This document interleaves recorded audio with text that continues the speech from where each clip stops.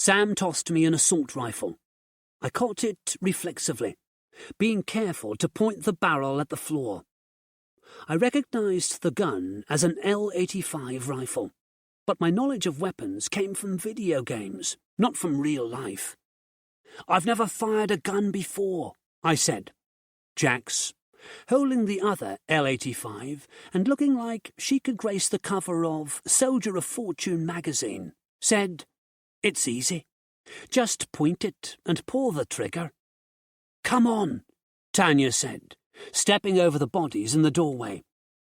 We followed her along the corridor. I kept the gun pointed down and my finger well away from the trigger. The weapon felt heavy in my hand, and I had to carry my baseball bat tucked under one arm. The bat hit my leg as I ran. Jax carried her bat in one hand and the rifle in the other. I considered doing the same, but I was worried I wouldn't be able to aim one-handed. We reached a windowless door at the end of the corridor, and Sam opened it. We stepped through into a production studio. The room was dimly lit, but an electric glow came from banks of audio machines and computer screens. A plump woman with long blonde hair and wearing glasses, headphones, jeans, and a Robert Plant t-shirt looked up from the computer as we entered. "What the hell?" she asked, as she pulled her headphones down to her neck. "We're not going to hurt you," Tanya said quickly, raising her hands in a placating motion. "We just want to get into the broadcast studio." A large window above the banks of machines showed the next room, where a slim black man in his 30s, with dreadlocks and wearing a Jim Morrison t-shirt, sat at a desk and spoke into a large microphone. He was surrounded by papers, computers, and machines with dials and sliders. He wore headphones and seemed oblivious to our presence as he spoke into the microphone. "We're broadcasting," the woman said, pointing to a red light above a door that was marked "On Air." "What's your name?" Tanya asked her. Cheryl Ginsberg." "Cheryl, we're going to put out a message on the radio. Jax here is going to stay with you while the boys and I go in there and meet Johnny Drake, I presume?" Cheryl nodded.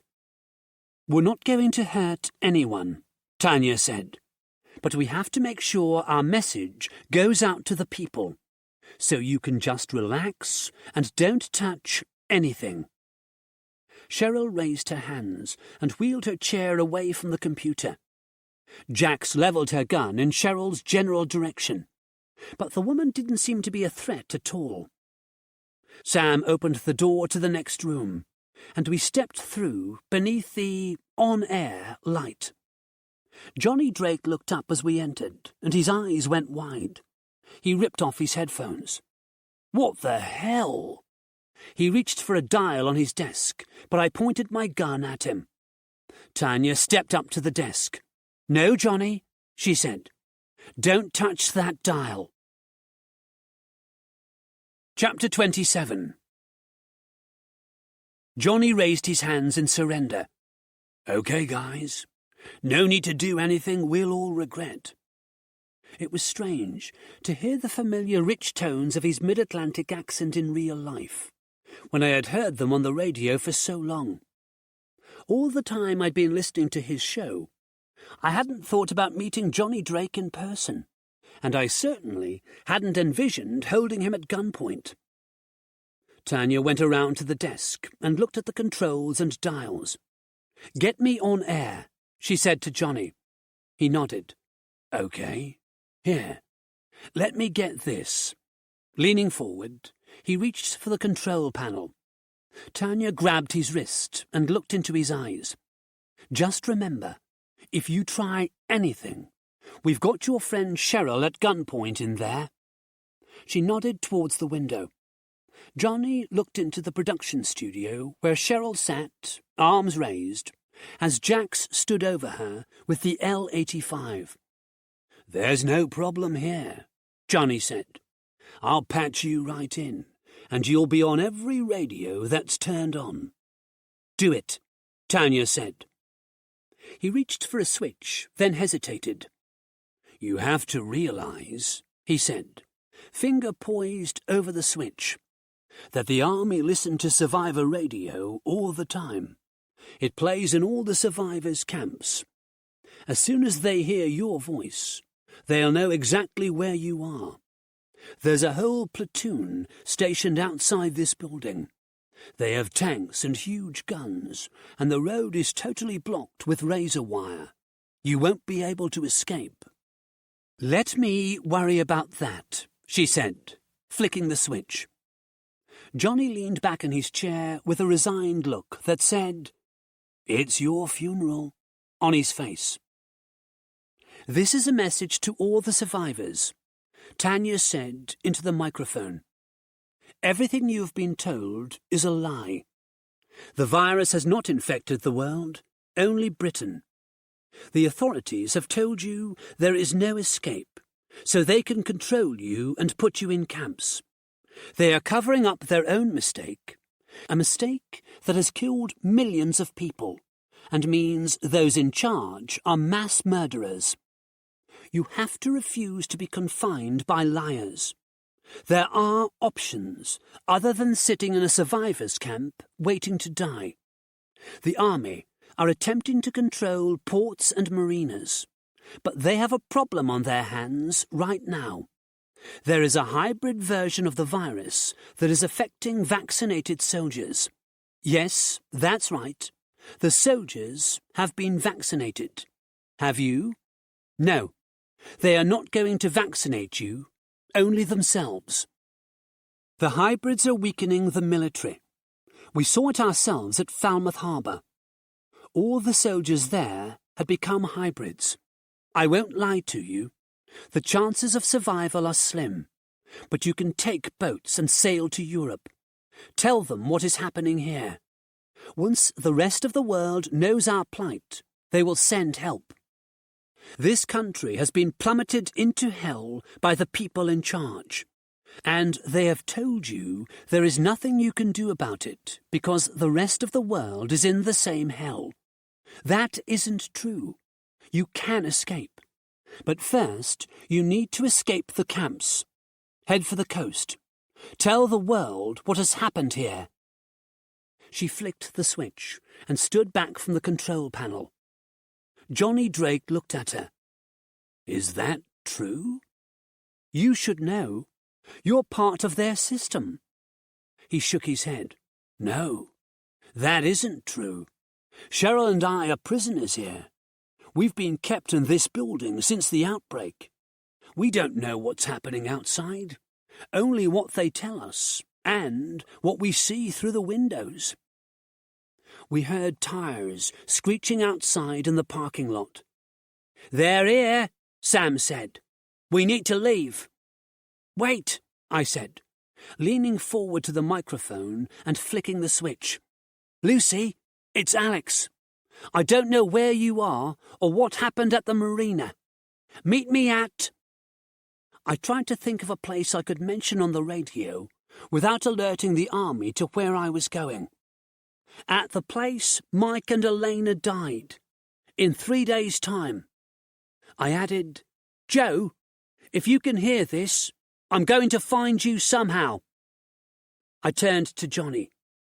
Did that message go out? He nodded.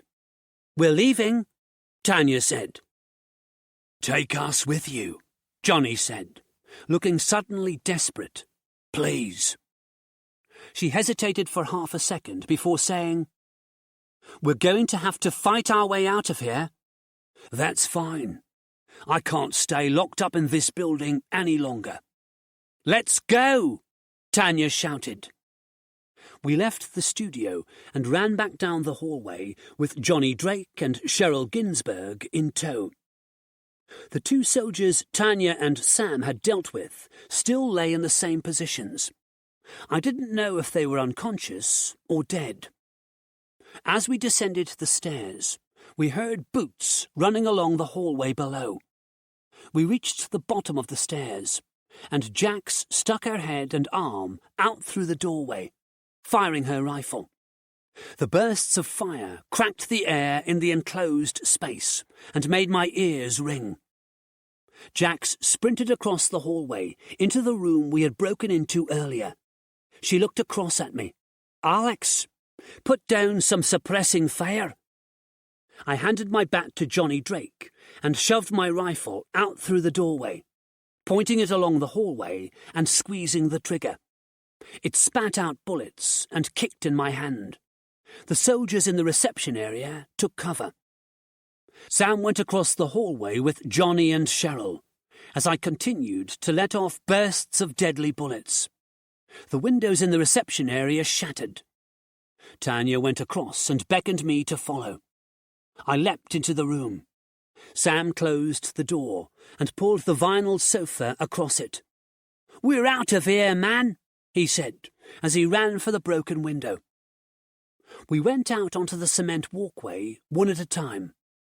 By the time it was my turn to climb through, the soldiers on the other side of the door slammed into it. The sofa slid across the carpet.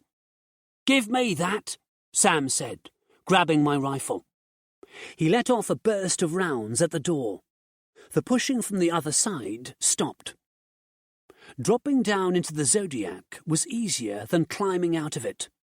With 6 people, it was a tight squeeze, but we found our places and sat tight while Jax started the engine and turned us around in a wide arc so we faced downriver. As we started out of the city in a cloud of gasoline-tinged engine smoke, Sam pumped his fist into the air. "We fucking did it, man!" I couldn't share his enthusiasm. I was glad to be alive, but I had no idea if Lucy had heard my message. The meeting place I had suggested worried me. The lighthouse, where Mike and Elena had met their deaths. Somewhere I had vowed to never return. The rain began to fall from the night sky as we approached Falmouth Harbour. I wished the heavens had broken earlier, so we didn't have to endure seeing the rotting mass of zombies lining the riverbanks. I was sick of them. I wanted to take the rifles and fire every last bullet into the crowd of yellow-eyed monsters. It would be a waste of ammunition, and even if every bullet delivered a killing headshot, it wouldn't make any difference to the huge population of zombies. But it might make me feel better.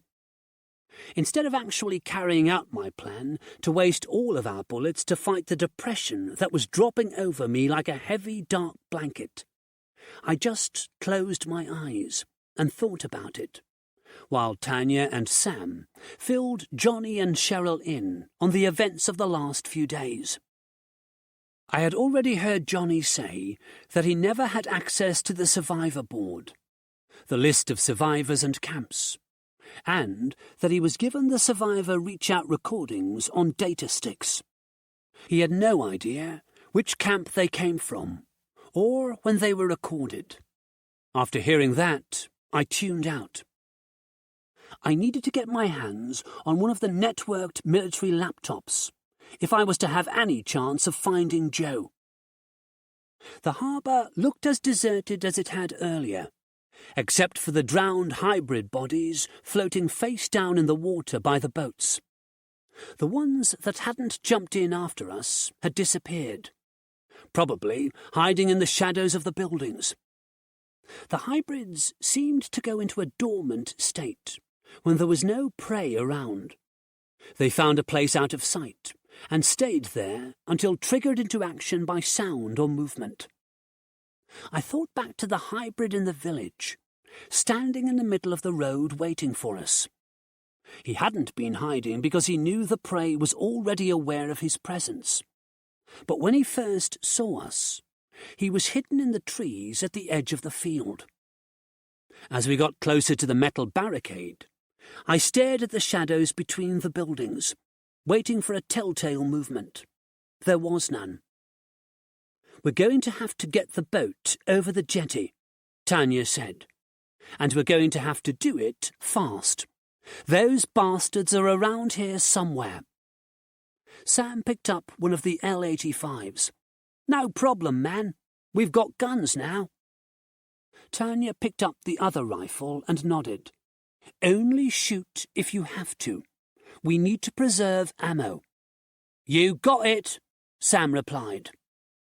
Jax steered us around the floating bodies to the steps that ran up to the top of the jetty.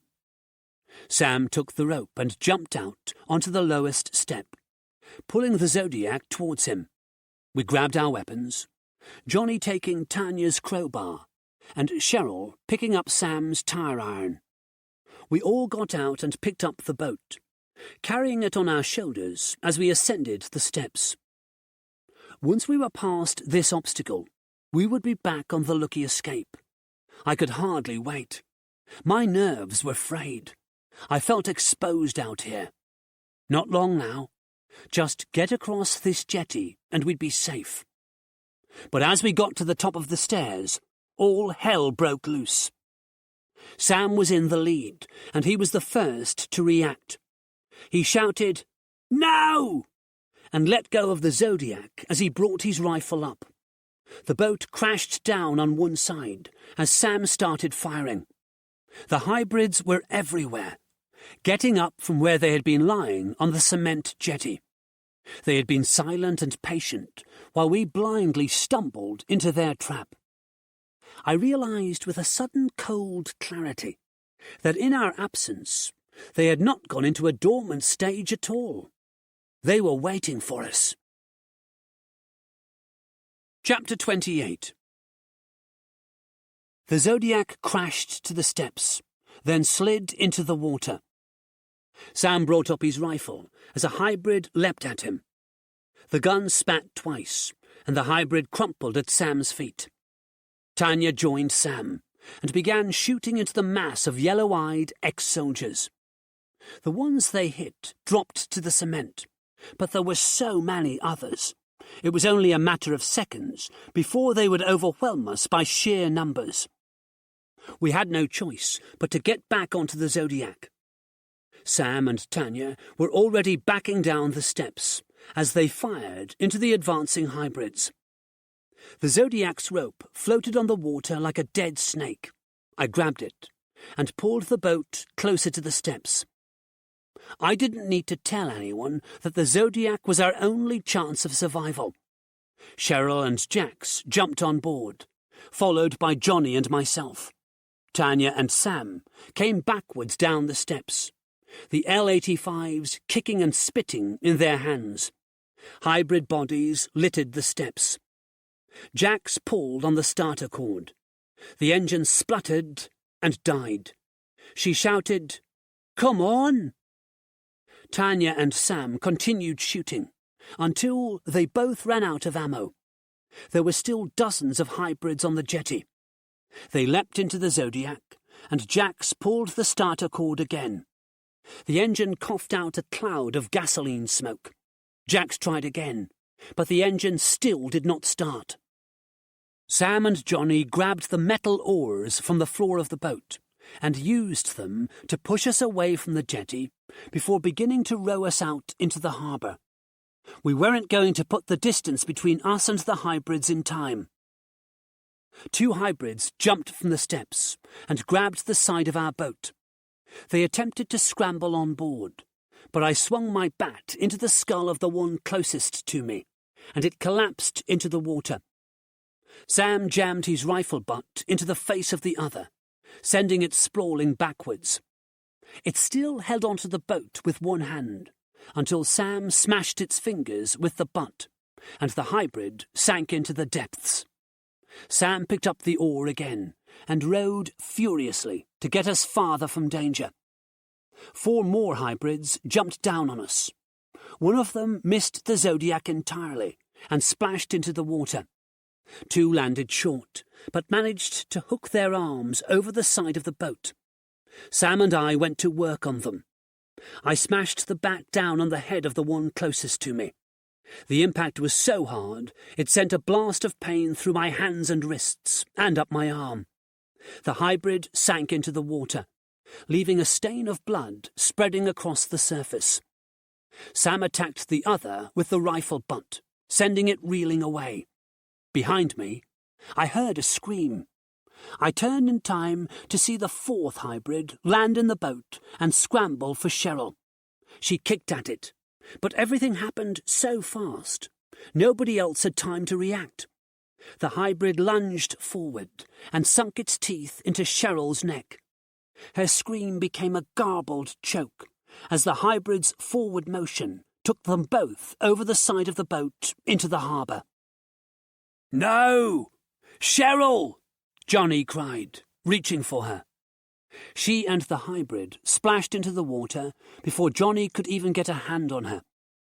He stared over the side of the boat at the place where she had disappeared. "It's too late," Tanya said, putting a hand on his shoulder. She took the oar from him and began rowing while Johnny slumped against the side of the Zodiac, tears running down his cheeks. More hybrids leapt from the jetty, grabbing for us as they hit the water. Like last time, they didn't seem to realize when it was time to give up the chase. We were out of reach, but they still tried to get us, drowning themselves in the process. As we rowed farther out, the hybrids stopped, finally understanding they couldn't get us. They stood on the steps and jetty and stared at us with their hateful yellow eyes. Sam and Tanya stopped rowing, and we drifted in the darkness. The wind was picking up. It bit through my clothes and chilled me. The water became rougher. We bobbed up and down on the waves. "What now?" Jax asked. "I can't get the engine started." "One thing is for certain," I said. "We can't get around the barricade by going across the harbour. We might have to go around it at the other end, across the bay." Tanya shook her head. "We'd have to go into those fields. They're heaving with shamblers." "What if we went over the barricade, man?" Sam asked. "Climb over it?" I asked. He nodded. "Yeah." I looked at the army barricade. The metal wall sections were at least 10 feet high and made of smooth steel. If I couldn't get over the wall at the radio station without help, there was no way I could climb over a sheer metal barrier. "We can't get the Zodiac over," I said. "That doesn't matter," Sam replied. "We can swim to the Lucky Escape once we get on the other side. We can all swim." He prodded Johnny Drake. "Hey, can you swim, man?" Johnny, who had been lost in his own thoughts, looked up and nodded. "It'll be easy," Sam said. In the distance, thunder rumbled. I wondered if it was an omen. "It's a half-mile swim," I said, "and the sea's getting choppy." Tanya looked at me. "Have you got a better idea? It looks like there's a storm coming. If we stay out here with no engine, we'll get washed up on shore and become hybrid chow." Johnny winced, and I realized he was thinking about Cheryl. Tanya seemed oblivious. "That's not the way I want to go out," she said. "I'd rather take my chances swimming for the boat." "We could wait for the rain," I said, "and go across those fields when all those shamblers take cover.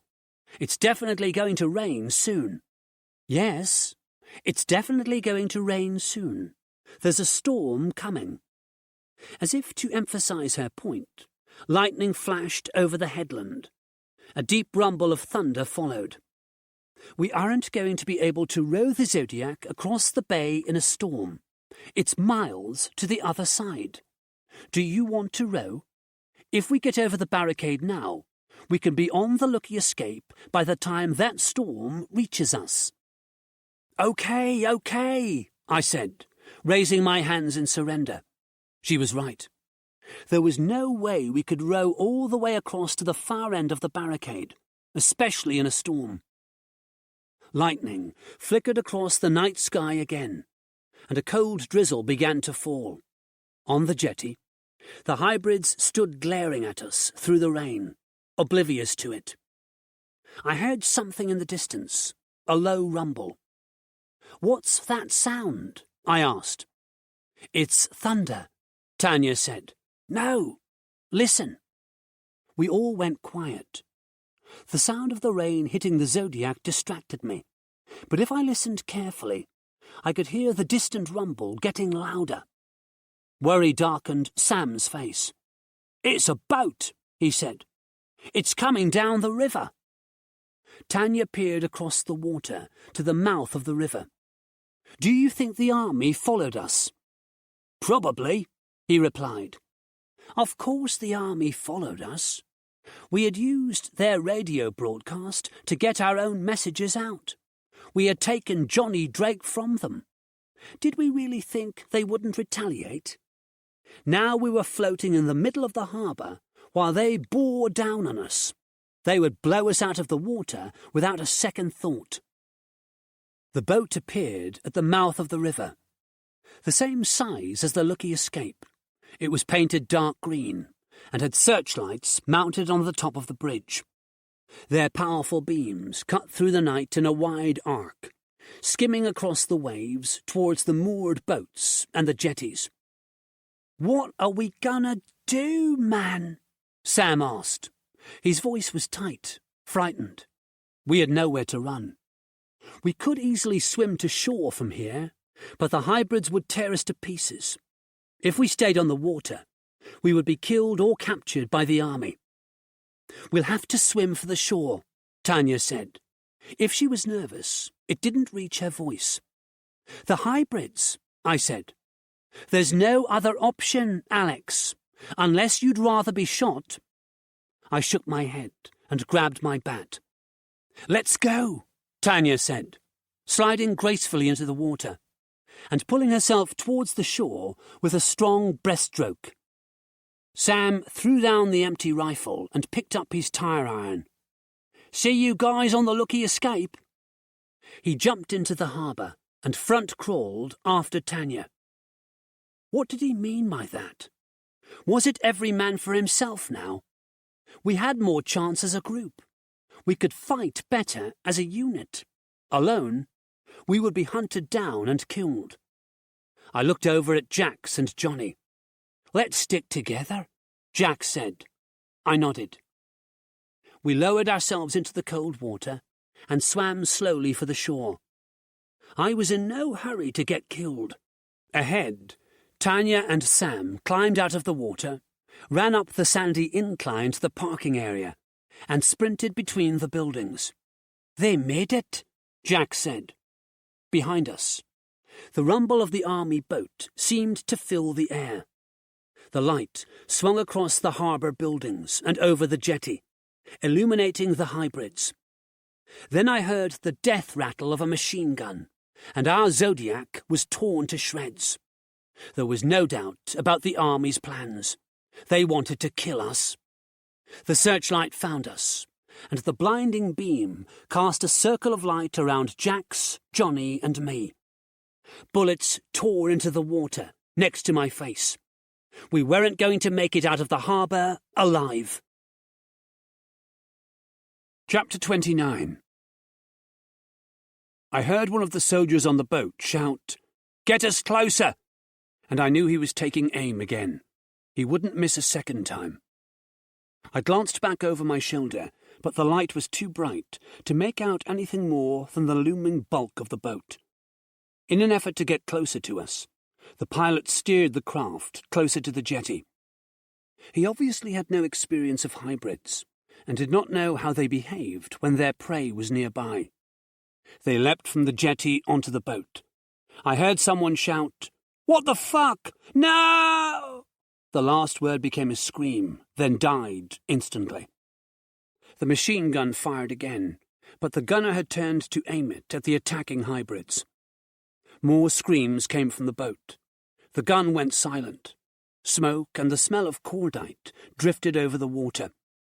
"We need to move now, while the hybrids are distracted by the boat," I whispered to Jax and Johnny. We swam for shore as fast as we could. The screams continued on the boat, mixed with staccato gunshots and shouts of terror. The hybrids swarmed onto the boat, and I was sure nobody was left alive on board. As we emerged from the water and ran for the cover of the military Land Rovers parked near the buildings, I had to reappraise my earlier theory that zombies only bit a vaccinated person once. Maybe that's what shamblers did, but the hybrids, who shared the same vaccinated blood as their prey, tore their victims apart and devoured them. I could hear sickening sounds coming from the boat. I ran for the buildings, but Jax whispered urgently, "Here!" She opened the door of a Land Rover and got in. Johnny climbed into the passenger side, and I climbed into the back. "The keys were on the dashboard," Jax said. She jammed them into the ignition and started the vehicle. Turning the steering wheel violently to the right, she turned us around and gunned the engine. A small road led between the buildings and she took it, driving us away from the harbour. The road intersected with a wider road at a crossroads. Jax turned left. "Are you sure this is the way?" I asked. "No, but it should take us back to the water." The road curved between clusters of tall gas holders, then wound towards the sea between tall trees, which bent in the strong wind. A few splatters of rain hit the windscreen. Jax turned on the wipers.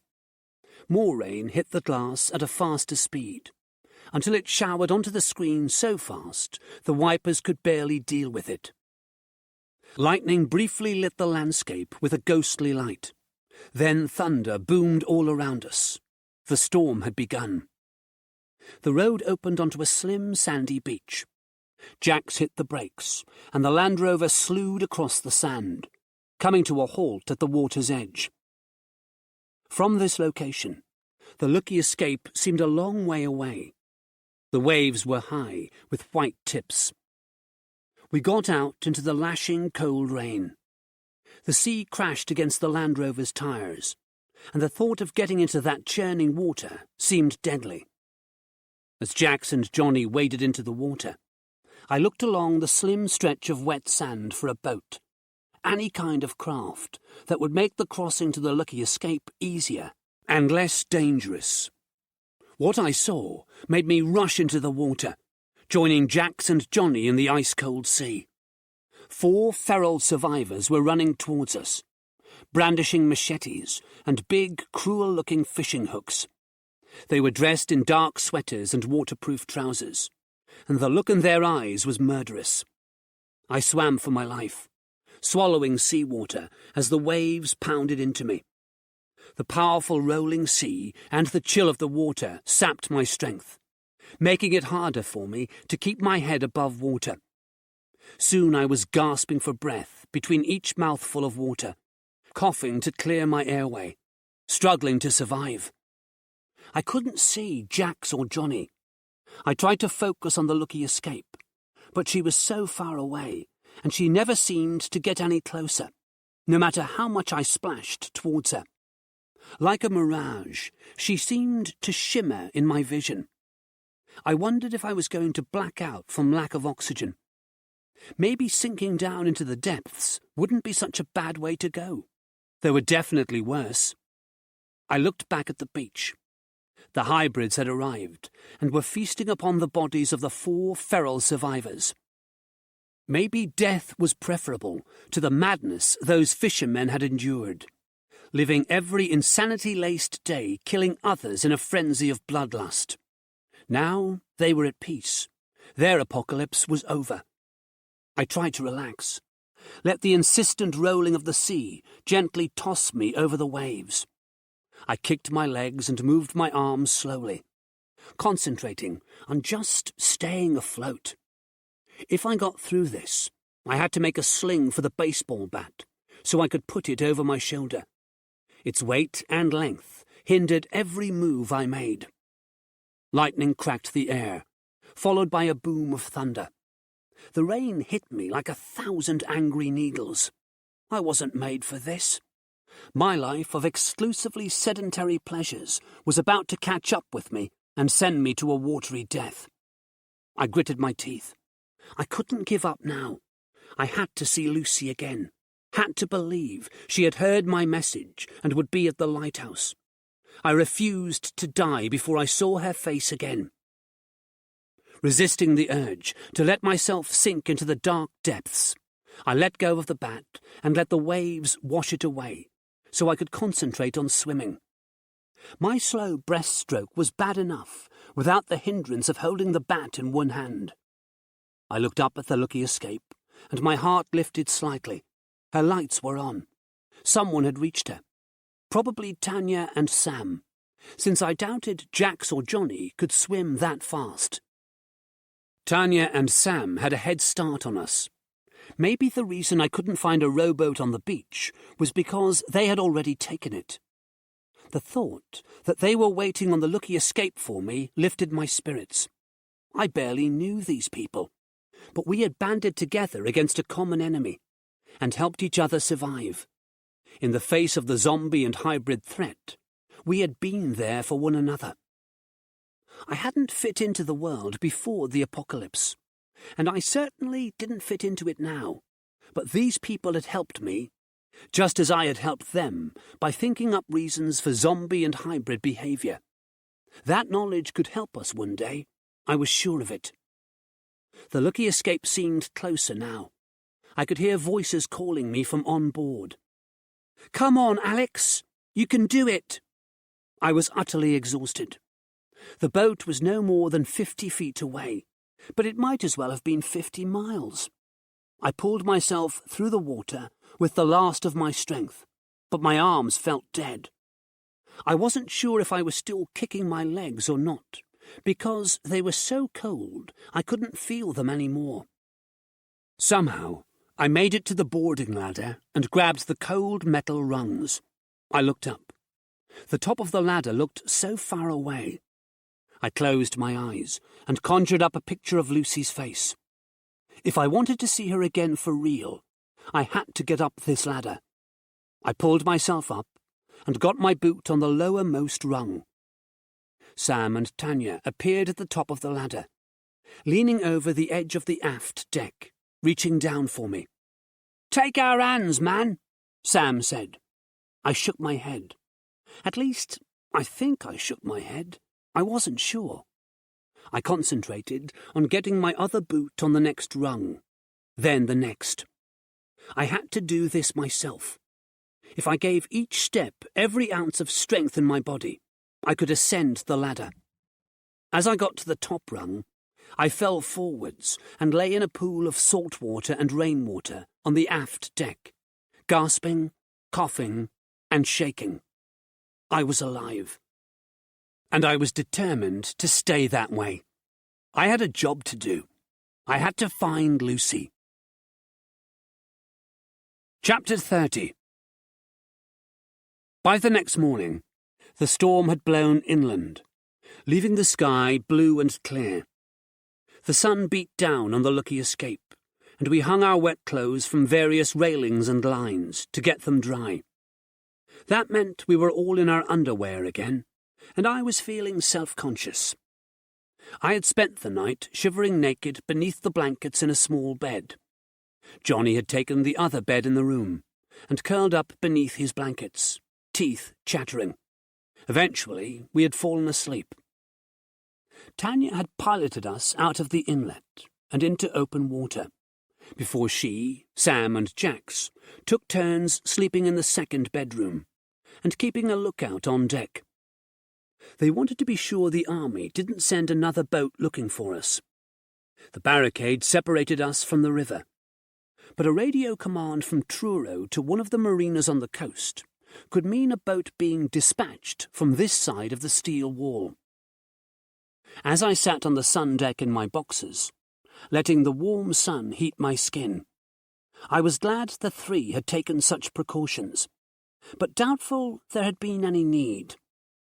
The army seemed to be having a huge hybrid problem.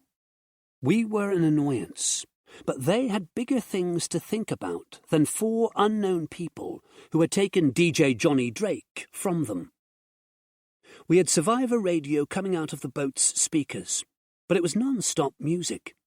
There was no survivor reach-out every hour, no dialogue between tracks, just one song after another. I had found a notepad and pen on the kitchen counter, with the Sail to Your Destiny logo at the top of each page, and as I sat in the sun, I drew a grid on the top page. 2 downward lines, crossed with 2 horizontal lines, like a tic-tac-toe board. In the top middle square, I wrote zombies. In the top right square, I wrote hybrids.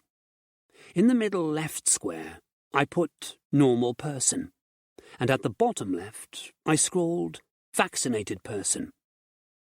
In the squares where the zombies and people intersected, I wrote down what happened when that type of zombie bit that type of person. Zombie bites normal person. Normal person dies and is reanimated as a zombie. Zombie bites vaccinated person. Vaccinated person is bit only once. Wanders away and after 4 days becomes a hybrid.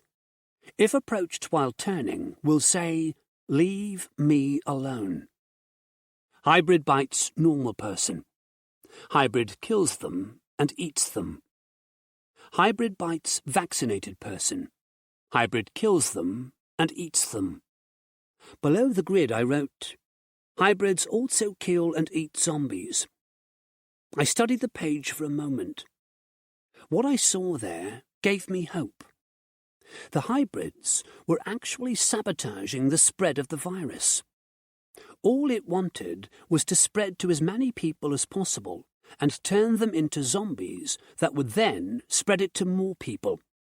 The zombies were controlled by the virus and did everything they could to spread it to their prey. On the other hand, the hybrids seemed to be controlled by a rage that made them kill and eat their victims. They weren't spreading the virus. They were killing potential hosts. They were also killing the zombies. The arch-enemy of the virus was the hybrid. As more soldiers became vaccinated, then bitten by zombies, the hybrid population increased. They were faster than the zombies and appeared to be stronger, so they would eventually decimate the zombie population and the population of living humans. The virus would have no more hosts and no more prey. It would die out, unless it mutated. That was possible. Bacteria and viruses mutated all the time in response to the use of pharmaceutical drugs on patients. If this virus mutated, would it produce something worse than the hybrids? Or would it find a way around the vaccine to kill vaccinated victims and reanimate them as zombies, as it did with normal people? There were too many unknowns, too many variables. I didn't have the knowledge to put it all together. For now, I had to take hope in the fact that the hybrids were slowing the spread of the virus. Sure, they were doing it by killing everything they could get their hands on, but at least it was an effective way to reduce the number of hosts the virus could infect. I closed my eyes and turned my face to the sun. I couldn't be so clinical about the deaths of all those people when Joe and my parents were in the middle of all this. For all I knew, Lucy might be in danger and not safe aboard the Big Easy. I would only know for sure when I got to the lighthouse. The lighthouse. It was the last place in the world I wanted to go. The memory of Mike and Elena's deaths still stung, but I managed to keep it below the surface of my thoughts. I knew visiting the lighthouse would make the memory come swimming up to the surface, like a monster from the deep. Jax came over and sat down next to me. "What are you rating?" I showed her my grid. Just some thoughts about the zombies. I told her my theory that the rise of the hybrids could mean the end of the virus. She thought it over for a while, then nodded. "You could be right. But how does that help us right now?" I shrugged. "It's just a theory. It doesn't help us in any practical way. I don't think there's anything that can kill the virus and stop the zombies and the hybrids. The best we can hope for is that the hybrids kill the zombies, then die off eventually. That could take years. She looked towards the shoreline. On the cliffs, zombies shambled beneath the morning sun, driven by the virus in their bodies. I can't think of any other way this is going to end, I said. There are people who know a lot more about the virus than we do, Jax replied. They could come up with a solution.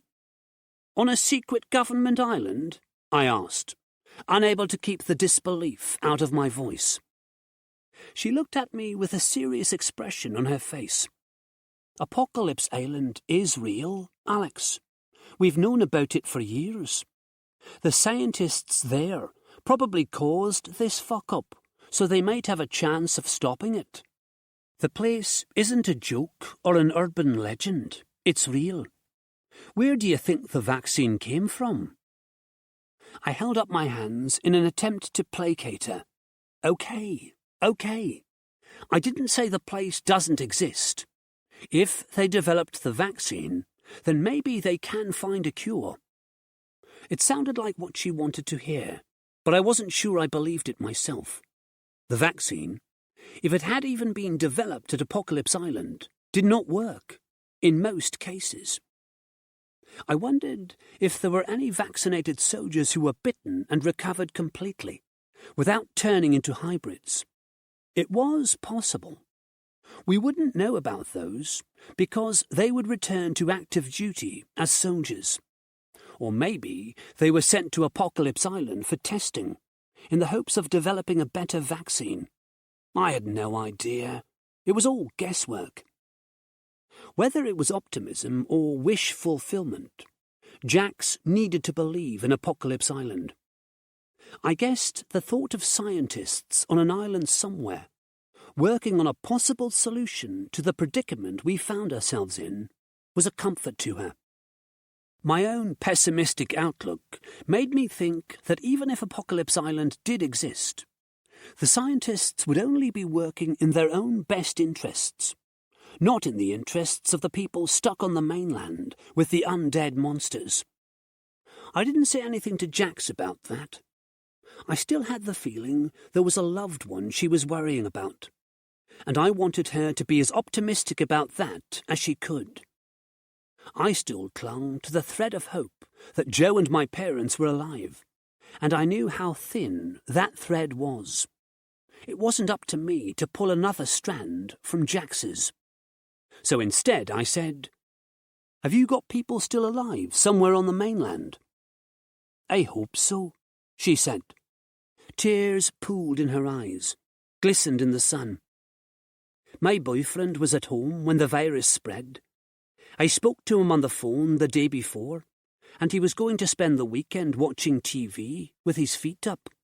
I haven't heard from him since. He could be okay. It's not like we live in a big city or anything. We live in a small village in Derbyshire. There's a good chance he's still alive."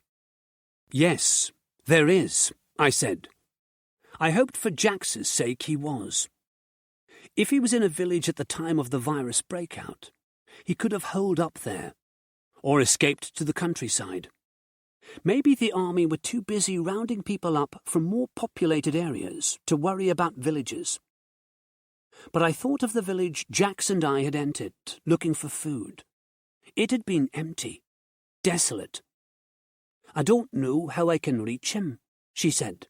"At the moment, going that far inland is too dangerous. Not knowing if he's all right is the worst thing. It's driving me crazy with worry." I guessed this was where I was supposed to pat her on the shoulder and say, "I'm sure everything will be all right." But we would both know how false that platitude was. Instead, I offered her a weak smile and asked, "What are your plans now that the Survivor radio mission was successful?" "We want to find Apocalypse Island," she said. "It was always our plan. If they have some kind of vaccine that actually works, we need to make sure it reaches everyone, and not just the authorities." I raised an eyebrow. "You mean you're going to steal it from a government facility?" "If that's what we have to do. It's not just the vaccine. They must be working round the clock on other things too. What if they have a vaccine that makes you invisible to zombies, like in World War Z? I rolled my eyes. I think if they had that, they'd be using it by now. Don't you? OK. So not that in particular, but they must be working on other things. The tears were gone from her eyes, replaced with an enthusiastic brightness. I understood then that people like Jax, Tanya, and Sam needed a goal at all times. They were goal-oriented, and without that part of their personality being fulfilled, they would probably go as crazy as the feral survivors on the beach. Although we had banded together, I was the polar opposite from them in a lot of ways. Once I was reunited with Lucy and Joe, I would be happy to take the Big Easy out into open water and live a carefree existence on the waves, fishing, reading, listening to music. I could happily adjust to that life, while others took responsibility for rebuilding the country from the ashes of the apocalypse. "What about you?" Jax asked. "What are your plans?" "Right now, I just need to be reunited with Lucy. After that, I'll take it one day at a time." "So when we get to the lighthouse, we'll be going our separate ways," she said. I nodded, then asked, "What about Johnny? Is he happy to go on a search for Apocalypse Island with you?" "Yeah. After his experience at the hands of the authorities, he wants to do anything he can to get back at them." "Cool. It's weird, but I kind of miss hearing him on the radio." "Me too." I stood up. "I guess we should get moving. The sooner we get to the lighthouse, the sooner you can start your search for Apocalypse Island." She smiled and touched my arm. "Thanks for the chat, Alex. Talking to you always cheers me up." I walked to the bridge ladder, wondering if I had mastered the art of conversation, or at least mastered the art of withholding the truth. If I had told Jax what I really thought, I wouldn't have cheered her up at all. Her boyfriend was probably dead, and they were crazy to think they could go to Apocalypse Island and set foot in a government facility, never mind steal a vaccine from there and live to tell the tale. There was a big difference between breaking into a radio station and entering a government facility. The place was sure to be heavily guarded, and not in any half-assed way like the radio station had been. I was glad I had cheered Jax up, but sad that I'd done it by being dishonest. As I sat in the pilot's seat and started the Lucky Escape's engine, I wondered if I was being dishonest with myself. I had sent out my message on Survivor Radio, but there was a good chance Lucy never heard it. We had the radio on nearly all the time on the Big Easy, but for all I knew, Lucy wasn't even on the boat any longer. There had to be a good reason why she had left me at the marina, and it might be that she was taken by the army. They were all over the marina on that foggy day. My hopes of meeting Lucy at the lighthouse could be nothing more than a mental survival mechanism. The same way Jax and the others had their goals to keep their minds focused on something other than the hell around us. What would happen if Lucy didn't turn up? I would never know what happened to her. Would the mental strain eventually send me into madness like so many other survivors? As I turned the boat south and headed for Land's End, the song on the radio finished, and a voice came over the airwaves. Male and smooth, and with a mid-Atlantic accent, it said, "Hey folks, this is Nick Tucker, the new voice of Survivor Radio. We've got lots of great music for all you survivors out there. Don't touch that dial." Evanescence's Bring Me to Life started playing. The army had replaced Johnny Drake quickly. The world moved on. Chapter 31. 2 days later, we reached the lighthouse. It was mid-afternoon on a cool but sunny day, when the rocky island and the lighthouse came into view through the bridge window.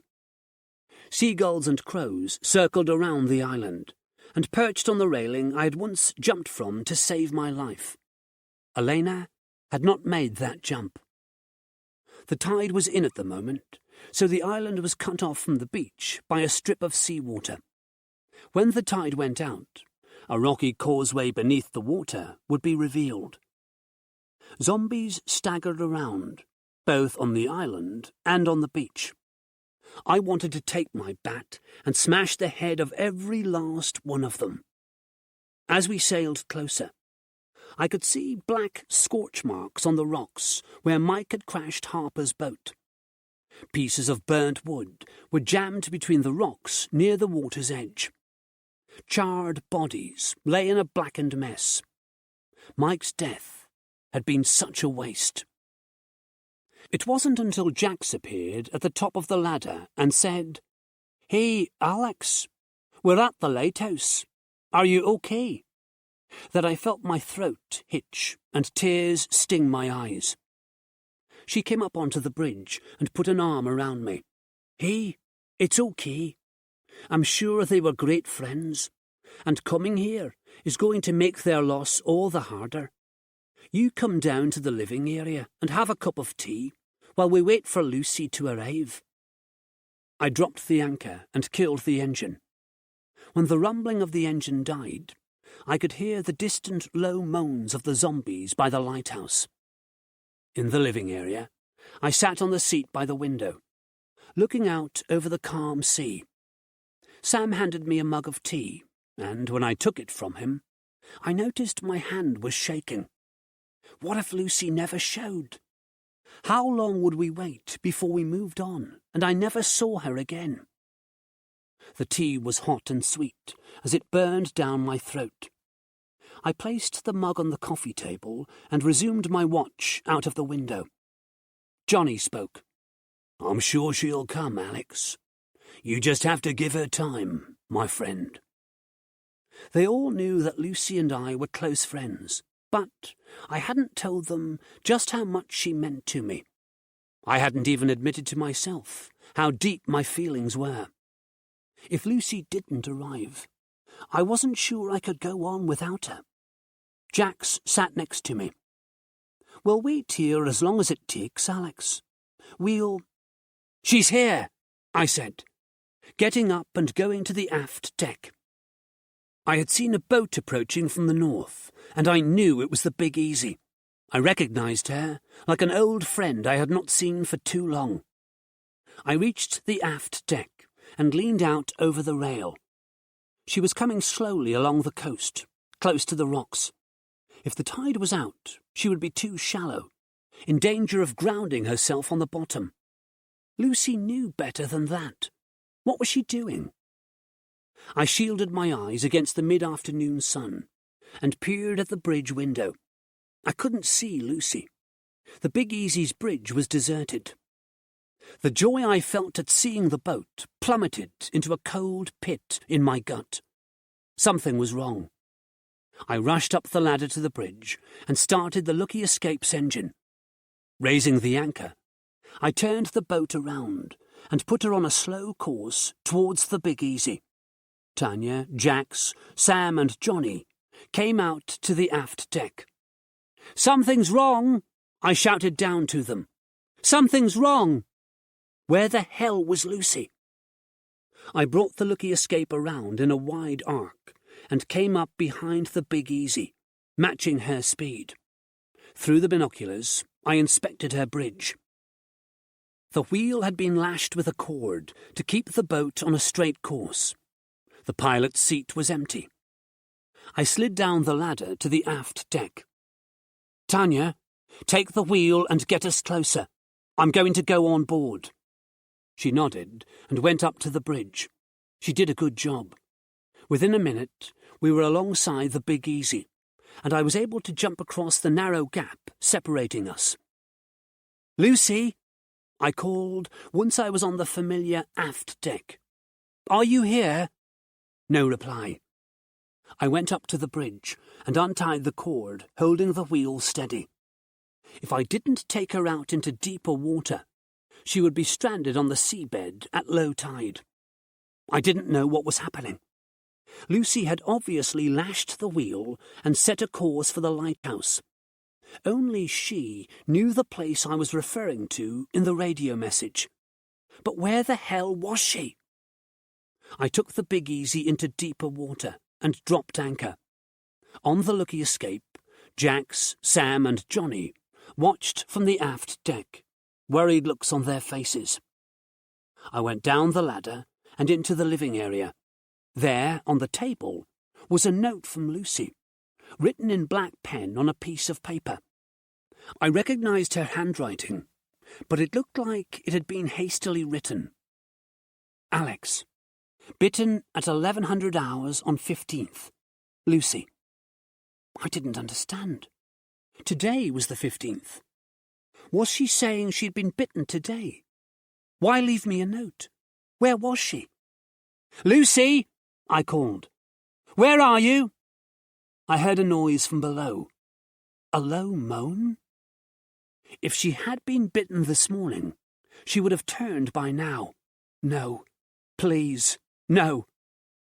I didn't even think about taking a weapon with me as I went down the steps to the bedrooms. How had she been bitten? What if she was turned? Gone? The note didn't make any sense. If she was leaving me a note to tell me she'd been bitten, why write the exact time? What difference did that make? She wasn't thinking straight. With the virus in her blood, she was confused. Perhaps she had been in some kind of denial. I listened at the bedroom door, but everything down there was quiet. Lucy, I whispered. Are you there? Nothing. I opened the bedroom door, ready to flee back up the steps and jump over the side of the boat if I had to. The bedroom was empty. I heard a noise coming from the storeroom. I pressed my ear to the wooden door and listened. Rapid breathing came from the other side of the door. Lucy, I whispered. A noise like scuffling on the floor. I took a deep breath and opened the door. She lay in the corner of the room, among a pile of T-shirts and the spear guns. She was curled up in an embryonic position, shivering and sweating. Her breath came in ragged gasps. Her jeans were torn on the right thigh. Lucy had bandaged a wound there, but blood seeped through the cotton and stained the denim. Lying next to her on the floor was an empty hypodermic needle. Traces of the amber fluid it had once contained lined the plastic tube. Now I knew why the time she had been bitten was in the note. She had injected herself with vaccine a few hours ago, and knew by the time she arrived here, she would be in this state, unable to tell me what had happened. The note was a plea for help. She had 4 days before she became a hybrid. She wanted me to try and save her. I knelt down next to her and reached out to stroke her matted blonde hair. She shrank away and groaned 3 words that chilled my heart. Leave me alone. This concludes Storm by Sean Harbinger. Narrated by John Keating. Copyright 2014 by Sean Harbinger. This unabridged audiobook is published by arrangement with Sean Harbinger and was produced in the year 2024 by Tantor Media Incorporated, a division of Recorded Books, which holds the copyright thereto. Please visit tantor.com for more information on our growing library of unabridged audiobooks. Tantor Audio, a division of Recorded Books, presents Lightning, Fighting the Living Dead, by Sean Harbinger, narrated by John Keating. Chapter 1. I backed away from Lucy, my heart pounding.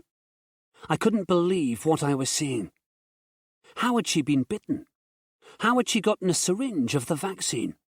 How was I supposed to help her? Leave me alone, she murmured.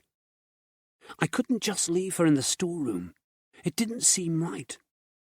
But if I tried to move her to one of the bedrooms, what would she do?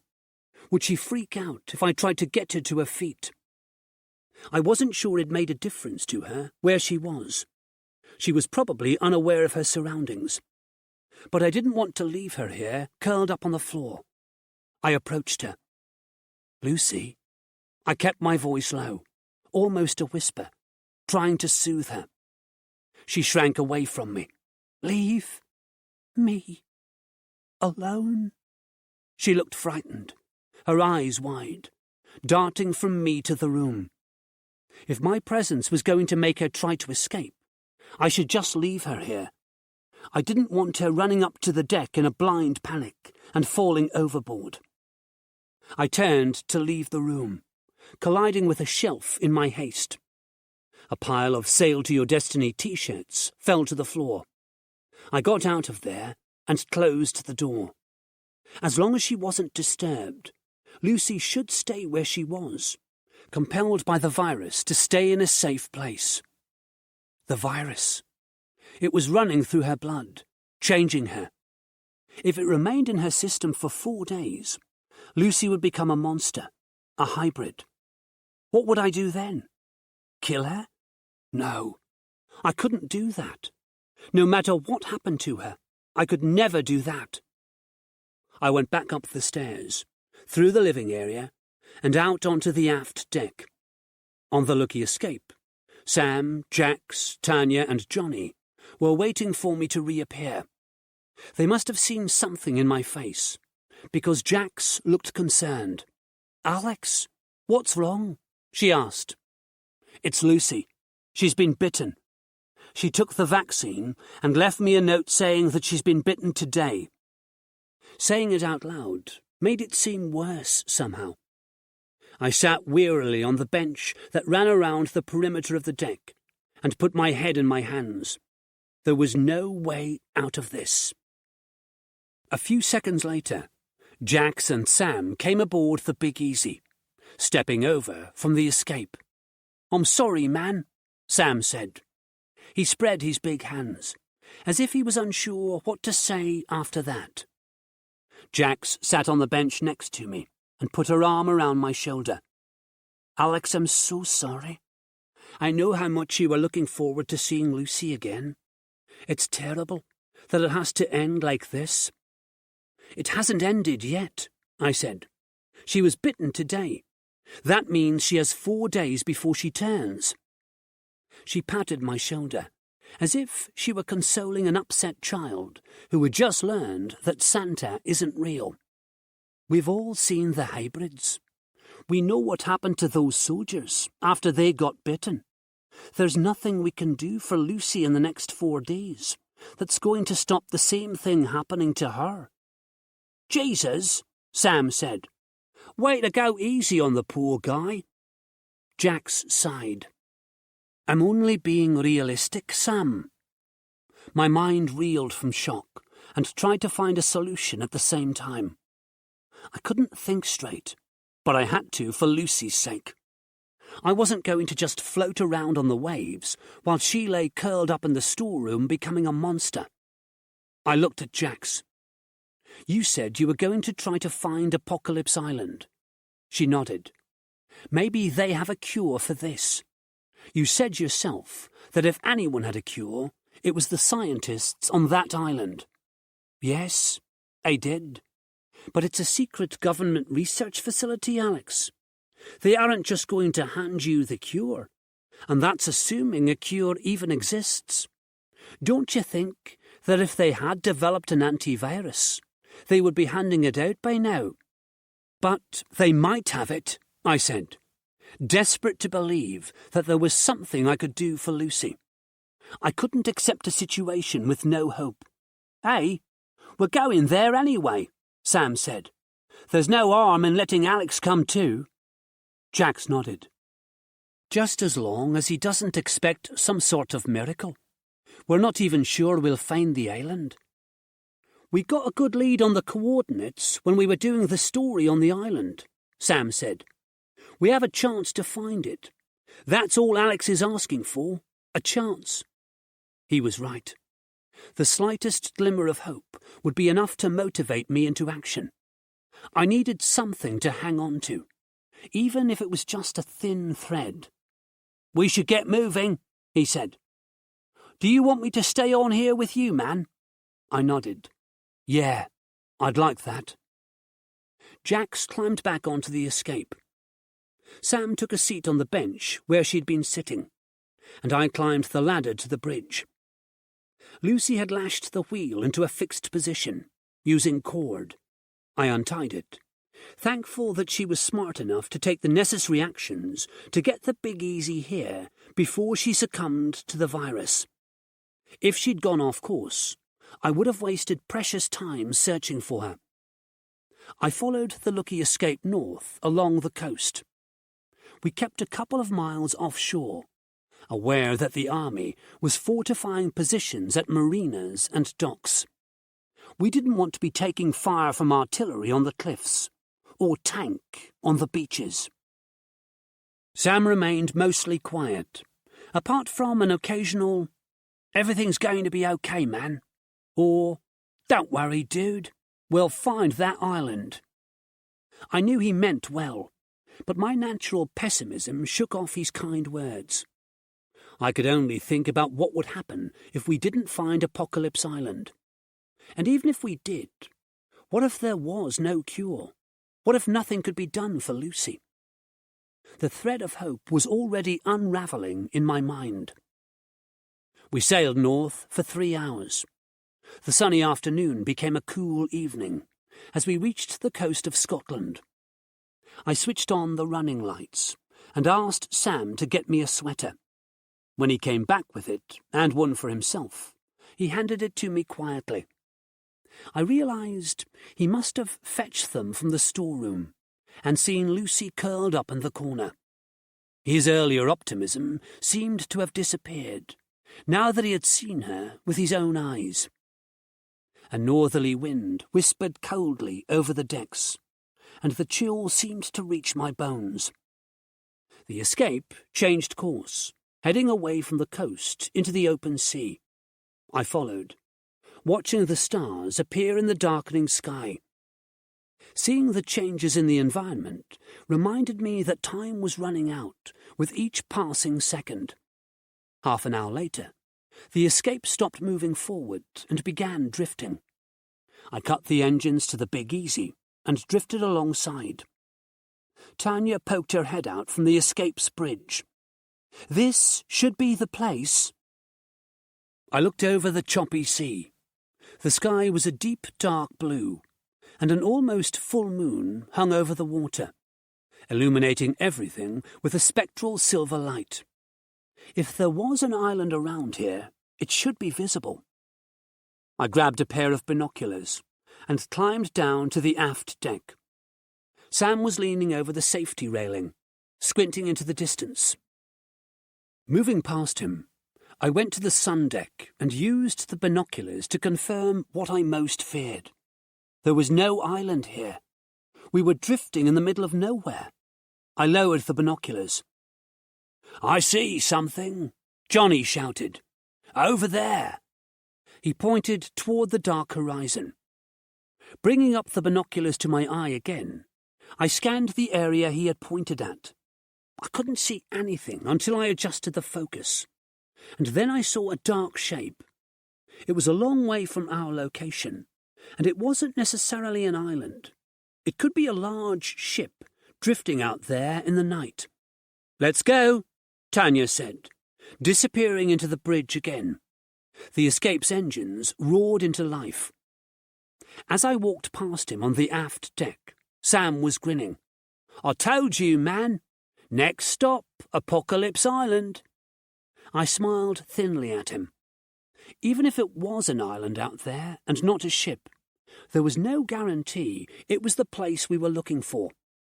I wished I had Sam's eternal optimism, but I climbed up to the bridge with no expectations. I had learned a long time ago that the only way you couldn't be disappointed was if you expected nothing. The sky was almost fully dark as we reached the island. Surrounded by steep cliffs and treacherous rocks, jutting from the sea like claws, it wasn't a welcoming place. Atop the cliffs, I could see what looked like a pine forest. There was no sign of life, apart from those trees and a few gulls riding the chilly breeze. The radio crackled, and Tanya's voice said, "Nothing much over here except rocks. We should go around and take a look at the seaward side." I picked up the hand mic and said, "Yeah, okay." As we sailed around the island, staying clear of the rocks, I watched the cliffs for any sign that there might be people here. The woods up there looked dense. The cliff edges were vertical, sheer rock faces in most parts, impossible to climb up without the proper equipment. I was beginning to think we had chanced upon a deserted piece of rock and trees, when our course took us to the other end of the island. It was a very different story here. It looked like explosives and cutting tools had been used to build a road that led down from the trees to a small pebbly beach. Reaching out into the sea from the beach was a long dock, formed of huge concrete blocks.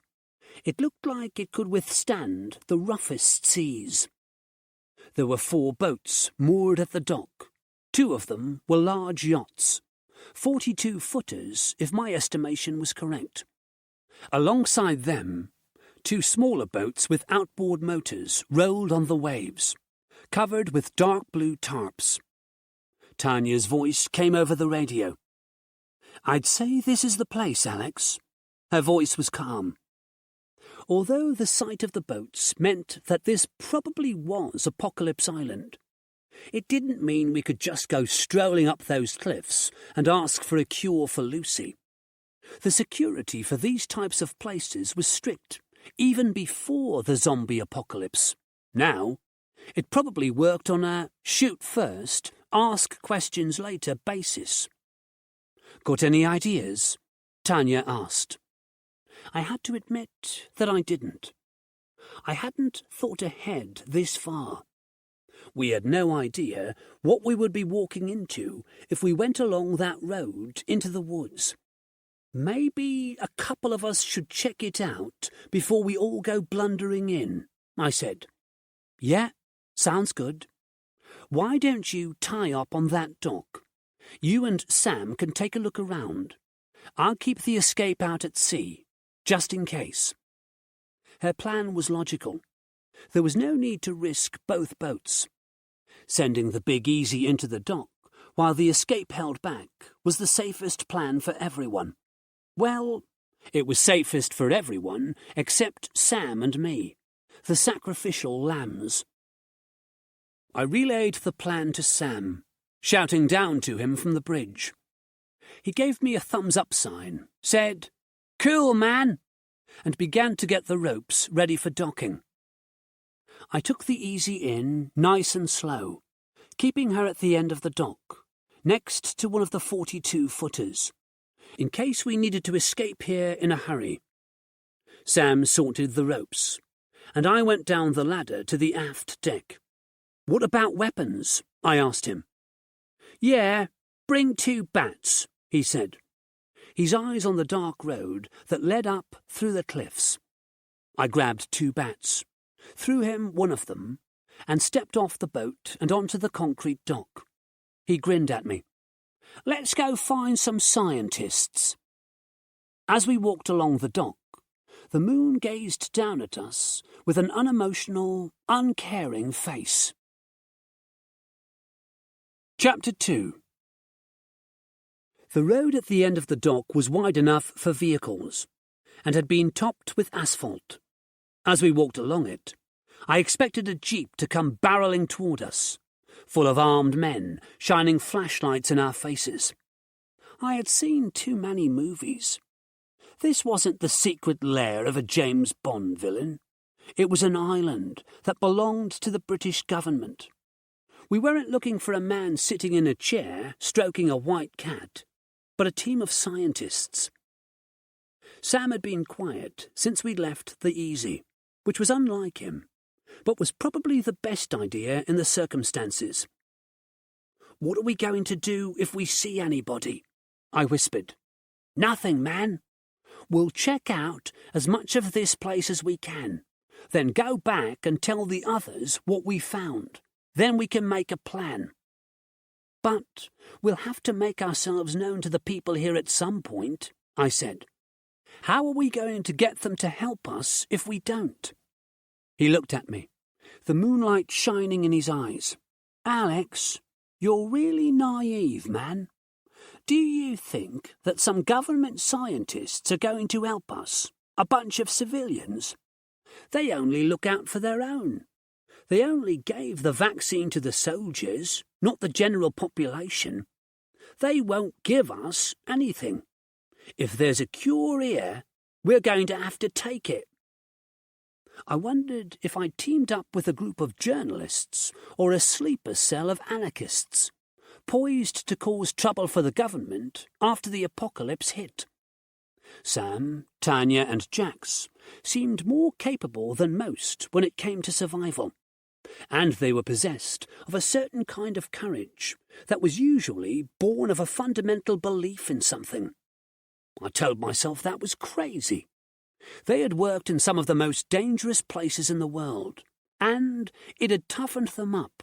That was all.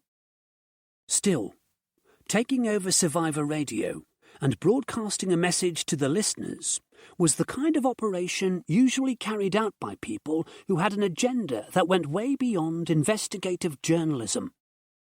I hoped that their eagerness to find Apocalypse Island wasn't spurred on by some ulterior motive. If they did anything to jeopardize my chances of getting help for Lucy, I was going to flip my shit. And God help anyone who stood in my way. I was out of breath by the time we reached the trees, but looking back down the path, I realized how steep it was, and how far we had climbed from the beach. I was in much better shape now than I had been when I was trudging over the Welsh mountains with Mike and Elena. If Mike could see me now, he'd be proud of how far I had come from the whiny, out-of-shape person I had once been. The zombie apocalypse was stripping me of pounds that I thought I was stuck with for life. "Look at that, man," Sam said, pointing up into the trees. "I guess staying hidden isn't an option." A small silver camera with a flashing red light above its lens watched us from high up in the branches of a pine tree. I was willing to bet we had already walked past a dozen more that we hadn't seen. I waved at it. Sam frowned at me. "Hey, what are you doing?" "Like you said, staying hidden isn't an option anymore," I said. "And we want them to know we're friendly. If they're going to help us." "Trust no one, man. I thought you said you hated the authorities." "I do, but what choice do I have?" He set off into the woods, following a dirt trail that wound through the trees. "Stop waving at the cameras." I followed him through the dark woods. The sound of our boots crunching over dead leaves and fallen twigs on the road seemed so loud that anyone on the island must be able to hear our approach. Sam stopped suddenly, putting a hand on my chest to halt me in my tracks. "Did you see that?" he whispered. My eyes scanned the gloom ahead. "No. What was it?" "Something moved in the undergrowth up ahead, by the side of the road." He pointed to the area I had already been watching. I shrugged. "You sure?" He nodded, tightening his grip on the baseball bat. I did the same, wondering why, if our own footsteps were so loud, we hadn't heard anyone walking in the undergrowth ahead of us. Maybe they weren't walking. Maybe they were just waiting for us. "What do we do?" I whispered. Sam crept forward, gesturing for me to follow. I moved forward as quietly as I could, staying close behind him. Sam had a much better chance against whatever was in those trees than I did. As we got closer, I saw a movement in the undergrowth and nearly jumped out of my skin. I calmed my ragged breathing when I realized it was something small, maybe a squirrel or a bird. But apart from the gulls we had seen on the other side of the island, I hadn't seen or heard a single bird since setting foot on the dock. In fact, now that I thought about it, the woods were eerily quiet, apart from the sounds we were making. Sam strode up to the undergrowth and peered into it. I heard a low moan that I knew all too well, the wail of a zombie. "Get back!" I shouted. "No, it's fine. It's just a head." I went over and looked at the head lying on the ground. Its skin was the familiar mottled blue of the zombie, its eyes yellow as they glared at us. It opened its mouth and moaned again when it saw me. The zombie had once been a man with a neat, short haircut, wearing a blue shirt beneath a white lab coat. But something had shredded the coat, shirt, and the rotten flesh beneath. The zombie had a head, neck, and part of his chest, but that was it. The arms had been ripped off, leaving a bloody mess where the shoulders had once been. Entrails lay on the ground like dead snakes. "What do you think happened to him?" I asked Sam. "I don't know, man. Either he got torn to pieces and then turned, or he was already a zombie before he got eaten or something." My head snapped up when I heard another sound. Something was coming this way, running through the undergrowth toward us. "What the fuck?" Sam whispered. "We need to get out of here," I said. I could see the figure crashing through the woods. He wore a dark blue security guard's uniform, complete with a baseball cap sporting the logo of whichever security firm he had worked for, and a black gun belt with a holstered sidearm. The veins in his neck and face were dark blue, spreading beneath the skin like a network of tentacles. A hybrid. There was no way I could outrun him. Sam seemed unsure whether to run or fight, his hands flexing around the bat. "The trees," I said. "I don't think they can climb." My limited experience with hybrids suggested they couldn't perform many actions beyond running and eating, but I was no expert when it came to monsters. Sam nodded, and we began climbing the nearest pine. I had never been a tree climber, even when I was a kid, and the unwieldy baseball bat made the task even more difficult. Sam went up the tree like a big, loose-limbed monkey, and was out of the hybrid's reach in seconds.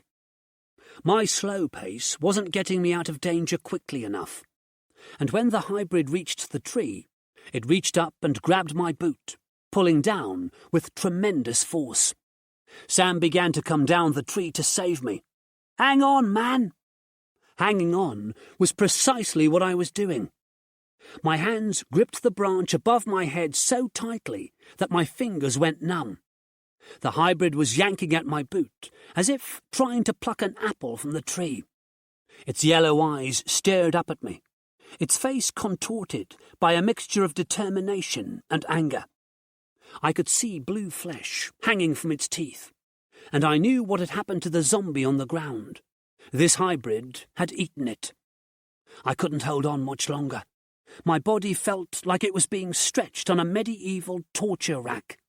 My grip slipped, and I hit the ground so hard that it knocked the wind out of me.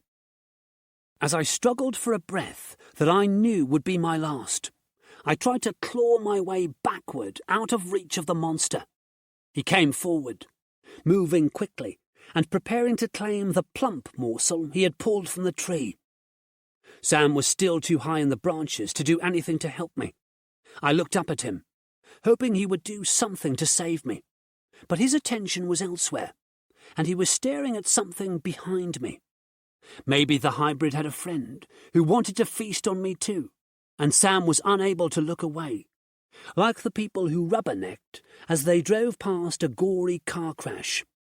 Then I saw 3 red laser dots dance across the front of the blue uniform.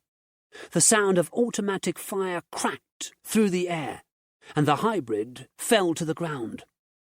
I sat up and looked over my shoulder. 6 men, wearing identical security guard outfits, as the hybrid had been wearing, advanced to my position. Assault rifles raised, red laser sights bouncing off the trees. They took up firing positions on the road, aiming their weapons into the woods. A 7th man strode up to me and stood with his hands on his hips. He had a military buzz cut and wore trousers patterned with woodland camouflage. A dark blue T-shirt clung tightly to his heavily muscled upper body. "Gentlemen," he said in a rough voice, "come with me if you want to live." Chapter 3. They led us along the road to where 3 dark green jeeps were parked. The man and his colleagues were silent as they led us to the vehicles. They bundled us into the back seat of a jeep.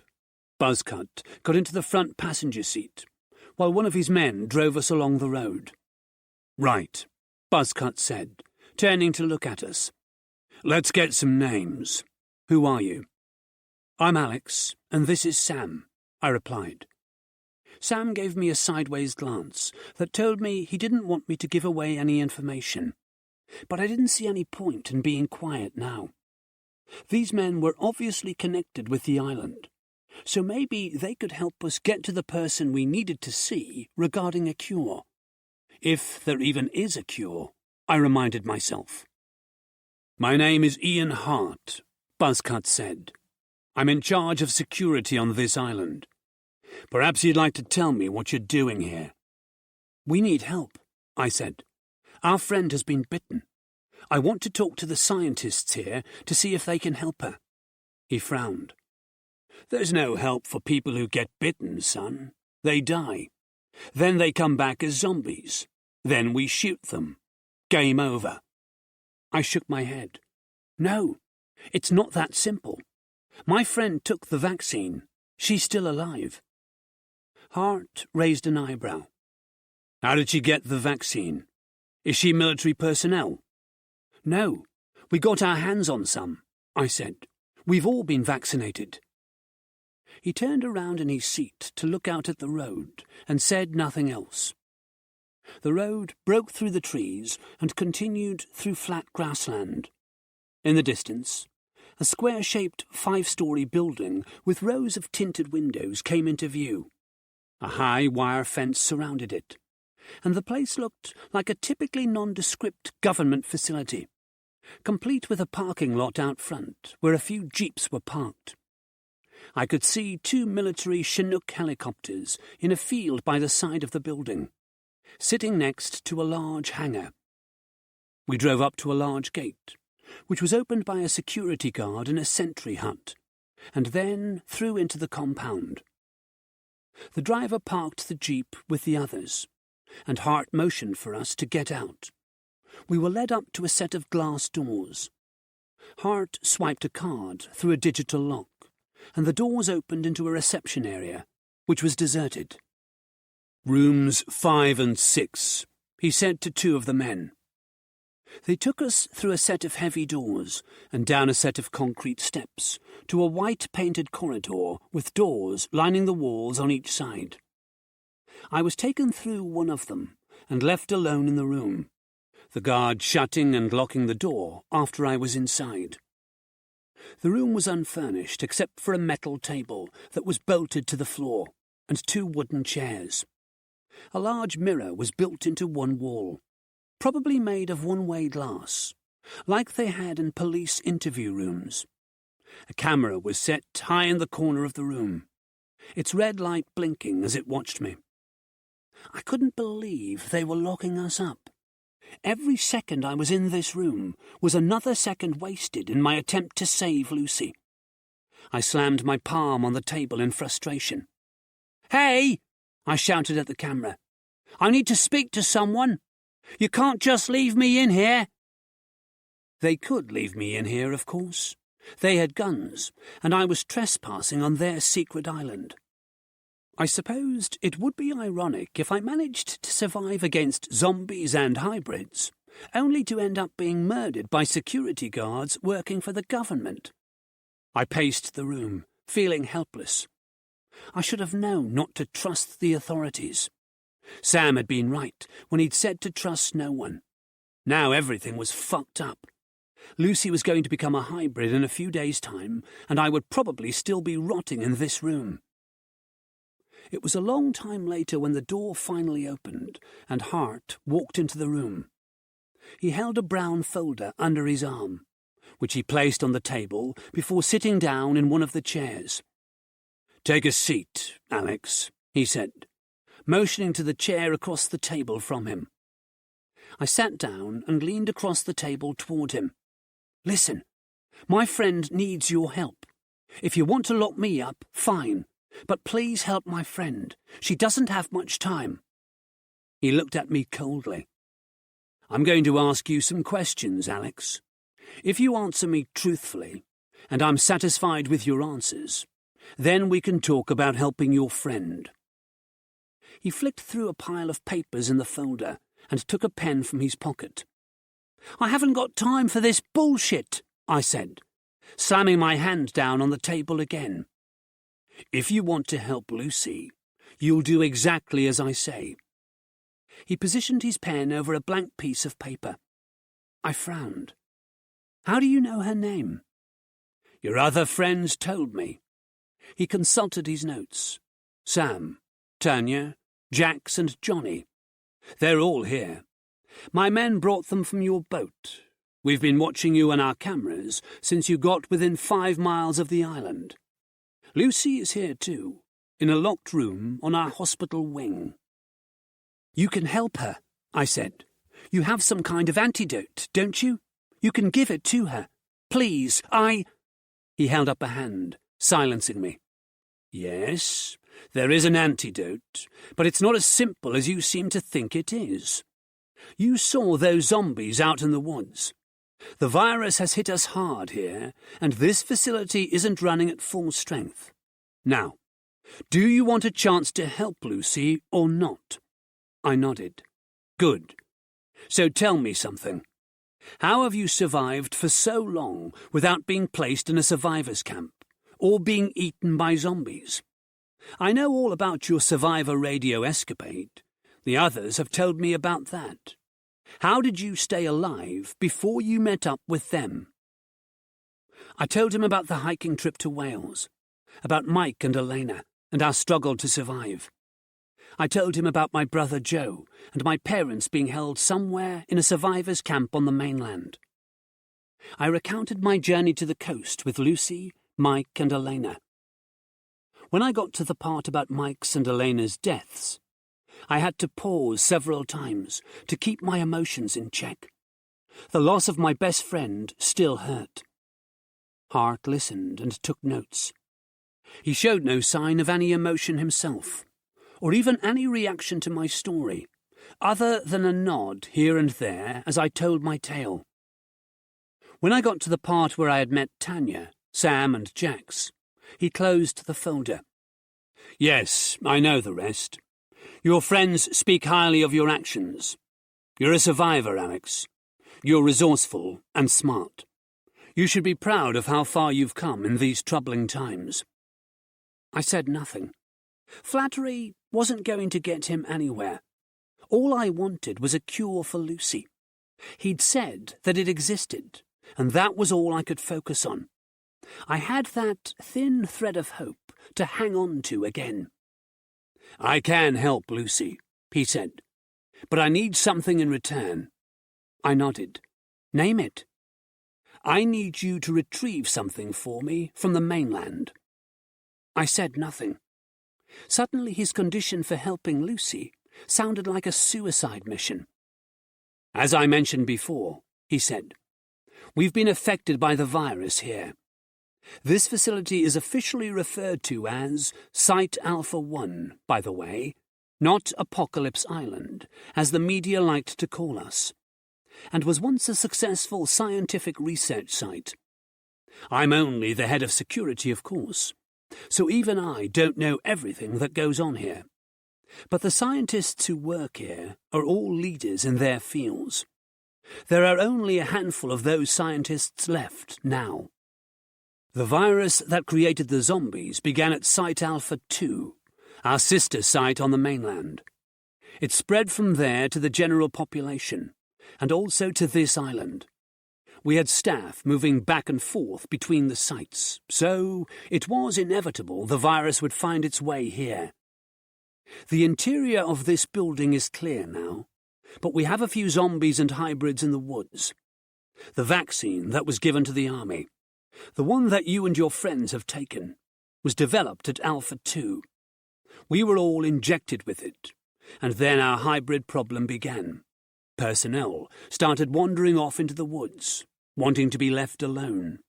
They were changing into hybrids, of course. That's what the virus does to people who have been vaccinated. I know, I said. He grinned, but it was humourless. Yes, of course you do. So here's the problem, Alex. The scientists here can manufacture an antivirus that halts the process of hybridization. Give it to someone who is turning into a hybrid, and it stops the process completely. It inhibits the reaction between the virus and the vaccine, or it makes the vaccine stronger, or something. I'm no scientist, so I can't give you all the chemical data. Not that you'd understand it anyway. You said there was a problem? I said, wanting him to get to the point. Yes. He nodded. The problem is that there's a chemical they need in order to manufacture the antivirus, called H1NZ1. It's something they synthesized at Alpha 2. We had a supply here, but there was an incident in one of our labs, and the supply was destroyed. This was before the building was clear of zombies. One of our scientists tried to protect himself from an attack and ended up setting fire to the lab he was in. Bloody idiot. The entire lab was burned out, and with it, all of our H1NZ1. So, there's no way we can make any of the antivirus that Lucy needs, until we have more of that chemical. He sat back in his chair, waiting for my answer. What choice did I have? If I didn't do what he wanted, Lucy would turn. I would do anything to prevent that, even if it meant going to the mainland. I'll get it for you, I said. Chapter 4. A ghost of a smile flickered across Hart's lips. I knew you'd agree, Alex. Something about the situation didn't make sense. He had armed and trained employees. So why was he asking me to go and get the chemical they needed? If you need this chemical so badly, why haven't you sent your own people to get it? I asked. The smile disappeared from his face, and he leaned forward, lowering his voice. I'm not in charge here, Alex. The director of this facility has decided that obtaining the H1NZ1 isn't a priority for us. She's more focused on other things, like clearing the island and rebuilding our labs. There's a lot of damage to clean up from when we had zombies in here. We were fighting them in the building, and a lot of the labs were destroyed in the process. So, until this site is fully functional, the director isn't interested in anything else. She told me only this afternoon that it's too early for us to even think of salvaging materials from Site Alpha 2. Salvaging? I asked. You make it sound like Alpha 2 is in ruins. He shook his head. No, not in ruins. Well, not physically, anyway. We flew over there in our helicopters last week to take a look. The fences were still intact, the building still standing. But what it's like inside is anyone's guess. They had a zombie problem, same as us. After the zombie outbreak, both this site and Alpha 2 were working on a vaccine against the zombies. We had scientists working in labs, while my teams were fighting zombies in the corridors right outside the doors. The same kind of thing was happening at Alpha 2. It wasn't an ideal situation. Using video links and email, the scientists from here and Alpha 2 worked together to develop the vaccine that was passed out to the soldiers on the mainland. The vaccine that we now know is faulty and creates hybrids. Everyone here and at Alpha 2 was also vaccinated.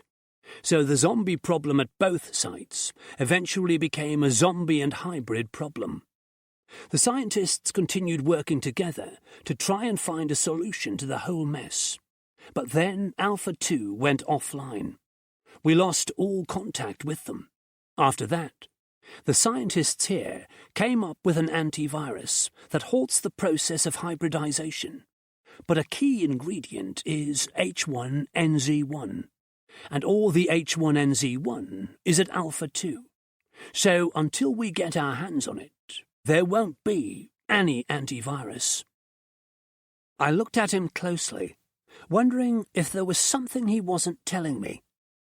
If this H1 thing is so important, then I don't understand why you don't just go and get it yourself. You said you flew over the site in your helicopter. Why didn't you land and have a look around? Like I told you, it wasn't a priority. He looked down at his notes, but I could tell he wasn't really reading them. He was just trying to avoid looking me in the eye. No, there's more to it than that. Are you scared of something in that building? He sighed, but said nothing. If I'm going to go in there and get this chemical, I need to know what I'm going to be facing, I said. He nodded. Yes, I suppose you do. As I said, there was a zombie and hybrid problem, both here and at Alpha 2. But Alpha 2 had an additional problem. There was a monster at their site that was more dangerous than any normal hybrid. It was faster, even more savage in its attacks, and it possessed an intelligence and cunning that the zombies and hybrids don't have. We think it's because of this creature that Alpha 2 went offline. And it's because of this creature that we don't think there's anyone left alive at that site. I frowned, confused. How could there be something worse than the hybrids? I don't understand, I said. How can there be a creature like that? We aren't exactly sure. The people at Alpha 2 weren't forthcoming with that information. Do you think it's something they created in their labs? I asked him. Some sort of experiment gone wrong? No, he said, shaking his head grimly. We think it's patient 0. Chapter 5. Tell me what happened, I said. Hart shrugged. We aren't exactly sure. We do know that the zombie outbreak began on the mainland, in a town where some of Alpha 2's scientists lived among the general population. There was a cover-up, and after a while the government thought everything was under control. But strange things began happening at Alpha 2. Personnel went missing. We heard rumours of a creature that was fast and deadly. This was before the vaccine had been developed. So there were no such things as hybrids then.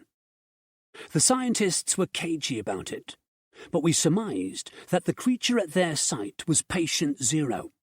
It was the only thing that made sense. Again, I don't know all the scientific terms, but apparently, patient 0 could be very different from the zombies it created. The point is, he said, something deadly is still inside the building at Site Alpha 2.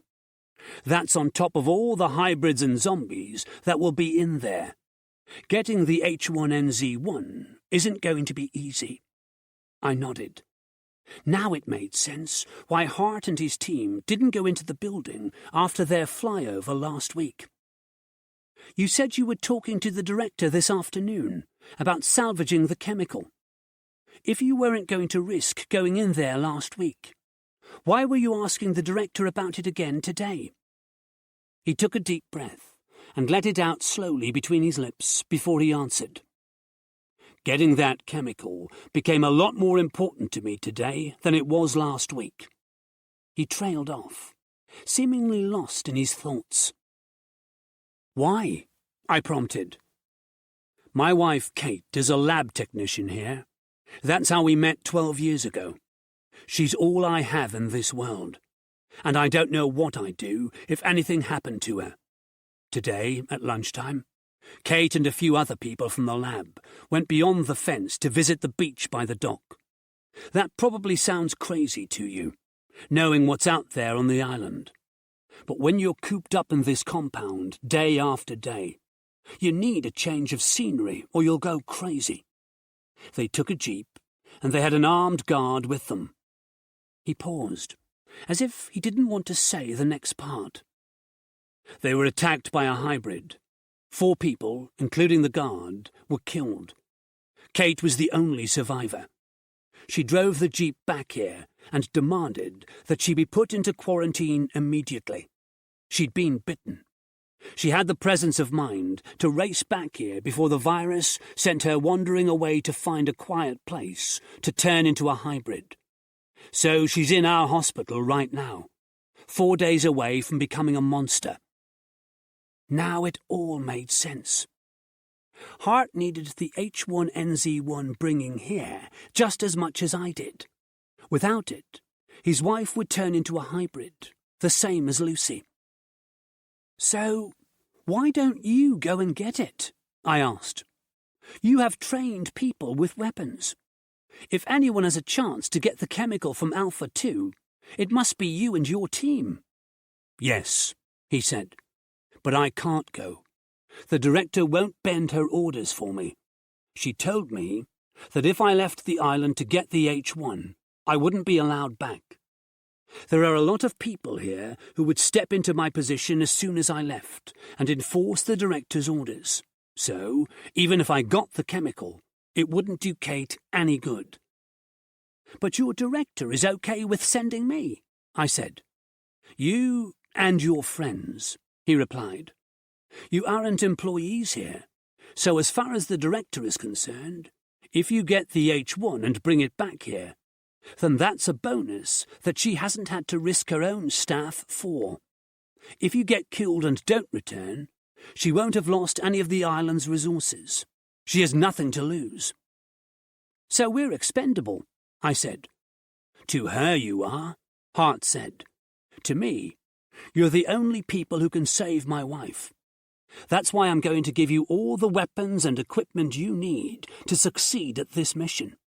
You're my only hope, Alex. I thought about it for a moment. I'll do whatever it takes to save Lucy. But my friends don't even know her. I can't see them agreeing to go on this mission. Why would they? Here's the situation, Alex. I can't send you alone to Site Alpha 2. You wouldn't stand a chance on your own. And, as you say, if I let your friends go with you, I can't guarantee that they'll come back with the H1. If the mission got too tough, they might just abandon it. That would leave you and me in the shit where Kate and Lucy are concerned. I can't take that chance. So what are you going to do to make sure they return? I asked, thinking I already knew the answer. He was going to keep one of us here, so that the others had to come back to collect them. Hart had probably guessed that we were a tight-knit group and wouldn't abandon each other. If you keep someone here, I said, you'll reduce the number of people going on the mission by 1, and also reduce our chance of success. No, nothing like that, he said. I'm not going to keep any of you hostage. You'll all be going to Site Alpha 2, and I can guarantee that you will do everything you can to get the chemical and return. He stood up, went to the door, and knocked once. A middle-aged man in a white lab coat entered. In his hands, he held a syringe filled with a pale blue liquid. Before you go to the mainland, Hart said, we're going to inject you with the virus. You and your friends have all been vaccinated, so it won't kill you and bring you back as zombies. You'll have 4 days before you turn into hybrids, the same as Kate and Lucy. The only way you can stop that from happening is by bringing the H1NZ1 here, so we can make the antivirus to stop the change. The guy in the lab coat removed the plastic cap that protected the syringe's needle. "Wait a minute," I said. "You've seen what happens to people who are changing into hybrids. They get sick and helpless. We can't get the chemical if we're like that." The scientist nodded. "That's what happens when a vaccinated person gets bitten by a zombie. This is different." He held up the syringe. "It's a pure strain of the virus that doesn't react violently with the vaccine in your system. You won't get sick. The change will be gradual. It won't make you ill until the 4th day. So you'll have 3 days to get the H1NZ1 and get back here," Hart added. "But you know I'll come back," I protested. "I won't leave Lucy. You don't need to inject me with anything." Hart shrugged. "Well, if you're planning to come back anyway, then what's the difference?" "Have the others agreed to this?" I asked. I'd always hated needles, but knowing that this one contained the virus that turned people into monsters made me fear it. Hart laughed mirthlessly. "Of course not. They didn't have a choice. I had to have them held down while they were injected. I was hoping that, given your circumstances, that wouldn't be necessary with you." I had no choice. If I didn't agree to be injected, they'd force it on me anyway. And like Hart said, I was planning on coming back here with the H1NZ1. So what was the difference? I looked at the scientist. "Do it." He came forward, lifted the sleeve of my T-shirt, and pushed the needle into my shoulder muscle. I winced and drew in a sharp breath. He pressed the plunger on the syringe, and I felt a stinging sensation spread through my arm. When he was done, the scientist left the room. "Good," Hart said, smiling. "Now, time is of the essence. So, let's go and meet your friends and plan how we're going to get that chemical." "No," I said. "I want to see Lucy first." He gave me a thin-lipped smile. "Of course." The facility's hospital was modern and well-equipped. Like all hospitals, the wards smelled of disinfectant, and there was a constant bleeping from various machines that were hooked up to patients. Hart led me past the main ward to a small corridor where the doors were all closed, and, I assumed, locked. He pointed to a window. I looked through it to see Lucy lying in a hospital bed. She was lying, curled up, beneath the sheets. There were no machines attached to her, no drips, and no tubes. None of those things would do her any good. The only thing that could save her now was the antivirus. Hart was looking into the window of the room next to Lucy's. There was a woman in there, lying in exactly the same curled-up position as Lucy. "My wife, Kate," Hart said. I nodded. "I'm relying on you, Alex," he said. "Don't worry. I'll get that chemical." "Okay. Now, let's go and discuss that with the others. We need to get started as soon as possible." I followed him along the corridor. I didn't want to leave Lucy here, but I was acutely aware that I had a ticking time bomb running through my veins that had to be defused. If I didn't get the H1NZ1 back here from the mainland in time, that bomb was going to blow, and it would mean the end of everything. Chapter 6. The others were waiting in a large lecture hall, all of them sitting on the front row of seats, like the most attentive students in the world. The fact that we all had the virus in our systems was definitely motivating. Hart had been right about that. I took a seat next to Johnny. He turned to me with an accusing look in his dark eyes. Tanya, Sam and Jax just ignored me. They probably blamed me for the situation we found ourselves in. But I hadn't forced them to come to Apocalypse Island. In fact, I'd told them I should come alone, so I refused to be held responsible for any of this. Hart took the stage, and as he did so, the lights in the room dimmed. A large screen came to life, displaying a photograph of a building identical to the one we were in now, except that the 5-story building on the screen was located in a fenced-in compound, and beyond the fence, rolling green hills were visible. "This is Site Alpha 2, Hart said. "Unlike Alpha 1, where we are now, Alpha 2 is on the mainland. It's in a remote area of the Scottish Highlands. A 15-foot-high fence protects the facility, with razor wire running along the top. The security there was high level, as it is here. When we flew over the site a week ago, we ascertained that the fence had been compromised in some places, and that there were no signs of life inside the compound." The screen changed, showing a blueprint of corridors and rooms. "This is the 4th floor of the building. The lab at the end of this corridor is where you are most likely to find the H1NZ1. This is where the chemical was synthesized. There may also be a supply of the chemical in the storeroom here." He pointed to a different room on the blueprint. "We'll provide you with maps of every floor, as well as weapons. We want you to have the best chance possible of retrieving the H1NZ1 and bringing it to the rendezvous point." The screen showed an overhead satellite image of the area. Site Alpha 2, no more than a small box on the terrain. "This area here," Hart said, indicating a point that looked like it was a couple of miles from the building. "It's where we'll land the chopper to drop you off. We can't land any closer to the building, because the noise of the helicopter will attract all the zombies from miles around. You'll have enough to deal with inside the building. There's no point attracting more to the area.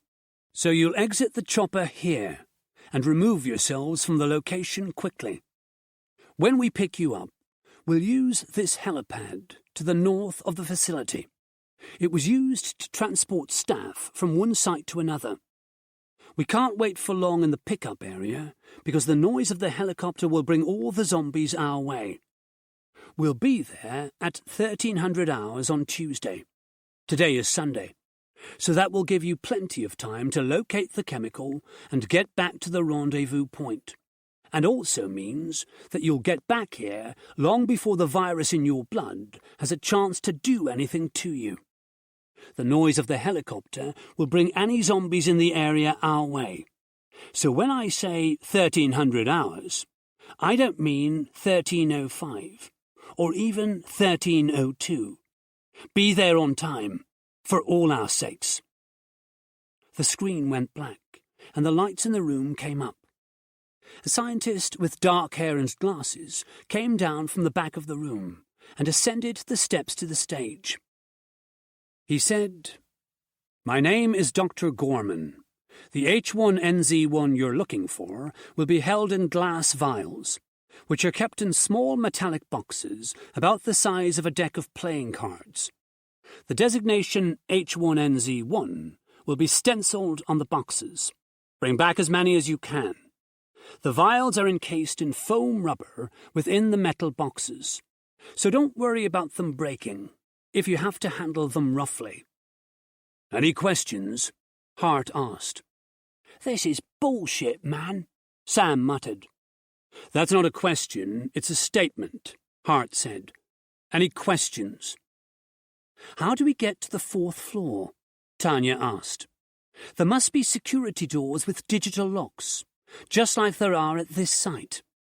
Gorman spoke up. "We'll provide you with access cards for the entire facility. They will open every door. The electricity on the mainland is still working, thanks to the army, so the digital locks will all be functional." "Anything else?" Hart asked. "Yeah," Johnny said. After we get back here, how long does it take to make the antivirus that's going to cure us? It will take an hour to produce it once we have the H1NZ1, Gorman said. Let's go, man, Sam said, standing up. I want to get this shit over with. He started for the door at the back of the room. Hart nodded. The chopper is waiting. We have a selection of weapons for you to choose from in the hangar. Chapter 7. The weapons were laid out on a wooden table in one of the hangars. There was also a third Chinook in here, this one being worked on by a team of mechanics. The hangar smelled of burnt metal and oil. I looked at the array of weapons on offer and felt overwhelmed by choices.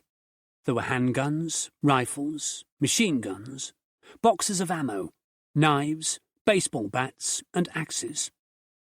There were also 5 backpacks, so we could carry the H1NZ1 boxes and still use our weapons.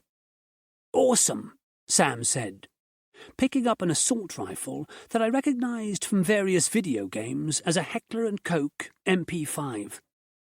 Is that a wise choice? I asked Sam.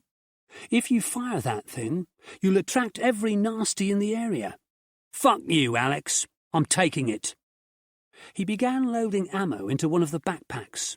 Then, maybe because he realized I was right about the noise the gun would make, he also took a baseball bat. Since being injected with the virus, Sam's attitude toward me had gone from friendly to aggressive. I wanted to tell him that none of us were happy with the situation, that we had to make the best of it. But I didn't think talking to him was a good idea right now. Let him take time to come to terms with what had happened to us. Maybe he would realize it wasn't my fault. Don't forget water and rations, Hart said, pointing to another table that held survival gear. As well as canteens of water and military ration packs, there were glow sticks, flashlights, waterproof matches, lengths of paracord, and 5 sets of folded papers sealed in clear plastic bags. I assumed these were the maps of Site Alpha 2. The door cards were in the same bags. I picked up a baseball bat from the table and also selected a handgun. The gun was in a leather holster, which I attached to my belt. Jesus, Sam muttered. He tells me not to bring a gun, and then he chooses a Desert Eagle. That's loaded with 8 .44 rounds, Hart said. Will you need any extra cartridges? I shook my head. I was only planning on using the gun in the direst of circumstances, because of the noise issue I had mentioned to Sam. One of those circumstances would be if the nasties cornered me. In that case, one of those 8 bullets had my name on it. Pushing that thought from my mind, I loaded water and rations into my backpack, along with a handful of glow sticks, matches, a flashlight, and a length of paracord. I had no idea if all of that was going to come in handy, but I didn't want to find myself in a situation later where I wished I had something that I hadn't bothered to bring along. Johnny also took a pistol and a bat. When I saw the worried look on his face, I wondered if he regretted leaving the Survivor Radio studios to join us. He might have been a prisoner there, but at least he never had to risk his life by going into a huge facility that was probably full of zombies. Tanya took a bat and an MP5, shooting me a rebellious look as she picked up the assault rifle. Okay, I got the idea. For some reason, I was being held responsible for everything, and everyone was mad at me. I turned away from Tanya's gaze and watched the mechanics working on the Chinook. I was used to being the outsider, the person everyone in a group thought was weird and avoided. But I thought that a bond of friendship had been forged between Tanya, Jax, Sam, and myself. We had been through a lot together. And it was all very well for Tanya to be picking up an assault rifle and shooting me a dirt look, but I was still right about the use of guns in the building. If we went in there all guns blazing, we wouldn't last more than a few seconds. Every zombie and hybrid in the place would know our location, and it was only a matter of time before we ran out of bullets. Jax took a bat, a knife, and a desert eagle. She attached the knife and sidearm to her belt, and then went to the other table to load her backpack with survival gear. Hart stood watching us with a grim expression on his face. We were the only chance he had of curing his wife, and he was probably thinking that the probability of us returning alive, and with the H1NZ1, was very low. "Is everyone ready?" he asked when we had all slung our backpacks over our shoulders. We nodded like a group of condemned prisoners about to face a firing squad. "Let's go," Hart said. He led us out of the hangar and across the asphalt, beneath the night sky, to the Chinook. He waved to the pilot, and the engines began to hum, the twin rotor blades spinning lazily at first, and then picking up speed until they chopped the air with the familiar droning sound that gave helicopters their nickname. The rear ramp descended, and we walked up to it and into the cylindrical interior of the Chinook. A row of pull-down seats made of red canvas and metal poles lined the walls. I sat down and stowed my backpack by my feet. The helicopter was huge, allowing everyone to sit some distance from their neighbour, each of us lost in our own thoughts. Hart sat across from me, his eyes sad and weary. He probably didn't hold much hope of our group returning alive with the chemical needed to save his wife. I was wondering if I was ever going to see Lucy again. If this mission went badly, and I died at Site Alpha 2, she would turn into a hybrid and be killed. I would have failed her. Never in my life had I been so responsible for someone. Before everything had turned to shit, I had forced myself to go to my dead-end job during the week, and spent the weekends zoning out on video games. The most responsibility I'd had was to my teammates during online gaming sessions. At that time, Lucy Hoffmeister had been nothing more than a faraway dream, a fantasy. Now I held her life in my hands. The old Alex would have balked at such a thing, preferring to lose himself in a world that wasn't real. Now, the real world had hit me square in the face, and it had changed me forever. The Chinook lifted straight up into the air, making my stomach lurch. Then we flew over the sea toward the mainland, leaving Apocalypse Island behind. Chapter 8. We descended after a silent 30-minute flight. It was noisy inside the belly of the Chinook, but nobody even tried to make conversation over the constant hum of the engines. Tanya sat studying her maps, while the rest of us simply sat staring at the walls.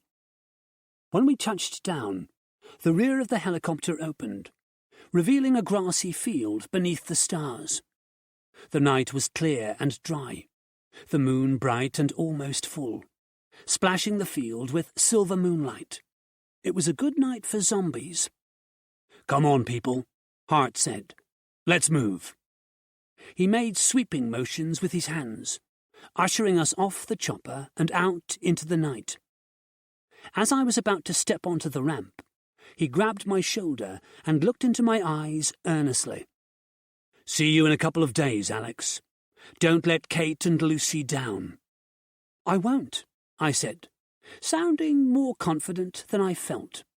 He nodded, and then disappeared back into the helicopter. I walked down the ramp and into the long grass. "We need to leave this area now," Tanya said, adjusting her backpack before marching away across the field toward a low stone wall. We all followed, advancing across the field toward the wall as the Chinook lifted into the air, its rotors flattening the long grass behind us. Hart had been right about the noise. If there were zombies in the area, they were sure to hear the chopper and come this way. We seemed to be in a farmer's field. The farmhouse sat in darkness, a couple of miles away, and the night breeze smelled of cows. I couldn't see any in this field or the next, but we passed an open gate in the wall, so the cattle might have wandered off, leaving only their smell behind. Tanya stopped and took out a map from her pocket. "The compound is a few miles beyond the farm," she said, pointing at a low, dark hill in the distance. "Over there." She turned to look at us all. "Do we go tonight or wait until morning?" "Let's do it, man," Sam said. "The sooner we finish this bullshit task, the better." "I'm with Sam," Johnny said. "We should get this over with." "I'm not so sure that's a good idea." I pointed at the farmhouse. "Maybe we should hole up in there for the night, and go to the facility in the morning. It's already late, and we'll be getting tired soon. I'd rather spend a night in that farmhouse than in the labs." "I'm not tired at all," Sam said. "I'm ready to kick ass. For some reason, I feel a sense of urgency. Oh, wait. Maybe it's because I have the fucking zombie virus in my blood." He looked at me sharply. "I didn't make you go to Apocalypse Island," I reminded him. "In fact, I said I'd go alone. If it wasn't for your stupid girlfriend getting herself bitten, we wouldn't be here at all," he said. The emotions that had been simmering inside me all day boiled over, and I lashed out at Sam. My punch, which I had been aiming at his face, connected with his shoulder. He was fast, and even as I was withdrawing my fist for a second blow, he drove his own fist into my stomach, forcing the air out of my lungs in an explosive whoosh. I fell down and lay in the grass, clutching my belly and trying to breathe. Sam stood over me. "If anybody gets killed on this mission, I'm blaming you, Alex. Their blood will be on your hands." "Stop it," Tanya said, pulling him away. "You two can fight it out when we get back with the H1 stuff, and we've all been given the antivirus. Until then, we need to work together, or none of us will be going back alive." Sam glared at her, but seemed to take her words on board. He backed away and sat on the stone wall, sulking. I managed to suck in some breaths and staggered to my feet. I stood with my hands on my hips, looking up at the stars while I breathed slowly and tried to ignore the pain in my stomach. Jax put a hand on my shoulder. "Are you okay, Alex?" I nodded. Johnny pointed into the dark, at the place the helicopter had landed. "We should get moving." I turned to see at least a dozen zombies shambling toward us. They were the slow-moving kind, trudging through the grass with hungry determination. Tanya set off toward the farmhouse. "Come on." Jax and I followed, while Sam and Johnny sauntered behind us, muttering to each other. "Are we going to the farmhouse?" I asked Tanya. She seemed to have assumed leadership of our group.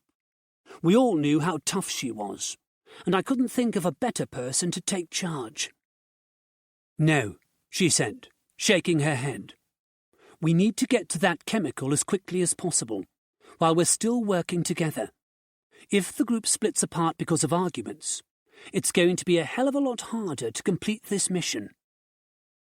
Her talk of the group splitting apart sounded like an overreaction to me. Sure, everyone was mad at me because they all thought it was my fault we were here, but I didn't think the group would split because of it. Or were everyone's emotions running hotter than I knew? Maybe the others had been talking about me behind my back.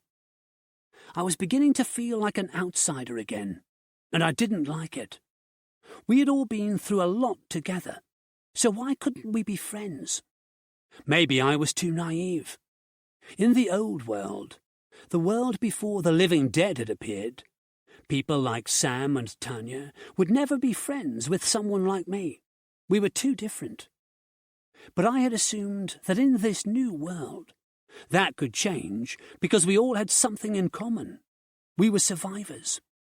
A shot cracked the air behind us. I whirled around to see Sam standing in a firing position with the MP5 braced against his shoulder. One of the zombies that had been following us collapsed to the ground. "Headshot," Sam said proudly.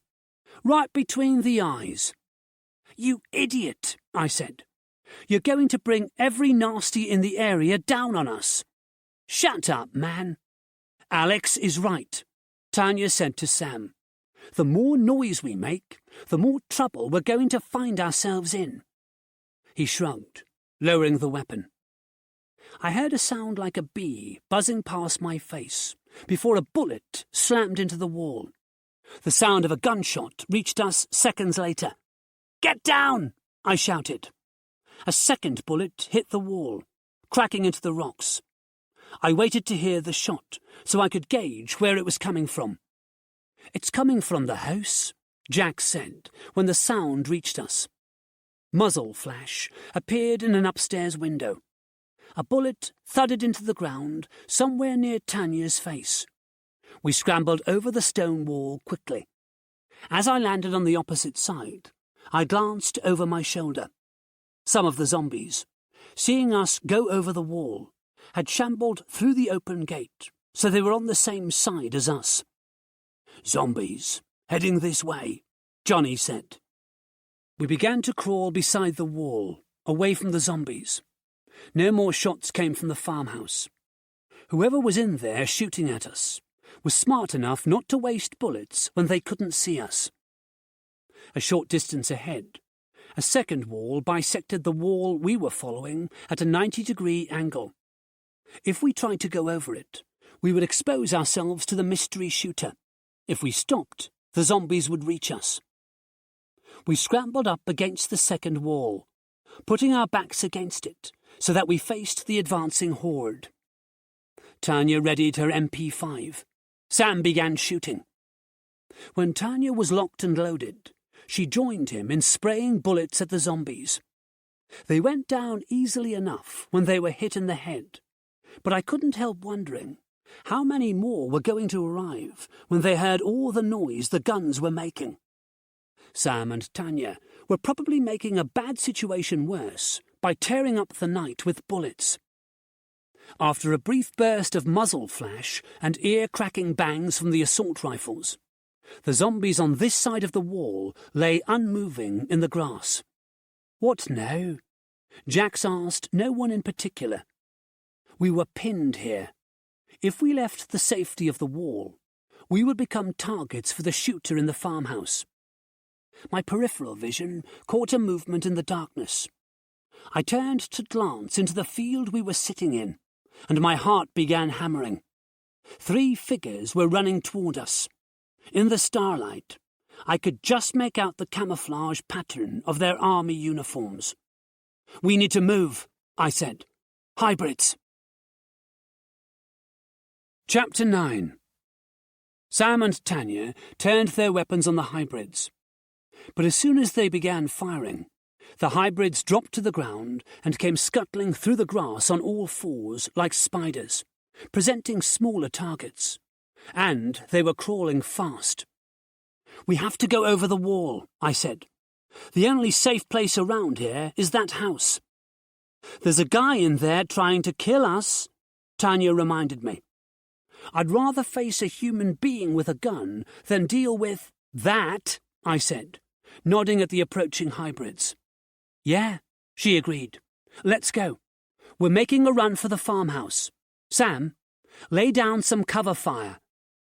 Sam leaned over the wall and fired a few rounds at the upstairs window of the house. "Go!" he shouted. We scrambled over the wall and sprinted for the farmhouse. As we ran, Tanya brought up her rifle and let off a few shots toward the window we had been targeted from. I heard glass shatter and a startled cry, and wondered if the shooter in the house had been hit by glass shards, if not by Tanya's bullet. Sam caught up with us, breathing hard. The farmhouse was built of stone, with double-glazed windows and a front door that looked like it was made of heavy wood.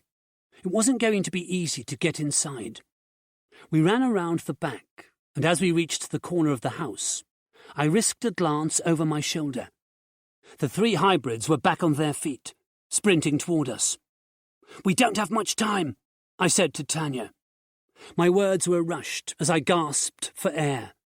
I wasn't built for running, but at least I had reached the farmhouse without stopping. There was once a time when I wouldn't have been able to make that run. I'd be lying in the grass back there, while the hybrids tore into me and ripped me apart. The back door looked less heavy-duty than the front, but it still looked sturdy enough to withstand being forced open. "Fuck!" Sam said. "We can't go through there." He turned to face the advancing hybrids, the assault rifle raised so he could look along the sights. Tanya aimed her rifle at the kitchen window and blew it to pieces, glass crashing everywhere. "Be careful," she said, as she climbed through. Jax followed, and then I climbed in, wary of the deadly-looking pieces of glass lying on the kitchen counter on the other side of the window. Johnny and Sam followed quickly. "They'll follow us in here," I said. "That won't matter," Tanya said. She and Sam pointed their guns at the space where the window had once been. "They'll have to come through that gap, and when they do, we'll blast them." The first hybrid appeared, his yellow eyes filled with determination and hate. Both MP5s spat bullets, and the hybrid's head jerked back, crimson blood gushing from its face. The second hybrid appeared, clambering past the window frame, driven by a sense of rage far stronger than any sense of self-preservation. After the MP5s spoke a second time, the hybrid's lifeless body slid heavily from the counter onto the kitchen floor and lay dead at our feet. I wondered how strong the bloodlust must be in these monsters, that it drove them to attack without any regard for their own lives. A flurry of gunfire dispatched the third hybrid before it even managed to get through the broken window. "Sam, find the stairs and cover them," Tanya said. "There's someone up there who wants us dead. The rest of you, help me move that table to cover the opening." We wrestled with a heavy wooden table that had been sitting in one corner of the kitchen, and positioned it over the hole where the window had once been. By sliding the refrigerator across the floor and pushing it up against the table's legs, we managed to press the table firmly in place, covering the gap. There were still plenty of zombies out there, but we knew they didn't have the basic intelligence of the hybrids. Zombies would walk past that table-covered opening, and not even think about trying to break in. "Any trouble, Sam?" Tanya shouted out. "Nothing," he replied from somewhere in the house. "Whoever was shooting at us is holed up somewhere upstairs." We left the kitchen and walked along a hallway to where Sam was crouched at the foot of a flight of stairs, MP5 aimed at the landing above. I glanced through a door into a living room. The house was furnished simply in a rustic manner, but looked comfortable. You would never know from the quiet atmosphere in the house that a zombie apocalypse was sweeping across the land outside. Through the window, I saw some of the zombies pass by the house, nothing more than dark shapes in the night. I knew they would roam around out there until something else caught their attention and drew them away. They functioned on a very basic level, their actions controlled by the virus that infected their dead bodies. Their simple, dead minds had no reasoning power. The people upstairs were another matter entirely. Armed, and presumably smart, they presented the greatest immediate danger to us. I assumed there was more than one person up there, because the framed photographs on the mantelpiece in the living room showed a couple in their 60s, and whom I presumed to be 2 sons in their 30s. That meant that there were potentially 4 armed people to deal with up there. I told the others. "Fuck 'em," Sam said. "We've probably got better firepower. I say we go up there and clear all the rooms. I had to stop myself from rolling my eyes. When did we become a SWAT team? We were being sidetracked from what was important. Or we could just leave, I said. I saw a set of car keys hanging on the wall near the back door. We can take their car and get to Site Alpha 2 much quicker. We aren't here to murder people. They shot at us, Sam said.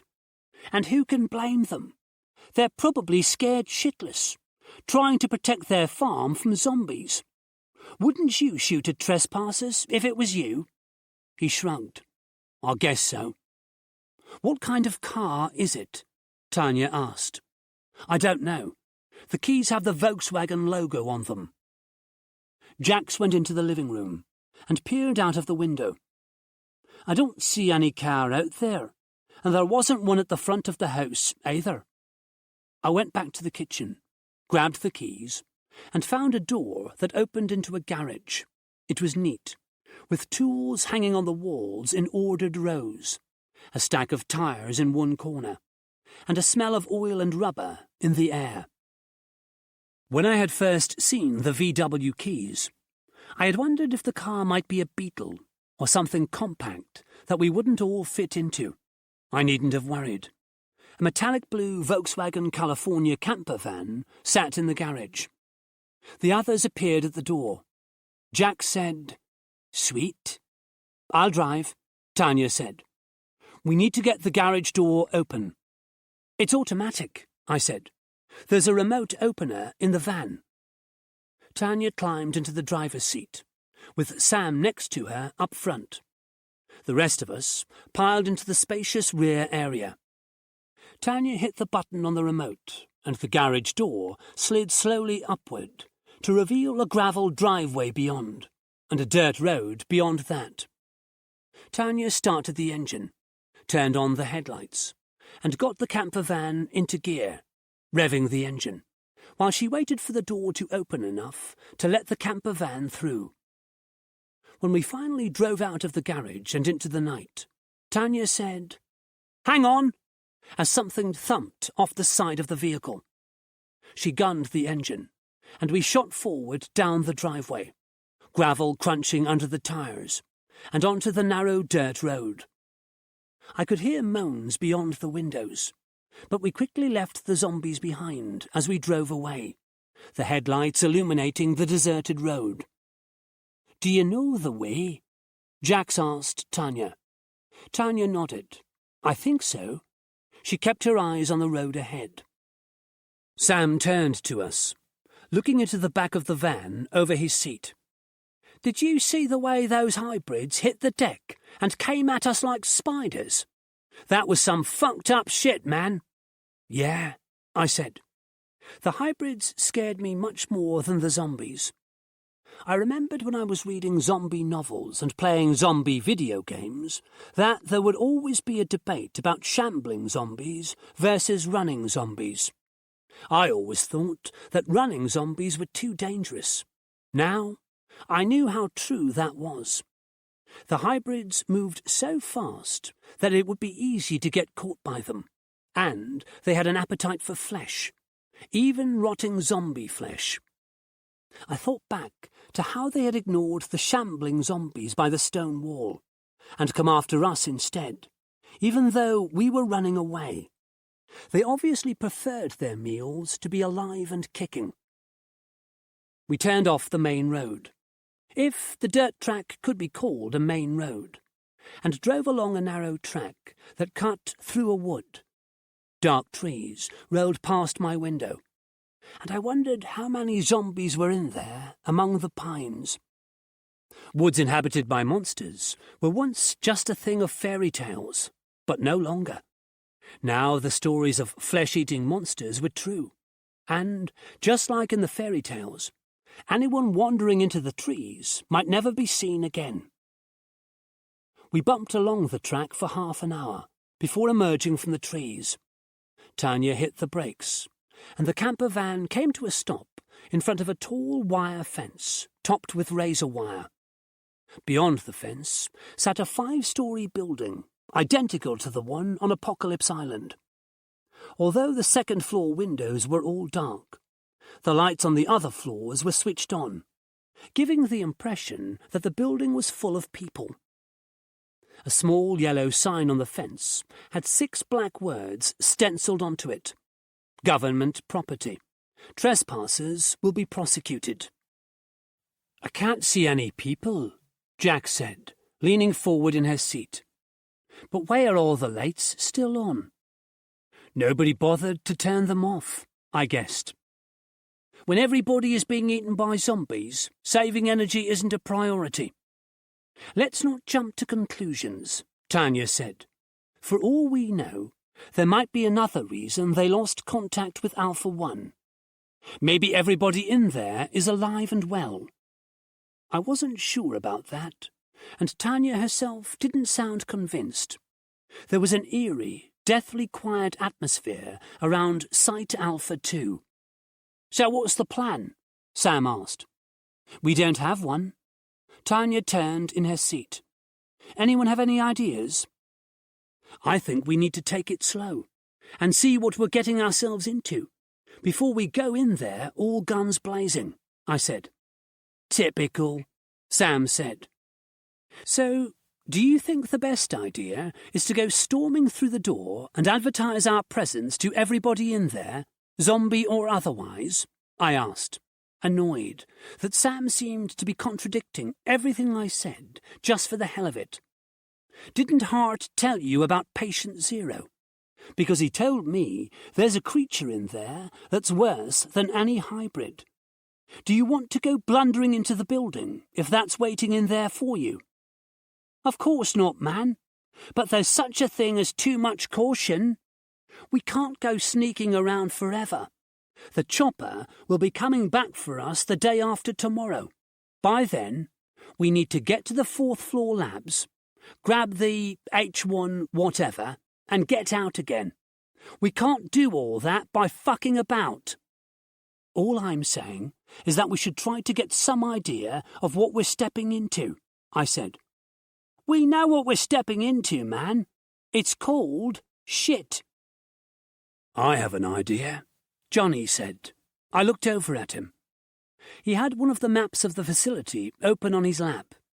"Look here," he said, pointing at a small structure located inside the fence, but separate from the main building.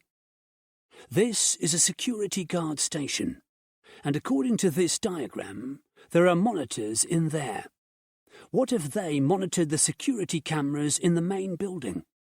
We could see what's going on in there before we walk in through the front door." "Good idea," Tanya said. "Where is that building?" Johnny studied the map and looked out of the camper van window to get his bearings. "If you follow the road around to the left, we should come to a main gate. This building is about 50 yards inside from there." Tanya turned the steering wheel and took us along the road that ran around the perimeter of compound. I looked closely at Site Alpha 2 as we followed the fence toward the main gate. There was no movement in there that I could see. If the place was full of zombies, they were waiting quietly inside. But I knew that as soon as we entered the building, they wouldn't be quiet anymore. Chapter 10. We arrived at the main gate at the same time as a light drizzle began falling. I hadn't noticed that the sky, which had been clear earlier, was now murky. Even the moon, which had been so bright when the Chinook had dropped us off in the field, was partly obscured from our sight by dark clouds. Typical. Just as we were about to enter a dangerous area, the night got dark. It would make it much more difficult to see if there were zombies or hybrids wandering around inside the compound. The gate was closed, but when Sam got out of the camper van and went to check if it was locked, it swung open. Sam waited, while Tanya drove us inside before closing the gate again. When he got back into the vehicle, I asked him why he had closed it. "We don't know what's in those woods, man. We don't want something following us in here." I nodded. His argument was sound. On a quiet night like this, even the gentle idling noise made by the camper van's engine would drift through the trees, attracting whatever was in those woods. It might be a good idea to barricade the gate somehow, but then we could be locking ourselves in with a much worse monster than anything outside the compound. The guard station was a single-story brick building with lighted windows, sitting across the parking lot from the main building. A few cars were parked in the lot, waiting for owners who would never return. The guard station had a single door, which had a glass panel set into it at eye level. Sam checked it out, peering through the glass before giving us the thumbs-up signal. "It's clear," he said, opening the door. Tanya switched off the engine, and sudden silence descended. That silence seemed to be laced with an anticipation of danger, as if something was going to come quietly out of the night and take us one by one, like an owl swooping noiselessly onto its prey, razor-sharp claws bared. I had to stop thinking like that, or I was going to spook myself to the point that every tiny noise was going to make me jump. We got out of the van and walked through the cold drizzle to the guard station. It was warm inside the small building, the radiators on the wall throwing out more than enough heat to combat the chill of the night. There was a single main room, a restroom, and a storeroom that held a filing cabinet and a coffee machine. The main room had a row of 6 monitors affixed to one of the walls, each with the number 1 to 6 painted on the wall above it, with a row of desks and chairs beneath, each desk holding a small control panel. The monitors were switched on, displaying black and white images of the parking lot, the perimeter fence, and various corridors that I assumed were inside the main building. A row of walkie-talkies sat in a charger on one of the desks. "The main building looks deserted," Jack said, watching the monitors. It was true that the screens seemed to show an empty building, but they only showed corridors. The only room interiors shown were 2 small rooms that looked like the mirrored room I had been held in at Alpha 1. "There are only 6 monitors," I said. "That's a huge building, so these screens aren't showing everything in there. The guards must select which cameras to monitor using the control panels."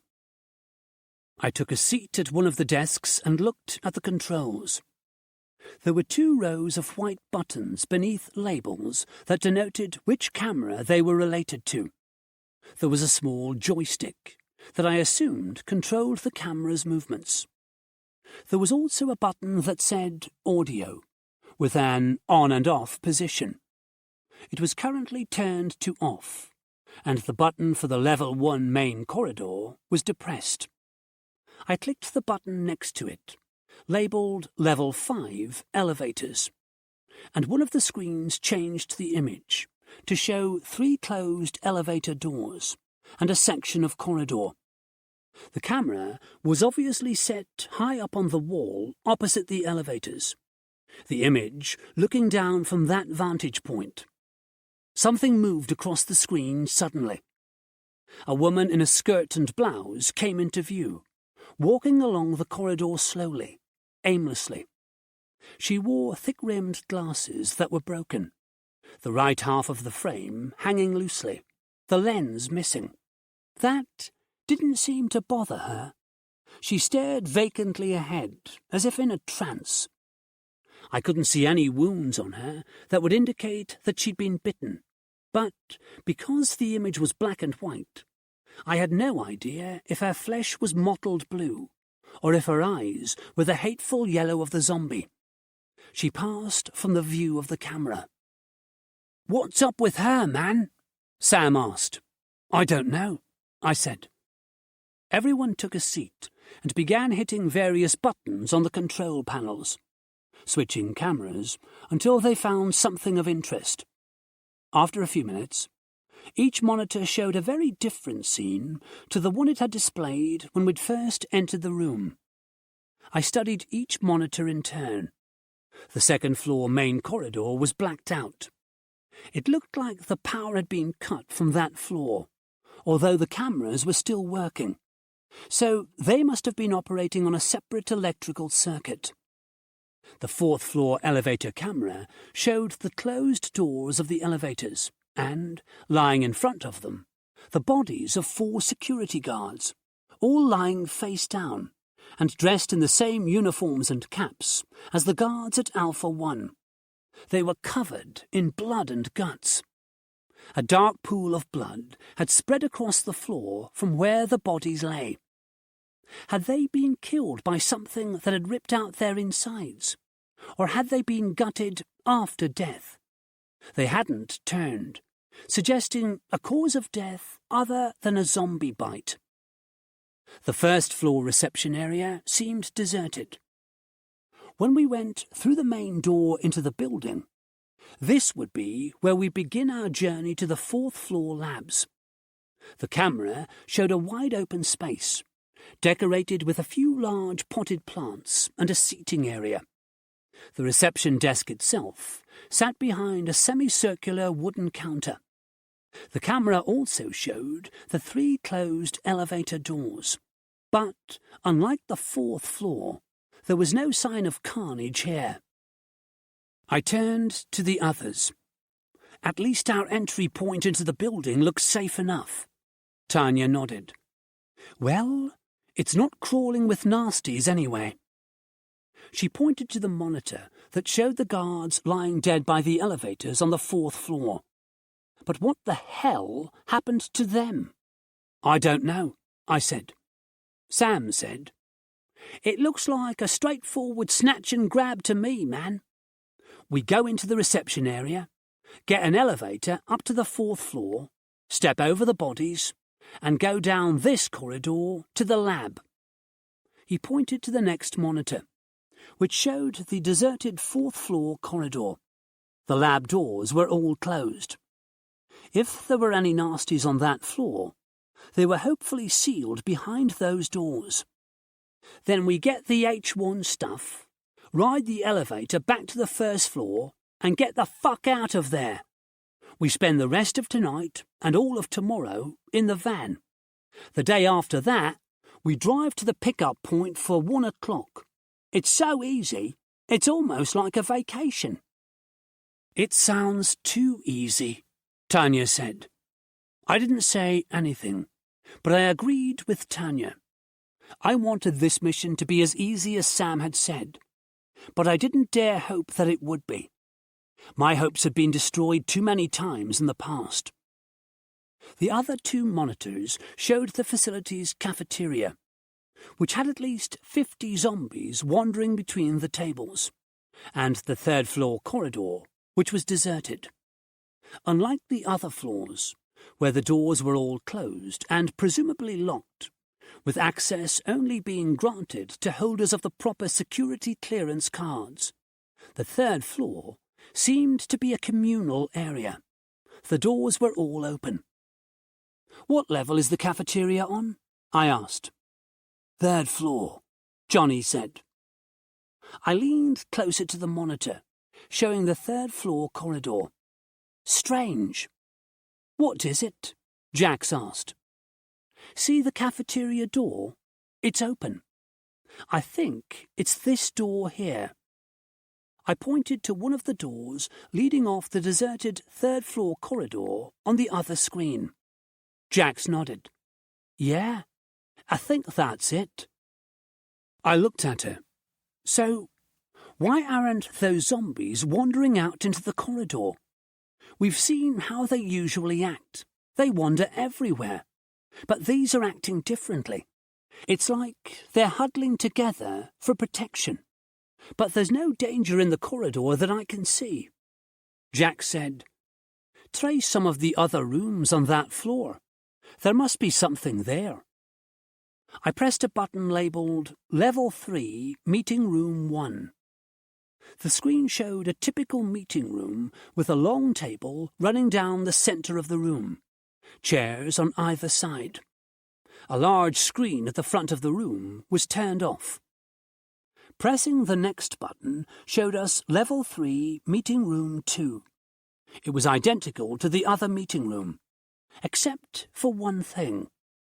Lying on the floor in one corner, among a mess of blood and entrails, were a man and a woman. Both of them wore white lab coats, although the amount of blood made that difficult to distinguish. Their bodies lay at unnatural angles, as if they had been tossed into the corner like discarded, worn-out dolls. "Holy fuck! They're hybrids," Sam said. He was right. The parts of flesh that were visible in the gory mess showed the dark web of veins beneath the skin that was typical of hybrids. Blood covered the walls in patterns that I knew from watching cop shows to be arterial sprays. A smear of it led from the bodies, across the carpet, to an area off-camera. "So now we know what the zombies are afraid of," I said. "Hybrids eat them. So all the zombies have moved into the cafeteria to stay off the dinner menu." "Ironic," Jack said. "But what killed the hybrids?" She leaned forward and moved the joystick on the control panel, panning the camera along the bloody trail on the floor. The trail ended abruptly, and then seemed to smear up the wall.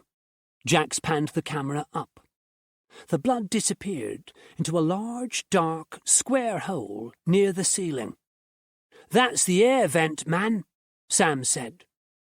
The metal grill was hanging loosely by one of its corners beneath the hole, bent out of shape, as if something had smashed it open. I sat back in my seat and looked out of the window at the building beyond the parking lot. It seemed that Patient Zero had become a creature so strong and vicious that was capable of killing hybrids.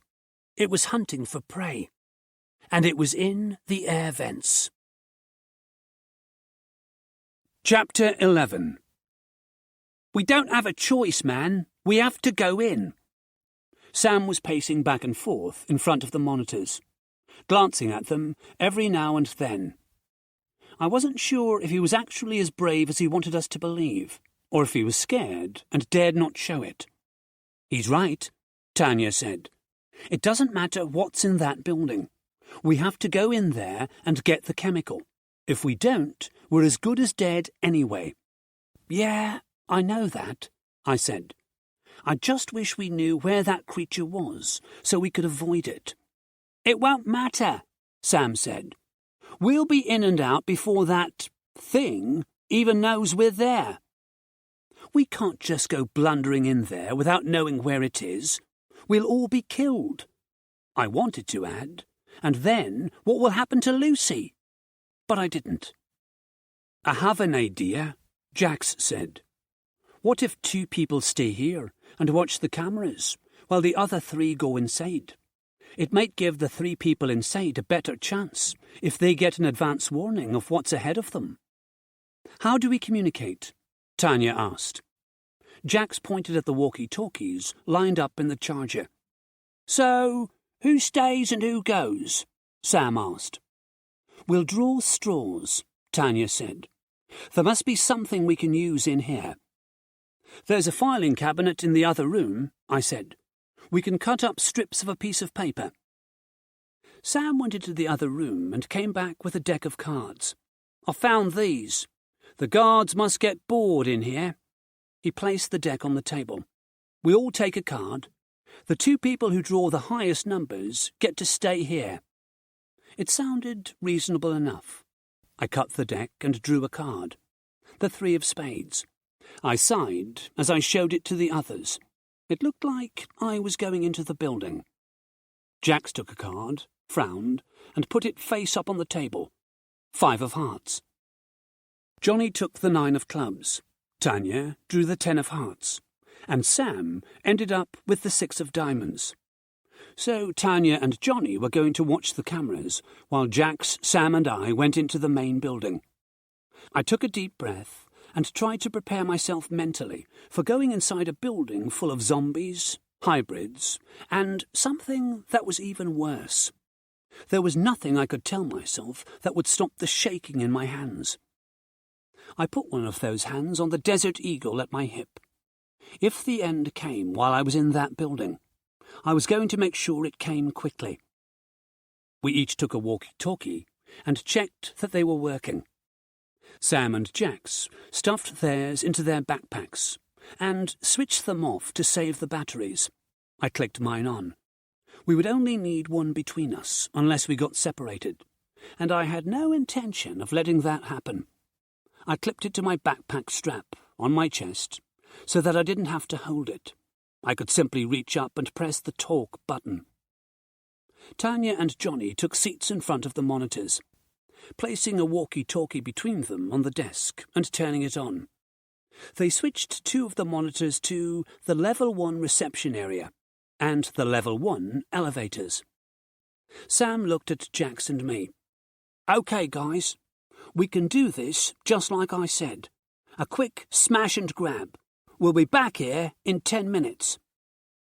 I wasn't sure if he was genuinely trying to psych us up, or if he was trying to reassure himself that this was going to be all right. It didn't really matter. His pep talk had zero effect on me. I was dreading going into that building, and the greatest motivational coach on earth wouldn't be able to talk me out of my fear. I picked up my baseball bat and stepped out into the night. The drizzle had become a heavy rain, hissing down on the parking lot, pounding the cars. "Let's move," Sam said, jogging toward the main entrance of the building. I picked up my pace, but was in no hurry to go inside, despite the rain. This might be the last time I breathed fresh air. Might be the last time I was ever outdoors. Once I went through that door, I might never come back. We reached the glass doors, and Sam swiped his card through the lock on the wall. The doors slid open with a gentle whisper. The air that drifted out between them smelled foul. "Ready?" Sam asked. Jax nodded. I didn't feel like I would ever be ready, but I nodded too. We slipped into the building like thieves in the night. Chapter 12. We crossed the reception area quickly, looking all around for any sign of movement. It was as quiet as a tomb. The walkie-talkie crackled through the silence. "We can see you on the camera," Tanya said. "Everything looks okay." I glanced up at the camera set high on the wall, its red light blinking. Under any other circumstances, I might have waved, but I felt too tense to do anything more than press the button on my walkie-talkie and say, "We're heading for the elevators." We reached the 3 closed metal doors. Jax pushed the button, and it lit up green, an upward-pointing arrow indicating the direction we would be travelling. "Come on," Sam muttered, pacing nervously. "Where is the fucking thing? It's not like anyone else in here is using them." We heard the elevator arrive behind the middle door, clanking noisily. The doors slid open, and we stepped inside. A recorded female voice said, "Going up." Sam hit the button for the 4th floor. The doors slid closed. "Tanya," I said into the walkie-talkie, "we're going up to the 4th floor. Is it clear?" I had wanted to ask her that question before we were on our way. That was the idea of having them check the camera feeds, after all. But Sam had pressed the button without thinking. "I think so," she said. "Johnny, check the level 4 elevators." Then she said, "Shit, no, it's not clear. There are nasties in the corridor." I looked at the illuminated numbers over the door. The 3rd floor came and went quickly. The next floor was the 4th. I hit the button for the 5th floor, knowing the elevator was going to stop at the 4th, but hoping it would proceed faster if it had another floor to go to. Sam levelled the MP5 at the closed doors. "Don't worry, I've got this." "Don't shoot if you don't have to," I said. We don't want to make any noise that will attract that thing in the vents." He nodded, but didn't lower the weapon. "I'll only shoot if I have to." The recorded voice said, "4th floor," and the doors slid apart. The corridor, which had been empty after we left the guard station, was teeming with zombies. Even though they were a few yards from the elevator, the stench of their rotting flesh hit me like a putrid fist. They turned to face us, a collective moan rising from their hideous dead mouths as they sensed living prey. As I repeatedly hit the button to close the doors, I estimated there to be at least 20 nasties. Where had they come from so quickly, and why were they here? I realized then that the stench was not only coming from the zombies. The dead, eviscerated security guards lay on the floor a few feet from the elevator door. The scene had looked bad enough in black and white on a screen. It looked 1,000 times worse, up close and personal.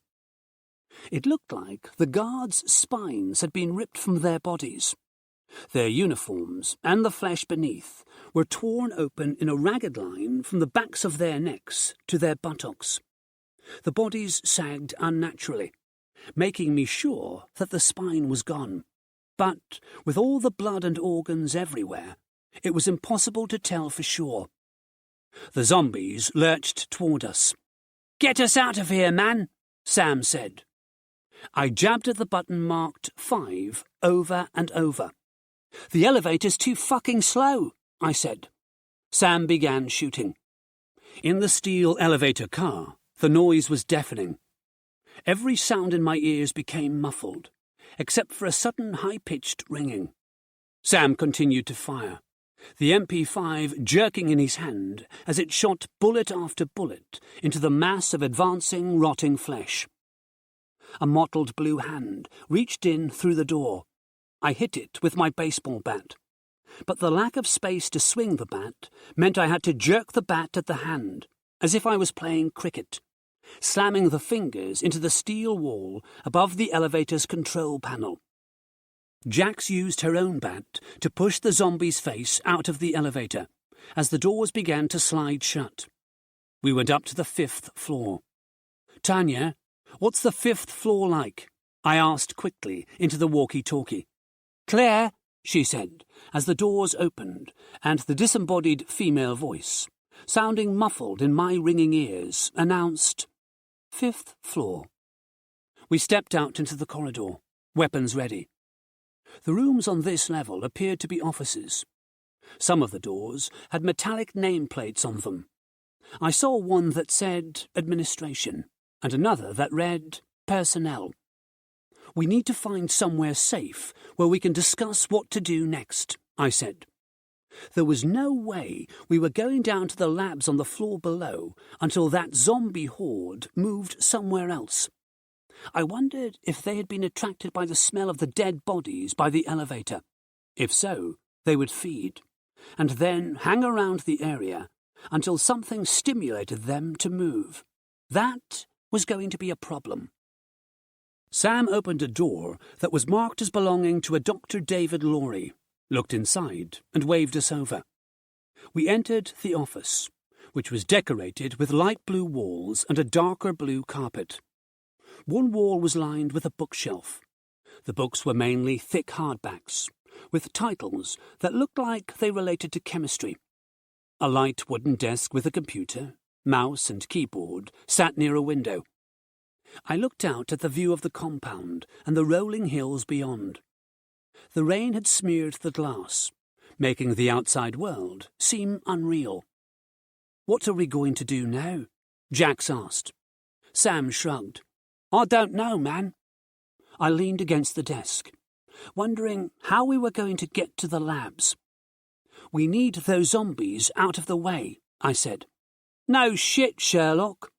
Sam rolled his eyes and started to read the titles of the books on the wall. The walkie-talkie crackled. It was Johnny's voice that came over the airwaves, his smooth tone reminding me of when Lucy and I used to listen to him on Survivor Radio.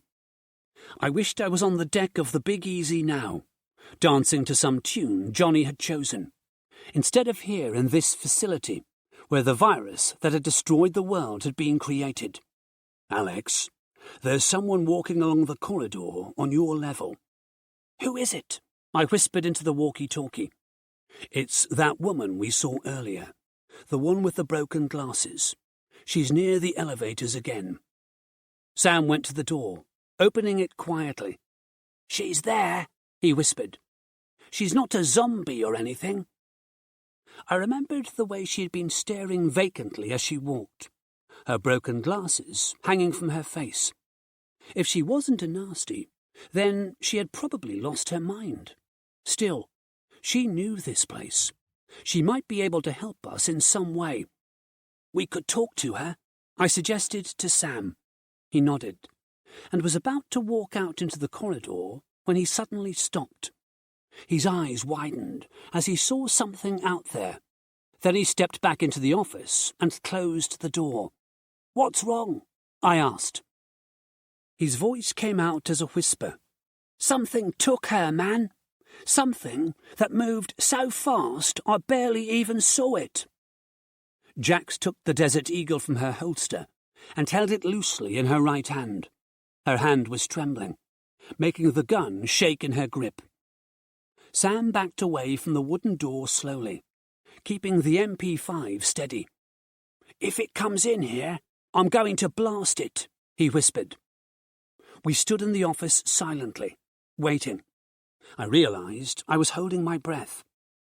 I wanted to contact Tanya and Johnny on the walkie-talkie, but didn't dare make a sound. I was thankful that they had the good sense not to talk to us. The crackling from the walkie-talkie would alert anything in the corridor to our presence. The rain beat on the window, as if it were counting off the passing seconds. "Do you think it's gone?" Jax whispered. I shrugged. I could imagine it standing outside the door, waiting patiently for us to step out into the corridor. My fingers brushed lightly over the butt of the Desert Eagle at my hip. If the thing out there moved as fast as Sam said it did, I wouldn't even have time to use the gun on myself before I was torn apart like those security guards by the elevators. I remembered that it moved through the air vents, and frantically looked for the vent in this office, breathing a sigh of relief, when I saw that it was barely big enough for a rat to crawl through. The larger vents in the building were probably only in the corridors, labs, and bigger rooms like the meeting room, where we had seen the dead hybrids on the monitors. I didn't know how long we'd been standing there when the walkie-talkie crackled. It was Tanya. "It's moved away from your location. It's on level 3. We just saw it run past one of the cameras there." I breathed another sigh of relief. "We have to get that chemical and get out of here as soon as we can," I said. Hart said that Patient Zero had become something more dangerous than a hybrid, but he didn't say it was so fast. "He probably didn't know," Jax said. "They would only know what the people here at Alpha 2 told them. Most people who knew how fast that creature was probably didn't live to tell the tale." She put the Desert Eagle back into her holster. "But I agree that we need to get the hell out of here as soon as we can. This place is much more dangerous than we thought." "So what do we do, man?" Sam asked. "There's a shitload of zombies right outside the lab where the H1 is. If we go down there and start shooting, that thing might hear us and come to check out what's making all the noise. Then we're fucked." I looked out of the window at the dark, rainy night, as if it might offer some inspiration. It didn't. We couldn't just stay in this office all night. We had to make a move. Each passing second we spent in this building could too easily be our last, and my nerves were so fraught I felt like I might snap at any moment and make a mad dash for the exit. It became all too clear why Hart had injected us with the virus. He had sent us somewhere so dangerous that any sane person would abandon the mission and run for safety. I would never do that because of Lucy, but the others would, and I couldn't blame them. By injecting us with the virus, Hart was forcing us to see this mission through to the end. We had to ignore every survival instinct in our body that told us to get the hell out of Dodge, because failing the mission would kill us anyway. We would become monsters. So let's get it done, I told myself. There has to be a way to get that chemical. My thoughts were interrupted when the door opened. I spun around, bringing my bat up, ready to fight. When I saw the woman who walked into the office, I lowered it.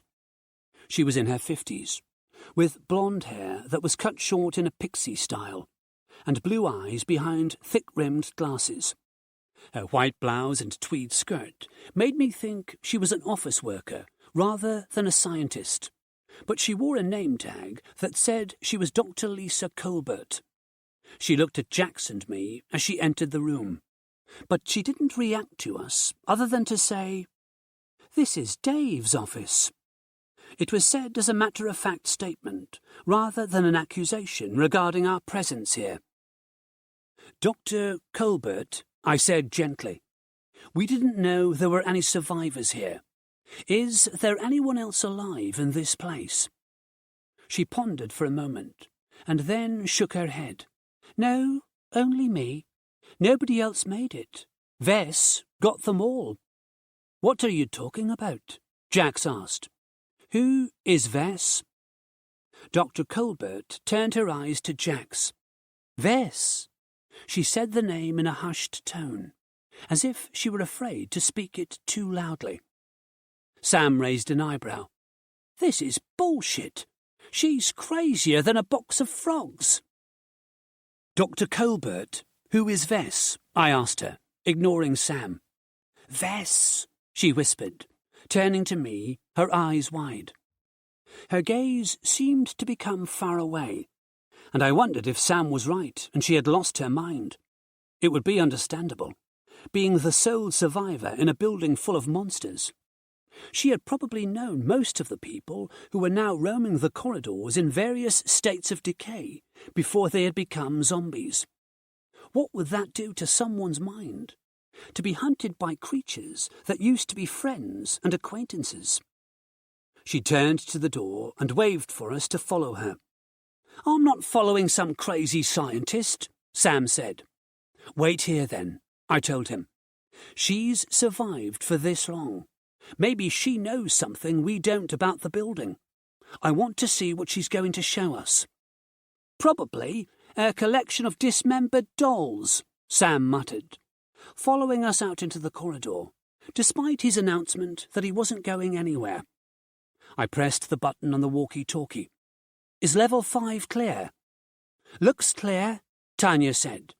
"The nasties are all over those bodies on level 4. Let me know if they move away. We need to get to that lab." "Will do. Where's that woman taking you?" "I'm not sure." I lowered my voice so that Dr. Colbert couldn't hear me. "She may just be crazy, or she might know something about what happened here.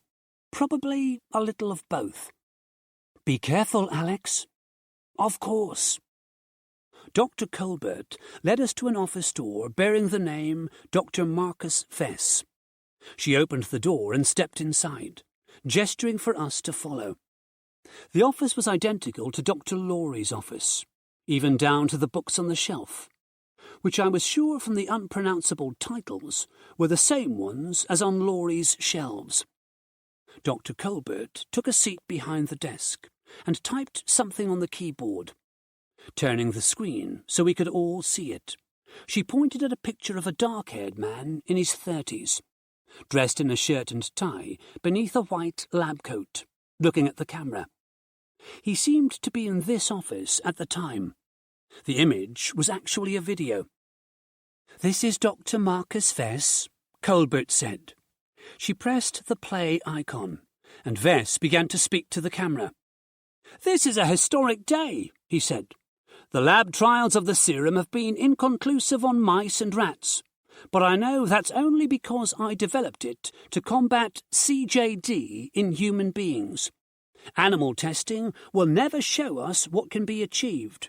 The only way to do that is to perform a human trial. I spoke to Akers about it, but she has requested more testing in the lab before we even think about injecting the serum into a human being. Even someone who has Creutzfeldt-Jakob disease and is willing to take part in a trial. She says we can't go ahead until we're sure how the serum behaves in the human body. He paused to look out of his window. Sunlight streamed into the office, brightening the pale blue wall behind him. How can we be sure until we administer it to a patient? If I don't get results soon, I'll lose my funding for this project, and they'll put me to work on something else. I'm making a breakthrough here, but Akers can't see it because she's too busy attending board meetings and making decisions that she has no right to make. Leaning in closer to the camera, he lowered his voice. I'm going to inject myself with the serum today. Akers needs to be shown that it's perfectly harmless in humans. Once she realizes that, we can move the project forward. It's been delayed enough as it is. He reached forward, and the video ended. Dr. Colbert used the mouse to bring up another video.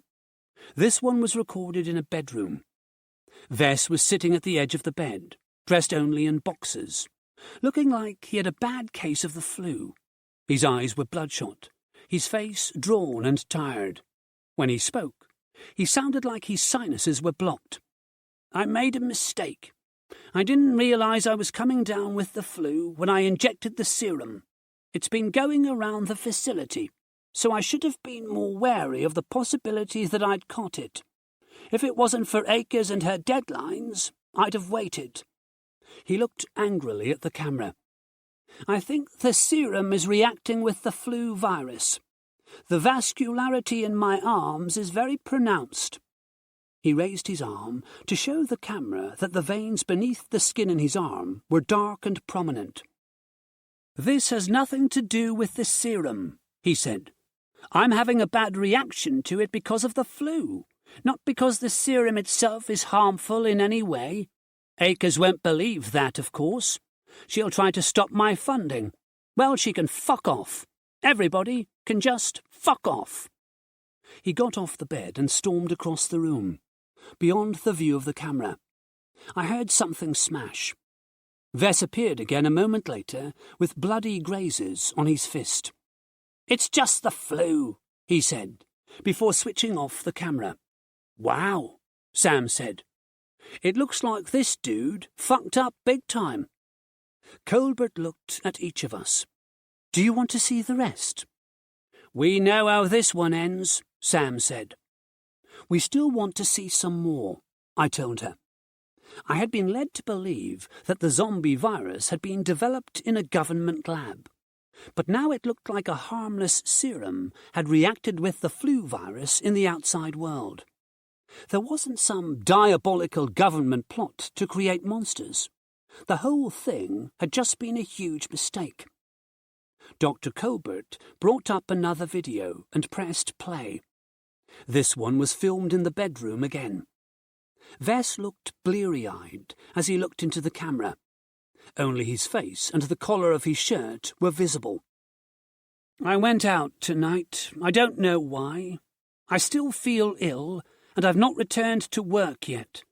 But I remember thinking I needed to get some fresh air and see other people. He paused and looked down for a moment before facing the camera again. That's the last thing I remember. I must have blacked out. I don't know where I went or how I got back home, but something has happened. He moved the camera back, revealing that his shirt was covered with blood. I don't think it's mine, he said. I can't remember what I've done. The video ended. There's one more, Colbert said. Vess came back here, saying he needed to be treated in our hospital. After he explained that he had injected himself with the serum he had developed for the treatment of CJD, he was taken to the hospital wing to be monitored. What we saw alarmed us. Vess was showing signs of paranoia, loss of cognitive function, and violent tendencies. He had been away from here for a week, mingling with the general population. If the virus in his system was contagious, we had no hope for containment. We had no idea where he had been during that week, and Vess was in no condition to tell us. The virus in his body was previously unknown, so we took a video record of his deterioration. She pressed play on another video. Vess was in a hospital bed, surrounded by doctors, nurses, and scientists. His eyes were yellow, his skin pale. The veins in his neck and face were clearly visible. He was writhing in the bed, as if in pain, sweat covering his face. A voice off camera said, "Video record of patient Dr. Marcus Vess. The patient is exhibiting signs of rage and paranoia. Treatment will involve..." The voice stopped as Vess grabbed the arm of a nurse and bit into her flesh. She screamed, trying to pull away. Everyone in the room moved forward to restrain Vess, but he released the nurse and turned his attention to one of the doctors, grabbing the man's lapels to pull him down and clamp his mouth around his neck. The man behind the camera must have rushed in to help, knocking the camera to the floor as he moved past it. The picture fell from the scene on the bed and showed only the tiled floor, while screams and shouts could be heard in the room. Dr. Colbert turned off the video. "I'm sure you can guess the rest. The virus began to spread around the building. We tried to contain it, but every time we thought we had it under control, we were wrong. At the same time, we began receiving reports of infected persons in the general population outside the building, in the local community. A team was dispatched to Vess's house. Some of his neighbours were missing. He had done a good job of spreading the virus before coming back to us." "So he was patient zero," I said. She nodded. "Yes, he is." "Is?" Sam asked.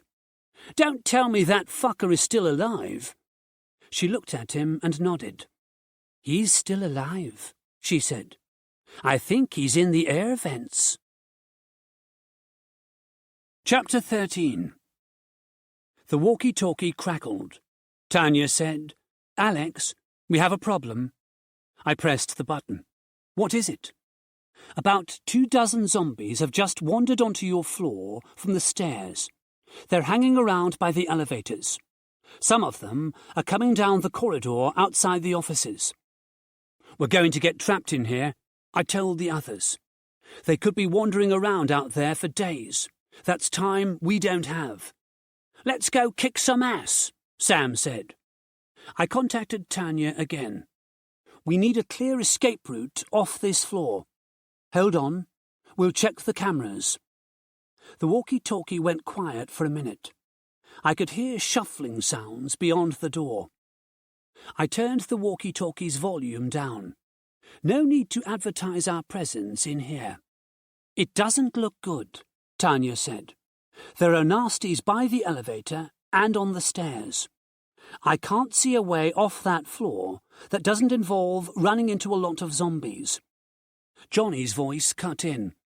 "Wait a minute. Alex, there's another set of stairs on the other side of the building. I think it's an emergency exit." I heard papers being moved as he checked the maps. "Yeah, it runs all the way down to the first floor." "Are there any cameras in there?" I asked. "I'd like to know what's there before we go running into it." "No cameras," Johnny said. While the conversation was going on, Jax had opened up her map and laid it on Vess's desk.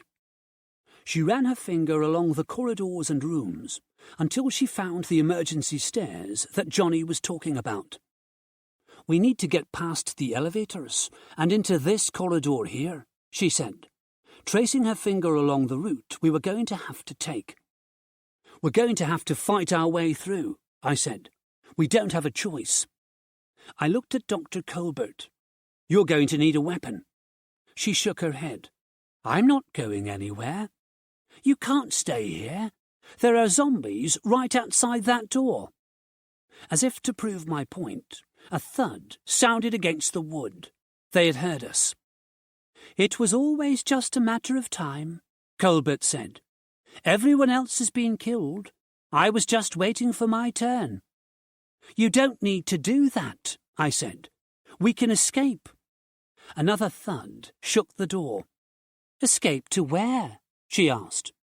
I know what's happened to the world beyond these walls. It's no better than in here. Everyone I've ever known is dead. Even if we get past those monsters outside the door, there's a much worse monster hunting us down. Vess will catch us sooner or later. I'm not leaving you here, I said, grabbing her arm and pulling her to her feet. I couldn't open that door, knowing that the zombies would come into the office and find Dr. Colbert. Every fibre of my being told me that I had to deny those creatures the life of a human being, even if that person wanted to die. The zombie apocalypse was a war of attrition. For every human we lost, they gained another monster. I wouldn't let Lisa Colbert become one of them. I grabbed her shoulders and looked into her eyes. If you won't fight, then at least run. She nodded, seemingly surprised by my determination to keep her alive. Are we ready, man? Sam asked. He held the MP5 steady, muzzle pointed at the closed door. The zombies began to pound on the door with their fists. How much ammo do you have left? I asked Sam. It's getting low, but we need to shoot our way out of here. I nodded. Jax opened the door. The zombies in the corridor fought to come inside, to taste our flesh. The sound of the MP5 was loud in the small office, but not as deafening as it had been in the elevator. As Sam delivered headshot after headshot, the nasties dropped to the floor and lay there in rotting heaps of mottled blue flesh. Sam ran forward, stepped over the carcasses, and began firing down the corridor toward the elevators. We followed, Dr. Colbert allowing me to drag her along by the hand. At the far end of the corridor, a horde of nasties began shambling in our direction. Sam shot 3 of them, and they fell quickly as their brains were destroyed. But then the MP5 made an empty clicking noise. "Fuck!" Sam shouted. "We need to turn right by the elevators," Jax said as we moved forward. I had to let go of Colbert's hand as we got near the nasties, so that I could use both hands to wield the bat. To my relief, she stayed close behind me. I had been afraid that she might just stand where she was, refusing to move, but she seemed to have decided to live a little longer. I swung the bat at the head of the closest zombie, a man in a white lab coat whose face was hanging off his skull loosely, chewed and torn. His head caved in with a sickening crack as the bat smashed through bone and brain. Jax and Sam were likewise swinging their bats, clearing a path past the nasties. A blonde woman in a black blouse and skirt lunged at me, teeth bared. I pushed her back with the tip of the bat, before swinging it into her head as hard as I could. Her skull cracked open, spilling liquid and brains as she fell to the floor. "Oh my God, that was Linda," Colbert said, her hand flying to her mouth and her eyes wide. We fought our way around the corner and into the corridor that led away from the elevators, to the part of the building where we would find the emergency stairs. The corridor was clear. We ran. The zombies followed at their deathly pace, a collective moan rising from them as if they were pleading with us to come back and let them eat us. We reached a closed, locked, metal and glass door. Jax used her access card to open it, and we slipped through. The door closed behind us. The zombies pressed themselves against the glass in vain, watching us with their hateful yellow eyes as we walked away. I noticed a camera on the wall at the end of the corridor. "Can you see where we are?" I asked into the walkie-talkie. Johnny answered, "Yeah, it looks clear. The door to the stairs should be on your left." We found it. The door was a regular door with a sign that showed a stick man going down a flight of stairs beneath the words "Emergency Exit." "What's the 4th floor like now?" I asked Johnny. "Still a whole lot of nastiness going on at the elevators." "What's in the corridor directly below us? If we take these stairs down to the 4th floor, where will we come out?" "Let me just check that."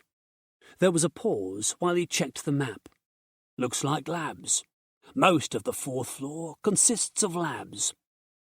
"Can you check the area where the emergency stairs come out on that level? Assuming the stairs and elevators are in the same relative positions as they are on this floor, we should be far enough away from the elevators to avoid attracting the attention of the nasties there." Johnny said, "Tanya, can you find a camera for this corridor here?" I assumed he was showing her the map. A few seconds later he said to me, "The corridor looks okay." "Is there a locked access door between the elevators and the emergency stairs on that floor, the same as there is on this one?" I looked along the corridor at the zombies still trying to reach us by pressing themselves against the metal and glass door. "Yeah, looks like it." "I have an idea," I said to Jax, Sam and Colbert. I opened the door to the emergency stairs. The stairs were made of steel and led down to the 4th floor, as well as up to the roof. We descended them slowly, wary of any movement below us, but the stairs seemed deserted. When we opened the 4th floor door, it revealed a corridor identical to the one we had just left, except the doors here were all digitally locked and led to labs. Through the glass panels in the doors, I could see white-tiled rooms containing various machines, steel work tables, and glass cabinets full of chemicals. Through the access door, halfway along the corridor, I could see the pack of zombies at the elevators, still feeding from the dead bodies of the security guards. I removed my backpack and found the waterproof matches I had brought from Apocalypse Island. "This should make them move," I said, "and they can't come this way because of that door." I struck a match and reached up toward the ceiling where a sprinkler sensor was located. An alarm sounded, and a red light above the emergency exit door came on. The sprinklers went into action, raining water down on us from the ceiling. When the water hit the zombies, they left their feast and shuffled through a set of swinging doors that led to the main stairs. "I don't understand," Dr. Colbert said, watching them through the glass door. "What's happening?" "They hate water," I replied, putting the matches into the pocket of my jeans. "I think it's something to do with the virus trying to keep the host body from rotting quicker. When it rains, the zombies seek shelter." "So they have a weakness," she whispered, almost to herself. When the area was clear, we opened the access door and walked along the corridor, through the spray of water, to the elevators. The bodies of the security guards had almost been picked clean, their bones clearly visible. I had been right. The spines had been ripped out and were missing. The chill that ran through my body had nothing to do with the coldness of the water that was raining down on us.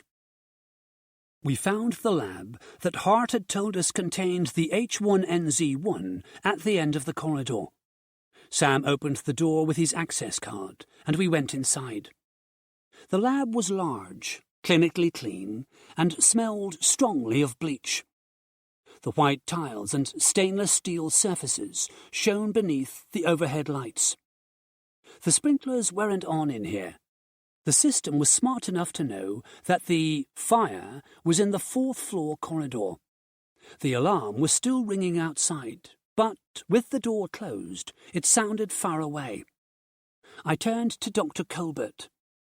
"Do you know where the H1NZ1 is kept?" She nodded. In the supply room, there. She pointed to a doorway that led into a smaller room of shelves stacked with plastic containers and cardboard boxes. I don't understand. What are you doing here?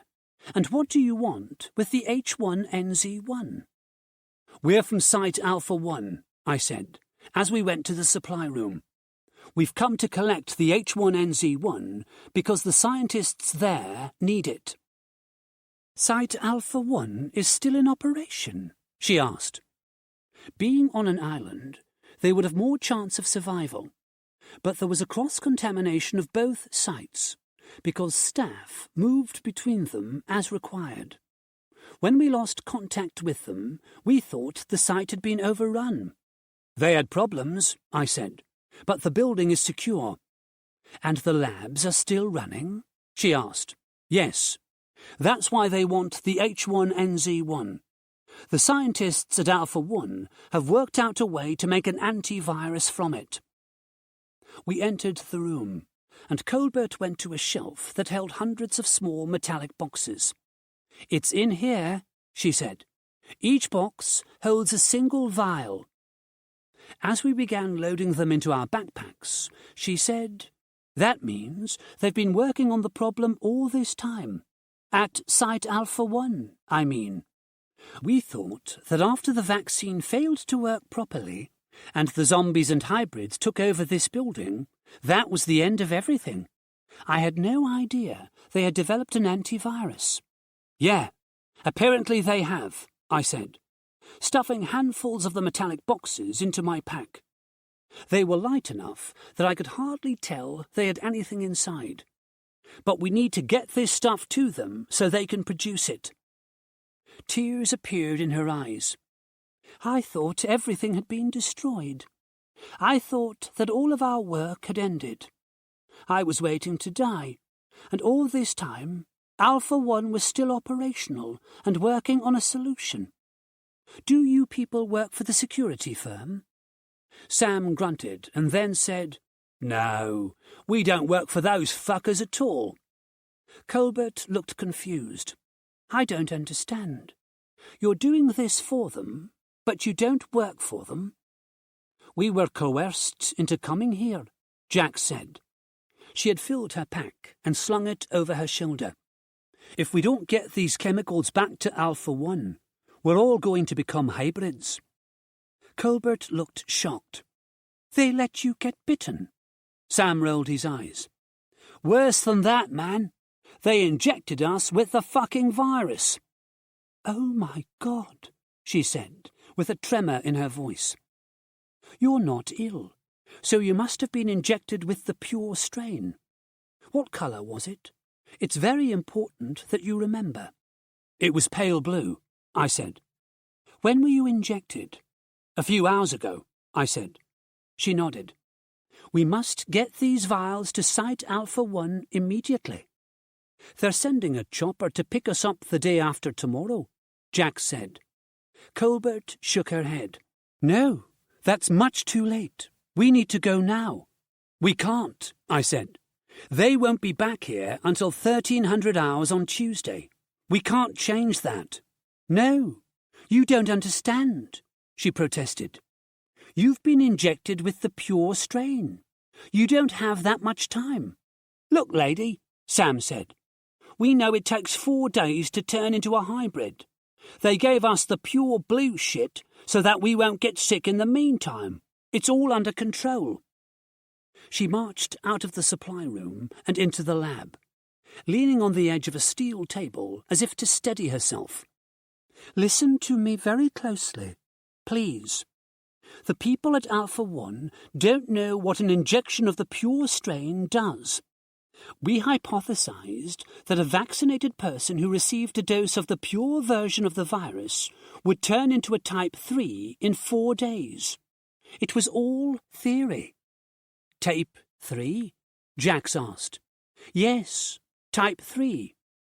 Colbert went to a whiteboard on the wall, picked up a marker and wrote type 1 near the top. Below that, she wrote type 2, and below that, type 3. What you call a hybrid is a type 3, she said, pointing at the bottom of the board. She wrote the word vaccine next to type 3.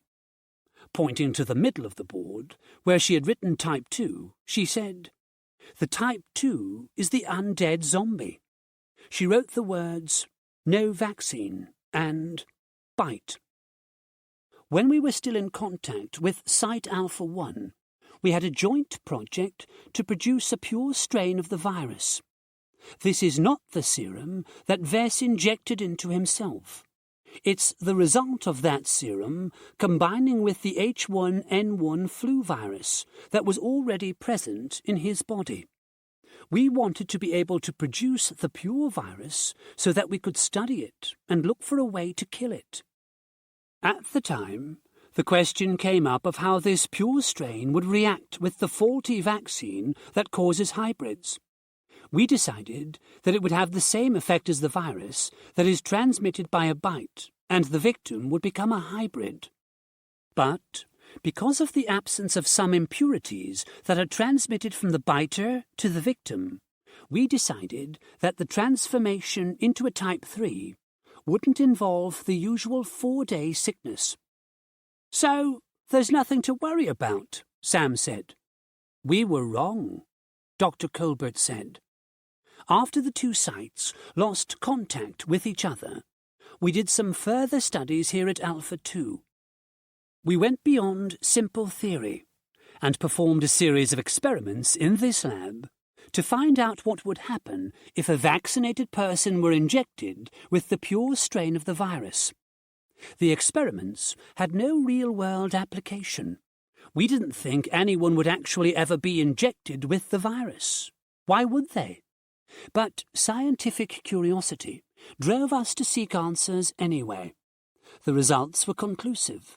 The vaccine has no effect whatsoever on the pure virus. Next to type 1 on the board, she wrote the word pure. So that is how we classify the infected. When the virus is transmitted by a bite or scratch to an unvaccinated person, that person dies, and a type 2 is created, a zombie. Add the vaccine into the mix, and that creates a victim who remains alive, but becomes driven by a homicidal rage. That is a type 3, a hybrid. She pointed at the top of the board. But if someone is injected with the pure virus, they become a type 1. At the moment, there is only one type 1 in existence, Vess. So, if we don't get the antivirus that this H1N1 is needed for, we'll become like him, Jax asked. Dr. Colbert nodded. "Okay," I said. "But we're going to be given the antivirus when we get back to Alpha 1, so why panic?" "Tell me exactly when you were injected with the pure virus. What time was it?" Colbert asked. I shrugged. "I didn't check my watch." "It was 8:30, Jack said. "There was a clock in the room, and I noticed it said 8:30. On the whiteboard, Colbert wrote, "Introduction of virus, 20:30 hours, Sunday." She drew a vertical line beneath the words and asked, "What time is your rendezvous with the people from Alpha 1? I told her, and she wrote 1300 hours, Tuesday, at the bottom of the vertical line. She said, "That would be plenty of time if you had been bitten, or if our original theories about the pure virus were correct. You'd be able to return to Alpha 1 and receive the antivirus with time to spare. From the time you were injected, you would have 96 hours before becoming a type 3. "You're saying we don't have that long," I said. Shaking her head, she drew a horizontal line halfway up the vertical line and wrote 22:30 hours, Monday, next to it. "The people who injected you were working on outdated information regarding the pure strain of the virus. This is when you'll turn," she said. "Tomorrow night at 10:30. You don't have anywhere near the 96 hours that the people at Alpha 1 thought you'd have. The pure virus works much faster than that. She checked the clock on the wall. You have 24 hours left. Chapter 14. I don't fucking believe this, Sam said, throwing his backpack to the floor. I knew we'd get screwed over by those fuckers on Apocalypse Island. He paced back and forth along the length of the lab, muttering to himself. They didn't know anything about it, I reminded him. They thought that everything they told us about the virus was correct. Just shut the fuck up, Alex. I decided to let him work out his anger issues by himself. I didn't want another punch to the gut. Jax was standing by the window, looking out at the rainy night. I went over to her. Hey, are you okay? She nodded, but didn't say anything. We'll get through this, I said. I didn't really believe those words, not at that moment. We were only 24 hours from becoming creatures like the thing in the vents. Jax sighed. I don't think so. Not this time, Alex. I'm going today, not knowing if my boyfriend is still alive or not. I'll never know what happened to him, and he'll never know what happened to me. Don't think like that, I said.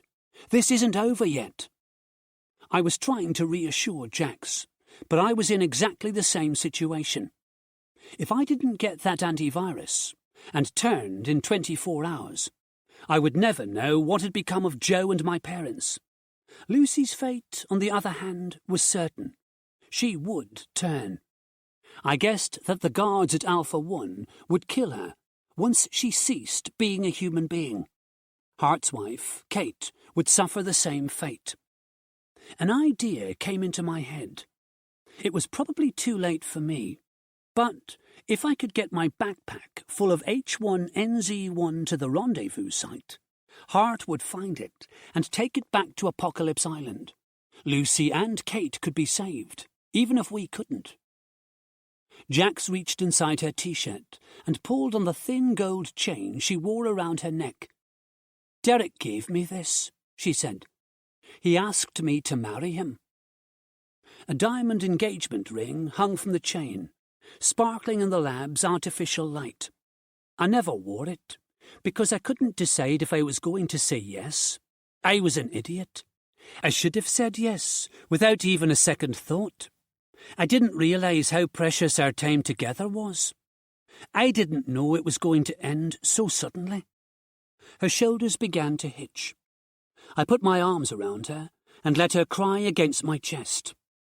I liked Jax.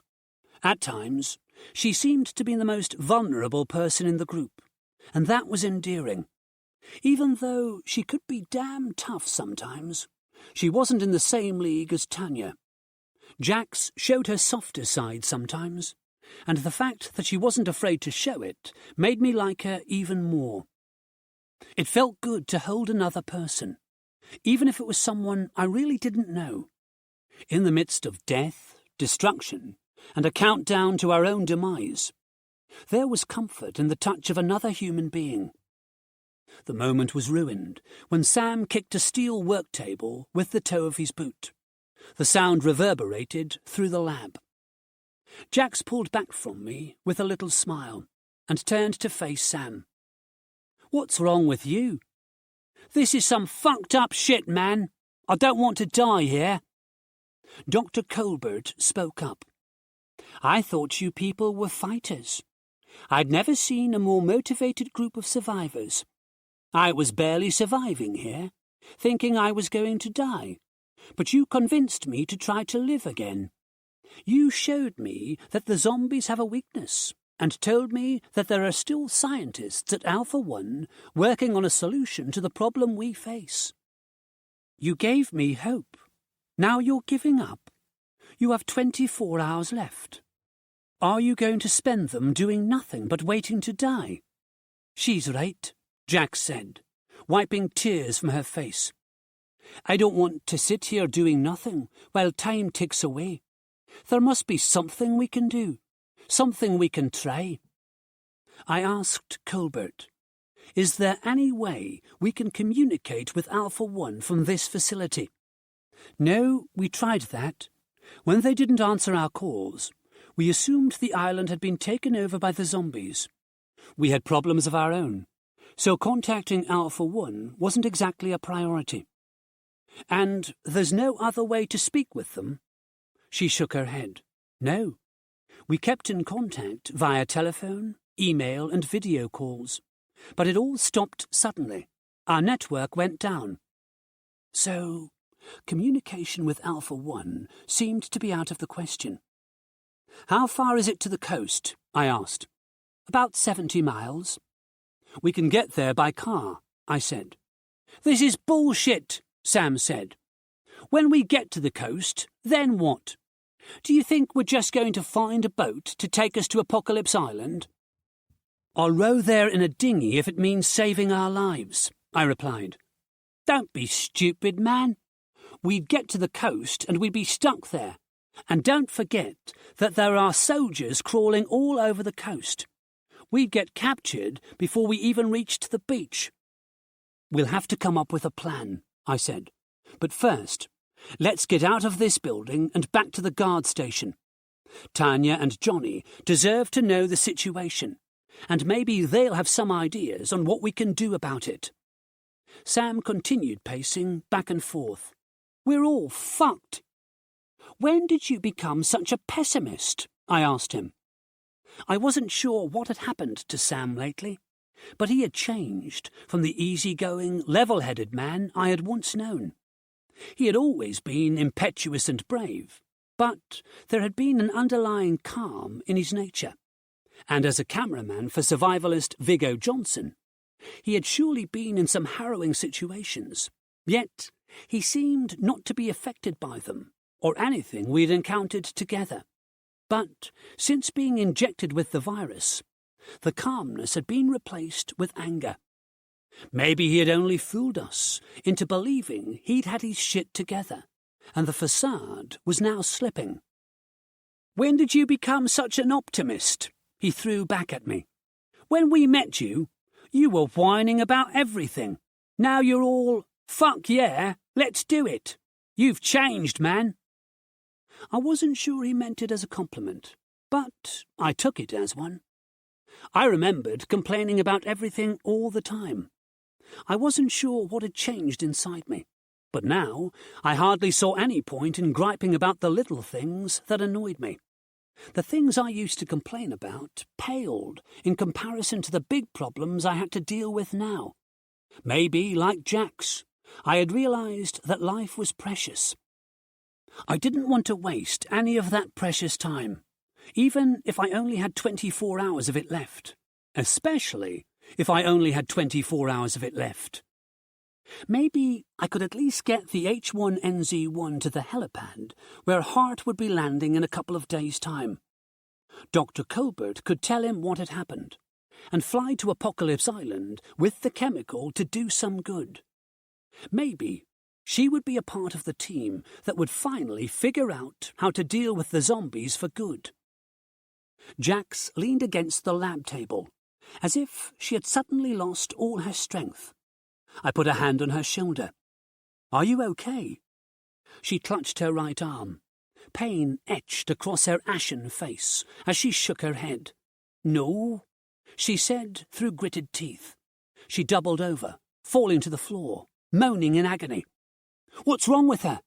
I asked Dr. Colbert desperately. She shrugged. I don't know. Maybe she's reacting badly to the virus. I'm okay, Jack said. Help me up. She took my hand, and I helped her get to her feet. She leaned on the table, breathing deeply. Beads of sweat had broken out across her forehead. I put an arm around her, but she shook it off. I'm fine, she said. I didn't know what was happening to her, but I decided that we should get out of here as soon as possible and regroup with Tanya and Johnny in the security guard station. I went to the door and looked out at the corridor. It seemed deserted. I pressed the button on the walkie-talkie.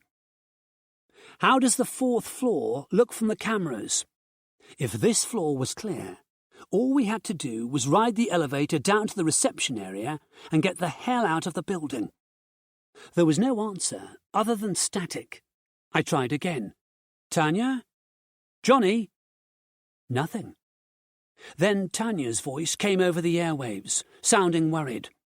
Alex, there's something.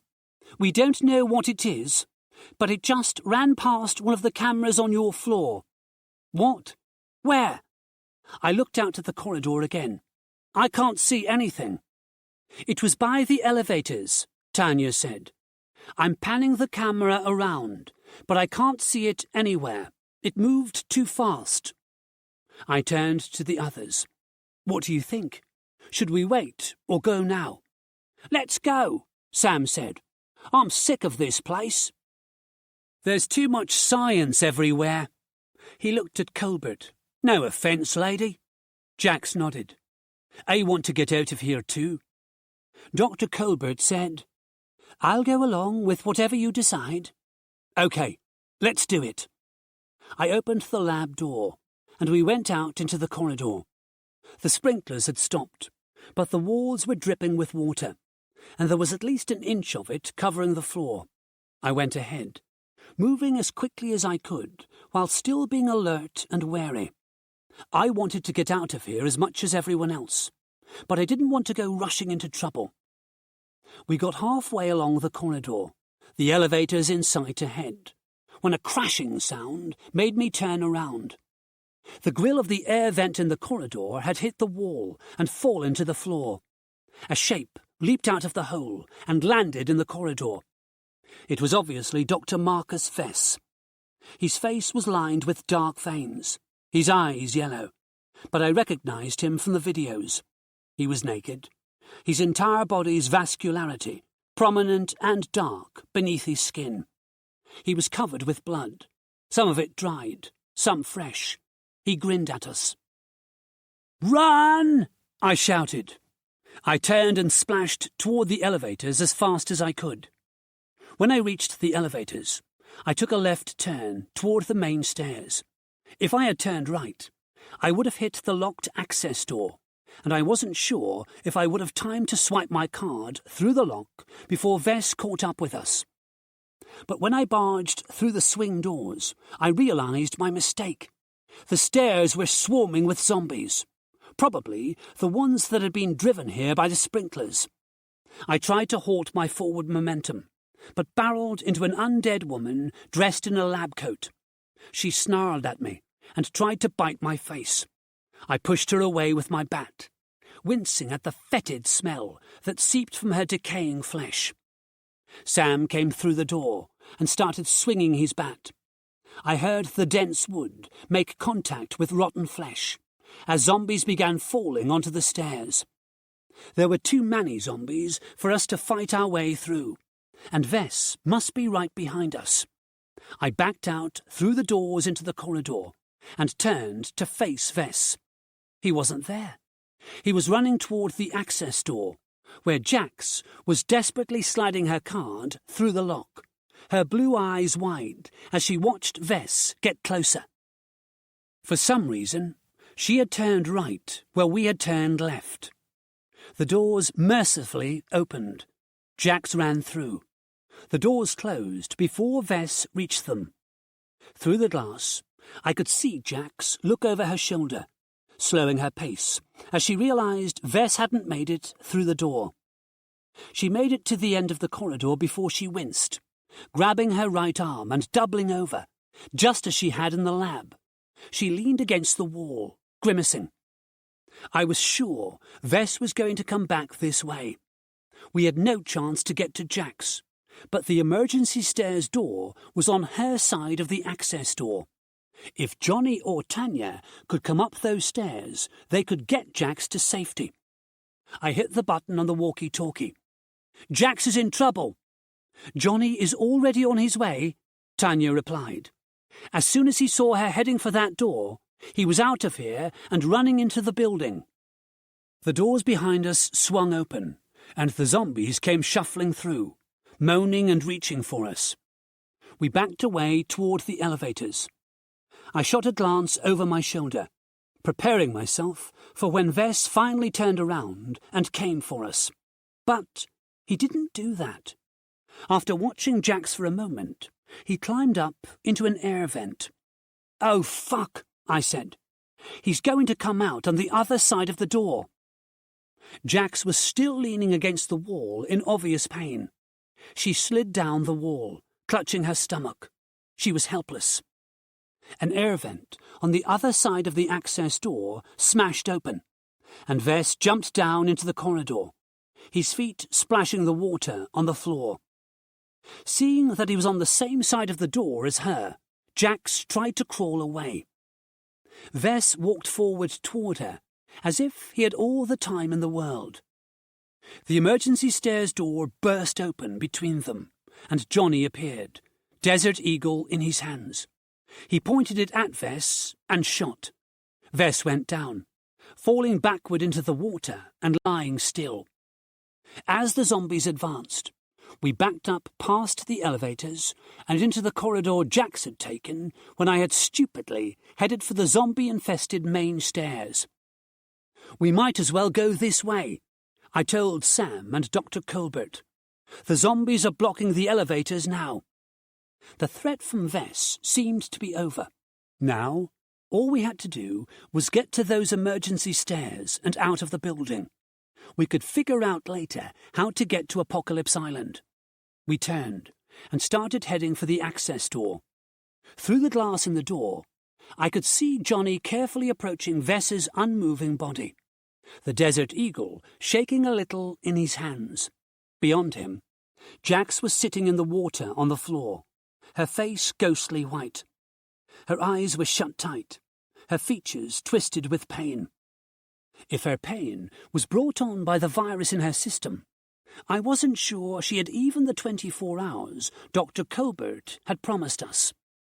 As Johnny got close to Vess, he bent over to look at the creature's face. Vess shot his arm up and grabbed Johnny around the throat, lifting him into the air. He got to his feet, still holding Johnny up above his head. I ran for the access door, pulling my Desert Eagle from its holster. My other hand dug the door card out of my pocket. Despite her pain, Jax had managed to get her gun into her hands. She lifted it and aimed at Vess, who moved a struggling Johnny into her line of fire. Jax hesitated. Vess thrust his hand into the back of Johnny's neck before pulling down viciously. Johnny's eyes went wide, his mouth falling open, as Vess tore his spine from his body. Tossing Johnny's dead body aside, Vess advanced on Jax. Obviously realizing that shooting at Vess was pointless after he had dodged Johnny's bullet at close range, Jax scrambled to her feet and ran, almost slipping over on the wet floor as she turned a corner at the end of the corridor. Vess followed. "No!" I shouted as I reached the door. My hand was shaking so much that my first attempt to swipe my card through the lock failed.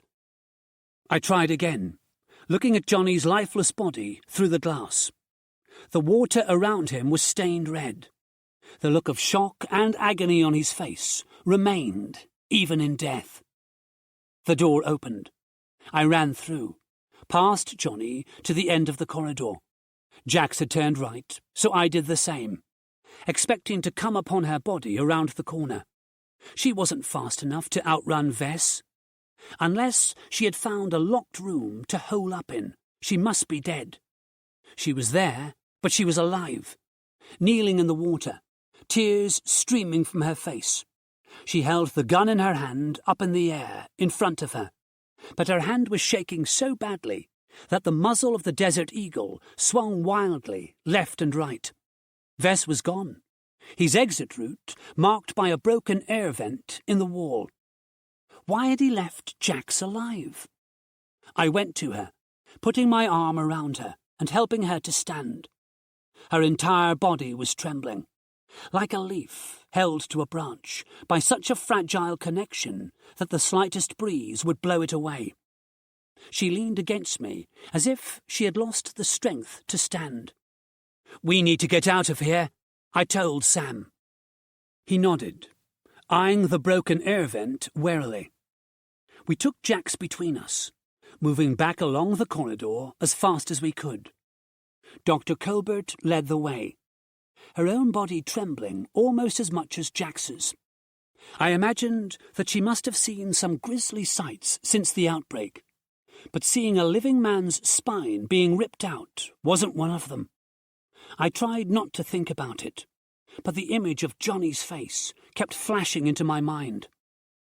We reached the emergency stairs and began to descend.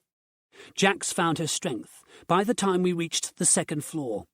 She murmured, "I'm okay," and supported herself on the metal railing as we went down to the first floor. The door opened onto a first-floor corridor that led to an access door. We went through it and into the reception area, which was still deserted. As we went through the main doors and out into the rainy night, I breathed the cool, fresh air thankfully. I had wondered, before entering the building, if I would ever leave. I had made it out alive, but we had lost Johnny Drake. His voice had lifted my spirits so many times in the past, and now I would never hear it again. Chapter 15. The rain was still coming down in force, blown into our faces by a cold wind that whistled along the edge of the building. The stars and moon were blotted out by storm clouds. As we crossed the parking lot, a flash of lightning illuminated the distant hills. A couple of seconds later, thunder rolled over the compound. Tanya opened the door to the guard station as we approached. The pool of light coming from within the little building looked warm and welcoming. After we had piled into the room, I sat by the radiator, shivering wetly in its heat. Jax dropped into one of the chairs, leaning heavily against the desk. She looked better than she had earlier, but I could see she was still fighting against some sort of pain. "I should have come to help you," Tanya said to Jax, but Johnny was determined. He ran across to the building as soon as he knew you were in trouble. His last act was a heroic one. Jax nodded. "He tried to save my life, but lost his instead. I'll never forget that." Her voice was low, her eyes locked on the floor at her feet. I wondered if she was in shock. Hell, after what we had just been through, we were all in shock. An air of solemnity descended over the room. Even Sam was quiet. I hadn't known Johnny for long, but his voice on the radio had lifted my spirits many times. Some of my best memories were of dancing to some tune or other that Johnny was playing. His rich voice, floating over the airwaves like silk, had been calm and comforting at a time when everyday living was full of stress. With the passing of Johnny Drake, we had lost a man who had done more good for the survivors of the apocalypse than anyone, simply by being there when we needed to hear a familiar voice or lose ourselves to music. I closed my eyes and leaned against the radiator, letting the heat seep into my damp clothes and hair. While Jax and Dr. Colbert brought Tanya up to date with exactly what had happened inside the building, I checked the time on my watch and put it into countdown mode, beginning at 23 hours. I wasn't sure why I did it, except that I wanted to know when my final seconds were approaching. Sam came over and sat next to me. "Hey, Alex, don't hog all the heat, man." I gave him a flat smile but said nothing. We'd had some disagreements since coming here, and I felt uneasy when he was around me. I didn't want to say the wrong thing and be on the receiving end of another gut punch. As if reading my mind, he said, "How's your stomach?" "I'll live," I said. The truth was, my stomach muscles were still sore where he had hit me. "I'm sorry about that," Sam said. I raised an eyebrow. "You're sorry that I'll live?" He grinned, and I saw the old Sam return. "Nah, I'm sorry I hit you, man. Don't worry about it." Then I decided to risk another punch and said, "We're all pissed off with this virus situation, but you seemed more pissed off than anyone. What's got you so mad?" "I can't stand having my freedom taken away from me, man. Before the shit hit the fan, when I was working as a cameraman with Vigo in the jungle or in the desert, I felt so free. Like I didn't have to answer to anyone, you know. My old man used to work for a big corporation, and his whole life revolved around his job. He was the original corporate yes man, and the company came before anything, even his wife and his sons." "Sons?" I said. "You have a brother?" He nodded. "I have two. One of them, my older brother, is in the army, stationed in the Middle East, so he's probably safe."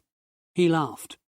"That shows how bad things are here, when being in a war zone in the Middle East is safer than being in Britain. My younger brother is a corporate man, just like dear old Dad. He works in New York, and he probably treats his family just as badly as our dad treated us. I hate all that bullshit, man. I've never gone down the route of a 9-to-5 job, and I couldn't join the army like my older brother either. I'm not good at taking orders, so I've been working freelance all my life. I probably made less money that way, but at least I was my own boss, and I didn't have to clock in. Being forced to work for the authorities doesn't sit well with me, man." "This will soon be over one way or another," I reminded him. "Yeah, we know how this is going to end, Alex. If we had stayed away from that island, we'd be on the waves right now, as free as birds." "We would," I said, "but Lucy wouldn't." "No, she wouldn't." He looked down at the floor and sadness passed over his face. "It's good that you're fighting for her. I don't really blame you for everything that's happened since we went to the island, Alex. I don't blame you for anything."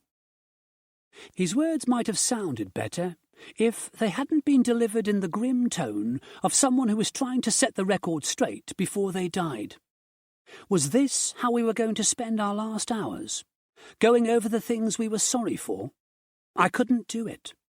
I wasn't going to sit here in this small, hot building and wait to die.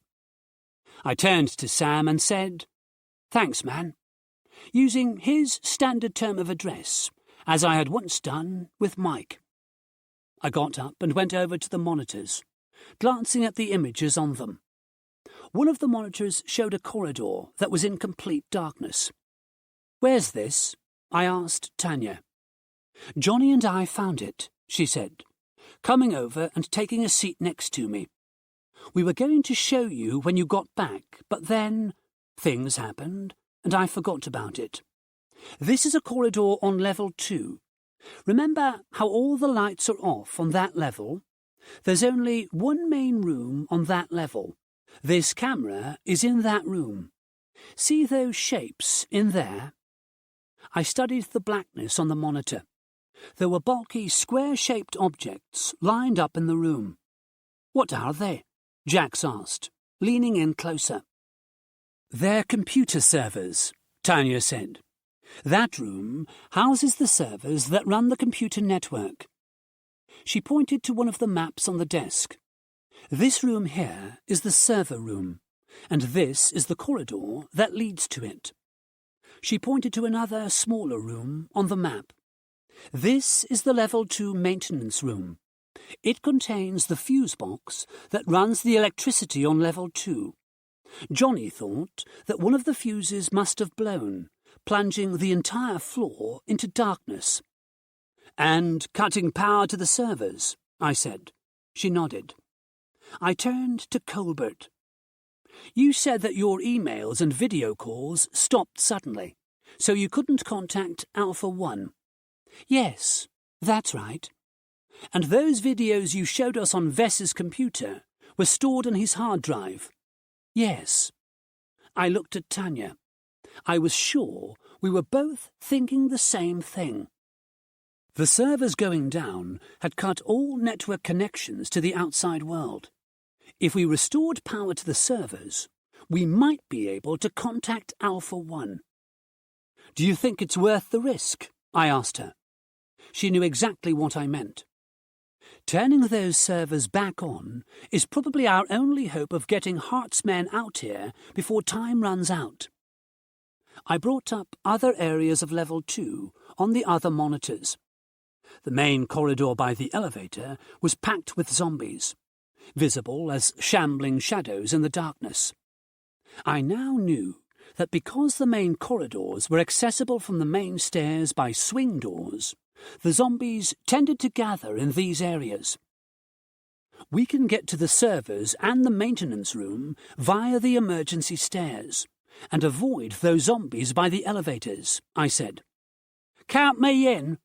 Sam got to his feet, his earlier grim mood seemingly gone. "I've always been a sucker for a life-or-death situation." "I'll go too," Tanya said.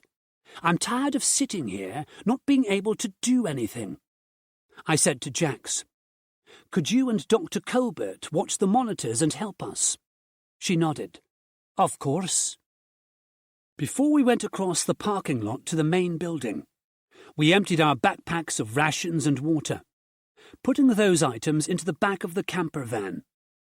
We also put all of the H1NZ1 into one pack, and loaded that into the vehicle. There was no point taking the precious chemical back into the building with us. If we didn't come back out of there, Jax and Dr. Colbert would be back at square one with no chemical. This way, if we managed to get the servers online but didn't get out alive, Alpha 1 could be contacted, and Jax and the Doctor could take the H1NZ1 to the island to save themselves and Lucy.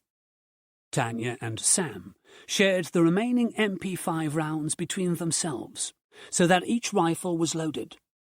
I took a freshly charged walkie-talkie from the charger in the guard station. I felt like I was in a montage from an 80s TV show, where the good guys are getting ready to face the bad guys and prepare themselves, while the soundtrack plays a synth-laden piece of inspiring music. Except this wasn't a movie. Any blood spilled in that building would be real, not fake. And the bad guys weren't actors. They were real-life monsters. "You ready?" Tanya asked me, as I clipped the fresh walkie-talkie to my backpack strap. I nodded. I was as ready as I was ever going to be. The three of us walked across the parking lot to the main building. The rain was still hammering down, splashing into puddles that had formed on the parking lot surface and pinging off the cars. Distant thunder rumbled as we reached the main door into the building. Tanya held her door card ready near the digital lock. She looked at Sam and me. "Let's do this as quickly as we can." Sam and I nodded. Tanya opened the door and we stepped inside. Chapter 16. Stepping into the quiet reception area, I felt a familiar sense of dread in my stomach. It was as if the building itself was a huge monster, and we had just willingly stepped into its mouth to be eaten. Nobody in their right mind would come in here unless they were desperate, and that was exactly what we were. Those servers on Level 2 were our only means of getting back to Apocalypse Island and being injected with the antivirus that would prevent us from losing every last shred of our humanity. I would do anything to see Lucy again, and if that meant entering this monster-infested building once more, then so be it. But that determination did nothing to quiet my fear. We crossed the reception area quickly and silently, heading through the access door that led to the emergency stairs. Tanya took the lead, with Sam behind her. I stayed behind them. They had the big guns and were cooler under pressure than I could ever be. When we got to the emergency stairs, they pushed through the doors quickly. I wanted to tell them that we should check the area ahead before we went charging up the stairs, but they were already ascending the steel steps. They seemed so eager to get this done that they had lost an edge of caution. I followed them at their pace, almost running up the steps to keep up. We were halfway between level 1 and level 2 when the first hybrid appeared above us. It had once been a woman known as Dr. Deborah Francis, according to the name badge on the lapel of its lab coat. Now it was a monster, a killing machine we had to deal with.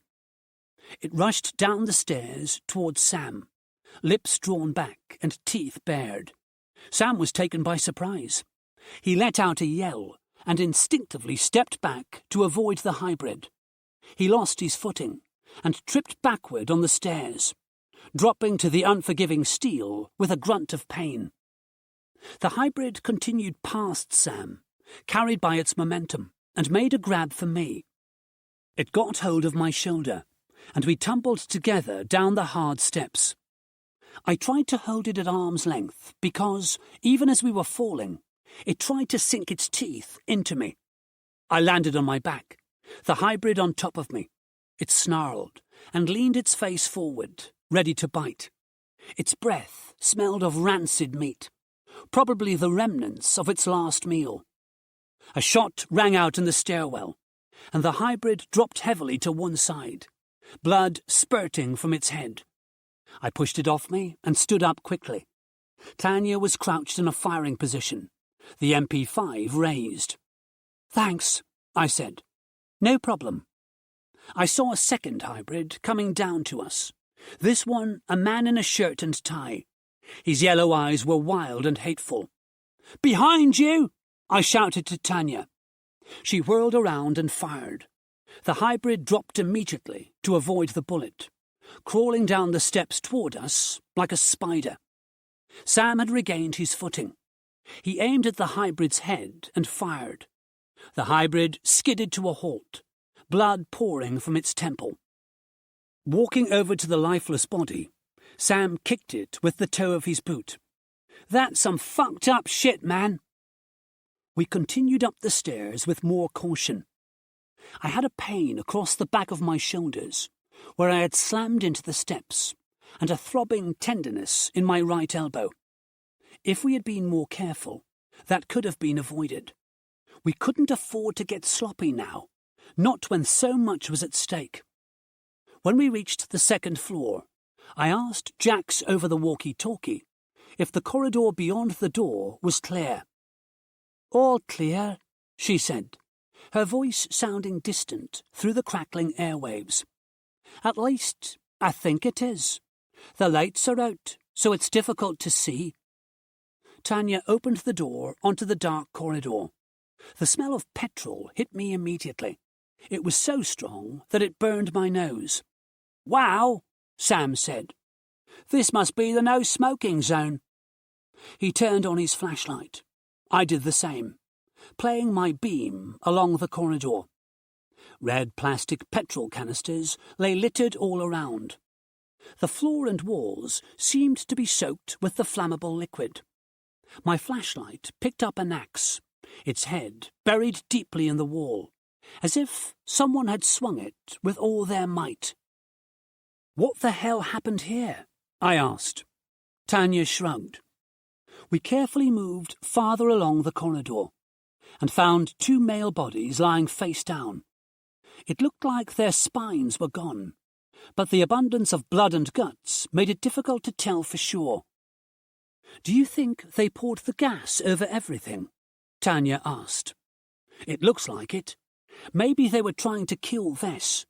If so, their plan must have gone horribly wrong." We stepped past the dead bodies and found the door marked Maintenance Room. Tanya opened the door, stepping back as I shone my flashlight inside. The room was small, barely more than a cupboard.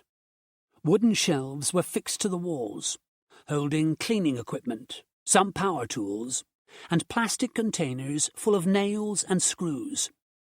The fuse box was positioned on the back wall, thick wires running from it into the wall. I inspected the row of switches. All except 2 were in the up position, indicating that they were on. The 2 in the down position were labelled server room and light circuit. It was hard to believe that by flicking these switches, we could establish communication with Alpha 1 and save our own lives. It almost seemed too simple. I flicked them both to the upward position. The overhead fluorescent lights in the corridor came on, casting stark illumination over the bloody bodies on the floor. "We should check the servers," I said. We walked quickly to the server room and opened the door. There was a hum in the room. It sounded like everything was booting up. Red, yellow, and green lights began flashing, and I could hear the whir of fans within the servers.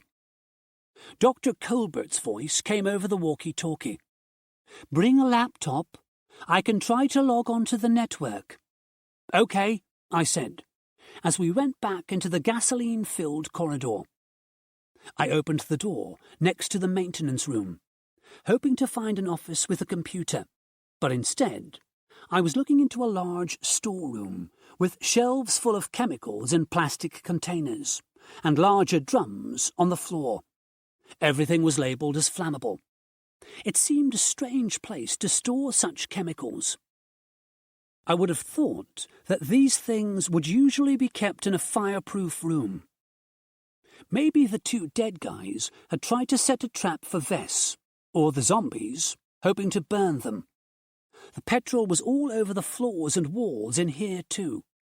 Someone had splashed it around everywhere for a purpose, and the only purpose I could see was to blow up these chemicals.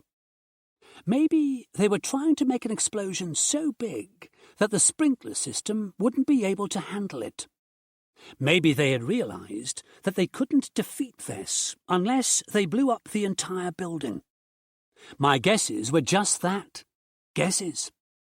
I couldn't know what had happened here in the madness that had occurred after Patient Zero had gotten loose in the building. Maybe the 2 dead guys had simply lost their minds. "We need to get off this level," I said. "The smell is going to make me puke, and we should get as far away from this stuff as possible. We can find a laptop somewhere else." Tanya and Sam nodded. As we headed back the way we had come, I heard a noise behind us that sent my fear level spiking. The crash of the metal air vent grill hitting the floor. All 3 of us spun around to face the creature that had once been a scientist, but was now a bloodthirsty monster. Vess stood facing us with a sneer on his lips. He knew we couldn't escape him. It was too far to the stairs, and he was too fast. He stepped forward, his eyes flicking from Tanya to Sam, and then to me, as if he were deciding which one of us to kill first. When those yellow eyes met mine, I felt as if Vess could see inside me, all the way to my spine. Adrenaline rushed into my system, making me panic. There was no way we were going to get away from him. I wondered if those dead men had felt the same desperation when they had decided to blow up the building. Vess took another step forward. I felt like I was frozen to the spot in the floor. Sam grabbed my shoulders and pulled me along the corridor toward the stairs. Tanya was sprinting for the door. I wanted to tell Sam that there was no point in running. Vess would catch us, no matter how fast we ran. I fished the matches out of my pocket and struck one. It flared to life with a hiss.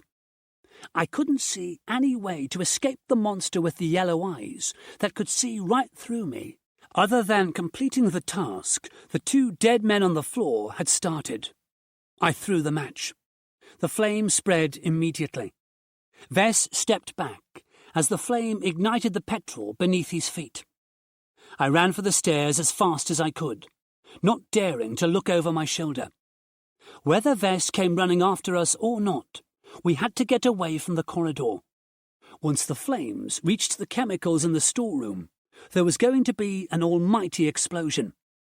I was slower than Tanya and Sam, and by the time I got through the door, they were already halfway down to the first floor. I had stumbled down the first 2 steps when the chemicals erupted. A wave of force and heat knocked me off my feet. I rolled down the steel steps and hit the wall. Staggering to my feet, I saw a bright orange glow beyond what was left of the door. Even the sprinkler system wouldn't be able to douse that fire, and if there were labs on the 2nd floor with more chemicals, things were going to get worse. Getting to my feet, I followed Tanya and Sam to the 1st floor. We sprinted across the reception area to the main door as a fire alarm began to wail. The door slid open when Tanya ran her card through the lock. We went outside into the storm. Tanya and Sam sprinted for the guard station. When I reached the parking lot, I stopped running and stood with my face turned up to the downpour. The heat wave from the explosion had singed my skin slightly, and the cool night rain had never felt so good against my face. Sam looked over his shoulder, saw me, then came back to grab me by the shoulders. "We need to get out of here," he shouted as he dragged me toward the camper van. I nodded, shook off his hands, and staggered through the storm toward the vehicle. My legs felt weak, and I was out of breath. The adrenaline rush was gone, and now I was crashing. I could feel the heat of the burning building against my back. Somewhere inside, another explosion sounded, this one ripping out the windows and sending glass crashing into the compound. Jax and Dr. Colbert appeared outside the guard station, standing in the shaft of light that angled out from the doorway as they watched the building burn. The cars in the parking lot seemed to flicker in the light from the flames. I reached the camper van and leaned against it, trying to catch my breath as I looked back at the building. Most of the 2nd floor windows were gone, a plume of dirty black smoke rising from them into the night sky. There was an acrid smell in the air, and I wondered if it might be poisonous. Those chemicals were probably dangerous. "We need to get out of here," Tanya said. Her voice was flat, unemotional. I knew what she was thinking. If she didn't want to voice her opinion yet, Sam had no problem voicing his. "Way to go, Alex! You just destroyed our last hope of survival, man!" I didn't argue with him. He was right.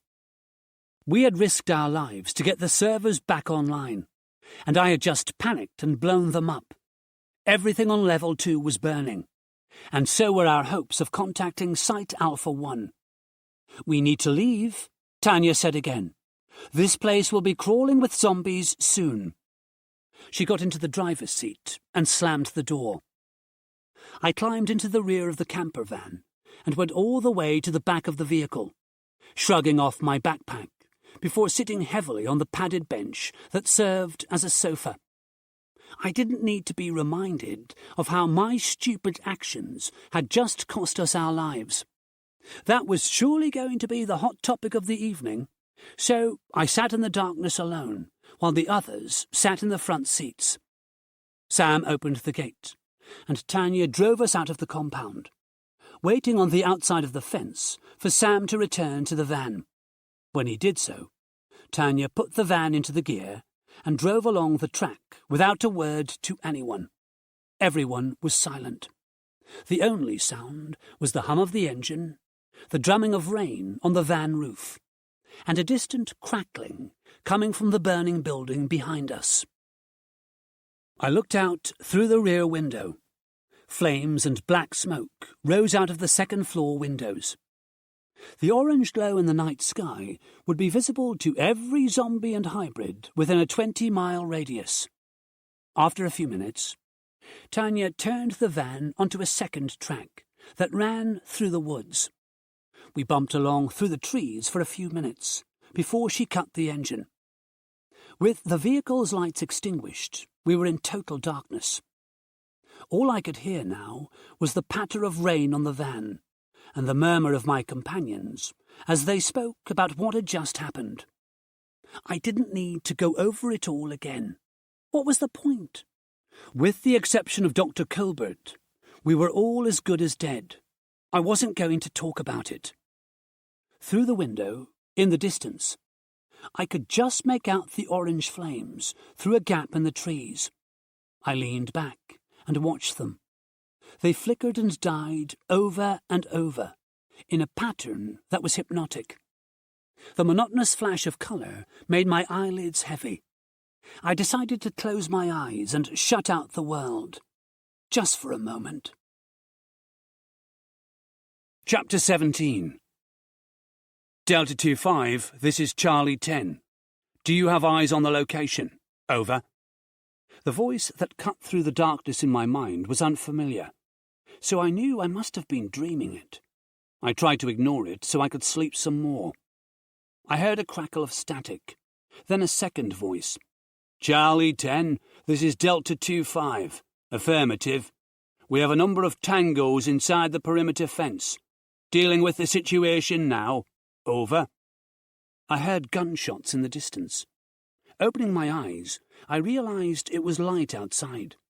The pale morning sunlight cast a flat, cool light over the woods. Mist clung to the ground in sinuous tendrils. I sat up and rubbed my eyes before checking my watch. The countdown timer showed 16:03. Only 16 hours left to live. I thought I had dreamed the gunshots, but I heard them again. My walkie-talkie, still clipped to my backpack, crackled. Tango down. I sat up on the sofa. Sam was sprawled out on the floor, covered with a blanket he must have found in the van. Tanya and Jax were in the driver and passenger seats, also under blankets, and Colbert was lying on the rear seat behind them. As I got up from the sofa, they began to stir. I went to the side window and looked out, pressing my forehead against the cold glass. Last night's storm had passed. Through the mist and trees, I could just make out the road that led to Alpha 2. Trucks and personnel carriers were rolling along that road, all painted in drab olive green. I grabbed the walkie-talkie and turned up the volume. Delta 25, this is Charlie 10. We are setting up a perimeter around the location. What's the situation there? Over. Sam sat up quickly. What the fuck is that? The army is here, I said. They must have seen the fire. That's all we need, man, the fucking army. What time is it? 6:30.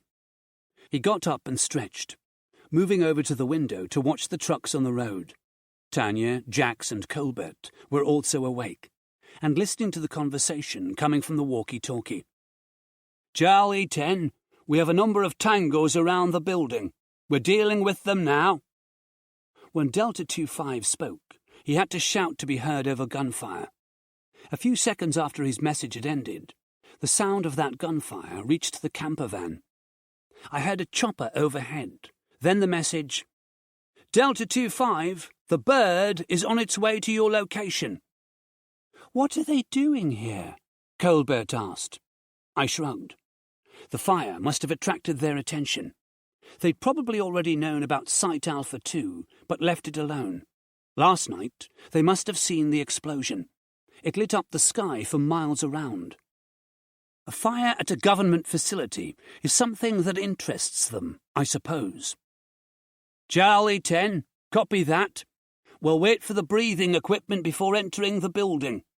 We have a visual on the bird and have marked a landing area within the compound.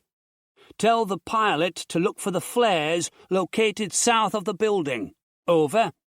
Affirmative, Delta 25. They're going inside, Jax said. I nodded. Big mistake.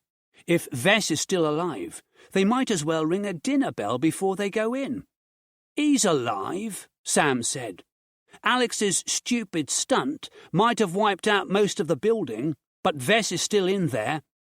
He was going to kill us, I said. I panicked. We're dead anyway, man. He stared out of the window at the misty woods. I cleared my throat. That's something we need to discuss.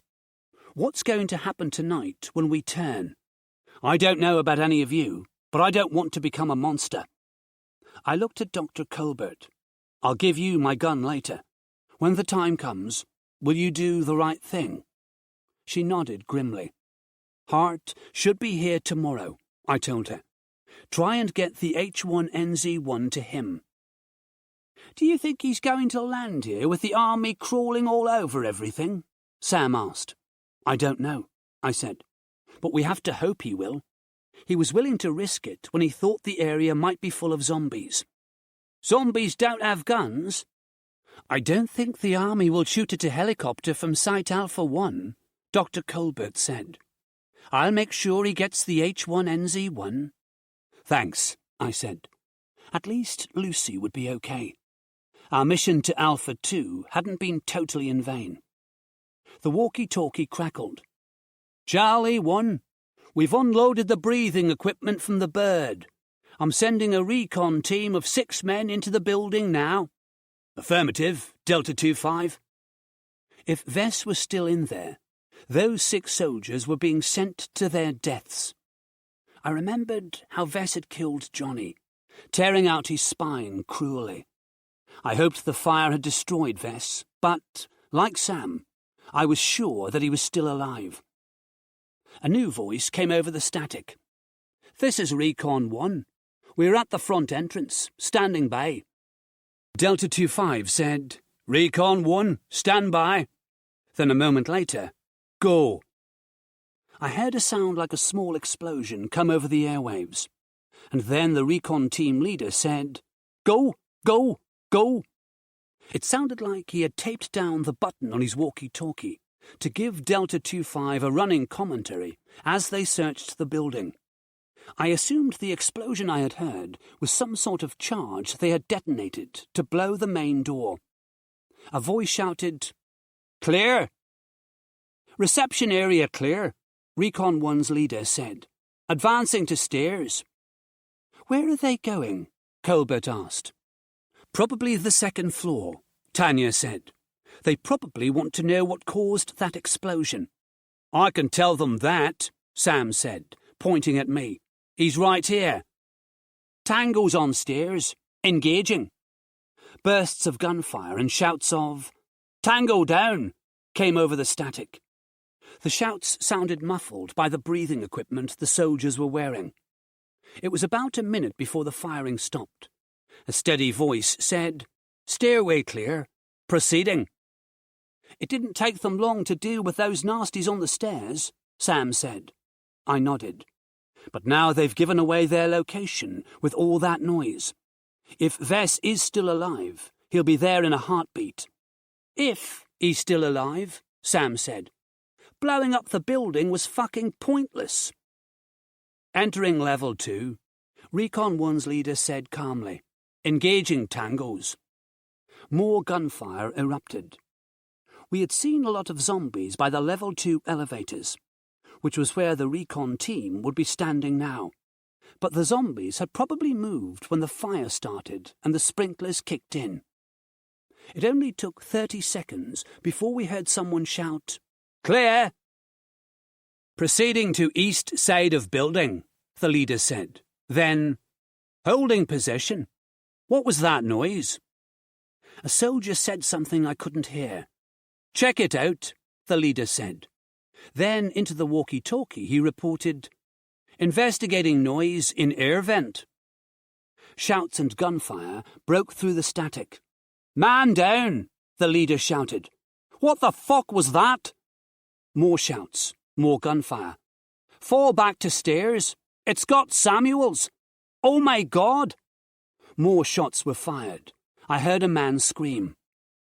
It took his spine, the leader said in disbelief. His breathing sounded loud and close, even over the poor reception of the walkie-talkie.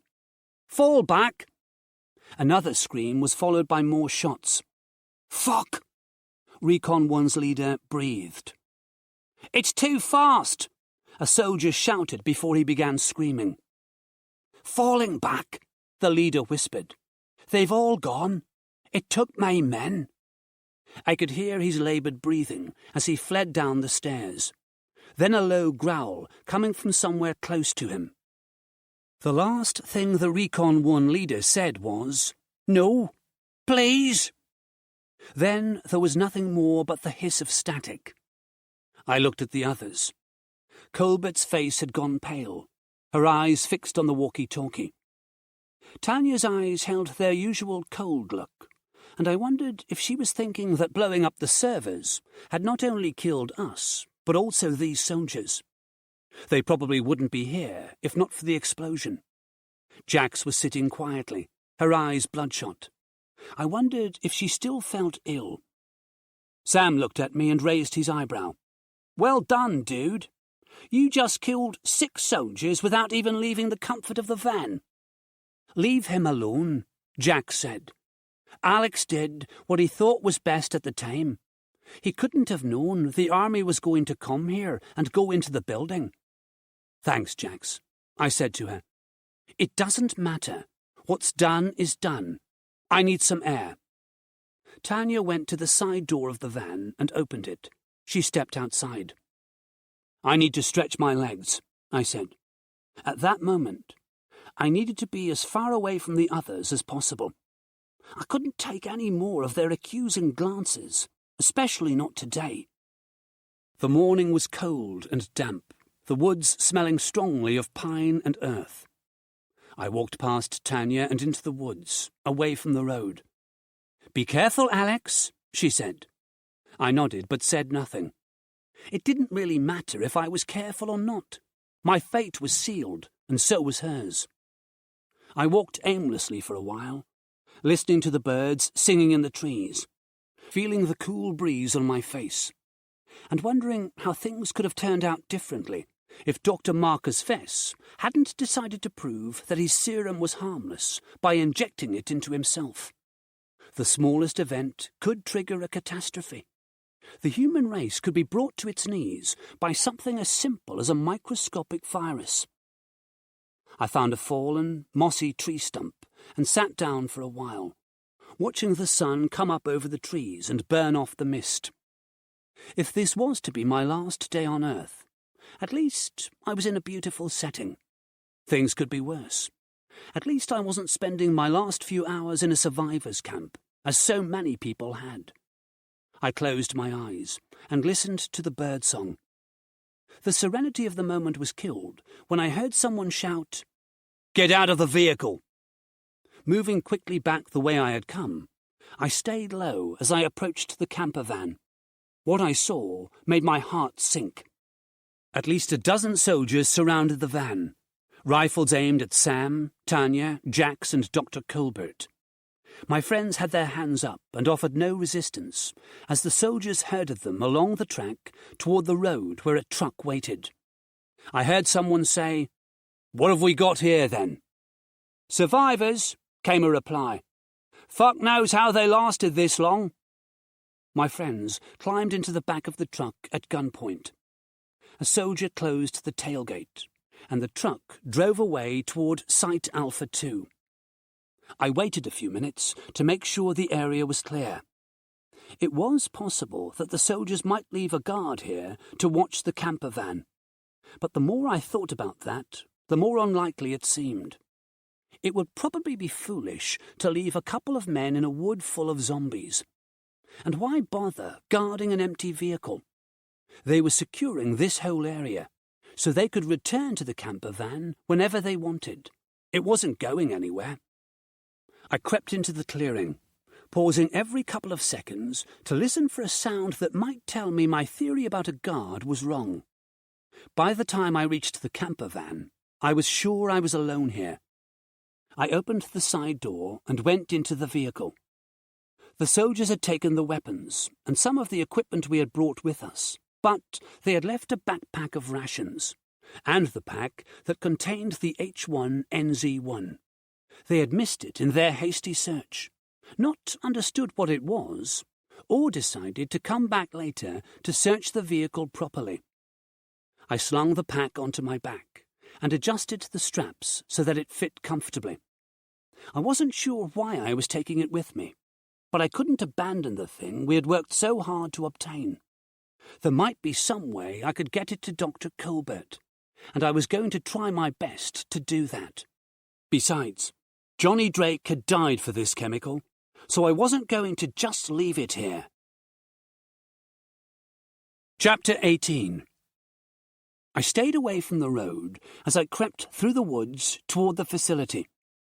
I had the Desert Eagle in my hand, but there was no way I was going to get into a shootout with soldiers.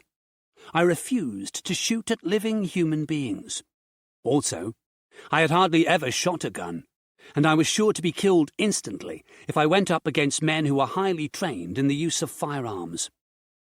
I had no idea what I was going to do once I found out where they were holding my friends, other than try to liberate them from the army's clutches.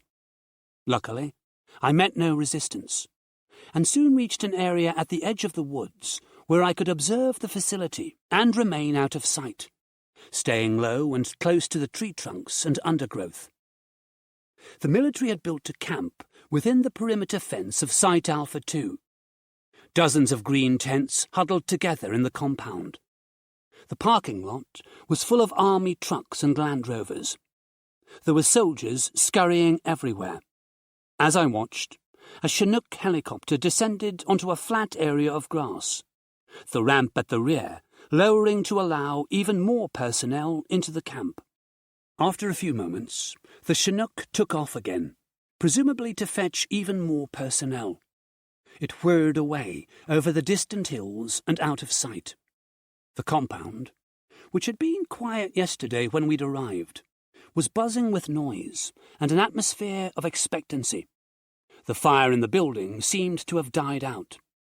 Black soot covered the outer walls above the second-floor windows, and a foul smell of burnt rubber and plastic hung in the air, but I couldn't see any flames or smoke. Teams of soldiers were being shown floor plans of the building on a large screen, the areas of interest pointed out by a large man wearing a maroon beret. I couldn't believe they were going to send more people in there after what had happened to Recon 1. Somewhere, in one of the tents, Sam, Tanya, Jax and Dr. Colbert were probably being questioned. Maybe they could warn the soldiers not to go into the building. Tell them about Vess. I laughed at that thought. Would the men in charge listen? I already knew the answer to that. There seemed to be nothing I could do to help my friends. If I tried to get into the compound, I was going to be caught. That wouldn't help anyone. I sat back against a tree trunk and checked my watch. Did any of this even matter when we had less than 14 hours left to live? If Tanya, Sam and Jax turned while being held in the camp, the soldiers were going to be sorry.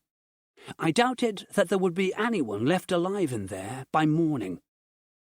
Was there anything I could do other than sit here and wait? It felt wrong to spend my last few hours sitting alone in these woods, while my friends spent theirs as prisoners of the army. I studied the compound again. Guards were posted at the gate and in the security guard station that we had occupied earlier. I wondered if they were using the camera monitors to explore the interior of the building, just as we had. How would things be different in there now that most of Level 2 had gone up in smoke? The zombies in the stairwell had probably been driven up to higher levels, or down to Level 1. Probably both. And where was Vess? Was he still roaming the air vents, or had he found refuge elsewhere? One thing was certain. With the army sending more men inside, Vess was going to have plenty of prey to hunt down and tear apart. The military presence seemed to be concentrated at the front of the building, the grassy area at the rear being deserted. With the amount of men they were flying in, they would probably have to extend the camp to that area too, eventually, but for now it was still empty of soldiers. If I could get over the fence around the back, I wouldn't have to worry about the guards at the gate. I'd have a good chance of getting into the compound undiscovered. But what would I do once I was in there? I couldn't go knocking on every tent, asking if anyone had seen my friends. I put the Desert Eagle in its holster. I had no ideas left. We had done well to get the H1NZ1, but in the end, a superior force had overwhelmed us. we couldn't fight against the army. My journey since the first day of the zombie breakout had been a harrowing one. I'd avoided army patrols, escaped from a zombie-infested lighthouse, been part of a mission to the Survivor Radio studios, and entered a secret government site to extract a chemical that would be used to create an antivirus. And I'd fallen in love. My biggest regret about ending my journey here, among these trees, was that I wasn't with Lucy. But I was still thankful that I had at least met Lucy and spent precious time with her, even if I couldn't be with her at the end. I looked down at the Desert Eagle in its holster. Should I just blow my brains out now? If I waited until I was about to turn, I might not have the will to do it.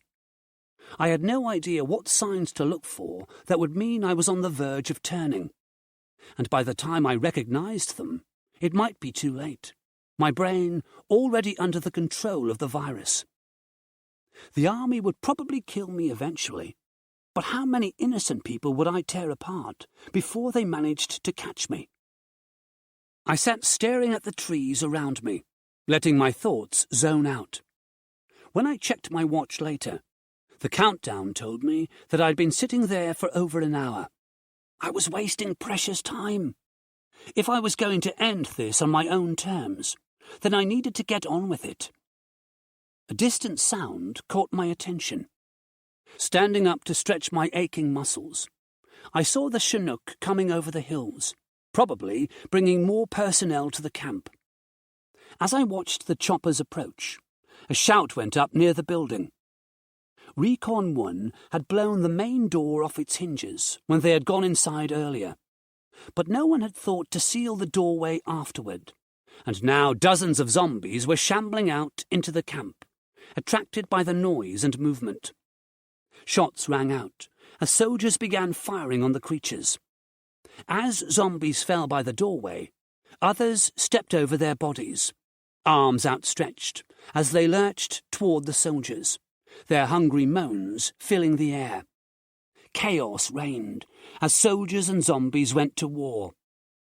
The soldiers were in possession of enough firepower to take over a small nation, but the zombies were among them, making it difficult for them to shoot without hitting other soldiers. The large number of personnel in the camp was a drawback when it came to fighting at such close quarters. Some of the soldiers, seeing the futility of fighting a large number of zombies when they were unable to fire for fear of hitting their comrades, ran for the gate. Others tried to use their weapons as clubs. Some must have thought it better to risk shooting a fellow soldier if it meant they had a chance to kill a zombie, and they fired their rifles. Soldiers and zombies dropped to the ground as shots rang out in the morning air. The Chinook had reached the compound. It hovered uncertainly above the fence for a moment, before flying to the grassy area at the back of the building, the pilot obviously deciding it was safer to land there. As it descended, I broke cover and ran for the gate, seeing an opportunity to get into the compound. The guards who had been stationed at the gate were running toward the melee in the camp to help their comrades, their posts abandoned. Sprinting past the security guard station and across the parking lot toward the grounded Chinook, I saw the rear ramp descend to drop off a group of soldiers. They ran around to the front of the building to enter the battle raging there. I crouched behind a blue Nova while they passed me. Their attention was focused on the chaos in front of them. No one even glanced in my direction. As the last soldier ran past, I sprinted for the rear of the Chinook, taking the Desert Eagle from its holster. When I got to the top of the ramp, I ran up to the open doorway that separated the cockpit from the rear of the helicopter and leaned through, pressing the muzzle of my gun against the pilot's helmet. "Get us in the air," I said. The co-pilot looked at me with a look of astonishment. "Do it," I said, "or I'll blow his fucking brains out." "Okay. Okay." They both began to flick switches on the control panel. The rear ramp lifted up and closed. "Get us up!" I demanded. They complied, taking the Chinook up until it was above the height of the building. "Now what?" the pilot asked. "What do you want us to do?" "I want you to do exactly as I say. We're going to pick up some precious cargo." Chapter 19. I told them to take us over the building to where the fight was raging. The situation on the ground had gotten worse. Bodies of soldiers and zombies were strewn everywhere. It was obvious that some of the soldiers had been shot by their colleagues, their blood staining the grass around them. The ones that had been bitten were staggering toward the gate and into the woods, muttering the words, "Leave me alone," as the virus combined with the vaccine in their blood and compelled them to seek a quiet place to turn into hybrids. Still more zombies were coming out of the building. There was such chaos in the camp that the creatures were able to get outside through the doorway without even being shot at. In the mass of olive-green uniforms and white lab coats, it was easy to spot Sam, Jax, Tanya, and Dr. Colbert. They were fleeing the fight, heading for the gate. "See those people?" I said to the pilot. The Desert Eagle still pointed at his head. "We're going to go down there and pick them up." He shook his head. "There's nowhere to land down there." I pointed at a small area near the parking lot. If we got there quickly enough, we would be there before my friends made it out of the gate. "There," I said. "Land there."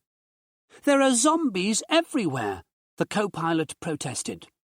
"We only need a few seconds," I said. "Now do it, or I will shoot both of you. Believe me, I've got nothing to lose." They must have detected the desperation in my voice, because they took the Chinook down to the exact spot I had indicated. The helicopter's side door was located just behind the cockpit, so I could open it while still keeping the pilot in my sights.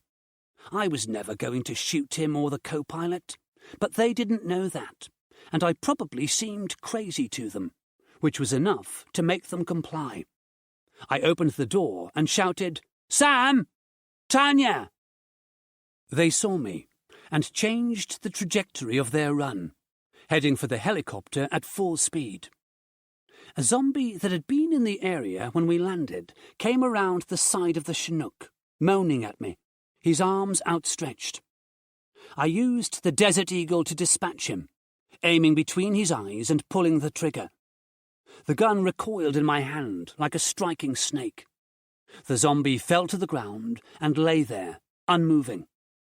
The sound of the gun spooked the pilot. He began to lift us back into the air. I whirled on him, pointing the gun at his face. "Don't you fucking take off until I tell you." He removed his hands from the controls, as if they were suddenly hot. "Okay, just stay calm." I noticed two hybrids break from the pack of shambling zombies and begin to chase Dr. Colbert and Jax. Dr. Colbert was the slowest runner, and Jax was hanging back to encourage her to move faster. The hybrids were both ex-security guards at the facility, dressed in dark uniform, but both without their caps. They had once been a dark-haired woman and a bald man with a moustache and beard. Now they were monsters. They fixed on Dr. Colbert like a pair of lions, selecting the slowest gazelle from the pack. I knew there was no point in shouting at Dr. Colbert to run faster. She already looked like she was about to collapse. She was sucking in air like crazy, her face red and sweaty.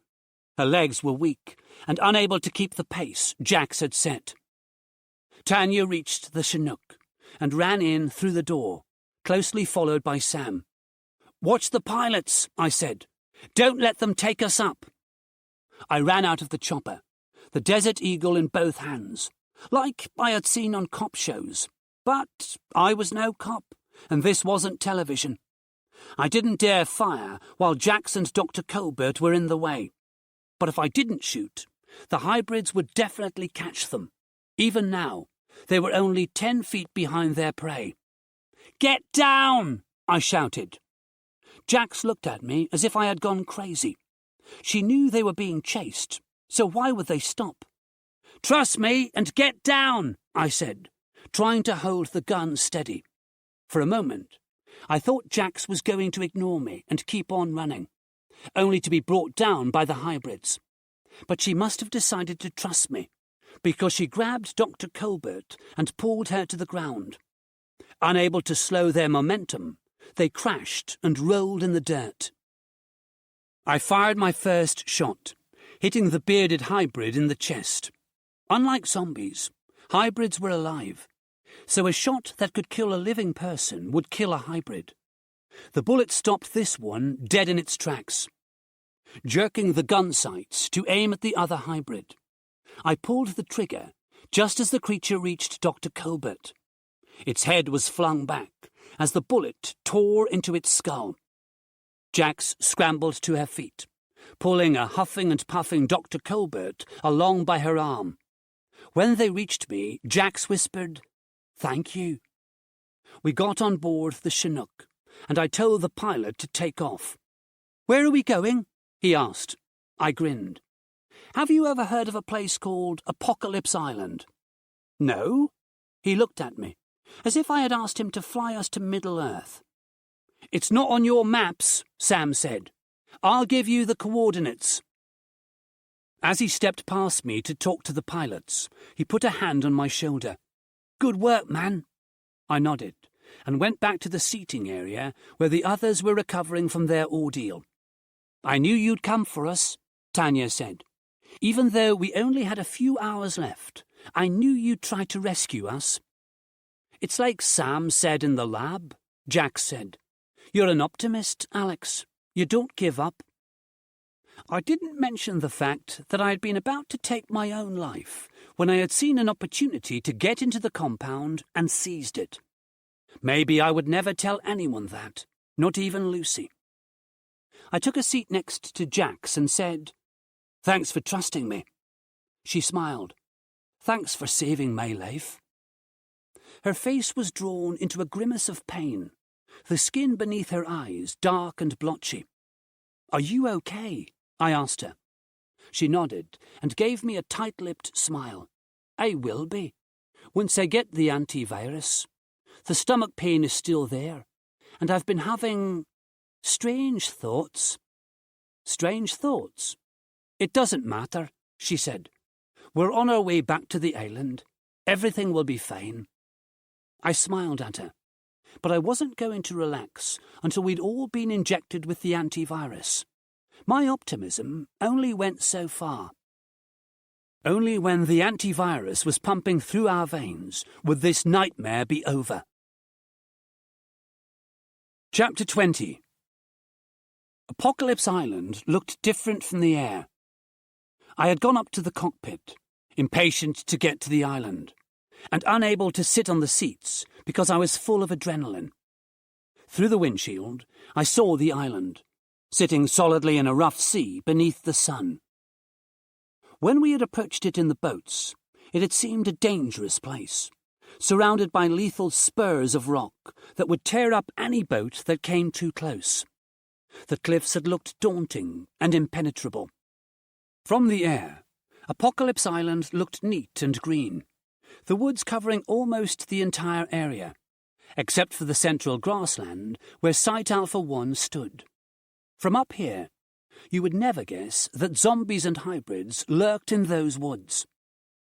Sam pointed out the area where the two Chinooks sat by the hangar. One of those choppers was supposed to come and collect us from Site Alpha 2 tomorrow. It would have been much too late by then. "Take her down over there, man," Sam told the pilot. We descended gently, the rotors kicking up dust and flattening the surrounding grass, as the pilot took us down. I opened the side door. Dr. Colbert and Jax climbed out, followed by Tanya and myself. I heard Sam say to the pilot, "Remember, man, this place doesn't exist. You were never here," before he climbed out to join us. The Chinook took to the sky, turned toward the mainland, and flew out of sight. I wondered what the pilot and co-pilot were going to tell their superiors when they returned. I was sure they'd come up with a plausible story that didn't involve being hijacked and forced to fly to a secret island. The hangar door opened, and Hart came walking out with a handful of his men. He didn't seem surprised to see us at all. He had told me before we left here that he thought we were resourceful. Our presence here now simply proved him right. "Alex," he said, standing with his hands on his hips. "You're early." "We have the H1NZ1, I said, handing him the backpack. "The scientists need to work on the antivirus right now. We don't have much time." Dr. Colbert stepped forward and explained that we only had a few hours left. She volunteered to help the scientists, some of whom she knew, to produce the antivirus. "You'll have to be isolated," Hart told us. "It's purely a precaution. Now that we know the real speed at which the pure virus works, we can't take any chances. We'll have the antivirus ready in an hour, so you won't be waiting long." We were taken to the rooms downstairs and locked in. I paced around my room, but I didn't feel anywhere near the level of anxiety I had felt the last time I was in here. Then, I had thought that I had nothing more than a slim chance of saving Lucy. Now, she was hours away from a cure. I sat in one of the chairs and folded my arms, letting my chin rest on my chest as I closed my eyes. I was tired. Stress had built up inside me over the past couple of days, and now that I had a chance to relax, my mind and body seized that opportunity by making me sleepy. My eyelids felt too heavy to keep open. My arms and legs felt as if they were made of lead, and moving them was too much effort. The sound of my own heavy breathing and footsteps in the corridor outside the door were all I could hear, and those sounds seemed to fade into the distance as I fell asleep. A loud, clanging alarm woke me. I opened my eyes and pushed the chair back from the table. Through the panel of frosted glass in the door, I could see shadows of people running in the corridor, their boots drumming on the floor. The door burst open suddenly, and 3 guards came in with rifles levelled at me. Surprised, I raised my hands. "What's going on?" Hart entered the room, accompanied by the same scientist who had injected me with the pure virus. "He looks okay, sir," one of the guards said. "Yes, I can see that," Hart replied tersely. He looked angry and drained. "What's happening?" I asked him. Outside the door, guards were still running along the corridor, weapons in their hands. "Sit down," he said. "We need to inject you immediately." The scientist came forward with a syringe of clear liquid. I sat in the chair while he injected me.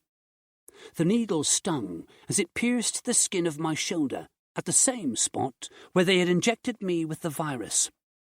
"You're now fully vaccinated," Hart said, waving the others out of the room. "That antivirus will combine with the vaccine in your blood and halt the transformation you would have gone through. You can't be turned now, no matter what happens. If you ever get bitten, you need not fear about turning into a monster." "What about Lucy?" I asked. "She'll be fine. We've administered the antivirus. It's just a matter of time before she regains consciousness and awareness. It's the same for Kate, my wife. I owe you a great deal of thanks, Alex." "What's happening out there?" I asked, pointing to the corridor beyond the door.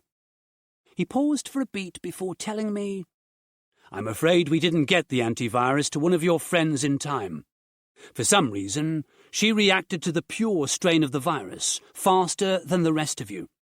"Jax," I said. "Yes," Hart said. "What happened?" "She's killed 3 of my men," he said, "ripped out their spines. And she's escaped the facility. We have teams out in the woods hunting her down." I couldn't believe it. My brain could hardly comprehend that Jax was a monster like Vess. This had to be a mistake. Surely Jax must be sitting in a room just like this one, farther along the corridor. Something else had killed those men, not Jax. "I know it's a lot to take in," Hart said, probably guessing my thoughts from the look of disbelief that must be on my face. "I'll leave you alone for a while so you can come to terms with it." "No," I said. I couldn't bear to be left alone any longer. "I want to see Lucy, right now." Chapter 21. I spent the next 4 hours sitting at Lucy's bedside in the hospital room, watching her gradually awaken. The first thing that changed was her position. She'd been curled up in the fetal position when I'd first entered the room, but she gradually straightened her body beneath the covers. Her breathing, which had been ragged, slowed to a normal pace. By the 3rd hour, she looked as if she was simply lying there taking a nap. There were no outward signs of the battle raging inside her body between the virus and the antivirus. While I waited for Lucy to wake up, I thought about Jax. In the short time I had known her, she had been a good friend. We had talked about the world before the apocalypse, and she had told me about her fears for her boyfriend's safety. She had shown me the engagement ring he had given her, and told me that she regretted not accepting his proposal. Her experience had highlighted a simple truth for me. Time is precious. Now Jax's time was done. She had become a monster, and all of the thoughts, hopes, and dreams that made Jax the person she was were gone. If Hart's men found her in the woods and killed her, they would be doing her a favour. Jax had never wanted to be a monster.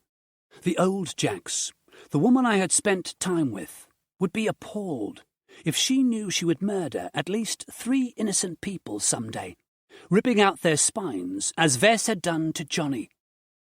I wondered how Sam and Tanya were taking the news of Jax's transformation into a monster and escape into the woods. They had known her for a long time. I guessed it was hitting them hard.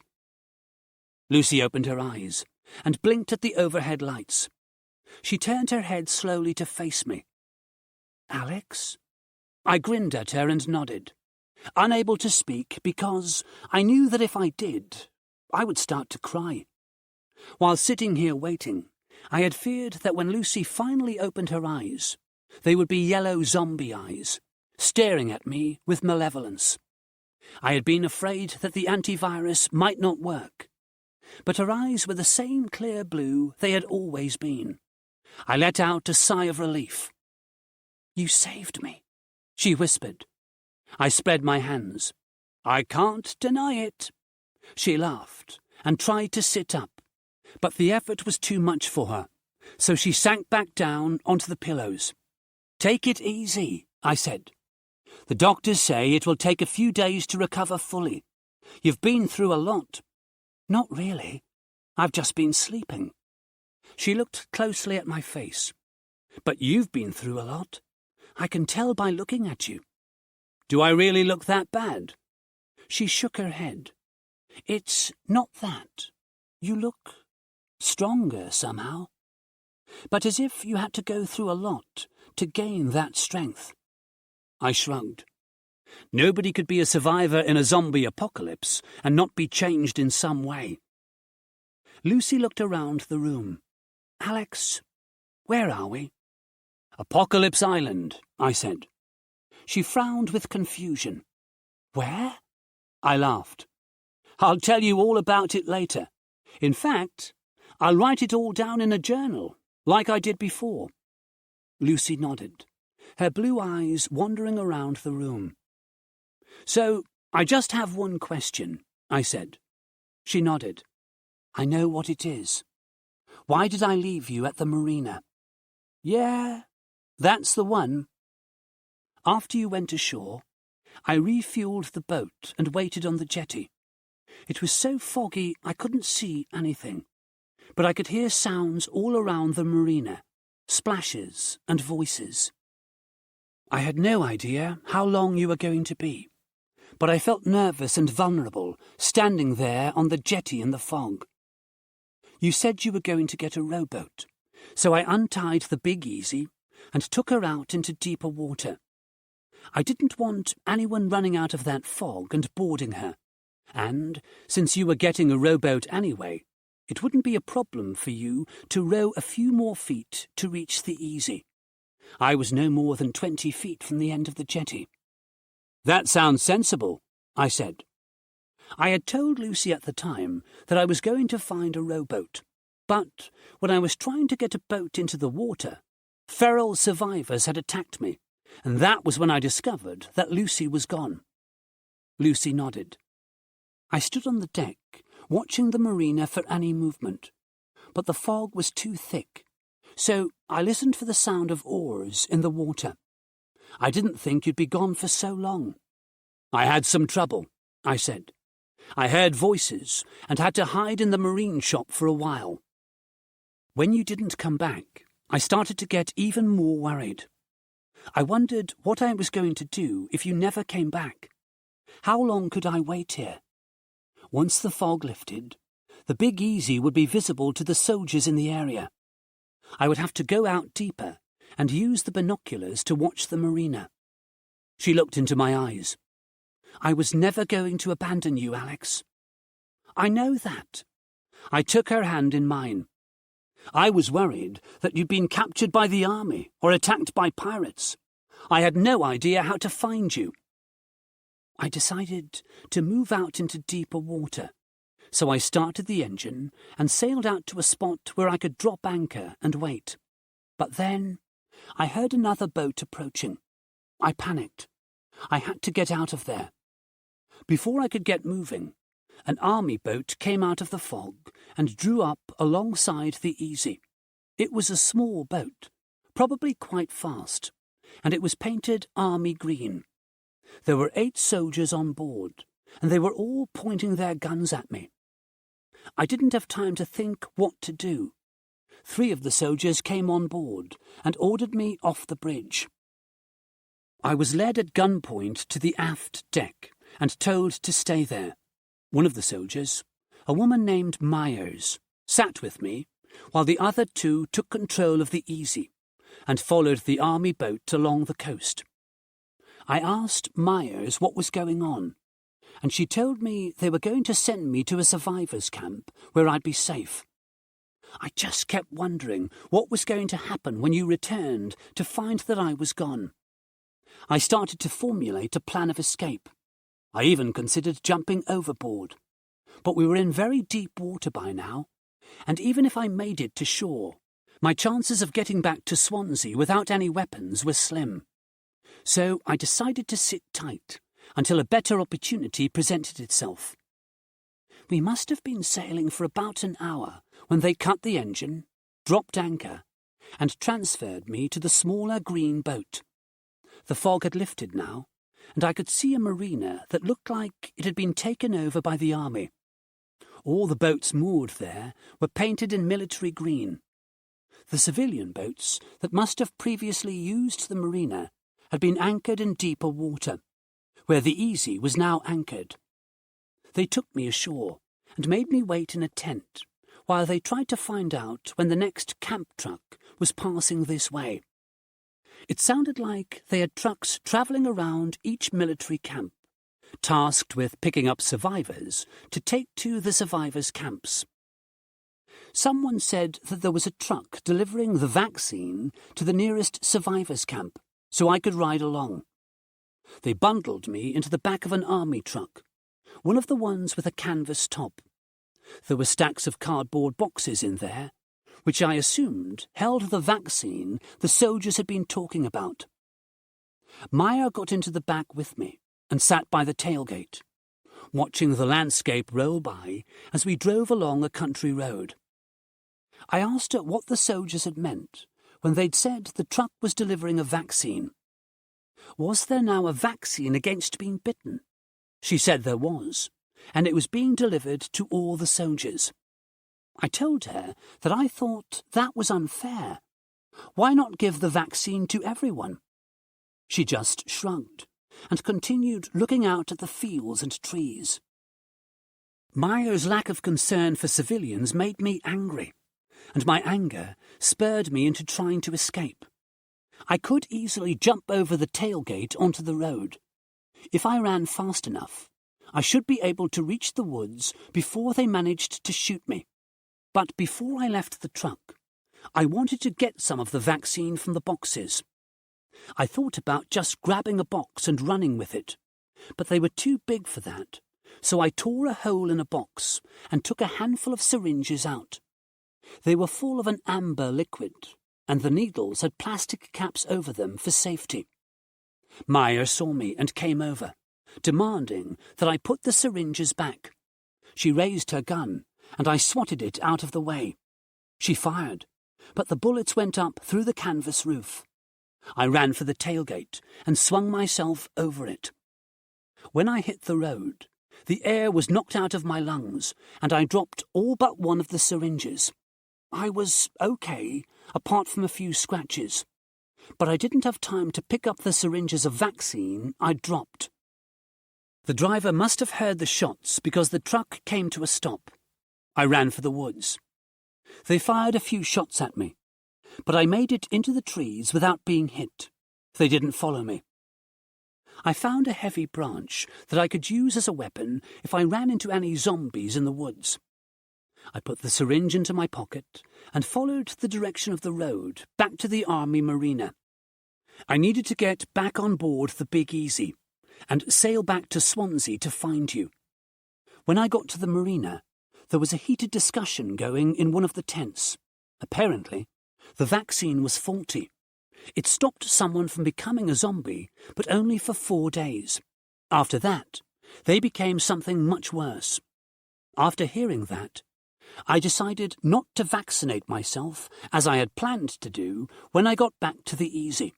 If it was faulty, what was the point? So I moved along the coast, sticking to the trees, until I found a small rowboat. I waited until nightfall, and then I rowed out to where they had anchored the Easy. I got the engines started, and sailed out of there unchallenged. It seemed the army were using all their resources to guard the marina from inland attacks by zombies, and they weren't watching the water at all. I got back to Swansea, but there was no sign of you. I spent a couple of days watching the marina through the binoculars, making sure I was in deep enough water that I could make a run for it if I saw any army boats. I put the vaccine syringe on a shelf in the storeroom, thinking we'd never need it since it was faulty, but hanging on to it anyway, just in case. I sailed north along the coast, scanning the beaches with the binoculars, in the hopes of finding you. Eventually, I didn't know what else to do, so I did nothing. I just waited on the waves, hoping that somehow you'd find me. Then, one evening, I was listening to the radio, and I heard someone talking about the zombies only being here in Britain. They said survivors should sail to mainland Europe. And then I heard your voice. I could hardly believe it. I had to pinch myself to make sure I wasn't dreaming. You told me to meet you at the lighthouse in 3 days' time, so I sailed south of that area. I didn't want to wait for you there. I still hate that place. I squeezed her hand. Me too, I said. What happened next was a really stupid move on my part, she said. I waited for 2 days just south of the lighthouse near a village. I watched the village through the binoculars, and the place seemed deserted. No people, no zombies, nothing. I assumed the army had cleared the place and taken all the villagers to a survivors' camp. Every time I looked through the binoculars over those 2 days, there was no sign of life, and no sign of danger. Something there kept drawing my attention, though. A village store. It was sitting on the main street, within easy reach of the little village harbour. And I got a crazy thought in my head. I was so looking forward to being reunited with you that I became fixated on the idea of getting a nice bottle of red wine from that store so that we could celebrate. That thought grew in my head until I couldn't get rid of it, and it looked like there would be no risk in going to the village store. So, on the day we were supposed to meet, I decided to swim ashore and get a bottle of wine. I know it sounds crazy, but the next thing I knew, I was taking the Easy into the little harbour. When she was moored, I took a baseball bat just in case and walked up the steep road that led to the main street. The shop was unlocked, so I went inside. There was a foul smell in there, but I wasn't sure if it was meat products that had gone bad or the smell of a zombie. I went quickly to the wine and selected a bottle. Why I didn't take an armful, I don't know, but my mind had become fixated on the idea of one bottle of red wine, so that was all I took. When I turned to go back to the door, I was attacked. I don't know how it had moved so quietly, but there was a zombie right in front of me. I think it had been the shopkeeper. He lunged as I was fumbling with my bat. I managed to shove the bat between his legs, tripping him. But as he went down, he bit my right thigh. I'd never felt any pain like it. I cried out and brought the bat down on his skull.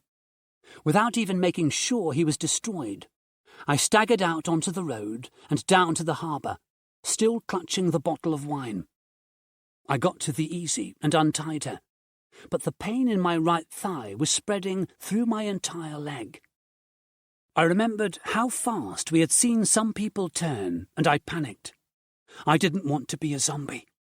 I started the engine, got the Easy on course for the lighthouse, and tied the wheel with a piece of cord.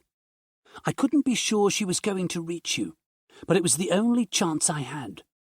I wrote you a note, telling you the time I'd been bitten.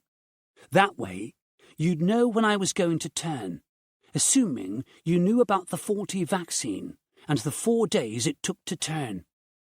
I went down to the storeroom and injected myself. I only wrote you that note so that you'd know when to kill me.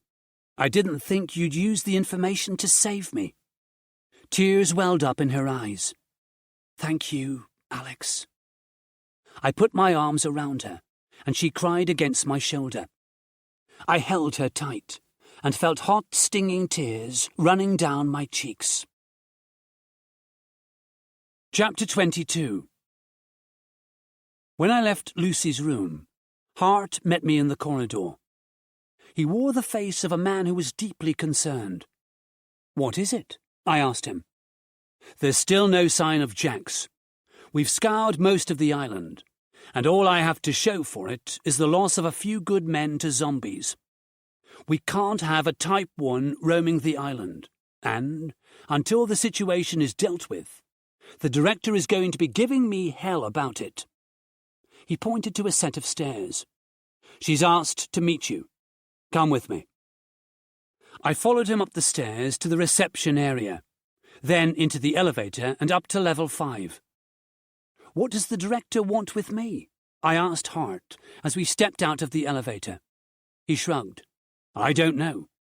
She asked me to get you, Tanya, and Sam. They're already in her office. He led me to a door and knocked on it. A woman's voice said, Enter. We went into an office that was large, but furnished in the same basic manner as the offices at Site Alpha 2. A bookshelf lined one wall, and a desk sat near the window. The main difference between this room and the ones I had been inside at Alpha 2 was a large oval meeting table. Sam and Tanya sat at the table, along with a woman in her 50s. She stood up when we entered and came over to shake my hand. You must be Alex. I'm Marilyn MacDonald, the director of this facility. Nice to meet you. We shook. She was tall and slender, and dressed for business in a dark trouser suit. Her blonde hair was pinned back, and she wore glasses.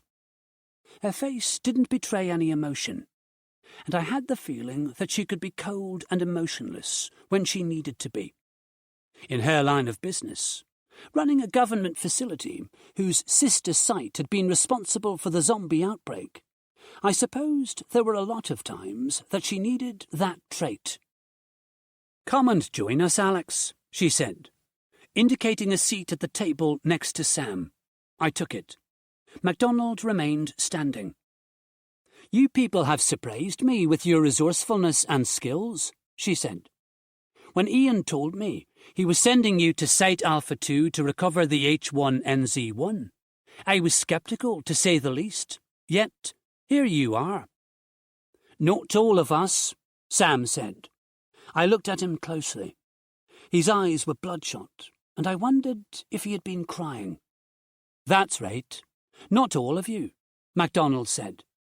"2 of your number have been lost, and that is regrettable. If it's any consolation, the chemical you brought back from Alpha 2 will enable us to save many lives. Your friends did not die in vain." It wasn't much of a consolation. I was glad that Lucy was recovering, and that there was now an antivirus. But that didn't make the loss of Johnny or Jax any easier. None of us replied to MacDonald, so she continued. "I'll come straight to the point. This facility is in a dire situation. We are now responsible for producing the antivirus that can save everyone from becoming a zombie or a hybrid. That is a huge task, yet we are trying to perform it with a skeleton staff. Once the virus is being manufactured in large quantities, we will need skilled and resourceful people, such as yourselves, to help us get it to the camps on the mainland." "The army camps, you mean?" I asked. "No, I mean the survivors' camps." Tanya leaned forward in her chair. "When you made the original vaccine, it was only being distributed to the army. Vaccinating the civilians didn't figure into your plans." "It wasn't meant to happen that way," MacDonald said. "We sent the vaccine to the mainland. How the army distributed it was up to them." "I've got a news flash for you, man," Sam said. "They kept it for themselves." "Yes, I am aware of the situation with the vaccine." MacDonald folded her arms. "As I said, that is not what we intended to happen. With the antivirus, we can do things differently if you help us. We don't have the resources to make sure the antivirus gets to the people in the survivors' camps, and I can't afford to spare the guards from the island. They have a tough enough job to do already, keeping this facility safe." "So you want us to do the job for you?" Sam said. "What are you going to inject us with this time to make sure we do your bidding?" "Nothing. We couldn't inject you, even if we wanted to. You've all received the antivirus. You can't be turned. Besides, I wouldn't have thought that would be necessary. I've looked into your backgrounds. You are the type of people who want to make a difference. You wouldn't have taken over the survivor radio station and given that message to the people if that wasn't the case. And, Alex," she said, looking at me, "you want to find your brother and parents.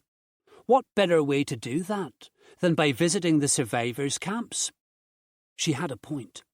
Helping her was my best chance to find Joe and my parents. Not only that, I wanted to get that antivirus into as many people as possible, so that the virus that had taken my friends could be destroyed. We needed to eradicate the zombies. "Can I take your silence to mean you'll do it?" she asked, when none of us said anything. "I'll do it," I said. "Me too," Tanya added. Sam looked at us and then at MacDonald. "I guess somebody has to make sure this is done right. Count me in, man." "Excellent." MacDonald smiled, but I couldn't detect any genuine warmth in it. "You really are good people." "We don't need your platitudes, lady," Sam said. "Just tell us what we need to do." "It will take us a few days to manufacture enough of the antivirus for the first distribution run," she said. "We'll work out the details then. In the meantime, I'll get someone to assign you rooms, and you can enjoy the few comforts our facility has to offer." "Screw that," Sam said. "I'll be sleeping on the escape." I nodded. The thought of staying here at the facility didn't appeal at all, especially when my home, the Big Easy, was so close. I wanted nothing more than to get on board with Lucy and sail out onto the waves. The atmosphere at Apocalypse Island was oppressive, and I needed to escape it. "That's fine, of course," MacDonald said. "So we'll meet again in 3 days. By then, the first batch of antivirus should be ready." She went to her desk and sat, indicating that the meeting was over. Hart led us out of the room and toward the elevators. "Good to have you working with us again," he said, as he jabbed the elevator button. "At least this time we get a choice," I said. He ignored that and said, "I'll get a team together to take you to the docks." I pointed to the Desert Eagle on my hip. "I suppose you'll want this back?" Hart shook his head. "Keep it. You're going to need it when you take that antivirus to the mainland." Tanya raised an eyebrow. "So you trust us not to sail away with your weapons?" "Of course," Hart said. "As the director said, you're good people. You'll be back here in 3 days. I'm certain of it."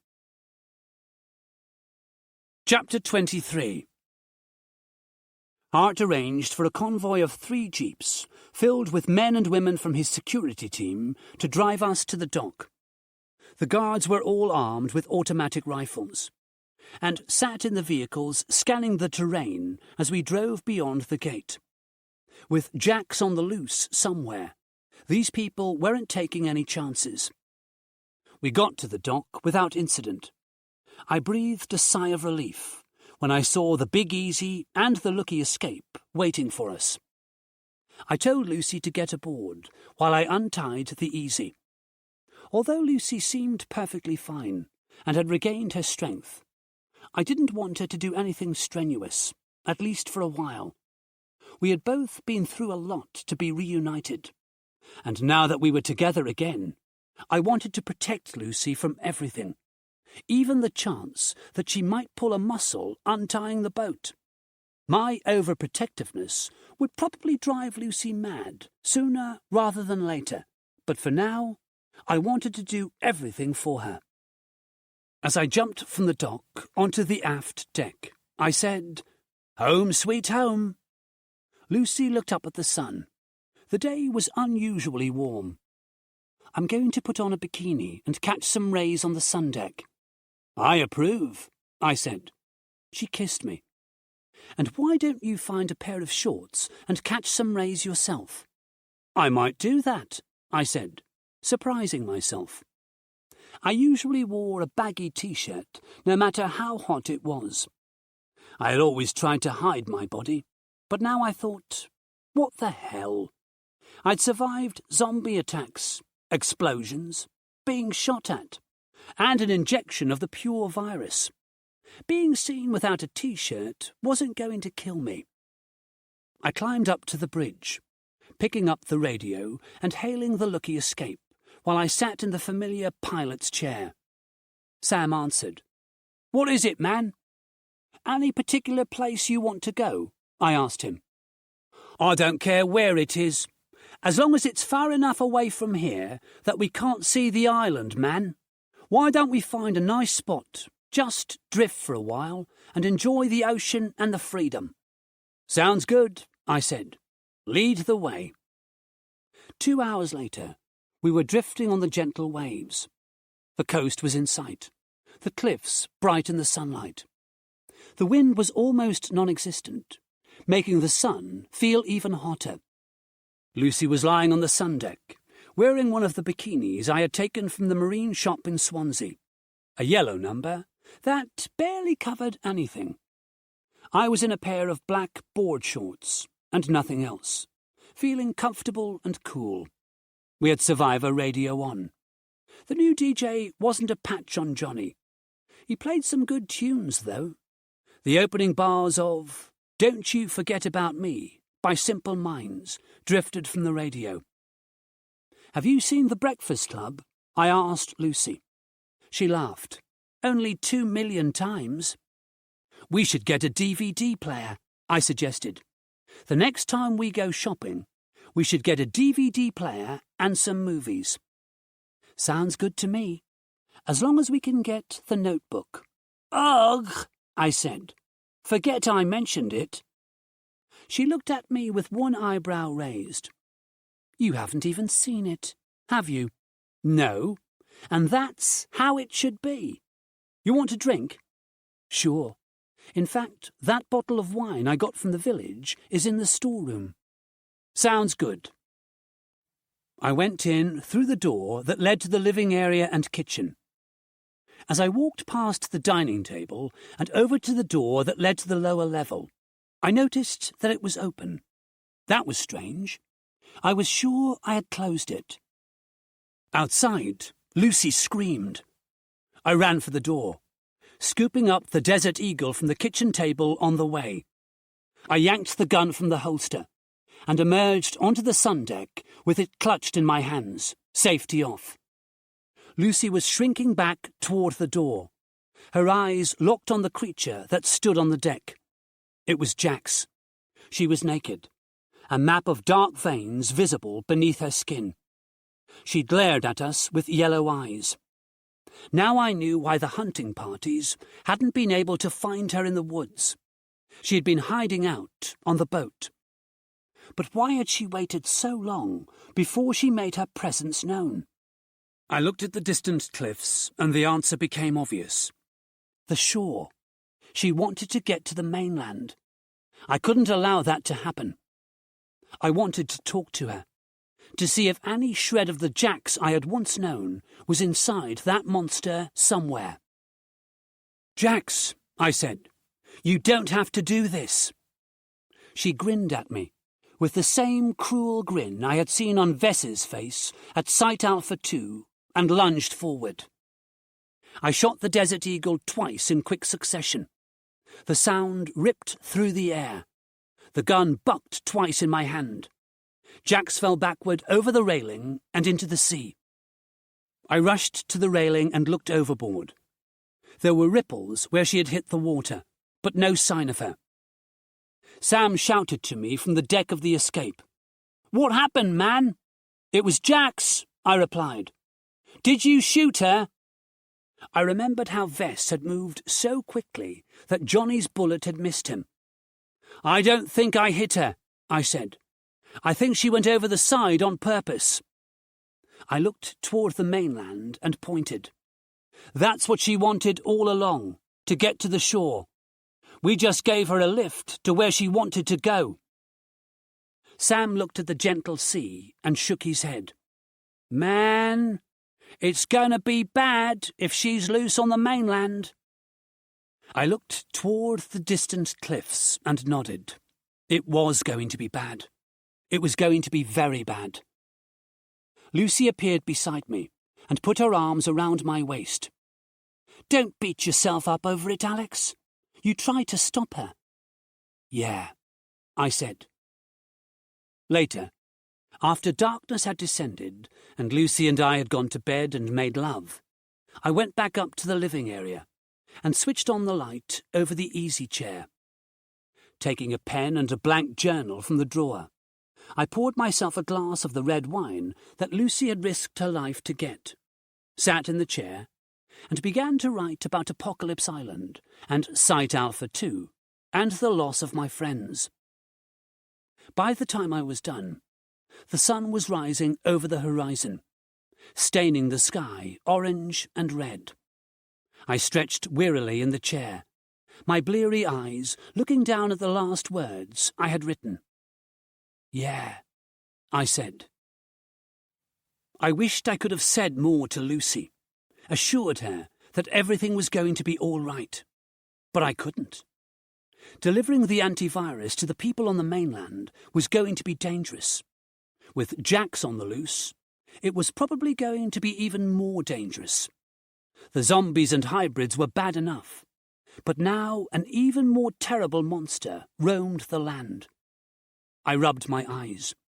I needed to get back to bed. I might as well put Jax and the other creatures out of my mind for a while, and enjoy the 3 days I had before we returned to Apocalypse Island, because these were probably the last good days I was ever going to have. I turned off the light and went to bed.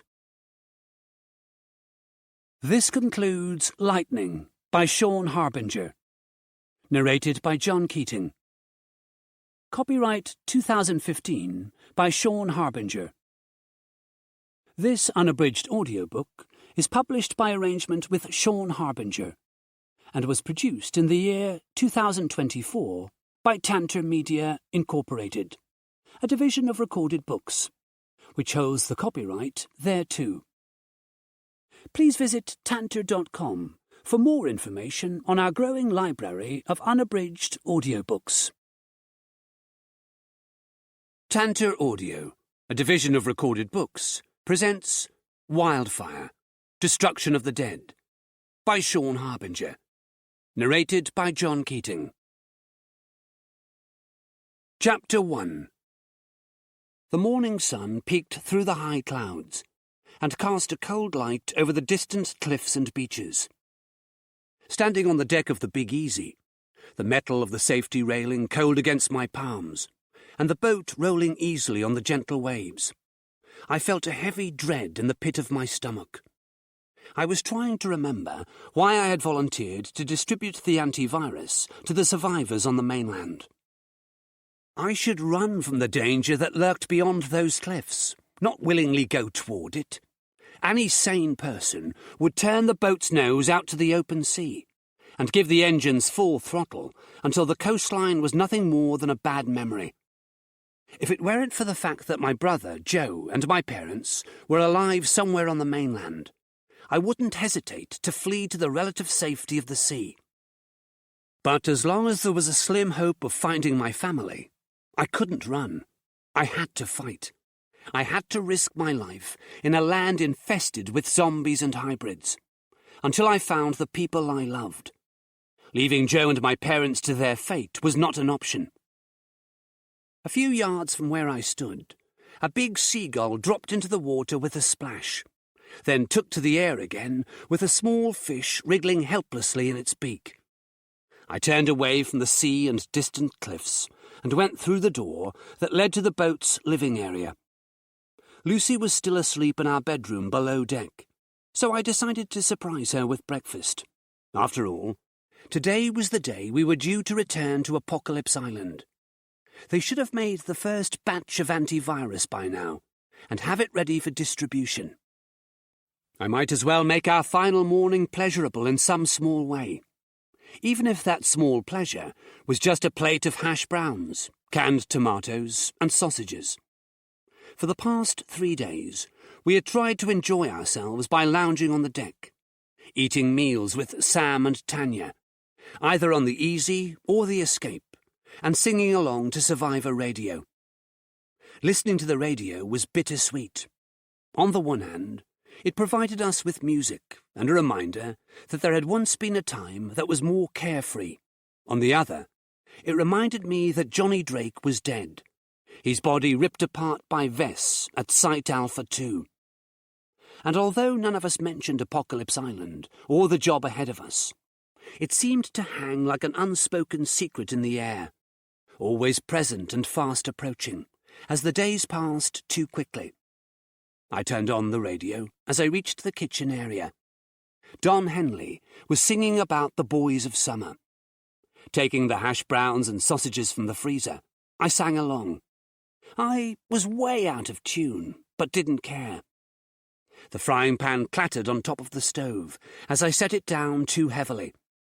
Hoping it hadn't woken Lucy because I wanted her to get as much sleep as she could, I then added a little oil and turned up the electric ring beneath the pan. When the oil was hot, I added the hash browns and sausages. They sizzled in the pan, and the smell made my mouth water. There was once a time when I would have cooked this much food just for myself, and then spent the rest of the day sitting in front of the TV, watching movies or playing games. I had fought digital zombies in The Last of Us, The Walking Dead, and DayZ. I had died many times in the games, but there had always been another life, another chance. Now I was living the harsh reality of what had once been a pleasurable pastime. There was no second chance, no reset button. The world had gone to hell, or at least this part of it had. According to Sam and Tanya, the virus hadn't reached America. If that was true, and only Britain was affected, I wondered what the rest of the world was planning to do about the situation. They must know what was happening from satellite images. Those images would show the zombie hordes, and the destruction and death they left in their wake. They would also show the military encampments, and positions that had been set up by the army as they tried to take control of the chaos. Would the foreign leaders try to help us, or would they think, to hell with it, and bombard us with nuclear weapons instead, killing everyone and everything, alive or undead, just to be safe? They couldn't risk the virus reaching their shores. If protecting themselves meant killing innocent people and turning Britain into a nuclear wasteland, I was sure they wouldn't lose much sleep over it. Lucy appeared at the doorway and waved at me. Her expression and posture as she came into the living area said that she was still sleepy. Her blonde hair was pinned up into a messy bun. She wore the oversized Sail to Your Destiny t-shirt that she sometimes slept in. As she padded barefoot across the carpet to the sofa, she said, "That smells good." "I thought we should have a good breakfast," I said, "since we don't know when we'll get a chance to eat properly again." I wanted to add, "if ever," but I restrained myself. Lucy knew as well as I did that this could be the last time we both stood here on the Big Easy. We had seen too much death to take anything for granted. She nodded and dropped onto the sofa, turning her head away from the morning light streaming in through the windows, her eyes half closed. "You okay?" I asked. "I'm just not a morning person. You know that." I did. I also knew that she'd recently been bitten by a zombie and had been in danger of turning into one of the undead. She'd been injected with the faulty vaccine and then with the new antivirus. It was understandable that she might suffer side effects from that experience. As if reading my mind, she looked over at me and said, "I'm fine, Alex. Really." She got up and came into the kitchen. "I'll make coffee." She turned on the electric kettle and began to spoon instant coffee and sugar into 2 mugs. On the radio, Dawn faded out, to be replaced by 10cc singing, "I'm Not in Love." I sighed and concentrated on the hash browns and sausages sizzling in the pan. Unlike the singers in 10cc, I was finding it difficult to deny my feelings for Lucy. I had always liked her, and she was the reason I had gone hiking in Wales with Mike and Elena. But my feelings for Lucy then were no more than a powerful physical attraction. Powerful enough to get an out-of-shape gamer geek like me onto the Welsh mountains, sure, but still only a physical attraction.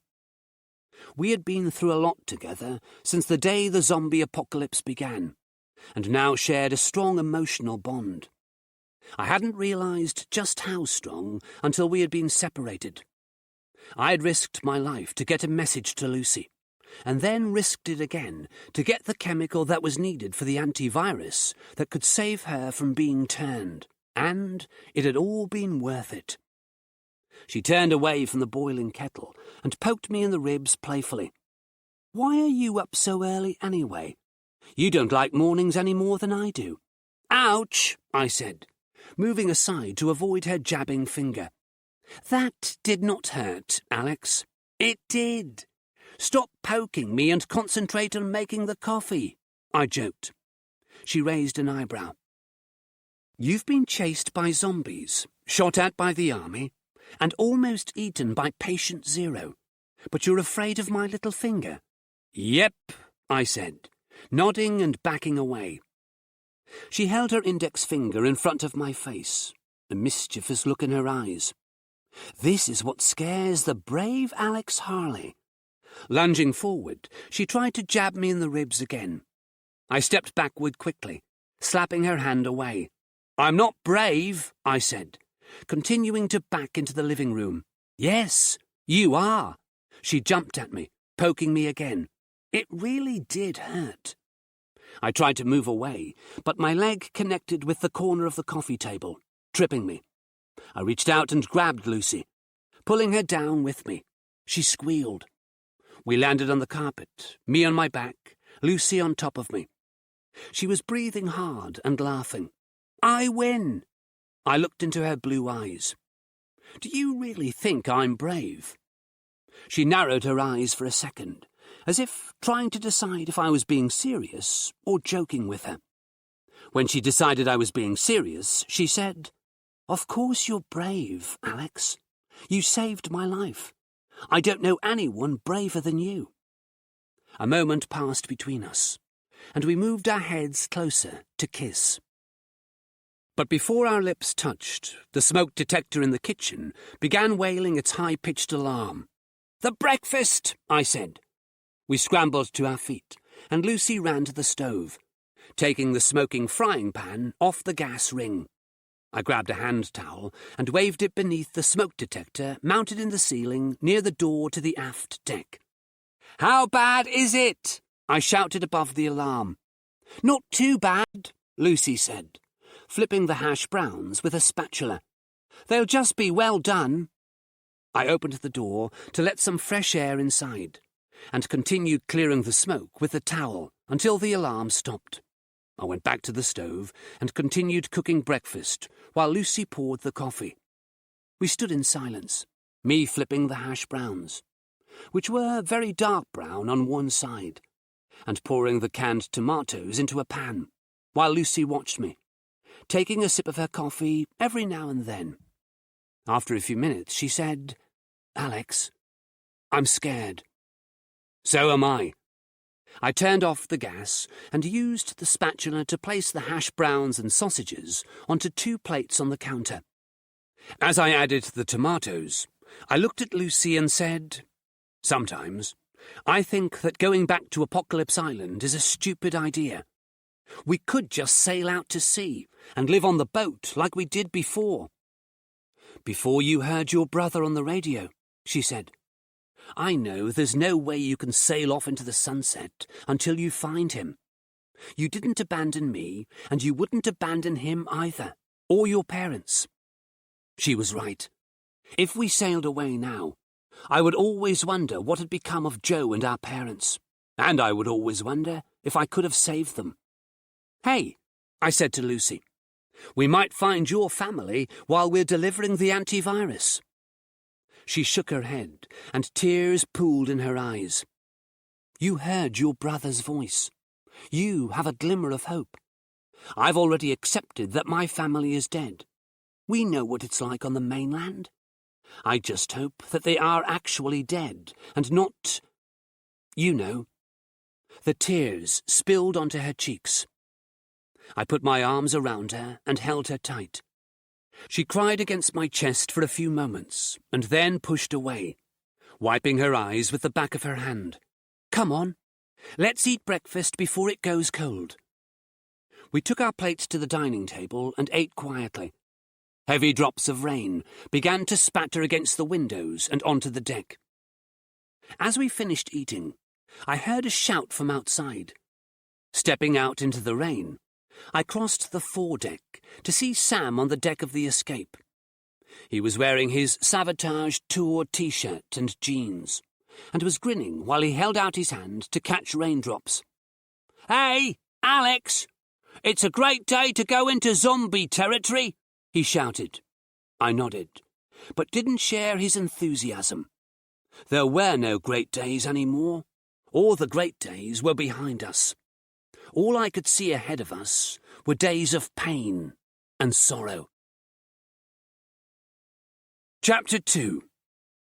An hour later, we were heading back to Apocalypse Island, sailing through the pounding rain and rough waves. I sat in the pilot's chair on the bridge, peering through the water-streaked windows at the grey sea and sky, as I followed the escape across the waves toward the island. Every now and then, I glanced at the coastline hidden in mist and drizzle. Somewhere on the mainland, Jax was loose, and probably leaving a path of destruction in her wake. For all I knew, Vess, the other Type 1, had escaped the confines of Alpha 2 and was also roaming the land. I had blamed myself for Jax's escape from the boat, but Lucy had made me see that, if not for being injected with the pure virus at Apocalypse Island, Jax would never have turned into the monster she was now. It was Hart's fault, not mine, that Jax was on the mainland wreaking havoc. And now I was going to be working for the organisation that ran Apocalypse Island. It didn't sit well with me. All my life, I had distrusted and rebelled against authority of any kind. In my shitty job before the apocalypse, I had hated the bosses simply because they controlled me. I had sold my soul for a crap wage, and they knew I needed the job to pay the rent. So they could give me the mind-numbing tasks, and I would accept them without a complaint.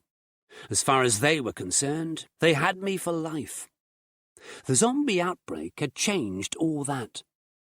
Most of the people I had worked with were probably now dead, or shuffling around with blue skin and yellow eyes, searching for prey, and I was alive. But now I was going to work for yet another company, and follow their orders, and I wasn't even getting paid. And as far as shitty tasks went, travelling through a zombie-infested country to deliver an antivirus beat anything I'd ever been asked to do in my old job. I had to remember that I was doing this for myself, so I could find my family and help the other survivors. I might be working for the scientists that had caused this mess, but I wasn't part of their organisation. Once the job was done, I was taking Lucy and my family, if they were still alive, and sailing out of here. I wouldn't look back. In the distance, beyond the escape, the dark shape of the island appeared against the backdrop of grey sky. My stomach roiled. It was all very well deciding to sail away after the job was done, but surviving that long wasn't going to be easy. Apocalypse Island loomed over us as we moored our boats alongside the others at the dock. The rain was still coming down in full force, hissing off the island's rocky cliffs and the concrete blocks that formed the dock. We were all dressed in waterproof jackets from the storeroom. They were dark blue, with the "Sail to Your Destiny" motto embroidered in small avocado green letters over the right breast. They were fine for keeping the rain out, but the waterproof fabric was noisy whenever we moved. The jackets were equipped with hoods, but we didn't use them. We needed to be alert and aware of our surroundings. Apocalypse Island was just as infested with zombies as the mainland. The four of us waited on the end of the dock. It was too dangerous to walk up the asphalt path that cut through the cliffs to the woods beyond. Sam and I had learned that lesson the last time we'd come here. "How will they know we've arrived, man?" Sam asked. "They'll see us on the cameras," Tanya said, indicating a camera bolted into the cliff face. The red light on top of the cylindrical steel body was glowing. We stood close enough to the boats that if zombies or hybrids came down that path, we should be able to cast off before they reached us. The rain bounced off the dock, the boats, and our waterproof jackets. Except for the splash of raindrops hitting the sea, there was no other sound. "Maybe there's nobody here," Lucy said softly. I knew what she was thinking. Maybe Site Alpha 1 had been overrun by zombies and hybrids. It was possible. The compound was protected by a fence, and they had Hart's security team to protect them from the nasties. But his team wasn't that big, and if an infected person got inside the perimeter fence, all hell could break loose.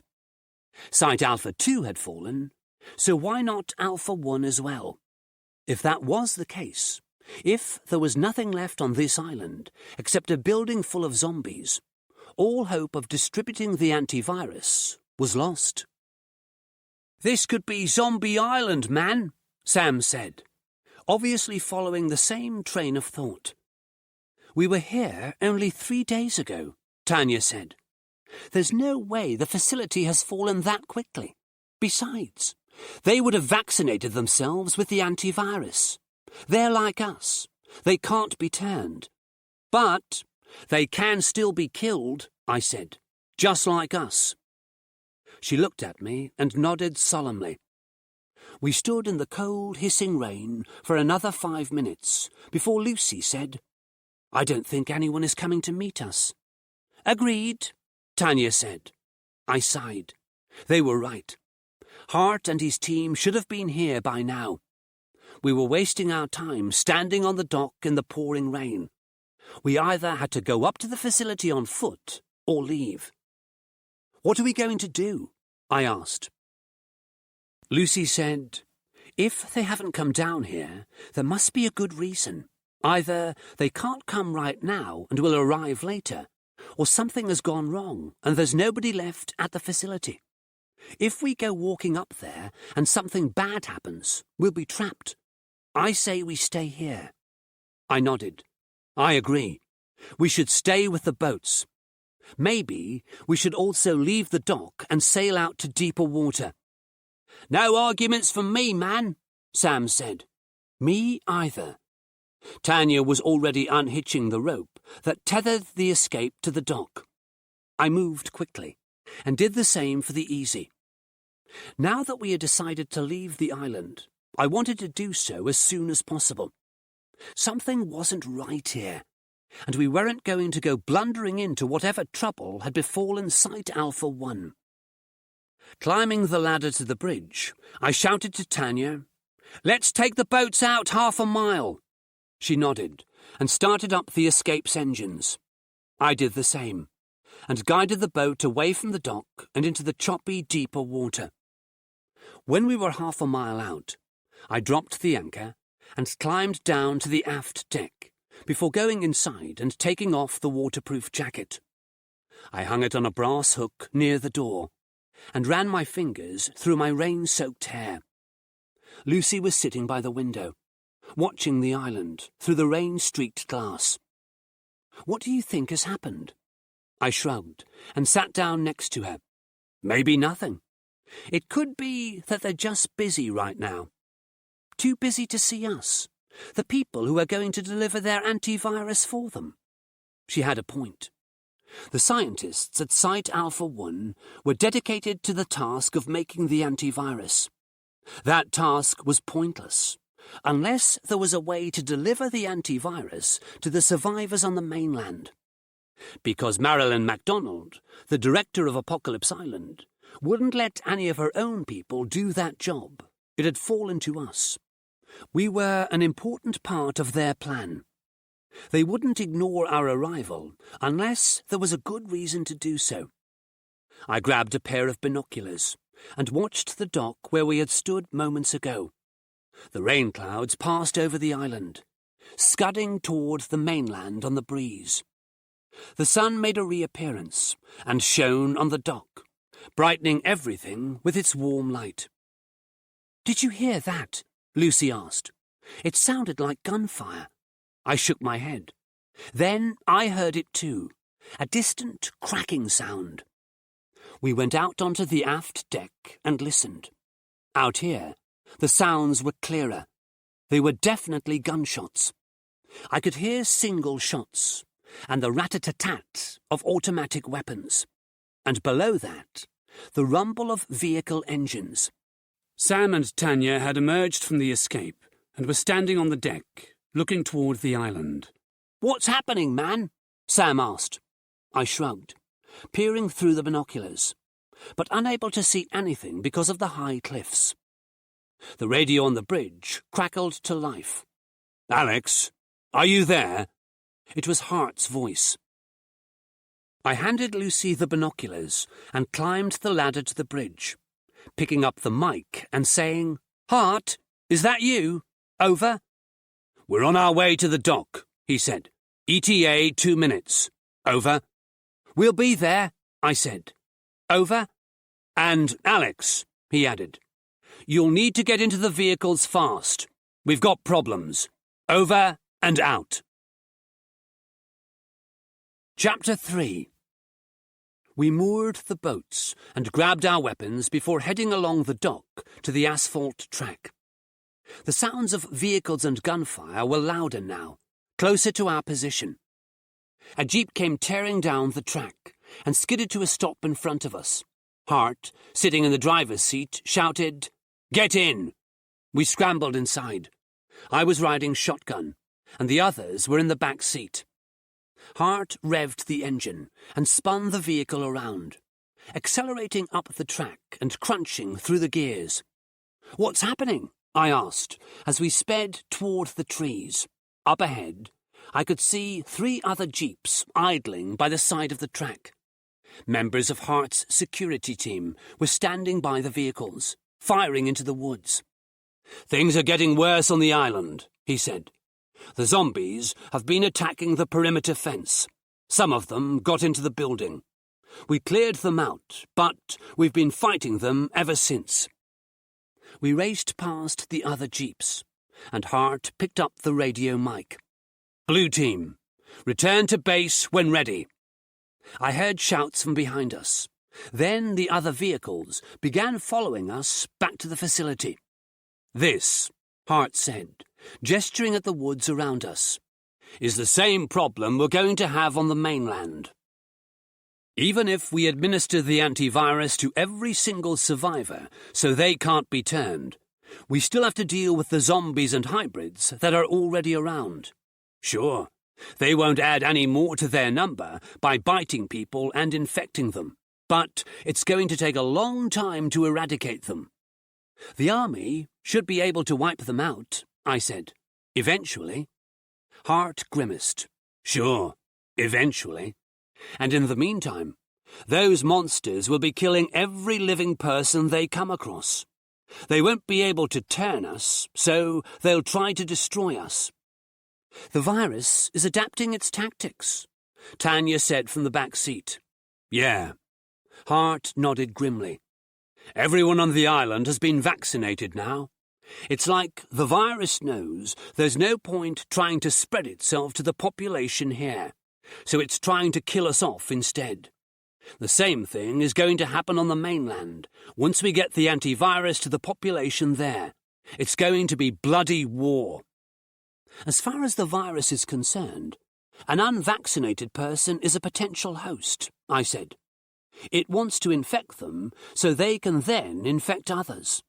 But people who can't be infected are simply an enemy, so the virus will direct its hosts to kill them. It makes sense." "Yeah," Hart said. "And then we have the hybrids that already want to kill everything. It's a shitstorm." The trees ended, and the facility came into view. I could see places where the fence had been damaged. Bodies of zombies and humans littered the ground both inside and outside the fence. "We don't even have time to clean up the dead bodies," Hart said, as we passed through the gate and into the compound. His face was grim, and I wondered how many of the dead he had known personally. We parked by the main doors and got out of the jeep. Hart swiped his access card through the digital lock, and the glass doors slid open, allowing us into the foyer. He led us to the elevator, and we rode it up to level 3, where the lecture halls were located. Hart opened a double door and gestured us inside. The lecture hall was the same one we had been in before, when we'd been briefed about Site Alpha 2. Sam, Tanya, and Lucy took seats in the front row. I sat in the row behind them. I had never been a front row type of person, and didn't feel like starting now. Besides, the last time we were in here, I had sat in the front row next to Johnny and Jax. Now Johnny was dead, and Jax was a monster. I wasn't sure if I believed in omens or not, but I couldn't bring myself to sit next to Lucy, Sam, or Tanya, just in case something bad happened to them. Stupid, I know, but I wasn't taking any chances. Hart strode up the steps that led onto the stage and stood next to the large screen there. He looked toward the back of the hall and said, "Lights, please." The lights went down and the screen flickered to life, displaying two simple words: Operation Wildfire. Chapter 4. Operation Wildfire, Hart began, has one main objective: to deliver the antivirus to as many survivors as possible on the mainland. The first phase of the operation will be to get the antivirus to military personnel. "Screw that, man," Sam said. "Yeah, screw that," I agreed. "It's the military that kept the first vaccine from the civilians. They don't get to keep this one all for themselves as well." "It isn't that simple," said a female voice from the back of the hall. I turned to see Marilyn MacDonald walking down the aisle between the seats. She was dressed impeccably in a dark blue blouse and black trousers. Her blonde hair was piled neatly on top of her head, and her makeup was perfect. Looking at her, you wouldn't know that there was a zombie apocalypse happening right now. She looked as if this was just another day at the office for her, and not a last-ditch attempt to save the country from zombies. She stepped up onto the stage and addressed us. "When we sent the first vaccine, the faulty one, it was supposed to be distributed to everyone. The army took it upon themselves to vaccinate their own personnel. All the more reason to give this vaccine to the people," Tanya said. MacDonald nodded. "In principle, I agree with you. But we have to think in practical terms. Every soldier has been vaccinated with the original faulty vaccine, and that means they are all potential hybrids.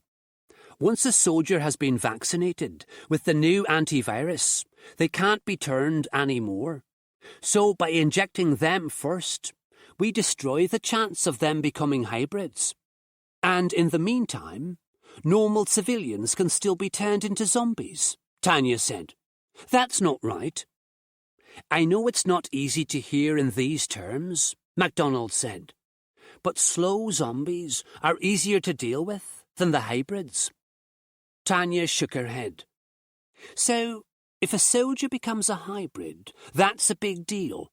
But if an innocent civilian becomes a zombie, that's not so bad, because they can be dealt with. Is that what you're saying?" MacDonald put her hands on her hips. "As I said, it's not an easy choice, but we have to perform this operation in a practical manner that will give the best chance of survival to everyone." "By saving the soldiers," Tanya said, crossing her arms and sinking into her seat as if she was sulking. "You know, this makes the most sense," MacDonald said. "Once we take the potential hybrids out of the equation, we will commence with Phase 2 of the operation and vaccinate the civilian survivors in the camps. If there are any left," Tanya muttered. MacDonald had either not heard Tanya or had chosen to ignore her. She pointed a remote at the screen, and the operation name disappeared, to be replaced with a map of Scotland and the north of England. There was a red dot near the Scottish coast labelled Apollo, and a blue dot farther south and inland, in England, labelled Prometheus. MacDonald looked at Hart and said, "Ian, would you like to explain the details of the operation?" He nodded and turned to us. "This marker here," he said, pointing to the red dot on the screen, "is the closest survivor camp to this island, Camp Apollo. It is also the only camp north of Camp Prometheus here." He pointed to the blue dot. "The military has a transport infrastructure that crosses England and Wales. So, if you can get the vaccine supplies to Camp Prometheus, they can do the rest, acting as a distribution hub for the army vehicles that travel those routes. That's how we distributed the original vaccine. Camp Apollo, however, is isolated up here in Scotland, so they will need a separate delivery. And since that camp is much closer than Prometheus, it will be your first destination. There's a harbour close to the camp. It's part of a small fishing village called Muldoon. You can anchor there and unload the supplies for Camp Apollo. Sam shifted in his seat. How are we supposed to move the stuff from the harbour to the camp, man? That's where your own ingenuity comes into play, MacDonald said. This is why we need resourceful people such as yourselves to carry out this operation. I have a question, Lucy said. Why don't you just use your helicopters to fly the vaccine to the camps? I grinned. Lucy and I had once had a conversation about The Lord of the Rings, and I had told her that it would have been simpler if the Eagles had simply flown the ring to Mount Doom so that it could be destroyed. I wondered if she was recalling that conversation now. We're grounded, Hart said. The Chinooks are virtually out of fuel, and we have no way of getting more at the moment. The only way we can get to the mainland is by boat, the same as you. We will set up an operation to go get more fuel eventually, but that isn't our priority at the moment. I wondered if the lack of fuel was real, or if it was just an excuse because MacDonald didn't want to risk her own people on this mission. So, we're supposed to find a vehicle at the village and drive the supplies to the camp, I said. At least Camp Apollo is near the coast, but Prometheus is inland. Are we supposed to drive all the way there too? Hart said, You have a choice. You could drive south to Prometheus, or take your boats south along the coast and find a place to anchor. Then, you'd need to find another vehicle to take you inland. It's about 50 miles from the coast to Camp Prometheus. How far is it if we drive from Camp Apollo? Tanya asked. Hart said, From Camp Apollo, it's 170 miles south to Prometheus. That's suicide, I said. There's no way we'd be able to drive that far without coming up against hordes of zombies. There must be towns and cities all along that route. There are, MacDonald said. So we take the boats, I said. It's a no-brainer. We anchor somewhere along the coast, find a vehicle, and drive the 50 miles inland to Prometheus.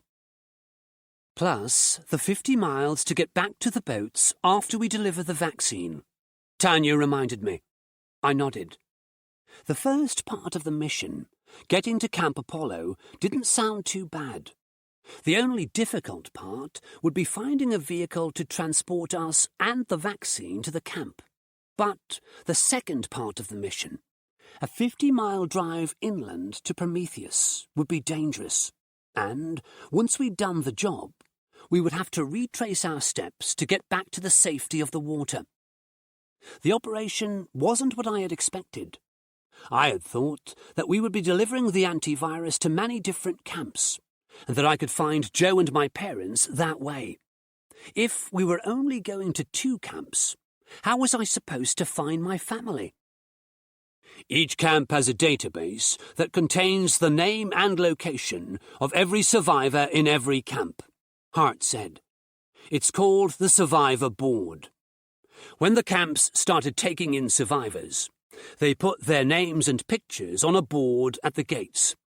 I think it was to encourage other survivors to enter the camp, especially if their families or loved ones were inside.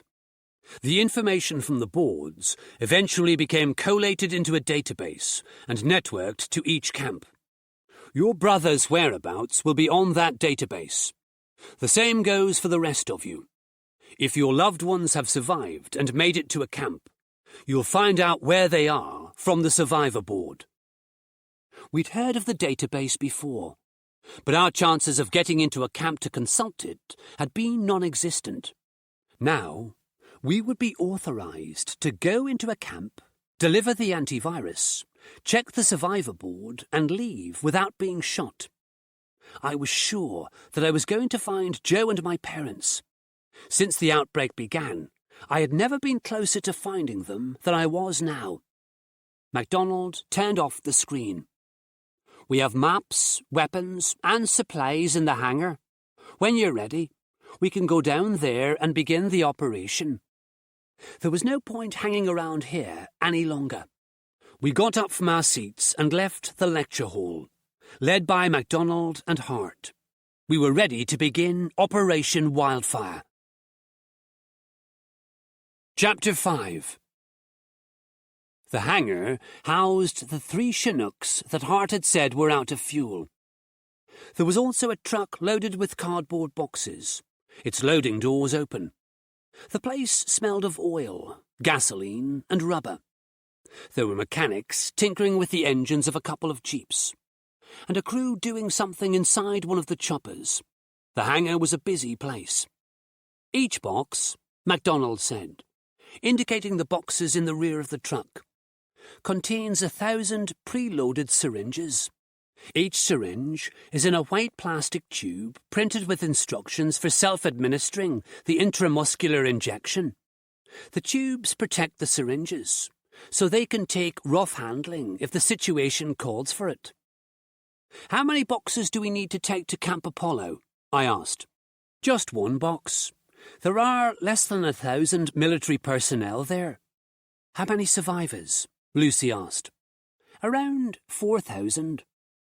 So if we deliver 5 boxes, Lucy said, that will vaccinate everyone in the camp.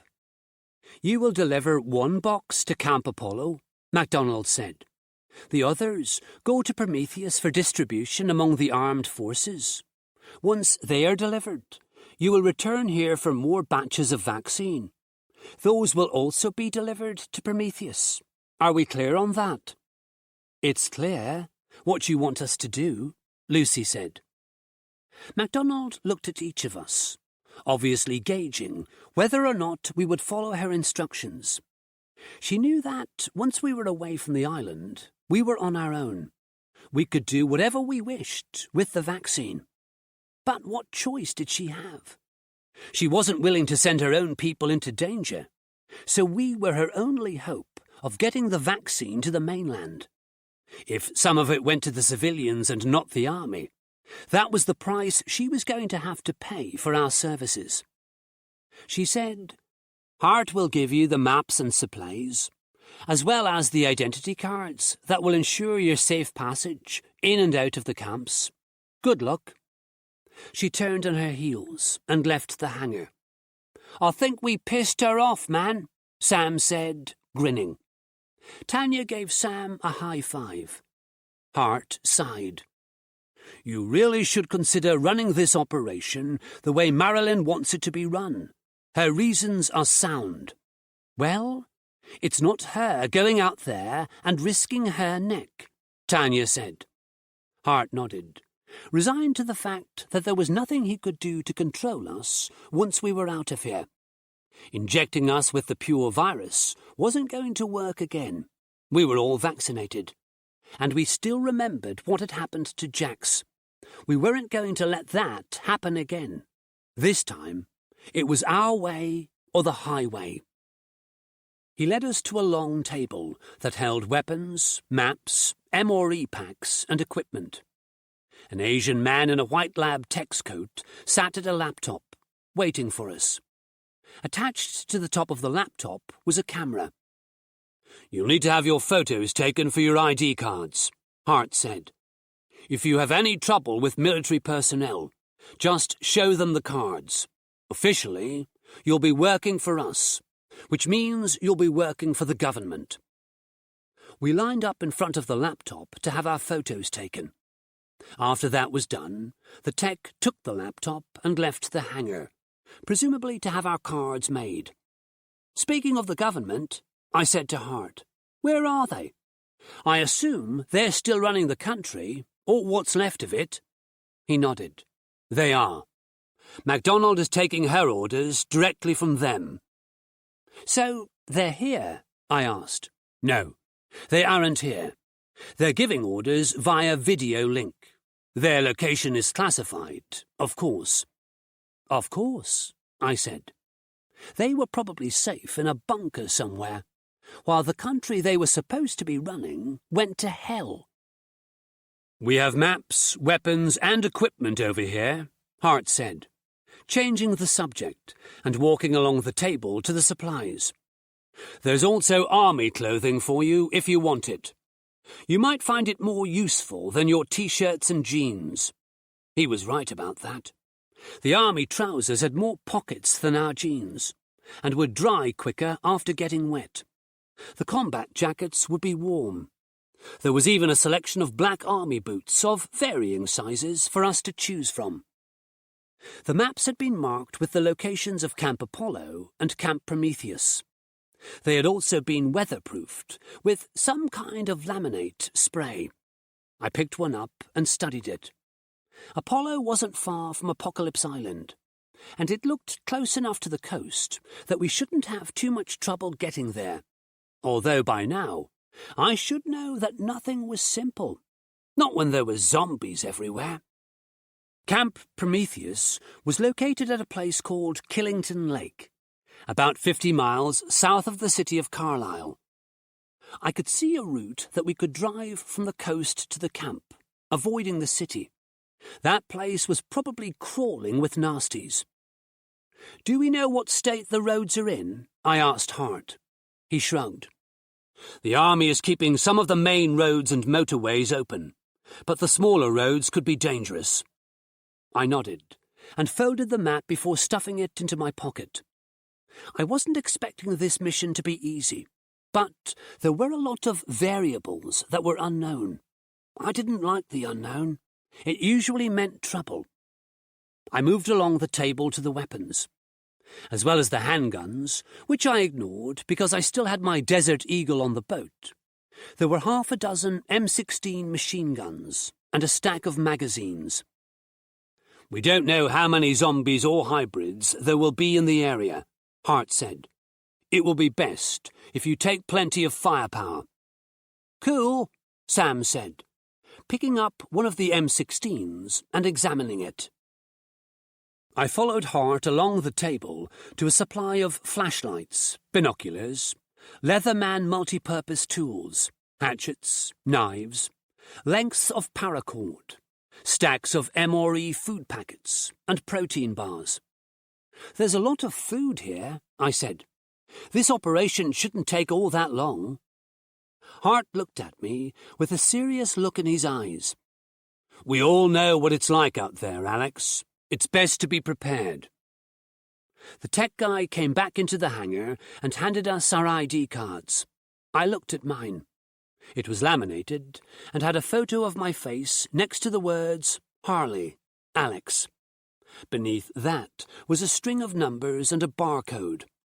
Beneath the barcode was the crest of the Ministry of Defence, a crowned wreath, encircling crossed swords, a bird, and an anchor. Welcome to government work. Come for the retirement plan. Stay because you got zombified. Okay, Hart shouted to the mechanics in the hangar. Let's get this stuff to the dock and onto the boats. Chapter 6.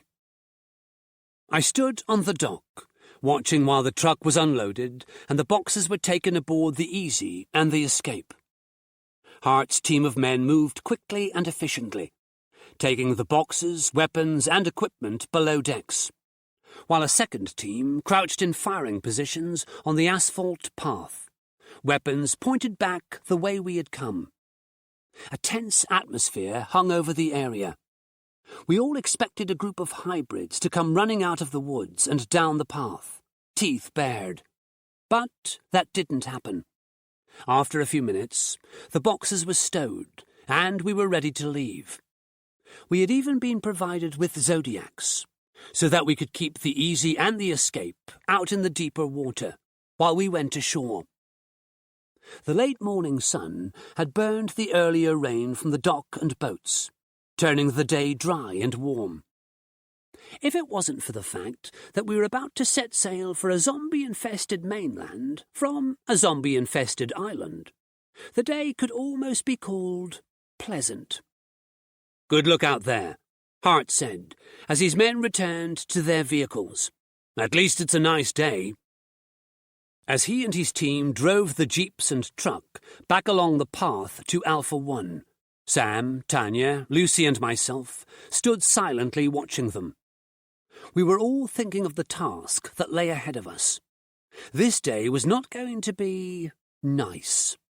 Our mission was dangerous and possibly deadly, and from the moment we set foot on the mainland, everything would probably turn to shit. "Let's get out of here, man," Sam said, breaking the silence that had descended over us. I nodded, and began untying the ropes that held the Big Easy to the dock. Once that was done, I jumped on board and climbed up to the bridge. It felt good to be sitting in the familiar pilot's chair again. The boat felt like home now, and it was the only place I felt safe. All of my life, I had spent a lot of time in a place that was my sanctuary from the outside world.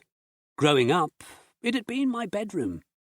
I had spent a lot of time in there, reading books and playing video games, much to my parents' chagrin.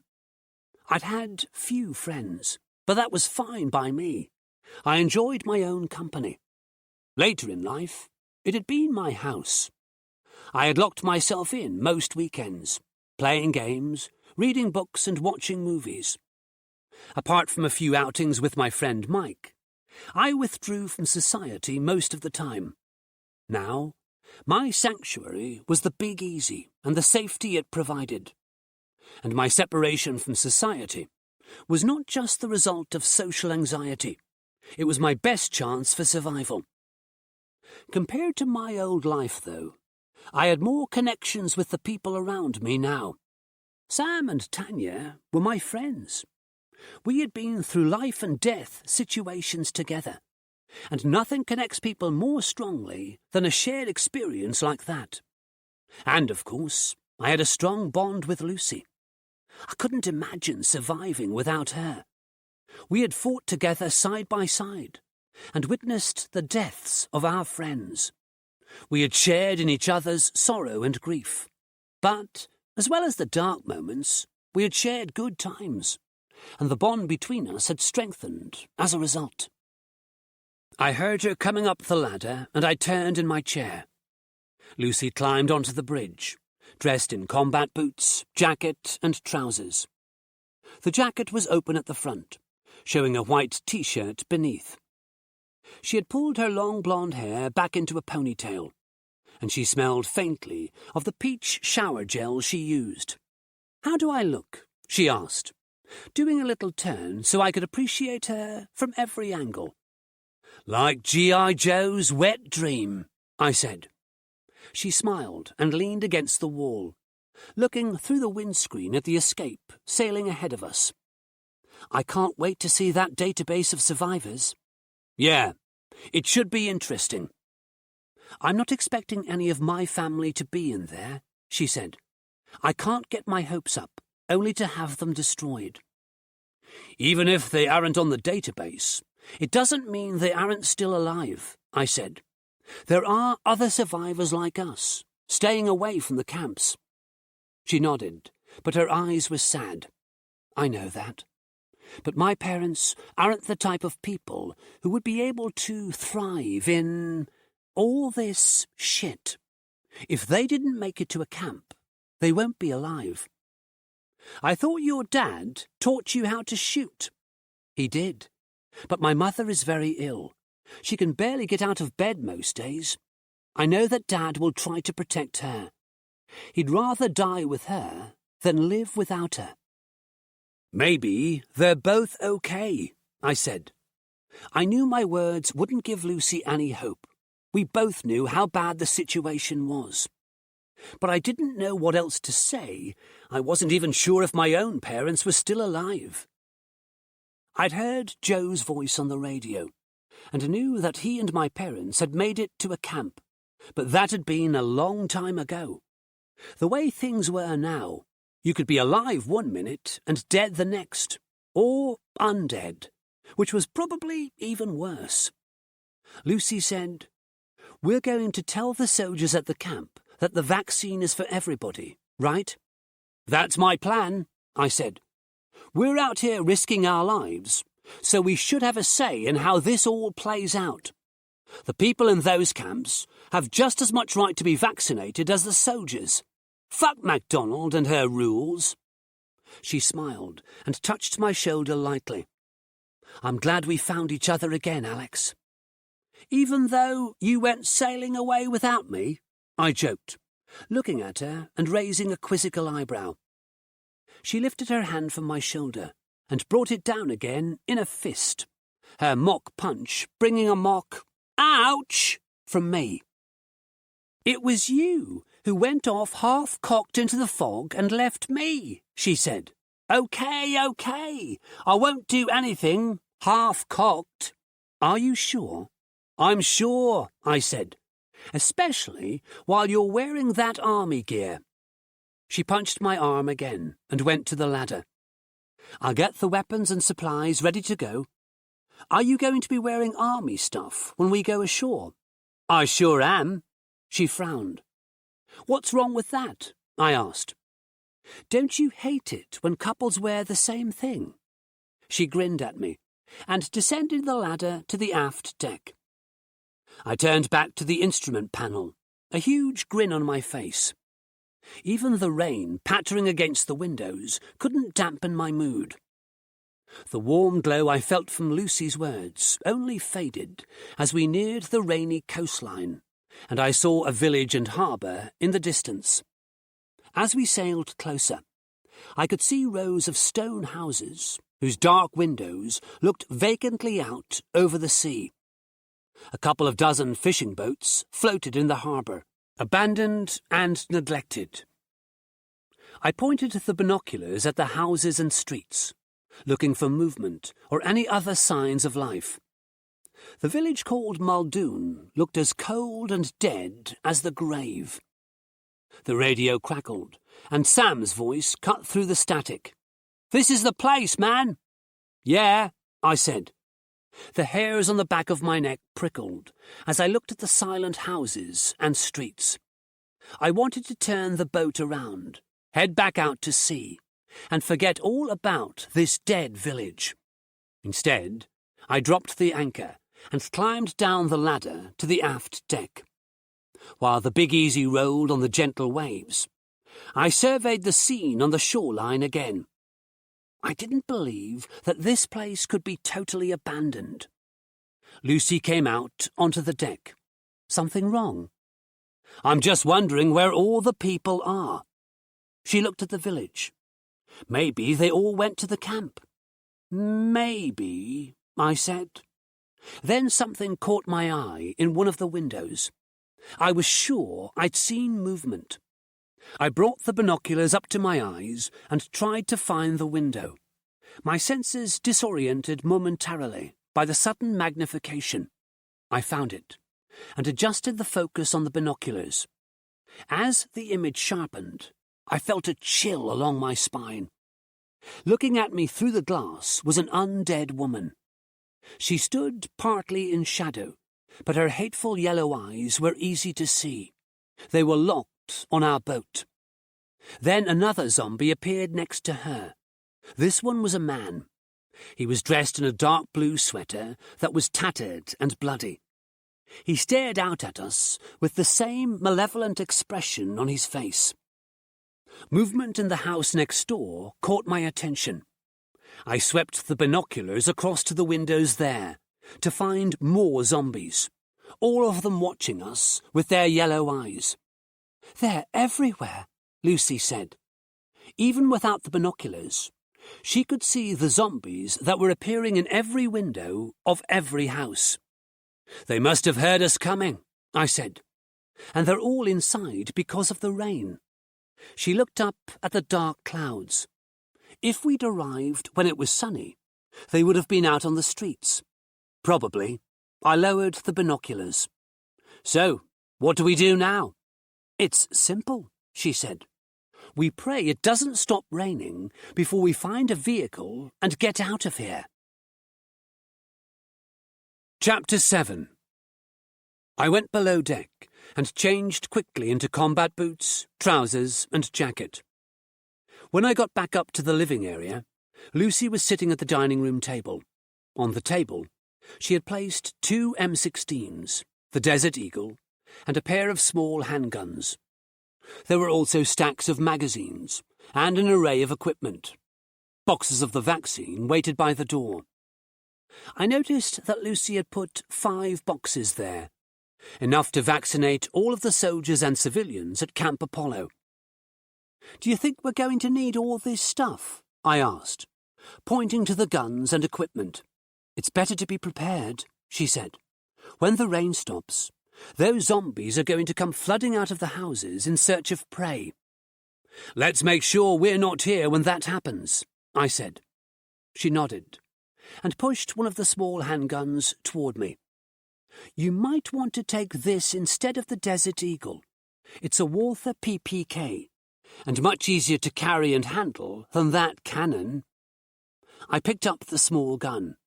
It was lighter than the Eagle, that was for sure, and the name was familiar. "Walther PPK," I said. "The same gun James Bond uses." Lucy nodded. "Now, let's get sorted. We'll take an M16 each and divide the magazines equally." I put one booted foot on boxes of vaccine and posed with the Walther. "Harley. Alex Harley. License to kill zombies." She groaned and said, "Technically, you can't kill zombies. They're already dead. Come on. Put these magazines in the ammo pouches on your belt." "I was just trying to lighten the mood," I said, detecting her annoyance at me. I couldn't blame her. We were both frightened and running on adrenaline. In my case, that made me try to make light of the situation. In Lucy's, it made her more serious. I decided to keep my mouth shut. We went out on deck and untied the Zodiac before lowering it into the water, loading the boxes and guns, and climbing aboard. Lucy started the engine and piloted us toward the escape. Sam and Tanya were waiting on the aft deck, dressed in military clothing and holding M16s. When they had climbed down into the Zodiac, and Lucy was taking us toward the harbour through the drizzling rain, I felt a familiar feeling of being out of my depth. I might be dressed like a soldier and armed to the teeth, but I had no military training. I was just an ex-gamer turned survivor. Sam had worked with the survival expert Viggo Johnson and visited hostile environments all over the globe. Tanya had been a journalist in the Middle East and other war zones. Lucy had shooting experience and had spent her life staying fit. And here I was, the odd one out, dressed like a Call of Duty player at a cosplay convention. Lucy tapped my shoulder. I turned around to face her. "Everything okay?" she asked. I nodded, then turned around again to face the front of the boat, watching the harbour loom larger as we approached. I had to squint to keep the rain out of my eyes. I wished I had brought my diving mask. I couldn't tell Lucy what was bothering me. She would say I was being stupid and remind me that I had saved her life. That was true, and I had faced some overwhelming odds at Site Alpha too. Lucy would say that counted as experience, but I had the nagging feeling that I had only survived this long because of sheer luck. I didn't feel any more able to deal with the zombie apocalypse now than I did when we were in Wales with Mike and Elena and first heard about the outbreak. "Those fuckers better stay in their houses," Sam said, his voice breaking me away from my thoughts. There seemed to be zombies at every window, watching us quietly. They weren't going crazy or clawing at the glass or moaning with hunger. I almost wished they had been, because their watchful silence was creepy. The only sounds were the humming of the engine and the splash of the Zodiac cutting through the water. Lucy guided it around the fishing boats to a small pebble beach and then killed the engine, allowing the front end of the Zodiac to scrape over the pebbles before we all climbed out. Sam took the mooring line and tied it to a metal stake that had been driven into the ground. "Let's find a vehicle and get out of here," Tanya said. "What about the boxes?" I asked, pointing the barrel of my M16 at the wet cardboard boxes in the Zodiac. "We'll get a vehicle," she said, waving her thumb to indicate Sam and herself. "You two bring the boxes." I nodded. That made sense. The grey clouds were parting, showing clear blue sky beyond. The rain was barely more than a drizzle. I didn't have to tell the others that we needed to hurry. Sam and Tanya jogged across the beach to the road that led from the harbour to the village. Lucy and I followed with the boxes, our army boots crunching over the pebbles. "This is so creepy," Lucy said, watching the faces in the windows. "They look so calm, standing in their houses and looking out, but they can't wait to come out here and kill us." "Let's hope they don't get the chance," I said, quickening my pace a little. "They were normal people once," she half-whispered to herself. "Just like us. They probably loved living in this quiet village." "I'm sure it was a nice place when there weren't zombies peeking through the curtains," I said.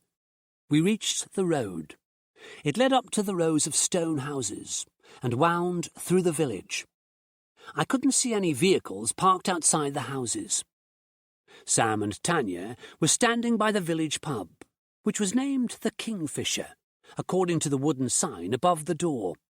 They seemed to be waiting for us, so Lucy and I increased our pace until we reached them. "Got a problem, man," Sam said as we set the boxes on the ground.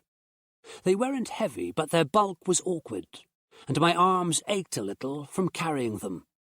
"What is it?" I asked, leaning the M16 against the pub's low wall and shaking my arms to get the blood circulating again. He pointed along the street.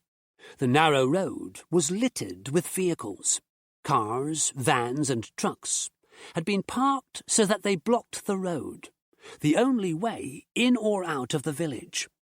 And all of the vehicles had been disabled. Their tires were flat, and it looked like their engines had been destroyed. Engine parts and wires lay scattered on the road. Some of the cars had been burned out, and were now only charred metallic shells.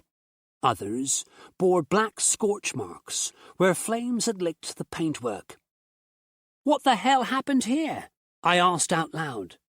Tanya answered, her eyes scanning the vehicles, which were now only so much scrap metal. "It looks like the villagers barricaded the road. They probably thought they could keep themselves safe from the madness that was going on in the rest of the world by keeping it out. It's like when the plague swept the country in the Middle Ages, and townspeople and villagers kept strangers away in case they carried the disease." "But why destroy all the cars?" Lucy asked. I pondered that for a moment. I could see why they might barricade the roads to keep strangers away. But why wreck the vehicles as well? When the answer came to me, I felt a tinge of sadness for the people who had lived here, who were now existing as walking corpses in the place they had spent their lives. "They weren't keeping people out," I said. "They were keeping themselves in. They must have known that a virus was spreading among them, and they were quarantining the village. They destroyed the cars so that nobody could leave." "That's so sad," Lucy said. "They knew they were all going to die, but they still wanted to stop the virus escaping to the rest of the world." I looked around at the stone houses. "This place is very isolated. Perhaps they didn't know that the rest of the world was infected. By the time they found out, They had probably already destroyed the cars, their only chance of escaping the village. Sam sighed. Great. So we have to find a car somewhere else. Their act of self-sacrifice has caused us a big problem, man. We also have another problem, Tanya said. The rain has stopped. Chapter 8. Tanya was right. We had been so busy looking at the barricade that we hadn't noticed the sky brightening. I picked up the M16. We need to get back to the Zodiac. I could hear doors opening all around us, and the zombies, quiet until now, began to emit low, hungry moans. Fuck, Sam said. The road that led back to the harbour was crawling with zombies. The people of this community had sacrificed themselves to stop the spread of the virus beyond their village. But that self-sacrifice had been pointless. They were all zombies now. Controlled by the virus, they had been trying to isolate. We're going to have to shoot our way through, Lucy said, lifting her M16 and aiming at the crowd of bodies staggering along the road toward us. Zombies came from every direction, shuffling out of the houses and heading for us with arms outstretched.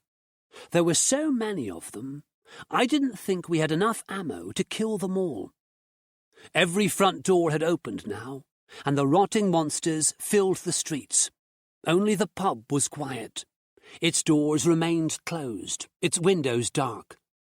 In here, I said, stepping back to the door of the pub and twisting the cold metal handle. The door was locked.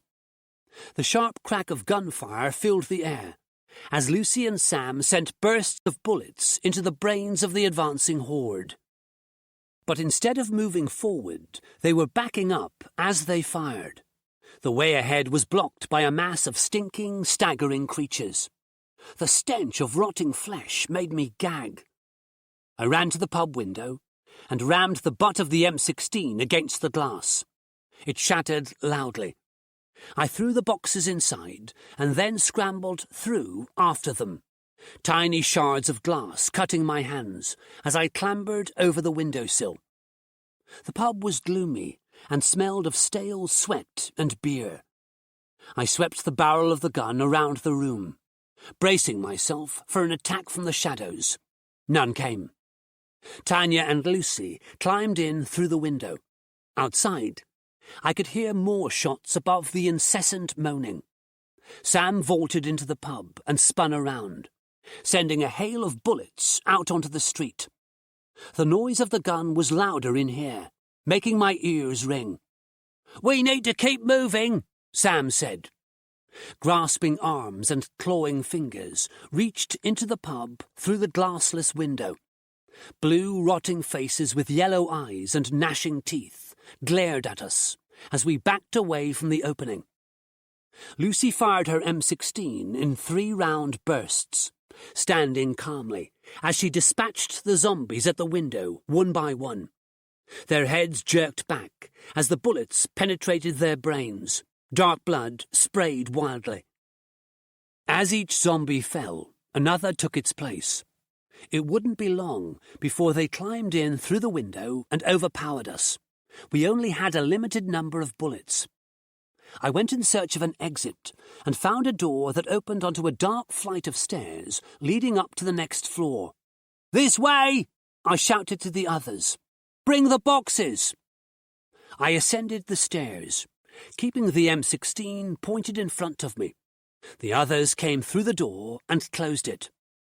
"This won't keep them out for long," Sam said, sliding home a small bolt that was no thicker than a pencil. At the top of the stairs, an archway led to a kitchen and a small living room. The air smelled of old cigarettes, but there was no telltale rotting meat stench. The owners of the pub were probably out on the street with the other zombies. A banging noise came from the bottom of the stairs. The monsters were pounding on the door, trying to break it down. Sam took up a firing position at the top of the stairs. He might have a good chance of defending the stairs for a short time, as the zombies stumbled into the confined space, but eventually they would get up here. I ran to the back of the living space, looking for another way out. All I found was a small bathroom and bedroom. Stepping into the bedroom, I was surprised to see that the bed was made perfectly, as if whoever had last slept there expected to return soon. There was a dressing table with makeup arranged neatly across its top, and 2 dark wooden nightstands and a matching armoire. A faint odour of rotting meat hung in the air, making me check under the bed. I crossed to the large window on the back wall and looked down. There was a small paved yard below, hemmed in by a tall wooden fence. Beyond the fence panel at the far end of the yard, a grassy expanse of dead ground followed the top of a small cliff along the coastline. Tanya came into the room. "Any way out?" "Not unless we can get down there," I said, pointing out of the window. She took a glance at the yard below and nodded. She opened the window. Fresh, salt-tanged air rushed into the room. "It's too far to jump," I reminded her. Without answering, she reached into the pocket of her combat jacket and took out a coiled length of paracord. Unrolling it quickly, she scanned the room. "We need an anchor point." She went to the armoire and tested its weight by pushing against it.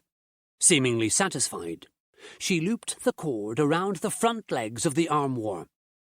As Tanya began tying knots, I looked at the cord snaking across the carpet. It looked very thin. "Do you think that's going to hold us?" "Yeah," she said, thinking I had meant the armoire and not the cord. "The wardrobe is made of a heavy wood, probably mahogany, and whatever's inside it is pretty heavy too.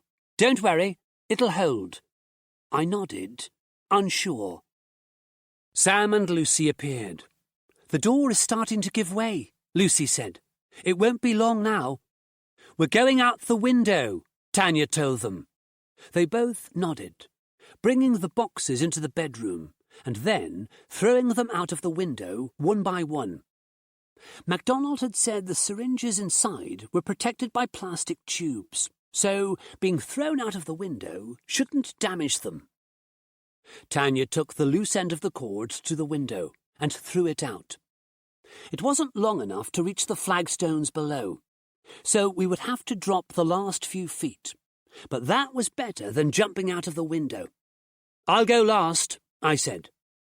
Sam and Tanya looked at me with quizzical expressions, but Lucy knew why I had volunteered not to leave until everyone else was safe.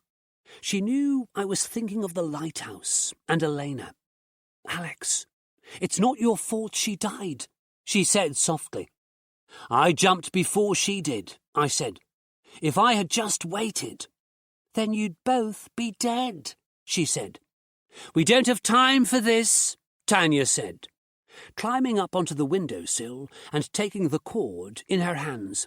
"I'll go first and make sure the yard stays zombie-free. Follow me down in whatever order you like." She leaned back out of the window and began abseiling down to the ground. When she had dropped the last few feet and was standing in the yard, she called up, "Next!" Sam looked at Lucy and gestured to the cord. "Ladies first." Lucy looked into my eyes and said, "You shouldn't blame yourself for what happened to Elena." But I think she knew that I would always carry some pang of guilt. She went out through the window like a professional rock climber, not a trace of fear on her face, as she leaned back and lowered herself to the yard below. The banging on the door to the pub was now accompanied by the sound of splintering wood. "You sure you want to go last, Alex?" Sam asked.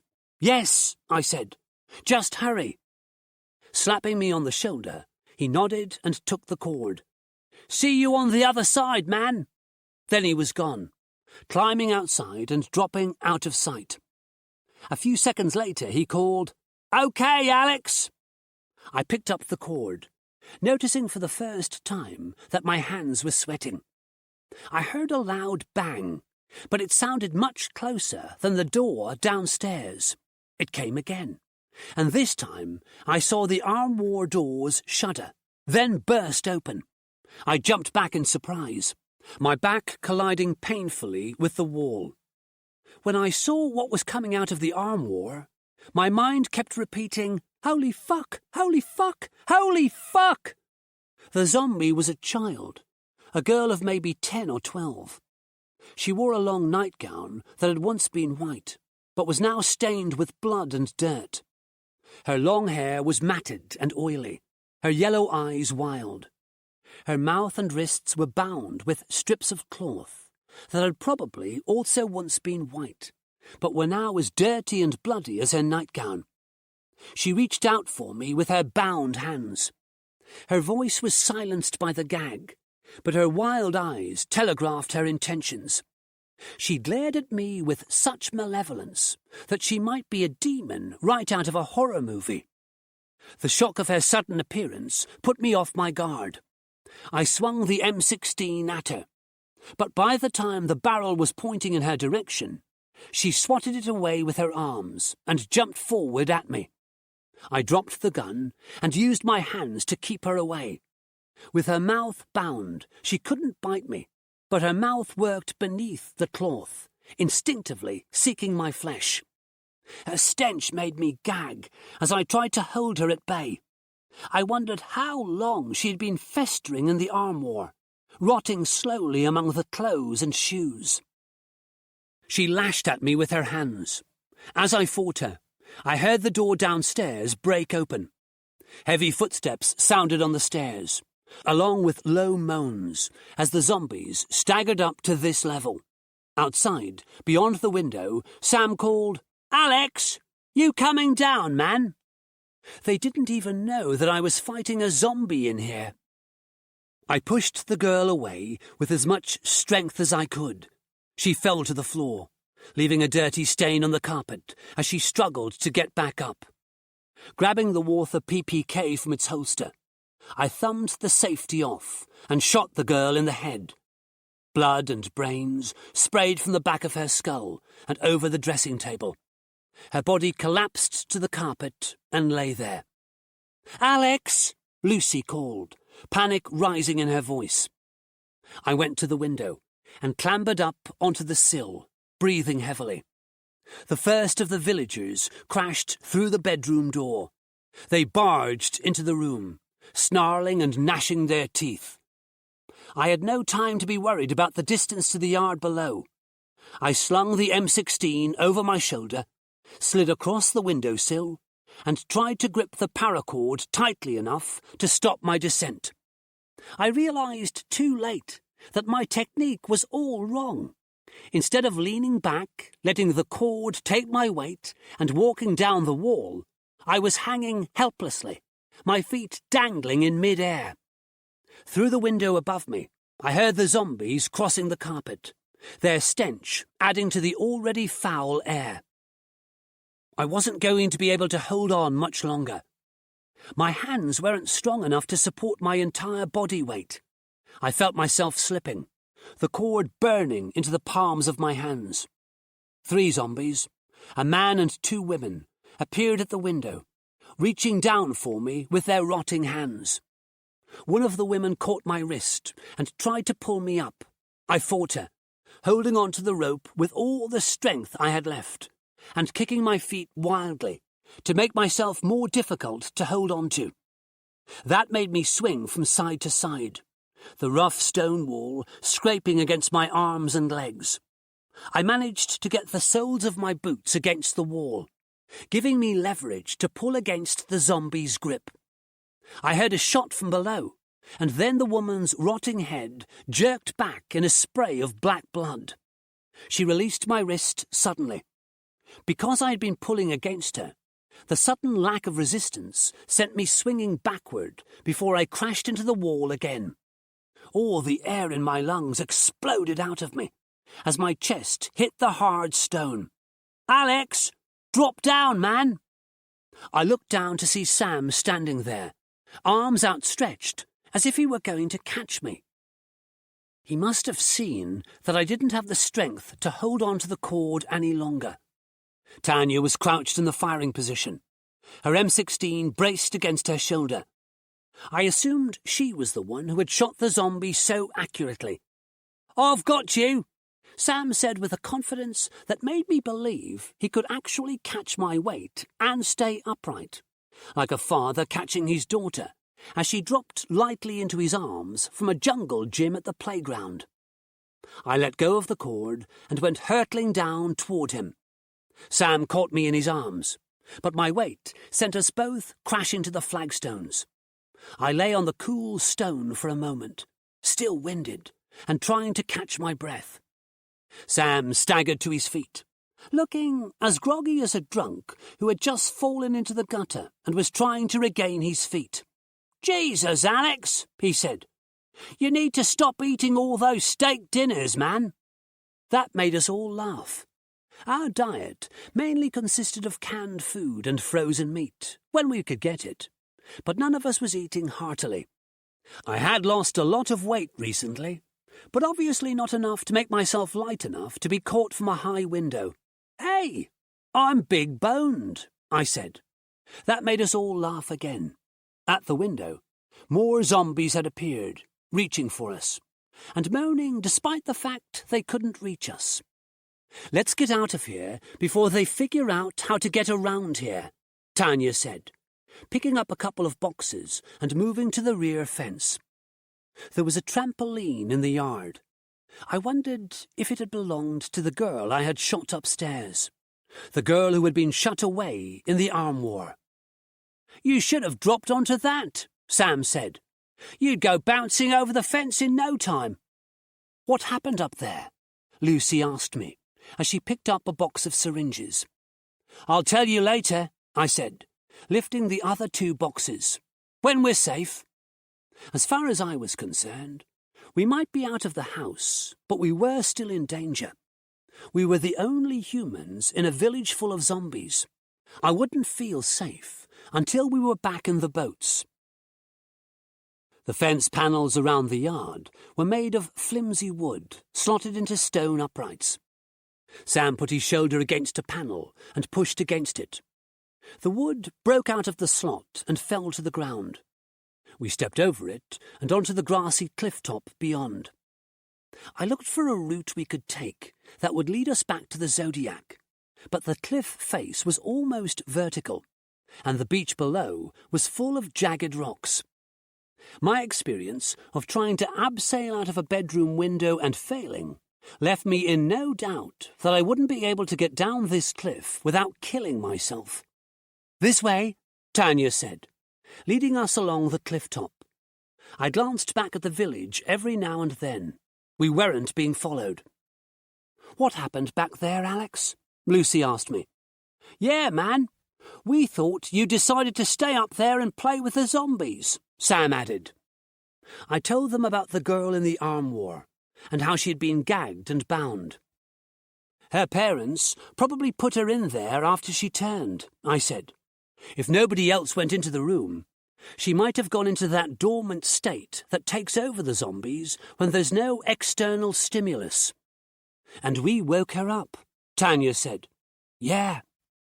I looked back toward the house.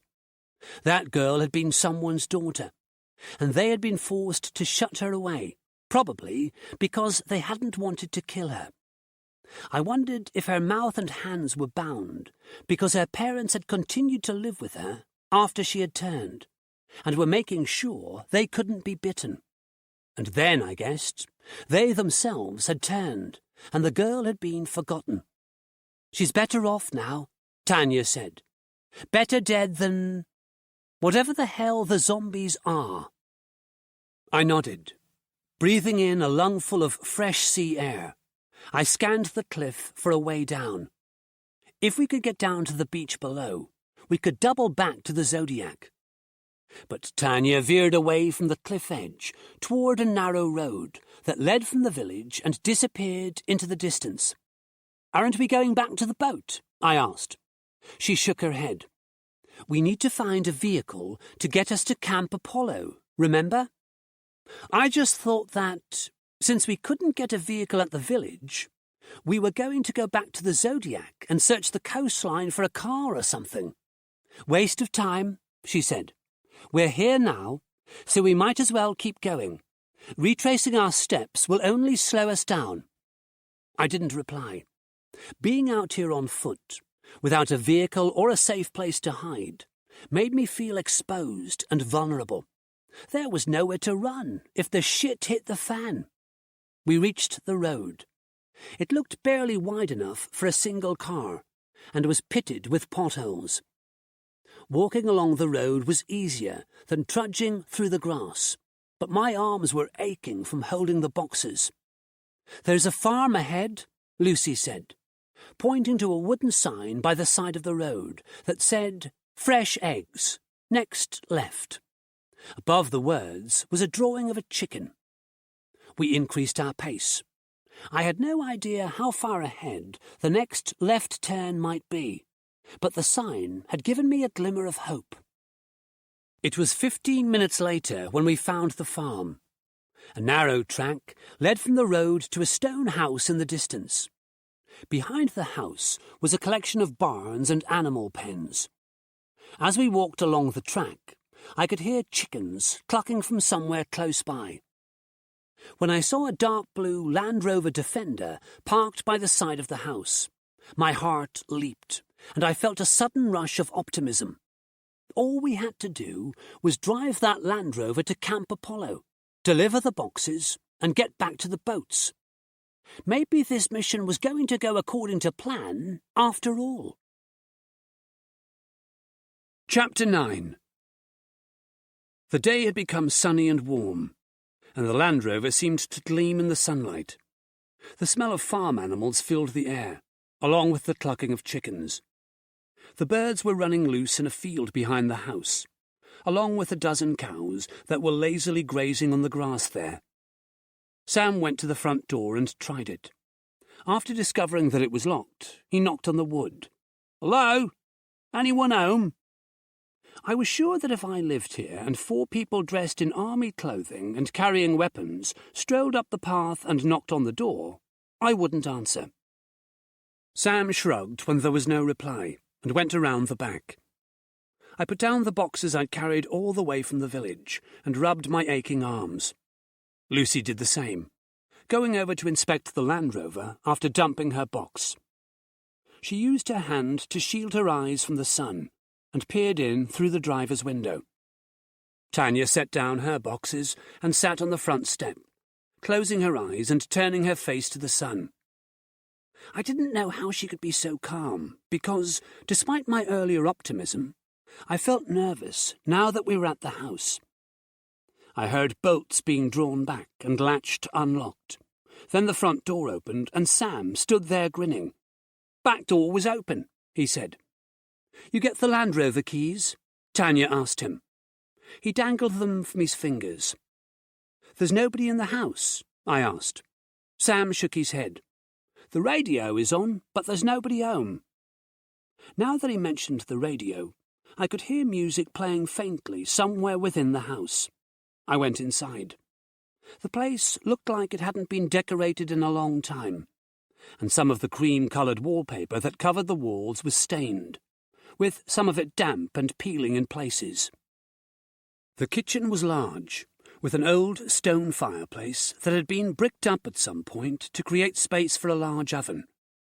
The radio was on the kitchen counter, playing Heaven is a Place on Earth by Belinda Carlisle. The back door was open, revealing a small gravelled area beyond, and the fields beyond that. There were deep depressions in the gravel where a car had once been. Maybe the Land Rover had been parked back here at some point. The air in the house smelled damp, but there was no rotten meat stench. "Alex, are you coming?" Lucy called from the front door. "Yeah," I said. I wasn't even sure why I had entered the house. I was curious to know what had happened to the owners, but there was nothing here to indicate their fate. Belinda Carlisle faded out, and Nick Tucker, the new Survivor radio DJ, announced that the next song was dedicated to all the survivors left in the world. The Doors began to sing Strange Days. "Alex," Lucy called again. "I'm coming," I said. As I passed the stairs on my way back to the front door, something upstairs caught my eye. I went up the first couple of steps to take a closer look, still wary, even though I was sure the house was empty. One of the upstairs doors was open, and through it I could see a bedroom that looked as if it had been hit by a cyclone. The closet doors were open, and there were clothes scattered over the bed and floor. I went up to the top of the stairs and saw that the bathroom was in a similar state. The medicine cabinet on the wall was open, and looked like somebody had rifled through its contents in a hurry. A smashed bottle of cough medicine lay in the sink, its dark brown contents congealed around the drain. A noise behind me made me whirl round, gun raised. It was Sam, standing halfway up the stairs. "Hey, man, we're ready to go." "Okay," I said, following him down the stairs and out of the front door. The boxes were loaded into the back of the Land Rover.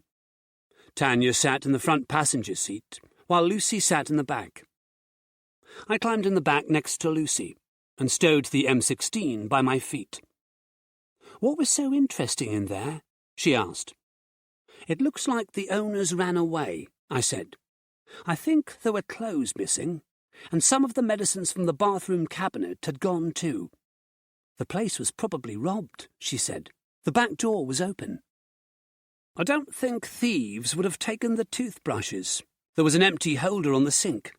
Whoever lived there left in a hurry." She looked through the side window at the house. "I wonder where they went." Sam started the engine and revved it a couple of times before putting the Land Rover into gear and taking us along the path toward the narrow potholed road. "They probably went to the harbour and took a boat," I said to Lucy. "I don't blame them. They were living next to a village full of zombies." She sat back in her seat and looked out at the sea as we hit the road and bounced over the potholes. I felt more relaxed now that we were in a vehicle. At least the Land Rover offered some protection if we were attacked. Tanya unfolded her map and opened it on her lap. When the road we were on intersected with a wider two-lane road, she told Sam to turn left. The wider road was much smoother. In the distance, I could see a group of zombies shambling across a field together. I wondered if they were wandering aimlessly, or if they were following a noise or movement that had attracted their attention. We drove for almost an hour in silence, each of us lost in our own thoughts. I wondered how long it would be before I saw Joe and my parents again. I tried to convince myself that they were still alive. Joe had always been tough. He was a natural survivor. He'd be okay, and would make sure that our parents were too. I was dragged from my thoughts when Sam put the radio on. Nick Tucker was talking to a guest, which was something I had never heard on Survivor radio before. "So what is your advice to survivors, General?" Tucker asked. A voice that was deep and confident replied, "Our advice to survivors is the same as it has always been. Find a survivors' camp in your area and go there. Let us take care of you. It is too dangerous to try and survive on your own. If you don't know where your loved ones are, they are probably in a camp. We can reunite you." Sam shook his head. "If you don't know where your loved ones are, they're probably dead, man." He reached to turn off the radio, but I stopped him. "Wait, I want to hear what he has to say." "Why, man?" Sam said. "You know they just talk bullshit." Tucker thanked his guest and then said, "Remember, people, you need to be in one of our camps if you're going to make it. There are signs on the roads and near every town and city denoting the location of the nearest camp. Go there now, I beg of you." He paused for dramatic effect and then added, "Here is David Bowie and Life on Mars." "You hear that?" Sam asked. "They've got that DJ wrapped around their finger. Come to the camps, I beg of you." He even said our camps. I bet he's working for the military. "We're working for the military," I reminded him. "Well, it's not the same thing. We're not telling people lies. I don't think they're lying just because they've set up camps to help people. Those camps are there to control people, he said. They've told everyone that the rest of the world is infected, and it isn't true. People without hope are easier to control. According to Sam and Tanya, the virus hadn't reached America. Have you ever thought that they might be right? We don't know what's happened to the rest of the world. For all we know, the virus has spread across the globe. A lot of the survivors are safer in the camps than wandering around out here with the zombies. He looked at me in the rearview mirror. Wow! You've changed your tune, man. I thought you hated authority. You've seen the camps. Do you really think anyone is better off in one of those makeshift prisons? Because I sure don't. I have to believe the camps give people a chance of survival, I said, because my brother and parents are in one. Okay, man, he said, backing down slightly. We'll have to agree to disagree. I hope your folks are okay. And what about the people who lived in that farmhouse back there? I asked. Do you hope they're okay too? He shrugged. Of course. But what do they have to do with... They were listening to the radio when they decided to leave their house and take their chances, I said. They didn't even bother to switch it off when they left. What if they heard that broadcast you did and decided to bug out? They might have been safe enough in that isolated farmhouse, but they heard that message and went for a boat to get to Europe. The nearest place they'd go would be Muldoon. There's a harbour there after all, and plenty of boats. They might have wandered into a village full of zombies because of you and your damned message. Tanya turned in her seat to face me. Alex, there's nothing wrong with telling people the truth. How they deal with it is up to them. I ignored her and looked out of the window again at the fields rolling by. I wasn't really mad at her or Sam for doing what they thought was right. But I hoped that their radio broadcast hadn't spurred Joe and my parents into leaving whichever camp they were in. If they were still in a camp, I could find them. If they were wandering in the wilds, we probably had zero chance of being reunited.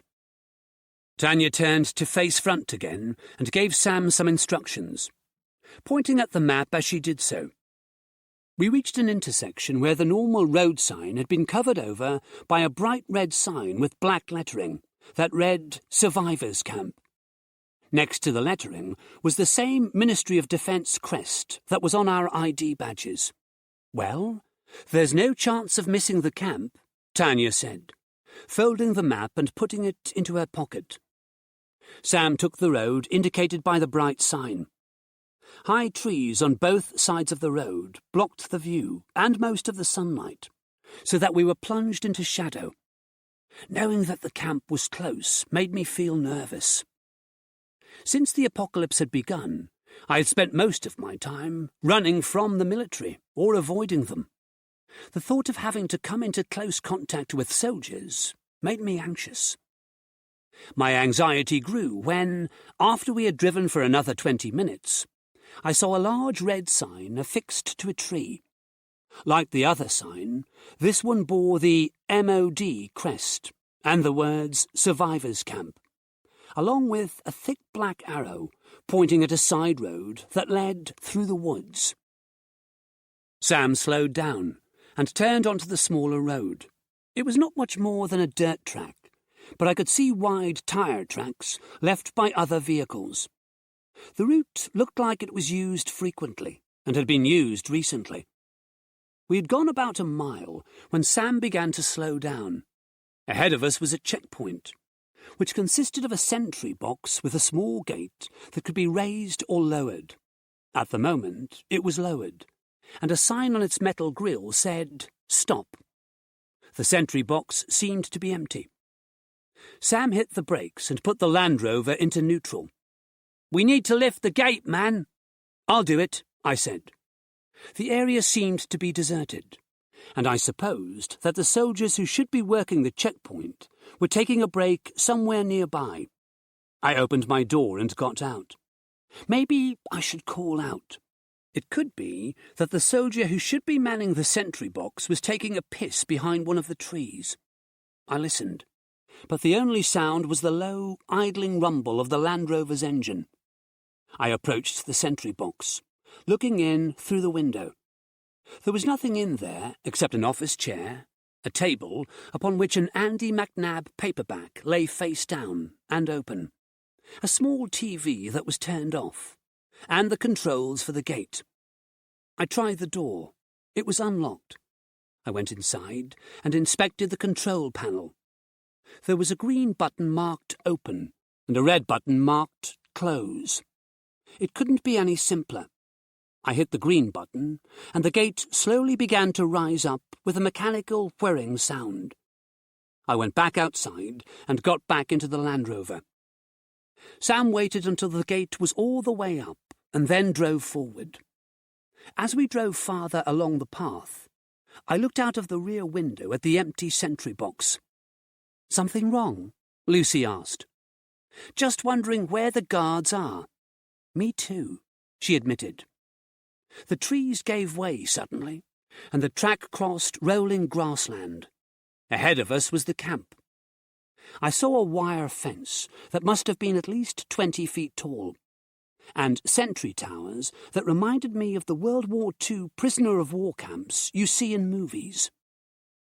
Within the fences was a cluster of olive-green tents of varying sizes, from big marquees to one-person camping tents, and wooden huts that, again, reminded me of POW camps.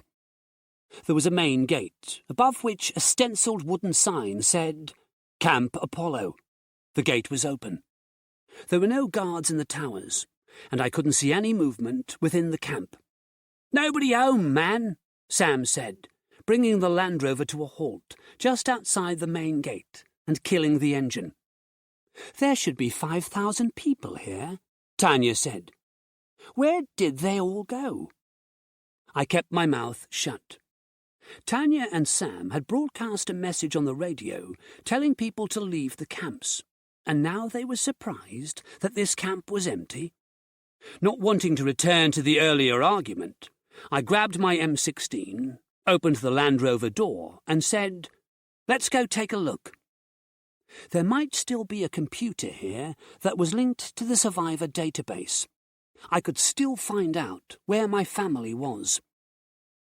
As I stood on the grass, which was still wet from the earlier rain, I felt a sense of unease.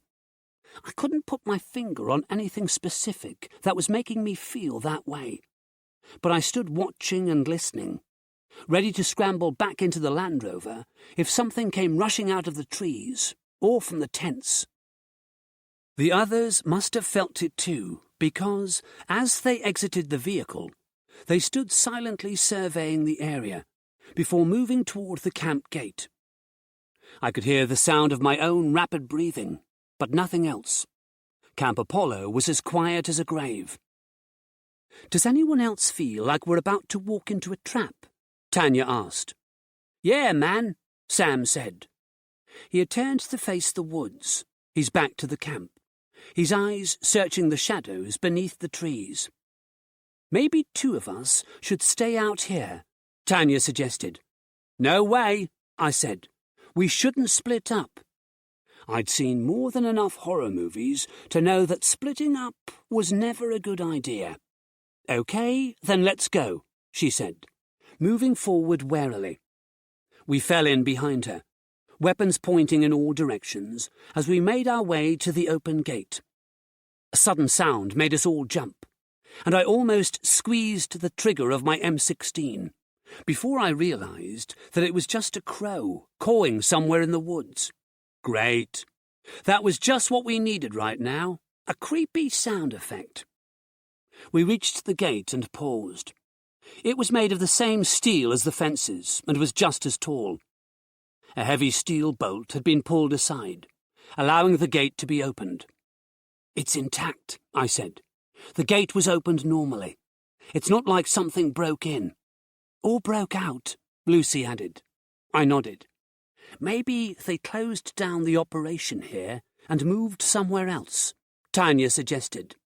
Her voice was low and tight, and I realized that we were all talking in hushed tones, as if someone might be listening to our conversation. We proceeded through the gate and into the camp, passing between the unmanned sentry towers. "I don't think they went anywhere," I whispered. "They wouldn't leave all these vehicles behind." I nodded toward an area near the gate, where an assortment of military vehicles had been parked. Most of the vehicles were in desert colours, with a few in woodland camouflage. There were Land Rovers, jeeps, personnel carriers, and a large six-wheeled truck that had a cage welded around its body. "Mastiff," Sam said. "I saw some of those in the Middle East. The cages can stop a mortar shell." "They wouldn't leave equipment like that behind," I said. "Either everyone who was here is now dead, or they had to depart quickly and abandon everything." "Why would they do that?" Lucy asked. "It doesn't make sense. If they had to leave quickly, the vehicles would be the fastest way to travel." "So that brings us back to everyone being dead," Tanya said, looking around at the tents and huts. "Maybe we should leave," Sam said. He had a point. Whether the people from Camp Apollo had run away or been killed, one thing was clear. This place was dangerous. But inside one of these huts could be a computer that would tell me where Joe and my parents were. I couldn't just walk away when I was so close. "We should take a look around first," I said. "We might discover what happened here, and we might even find the survivor board database." Sam shrugged. "Sure thing, man. It shouldn't take us more than a week to search the camp. There are more tents here than at the Glastonbury Festival." "The tents are probably where the civilians lived," I said. "The wooden huts are likely to be the soldiers' quarters and offices. We should focus on those." He looked at Tanya. I had noticed that in matters of importance, Sam always deferred to Tanya's judgment. She nodded. "Sure, why not? We can take a look in some of the huts." I led the way to the nearest hut, a long, low building with frosted glass windows and a single door. The others fell in behind me, obviously deciding that, since this was my idea, I should go first. I went up to the door and tried the handle. It turned in my hand and the latch clicked open. "It's unlocked," I said. I hesitated, wondering if I was going to push the door open and come face to face with a hut full of hybrids. Maybe they had been waiting in here quietly, willing us to open the door and release them. Swallowing, I pushed the door and stepped back. The door swung open, slammed into the wall, and juddered. I hadn't realized that I'd pushed it so hard. My actions were being controlled by adrenaline. The air that came rushing out to greet me was so fetid that I felt like I had been physically pushed backward by its foul stench. I retched, leaning against the side of the hut for support. Sam peeked through the doorway, one arm held over his nose and mouth. He stepped away from the hut, shook his head, as if to try and clear it of the memory of what he had seen in there, and said, "That's some fucked up shit, man." Chapter 10. Sam used the butt of his rifle to break the frosted glass windows all along the length of the hut, letting fresh air inside to replace the stagnant putrescence that had come wafting out of the open door. After a couple of minutes, my stomach had stopped twisting into knots, and we tentatively entered the hut. It was a morgue. Stainless steel tables stood in 2 rows that reached from one end of the hut to the other, forming an aisle in the centre. The walls were covered with diagrams and charts, put up in a seemingly haphazard manner. Some of the diagrams were crudely drawn, others more professionally. All showed various parts of the human body. On each stainless steel table lay a corpse. Some were zombies, others hybrids, and a couple looked human. All of the corpses were in various states of dissection. Built into a corner of the hut was a plexiglass box that reached from floor to ceiling. There was nobody inside it at the moment, but I wondered who or what it had been built to contain. The nearest body to us was that of a zombie. Its ribcage had been opened and was held by surgical clamps, revealing the creature's insides. Some of those insides had been removed. Its intestines lay on the table next to the body, along with its heart. The creature's stomach lay on a separate, smaller table, cut open by a precise incision. The stomach's contents had either been taken away or long since dried up. The zombie's eyes had been scooped out of its head and placed in a jar of liquid that sat next to the stomach. "What the fuck, man?" Sam asked, nobody in particular. "They've been experimenting on the zombies," Tanya said, walking along the centre aisle while she inspected each corpse in turn. "I'm guessing these are people that turned while they were in the camp." "And what about these two?" I asked, pointing to the two men who looked fully human. "They haven't been zombified at all. Why are they in here?" "I have no idea." She inspected the human corpses. "It looks like they were shot. They both have gunshot wounds to the chest." "Same as the hybrids," I said, looking over the three bodies that had the telltale roadmap of dark veins that denoted a hybrid. "Were the humans bitten?" "Yeah," Tanya said. "Maybe they were killed before they could turn," I suggested. "Yeah," she said. "It's a bit more disturbing than that. Take a look at this." I went over to the human corpses. They had been cut open and sewn shut again. Their bodies bore Y-shaped autopsy scars that ran from their shoulders to their groins. Tanya pointed at their wrists. Each man had been bitten in exactly the same place, the right wrist, and the bite mark was at almost exactly the same angle in both cases. "That didn't happen naturally," I said. Tanya looked at me. "It's so precise. I'd say it was part of an experiment." "But who would volunteer to be bitten by a zombie?" She raised an eyebrow. "Who said they volunteered?" I felt suddenly cold. This place is run by the government. Do you think they sanctioned this? Hell yeah. I needed some air. Despite the broken windows and open door, there was still a strong stench of death in here. I went outside and gratefully breathed in the fresh air. I could understand the government wanting to dissect the zombies to see what made them tick. The same with dead hybrids. But those two men in the hut looked like they had been subjected to bites in the name of whatever weird science was being practiced here. They had been murdered. Tanya appeared next to me. "You still want to go exploring more huts?" "Maybe we can find a computer," I said. "It might tell us what happened here." "Even if we found a computer, those files would be buried so deep we'd never be able to access them." I looked around at the city of tents and huts. "Something doesn't make sense, Tanya. Where is everyone? If they left, why did they leave the vehicles behind?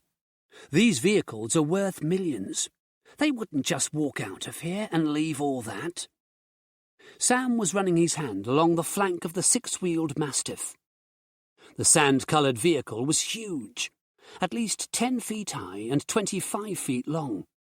The tops of its wheels almost as high as Sam's waist. "We've got to get the keys to one of these, man," he said, grinning. Lucy was standing next to the Mastiff, hands on hips, looking up at the gun mounted on the roof. "I don't know where everyone is," Tanya said. "I don't know why they walked out of here instead of driving. But I do know that if we find a computer, it will be password protected and encrypted. This camp is a bust. We need to get back to the boats and sail down to Camp Prometheus. Hopefully that place won't have gone all Roanoke on our ass like this one has." "Okay," I said. "You're right. It's just that I want to know where Joe and my mother and father are so badly. I keep thinking I'm getting closer to finding out, and then it's snatched away from me. She put a hand on my shoulder. We all want to know who was on that survivor board, Alex, and we'll get a chance to look at it, but not here. There's nothing here but death. I nodded. Our time would be better spent at the next camp, where there might actually be people, than in this abandoned place. Looking over toward the vehicles, I saw Sam and Lucy opening a small hut and peering inside. "Hey, we're leaving!" I shouted. Sam hesitated at the doorway. He shouted, "Be there in a minute, man!" and then disappeared inside the hut. Lucy came over to me. "He wants to drive that," she said, pointing at the Mastiff. "The vehicle keys are in that hut." I rolled my eyes. "We haven't got time to go joyriding." Now that we were going back to the boats, I wanted to get there as soon as possible. This camp gave me the creeps. Sam reappeared with a set of keys in his hand and a grin on his face like a child on Christmas morning. "We're going back to the Land Rover," I told him. "Meet us there when you're finished playing." I turned around, intending to return to the Land Rover, but when I saw Tanya, I froze. She had already walked part of the way toward the open gate, but something had stopped her in her tracks. She looked like she had walked into a nest of rattlesnakes and was trying not to make any sudden movements. I followed her gaze toward the gate. When I saw what was there, I muttered, "Oh, fuck." Beyond the fence, coming out of the woods, was a horde of hybrids. There were hundreds of them, all dressed in military uniforms, and walking out from the tree line onto the grassy area where we had parked the Land Rover. Some of them had already reached the vehicle and were looking inside for prey. "Sam," Tanya said, "how quickly can you get that thing started?"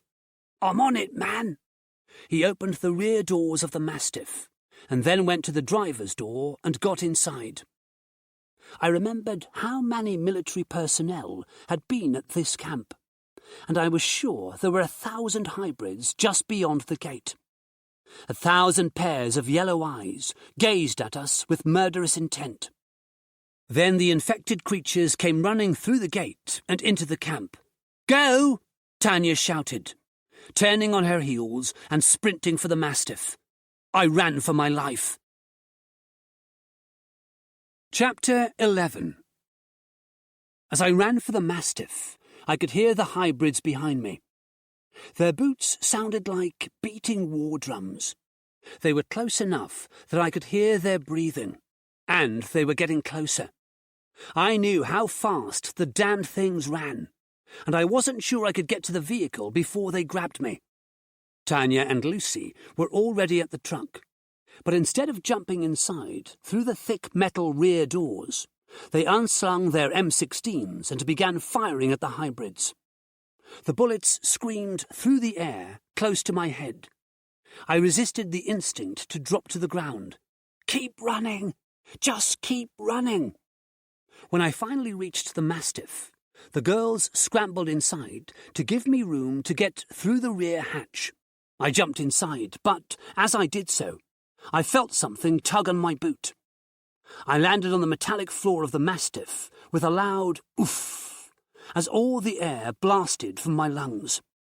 Before I had a chance to recover, I was being dragged back outside by a hybrid. She had my boot gripped tightly in her hands, and she slid me across the floor to the hatch. I kicked at her face with my other boot, but she didn't even seem to notice. Lucy screamed and grabbed my arms, trying to pull me back into the vehicle. I wasn't sure what Tanya was doing because my attention was focused on kicking the hybrid that had me in her grip. Then a single shot rang out in the enclosed space, and a hole appeared in the hybrid woman's forehead. She released me and fell to the ground. "Sam, go!" Tanya screamed. More hybrids appeared at the hatch, hands grabbing and clawing as they tried to force their way inside. I scrambled farther into the vehicle and pulled out the Walther. The engine roared to life, and we lurched forward. But we were going too slowly. The hybrid surged forward, and one of them got inside. I kicked him hard, and he staggered back before Tanya put a bullet in his head. The Mastiff began to pick up speed, but the hybrids were still matching our pace. "We need to close the doors," I said. Tanya began to shoot wildly into the mass of faces that appeared at the hatch. Lucy joined her, firing her M16 in 3-round bursts.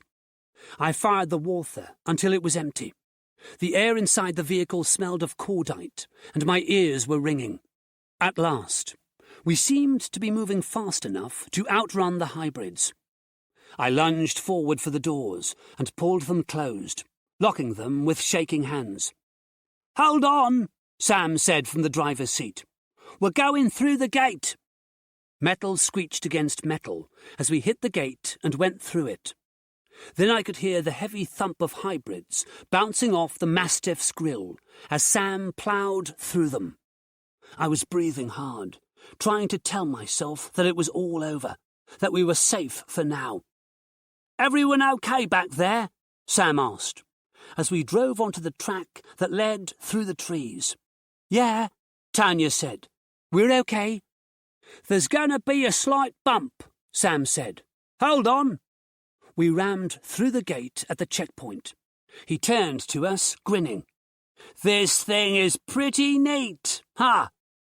I sat up and looked around the interior of the Mastiff. There were 5 fold-up seats attached to one side wall, and 3 on the other. They each had a 4-point harness, like those used by fighter pilots. The floor was made of bare, ridged steel, the ceiling covered in sand-coloured fabric that housed the interior lights. A circular hatch in the ceiling led to what I assumed was the top-mounted gun. Below the hatch was an adjustable platform for the gunner to stand on. An opening at the front led to the cockpit, where Sam sat. There was an empty passenger seat next to him, and an array of computer screens. Instead of being a single pane of glass, the windscreen was split into 2 side-by-side panes. Through them, I could see the trees and the track ahead. We were rumbling along at a decent speed. Sam was right. The Mastiff was pretty cool. "Who wants to sit up front?" he asked. He really was like a kid with a new toy. I looked from Lucy to Tanya. I didn't mind sitting back here, and I didn't want the earlier argument with Sam to be rekindled if we sat together on the front seats. "You go ahead," Tanya told me.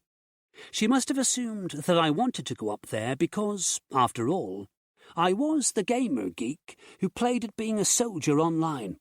"Yeah, you go and sit with Sam," Lucy said. "We'll stay back here and have some girl talk." "Oh?" I asked. "What are you going to do? Compare lipstick colours?" "No," she said. "We're going to discuss the best way to kill hybrids." I wasn't sure if she was joking or serious. I looked at Tanya, who looked as solemn as Lucy, giving me nothing to work with. So I went up front and slid into the seat next to Sam. "How awesome is this?" he asked. "We can drive this thing at night with the lights off. There are 6 cameras mounted outside, including night vision." He leaned across and turned on a screen in front of me. The display showed the track ahead. "SDU," Sam said. "Situation Display Unit." "We won't be driving at night," I reminded him. "We're going back to the boats. You'll have to leave the Mastiff at the village." He looked a little disappointed. "I know that, man. I'm just saying what we could do if we had to." "Well, let's hope we don't have to," I said. "This is great, but I prefer the safety of the sea." He shrugged and reached down to switch the radio on. When the sound of Duran Duran's Ordinary World came out of the speaker, I was grateful that the station wasn't broadcasting another interview. The last thing we needed was another rant from Sam. Instead, he sang along with Simon Le Bon. Sam's singing voice wasn't great, but I'd take it over an argument any day. We got to the main road, and Sam turned the Mastiff in the direction of Muldoon. "Hold on!" he shouted back to the girls. "We've more of the creepy bastards coming this way." I looked through the narrow windscreen. Ahead of us, a horde of hybrids was gathered on the road. Some of them came running straight at the Mastiff, while others waited. The first few runners had nearly reached us. Sam increased our speed. "Get ready to die, fuckers!" But instead of letting the bulky Mastiff run them over, the hybrids leaped up onto the vehicle. I realised then that the grille that protected us also had a downside. It provided handholds and made it easy for the hybrids to swarm over the vehicle. Two of them scaled the front grille and crouched on the bonnet, pummeling the windscreen with their hands. Their fists made a hollow thumping with each blow, and left smears of blood on the glass. "They won't break through there," Sam said. I could hear more of them on the roof, pounding on the metal, trying to get in. Sam used the situation display unit to see where we were going, since the view through the windscreen was blocked by the hybrids trying to break the glass. On the screen, I could see the main horde waiting for us. We reached them, and although some of them jumped onto the Mastiff, others were rammed by the front grille. Their bodies thudded against the metal. "Fuckers!" Sam muttered. His earlier bravado seemed to have waned slightly, now that we had infected passengers on the outside of the vehicle. I wondered how many were actually hanging on to the grilles as we ploughed through the main mass of camouflage-clad monsters. "They can't get in here," Sam said in a low voice, as the pounding in the vehicle's body increased in intensity. I was sure he was right, but we had to shake the hybrids somehow. "They're following us," Tanya said. She was looking at a second SDU screen set up in the back. I assumed she had switched it to the rear camera view. "What are we going to do when we get to the village?" I asked nobody in particular. "We can't just stop the vehicle and get out." "We'll figure something out," Sam said. The lack of confidence in his tone didn't reassure me. "Sounds like a plan," I said sarcastically. "If you have a better one, let's hear it, man." I fell silent.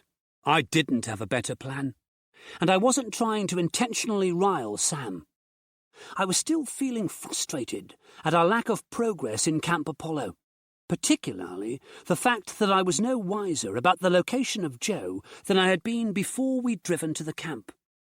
The only thing we'd achieved so far on this mission was to piss off thousands of hybrids.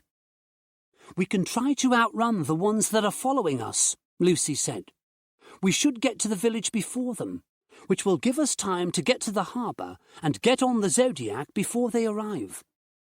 "But the ones on the vehicle are coming with us, no matter how fast we go. We've got to get rid of them if we're going to have a chance at the village. The zombies there will be enough for us to deal with. Throw in a half-dozen hybrids and we'll never make it to the Zodiac at all."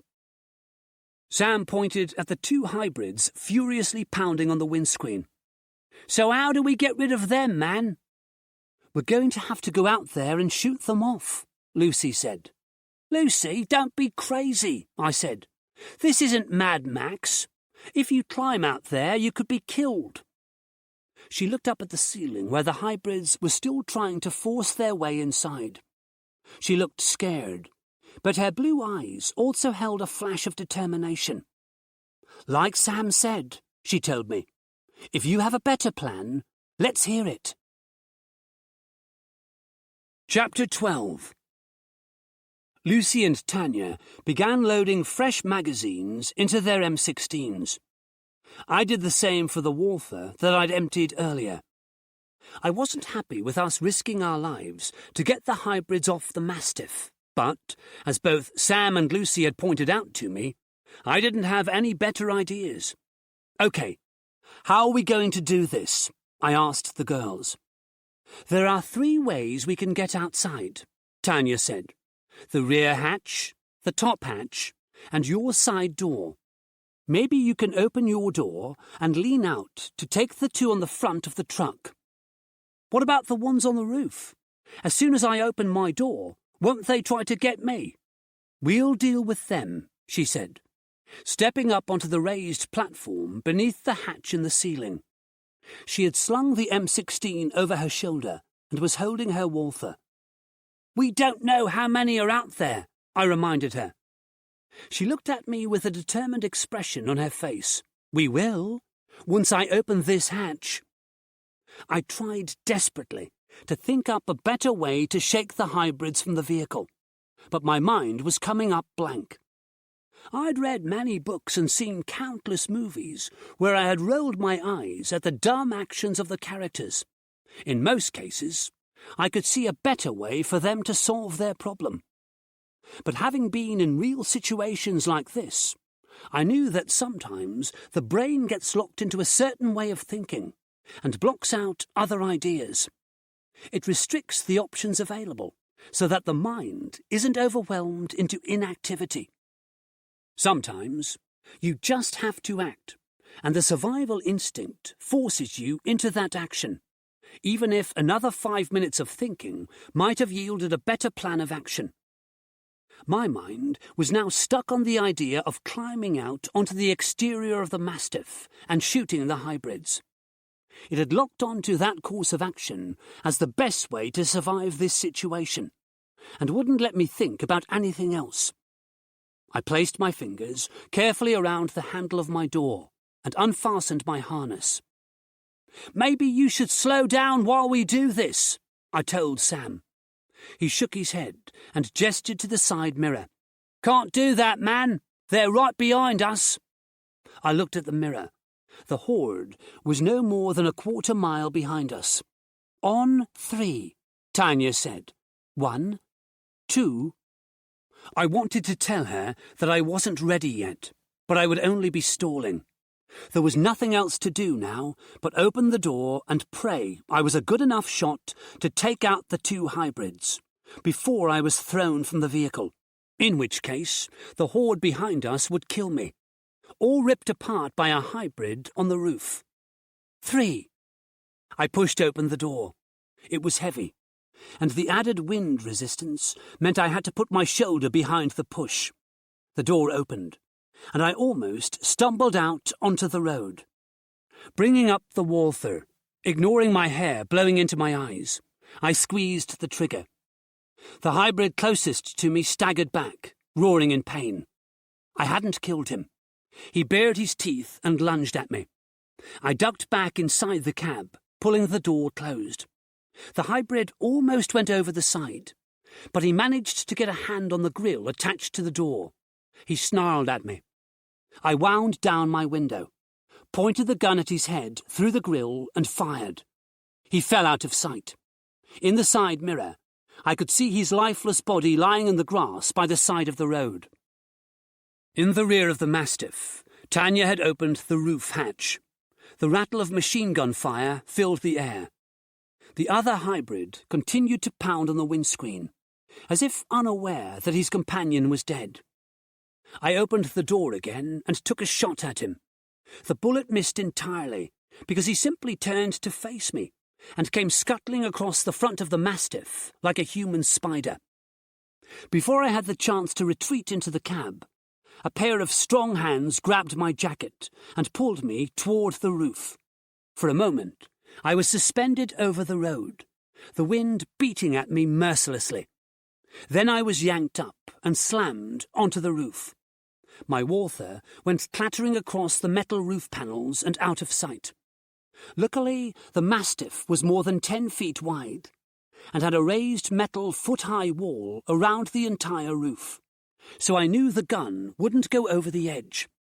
Now on my back, I looked up to see a female hybrid with long blonde hair tied back into a ponytail, looking down at me with evil yellow eyes. The move she had just used on me would have made my WWE wrestler proud. I raised my legs and kicked her away, Using the soles of my boots against her chest, she stumbled back, but soon regained her composure and came at me, teeth gnashing. I tried to roll to the side, aware that if I rolled too far, I would end up on the road and as good as dead. My move wasn't fast enough, though, and the hybrid landed on top of me, trying to bite my face.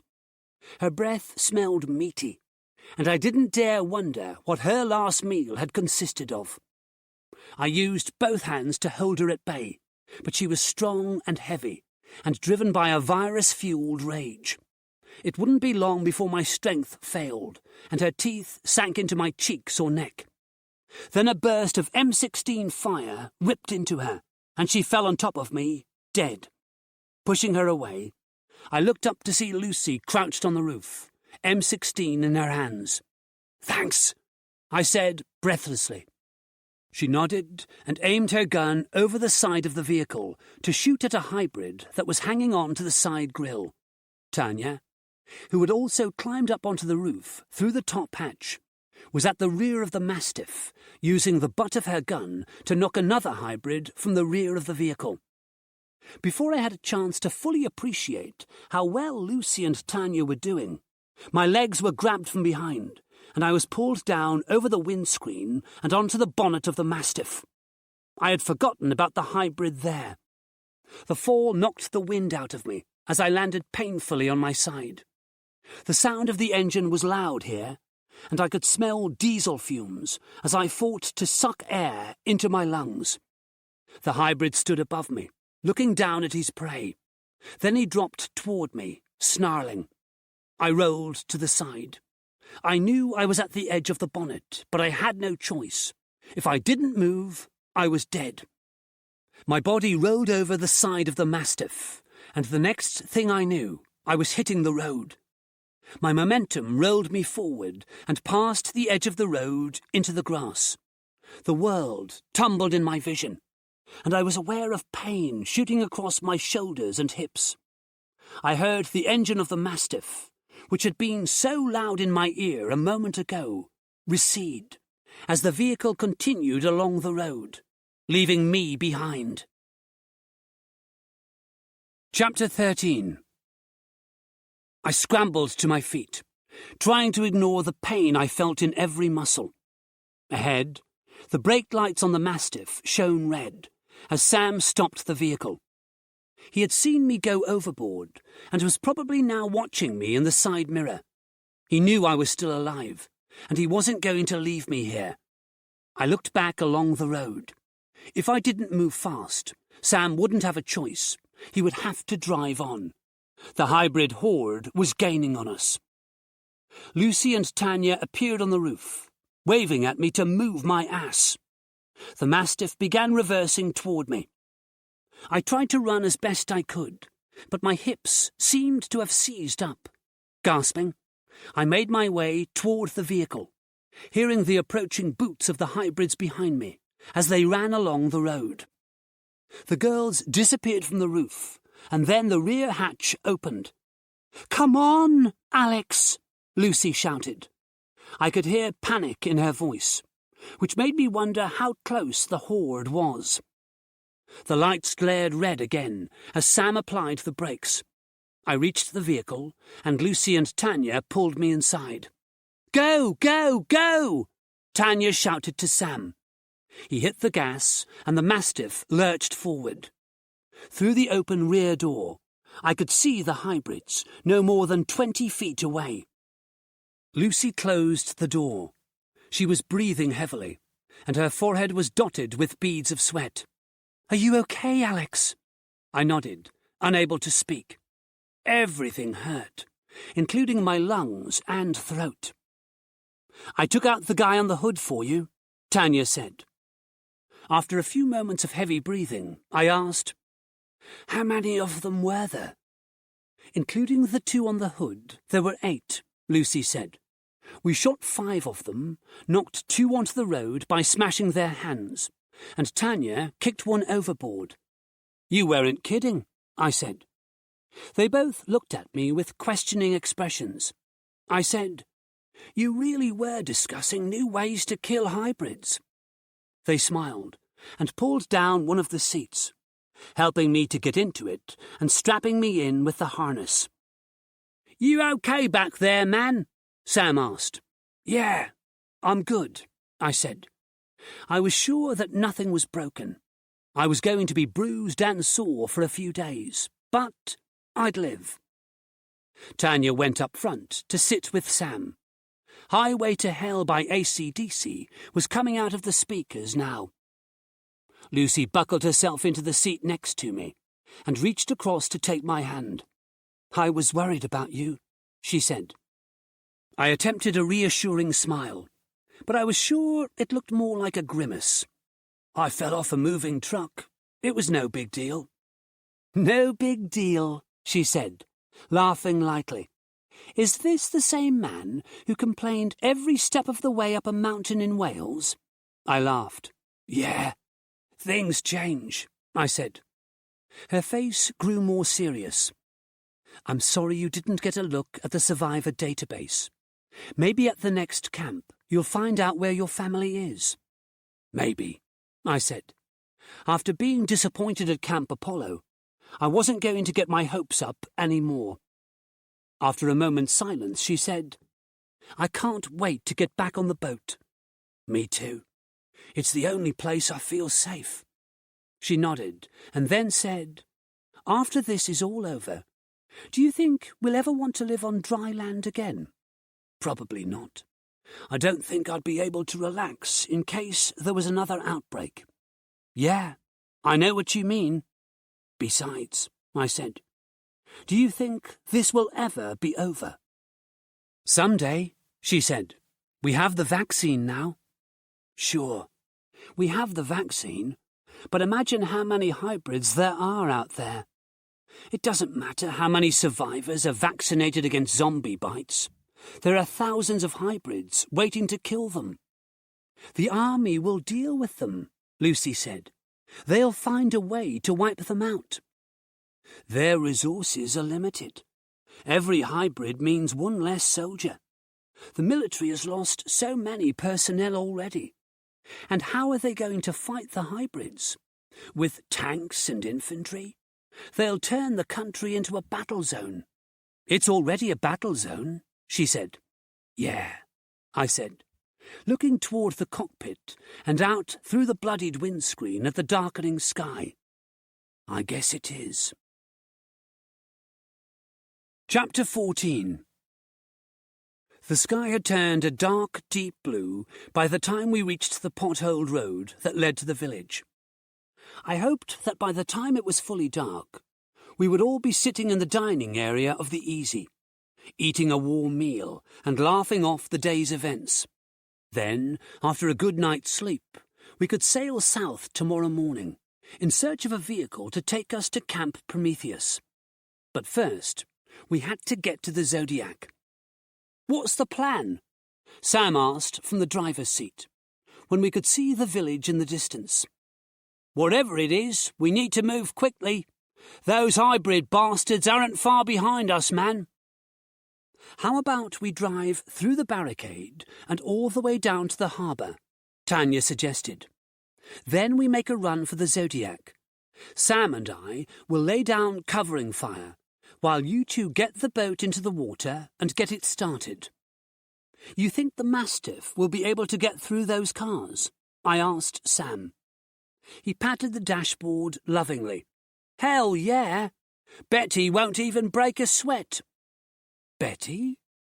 Tanya looked at Sam as if he had lost his mind. "Big Betty, man! That's what I've named her." He was taking his love for this vehicle way too far. "Okay, let's do it," I said, checking that my harness was fastened tightly. I was hopeful that the Mastiff, I refused to think of the vehicle as Betty, could slam through the barricade. I just wanted to make sure that the impact didn't slam me into the opposite wall. "Cool," Sam said. I checked that all my weapons were fully loaded. Lucy did the same. "This shouldn't be too difficult," she said. "All we have to do is run to the Zodiac." I hoped she was right. "Hold on tight," Sam said. I braced myself. Lucy took my hand. A sudden impact threw me forward against the harness. There was a screech of metal against metal. The Mastiff slowed down for a moment and then shot forward. A second impact shook the vehicle. Sam whooped and shouted, "We're through!" "Any sign of the zombies?" I asked. "Oh, yeah. They're everywhere." Lucy tapped me on the shoulder and pointed to the SDU screen in the corner. The image showed the road ahead through the roof-mounted camera. The residents of Muldoon were on the road and coming out of the houses, shambling toward the Mastiff as it rolled through their village. We drove past the Kingfisher pub and on toward the harbour. I could hear thumps on the front and side grills as we collided with the zombies on the road. "Nearly there," Tanya said. "Sam, park this thing as close to the Zodiac as possible." "No problem, man." The harbour seemed to be free of zombies. As long as we got the Zodiac in the water before the hybrids arrived, we should be able to get out of here without too much of a problem. Sam hit the brake and killed the engine. Looking back at Lucy and me, he said, "Okay, let's do it." I unbuckled myself and went to the rear hatch, which Lucy was already opening. We jumped down onto the pebbles and began to sprint across the beach to the Zodiac. I glanced back the way we had come. The road leading up to the village was crowded with zombies. Sam and Tanya started to shoot into the mass of bodies. Some of the zombies fell. When I turned my head to look in the direction I was running, I noticed that Lucy had reached the Zodiac, but instead of untying it from the metal stake, she was standing beside it with her head cocked to one side, as if trying to listen to something. "Lucy, what's wrong?" I asked. "Do you hear that?" She frowned, listening. I couldn't hear anything above my heavy breathing. "Whatever it is, it doesn't matter. We need to get out of here." Then Tanya shouted, "Get back to the vehicle!" I halted, skidding on the pebbles. What the hell was going on?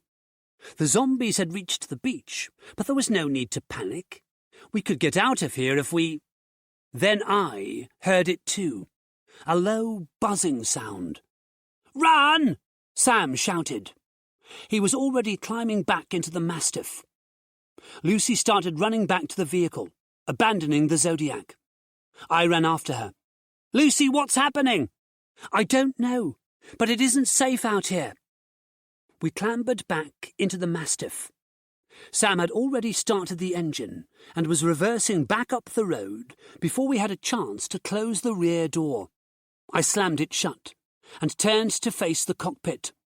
"What the hell is happening?" "Strap yourself in, man," Sam said. He sounded worried.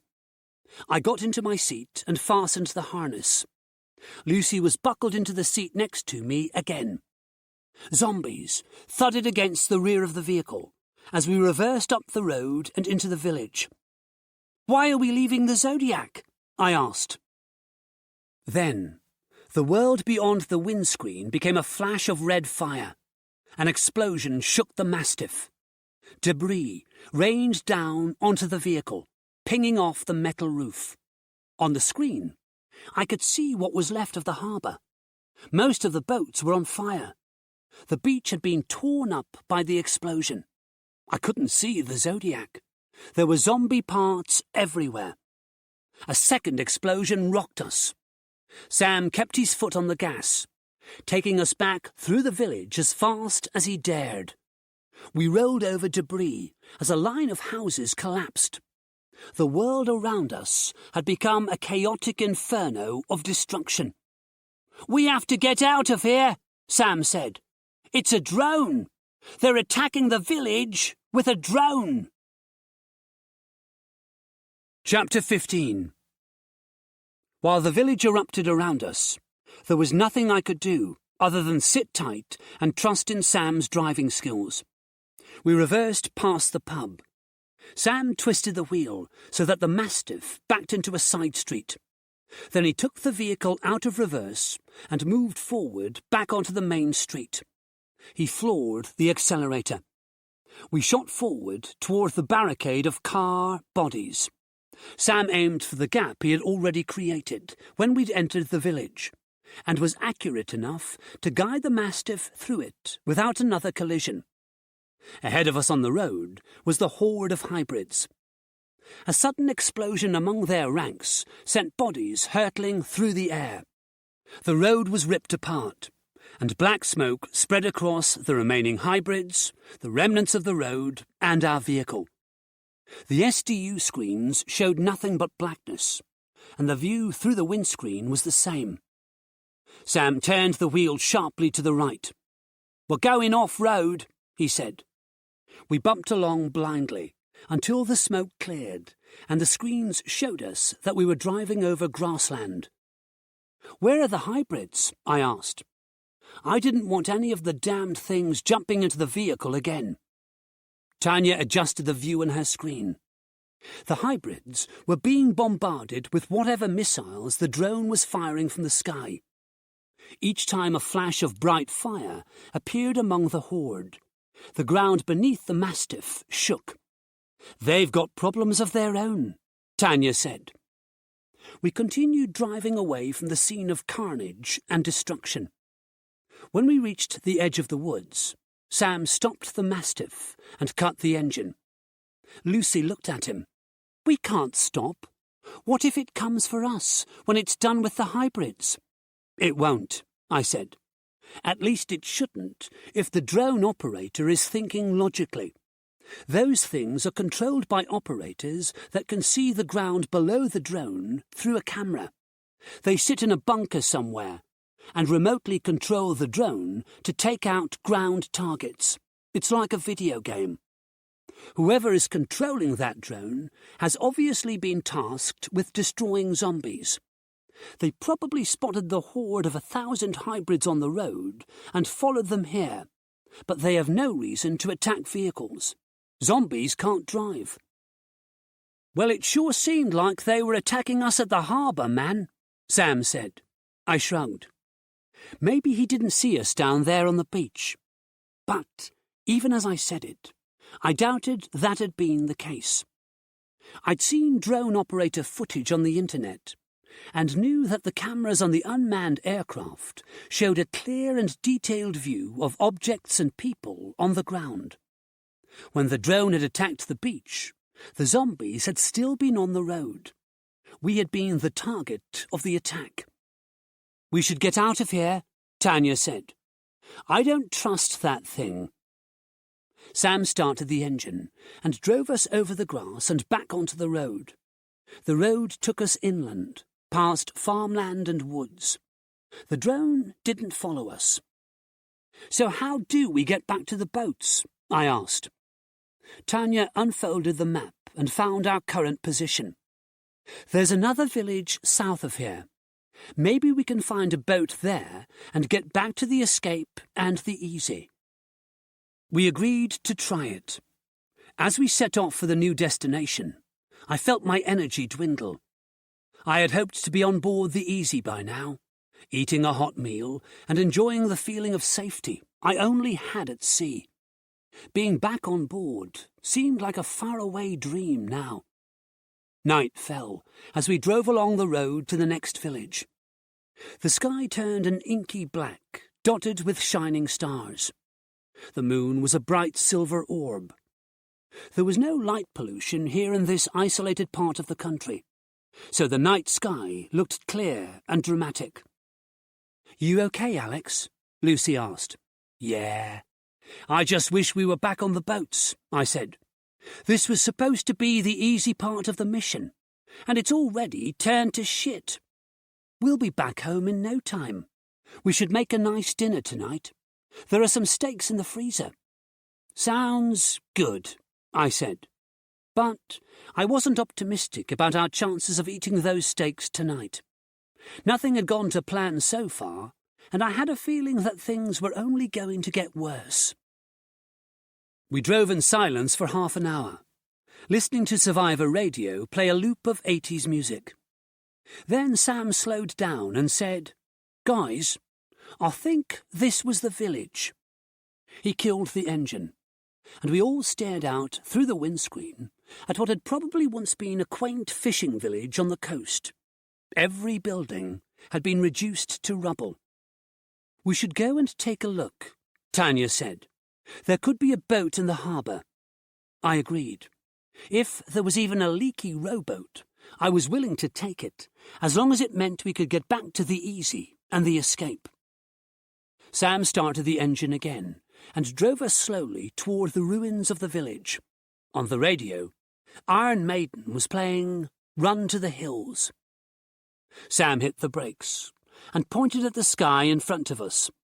The drone was difficult to see in the night sky. It was no more than a dark shape that blotted out the stars as it crossed in front of them. "They're patrolling the area, man," Sam whispered, as if the drone could hear us. We sat there for at least 15 minutes with the engine idling, watching the drone as it flew back and forth along the coast. "They haven't attacked us," Lucy whispered. "Maybe Alex was right, and they only attack zombies." I didn't exactly say that. I wasn't going to take the blame if we became a target. When that drone bombed the beach, there weren't any zombies there, just us. Tanya turned in her seat to look at me. Should we risk getting closer or not? When did I become the expert on drones? I shrugged. I don't know. What other option do we have? Lucy asked.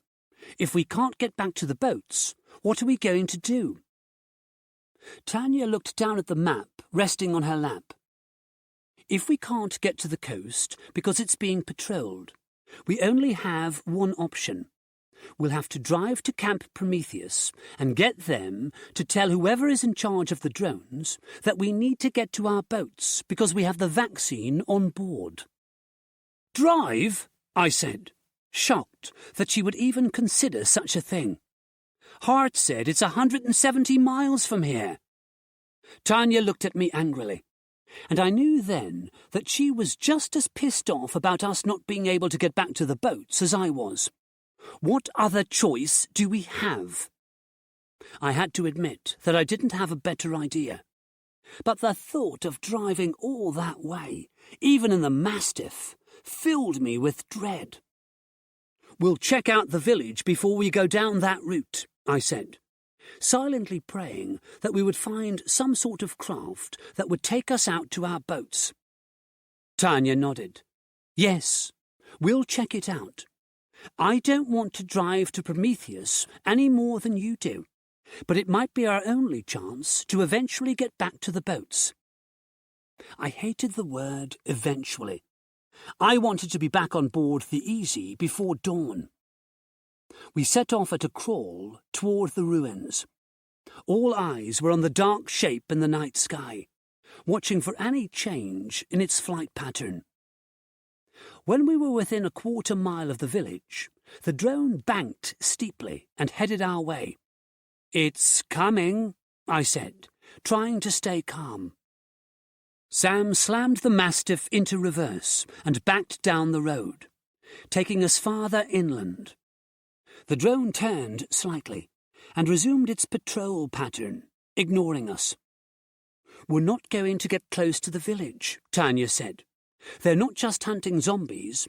They're targeting anyone who goes near the coast, living or undead." "I guess we know why," I said. "They're making sure nobody leaves. After the message you broadcasted on Survivor Radio, they probably think people might try to sail away." "Alex, you're like a broken record." Sam was busy turning the Mastiff around on the road so that we faced inland, but he wasn't so busy that he couldn't get mad at me. "Well, excuse me for being pissed off," I said, "but it looks like your message to the people has ruined our chance of getting back to the boats. If you'd considered the results of your actions before taking over the radio station and getting on air, we might—" "Hey, man, I seem to remember you being there at the time. You couldn't wait to get on the radio yourself. I was trying to find Lucy, I said. I wasn't trying to start an uprising. I don't regret telling the people the truth, man. No, of course you don't. Only now, the army is patrolling the coast thanks to you telling the truth, and we have to drive nearly 200 miles across a zombie-infested wasteland. Stop arguing, boys, Tanya said. Save your anger for the zombies. We're going to find somewhere safe to stop for the night. We've got a long journey ahead of us in the morning. Chapter 16.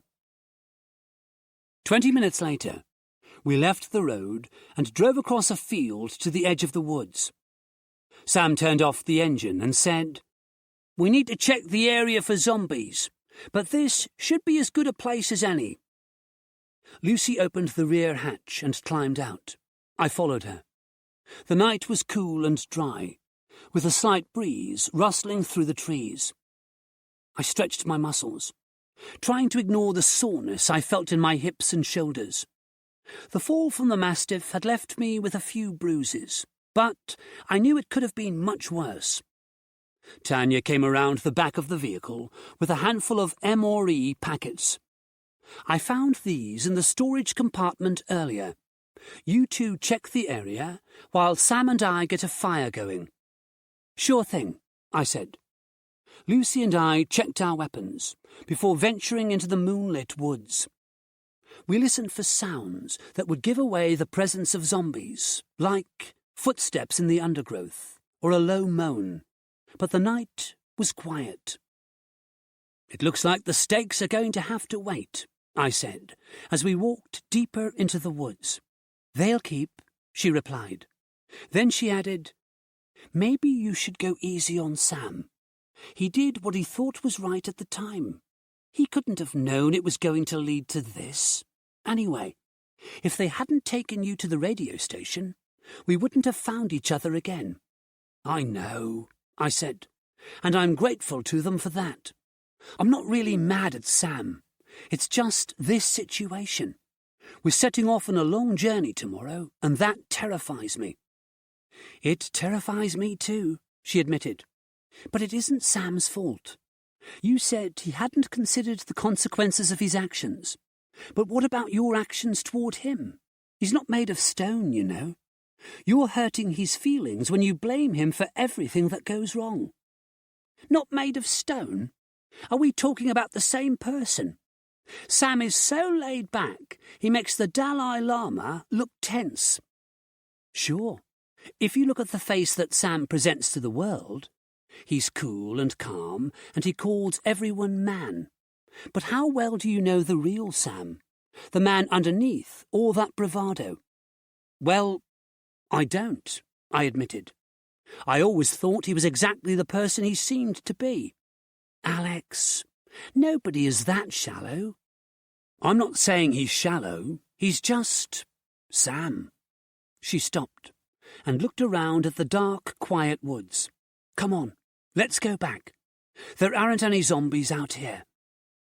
As we walked back to the Mastiff, I said, I didn't mean to hurt his feelings. She had made me feel bad. I hadn't known Sam long, but I considered us to be friends.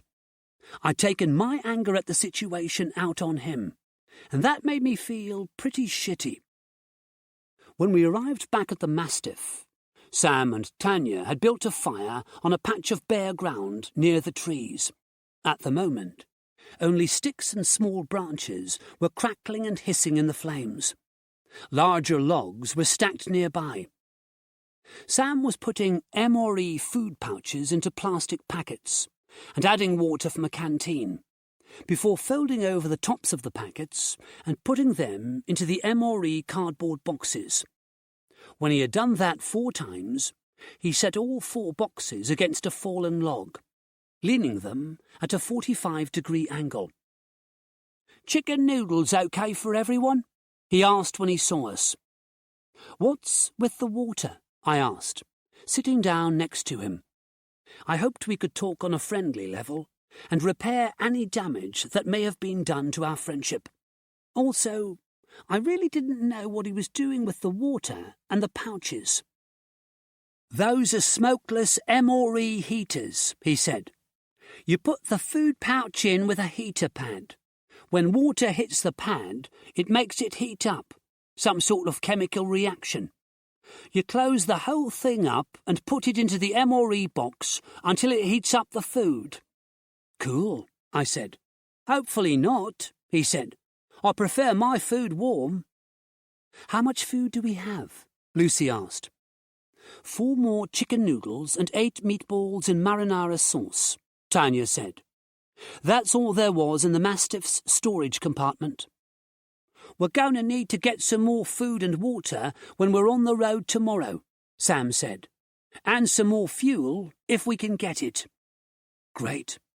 As if driving all that way wasn't dangerous enough. Now we were going to have to stop somewhere and get supplies. We had a stockpile of MREs on the boats, but, like idiots, we hadn't brought them with us on the so-called easy part of the operation. Sam put a log onto the fire. It cracked and popped as the sap inside dried up in the heat. The wood-scented smoke drifted into the trees on the night breeze. He passed the chicken noodle pouches around, along with metal forks that I assumed Tanya had found along with the food. I ripped open my pouch and put a forkful of the noodles into my mouth. These rations might not be the highest quality food in the world, but at the moment they tasted as if they should be in a 5-star restaurant. I had forgotten how really hungry I was until I tasted those noodles. "These are amazing," Lucy said. We all agreed. Then we ate in silence, enjoying the noodles. When we were all done, Lucy said, "Maybe we'll get to see the survivor database tomorrow." "Maybe," Tanya said. She didn't sound too hopeful. "Aren't there any names you want to look up on there?" Lucy asked her. Tanya shook her head. "Not really. My parents retired to Hong Kong years ago. After I got a job that meant I had to travel all the time, and my sister got married and moved to Colorado, they decided to go back to Kowloon, where they both grew up." "You have a sister?" Lucy asked, in a tone that said she wanted to know more. "Yeah," Tanya said, looking into the fire. "Lisa. She's older than me. We haven't spoken in a long time. Years." "If you don't mind me asking, why not?" Lucy asked. "I don't know. We just lost touch, I guess. I was busy, trying to get news stories all around the world, and she was busy with her home life. She has a daughter now, but I've never met her." "That's sad," Lucy said. "I bet she'd like to meet her Aunt Tanya." Tanya shrugged. "I just hope it isn't too late now. I lost touch with Lisa, but there was never any real reason. I guess I just thought that there would always be time to contact her again. It would be easy to fly over to Colorado and see her family, but I never did it. Now I don't know if I'll ever be able to." "I'm sorry," Lucy said. "I didn't mean to pry." "No worries." Tanya smiled at Lucy, but I could tell that she was thinking about her family. A sadness seemed to settle over her. It was evident in her eyes and her slightly slumped shoulders. "How about you, Sam?" Lucy asked, trying to change the subject, but probably digging herself into a deeper hole. "Anyone you'll be looking up on the database?" "No," he answered flatly. "My parents are in New York, so is one of my brothers. The other is stationed in the Middle East. He's a Marine. I barely speak to my family." "Oh, God, I'm sorry." Lucy looked into the fire and remained silent. "Hey, no problem, man," Sam said.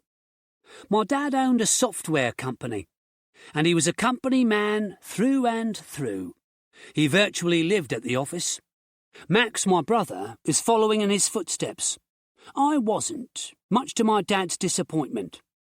I wanted to see the world, and not just a piece of it through an office window. So I spent most of my time rock climbing, mountaineering, surfing, that kind of thing. I had no goal in life other than the next adrenaline rush. But you became a cameraman, I said. He nodded. Yeah, man. I was on an expedition to Everest a few years ago, and I met Viggo Johnson. He'd just signed a contract with a TV network to make the Sole Survivor show. He needed a cameraman who could go to all the places he could and film him demonstrating survival techniques in the wilderness. I said I could do that, and he hired me. In between seasons, I did some freelance stuff in war zones. My parents flipped their shit when they found out I was living and working in the world's hotspots. Never mind that my older brother was doing exactly the same.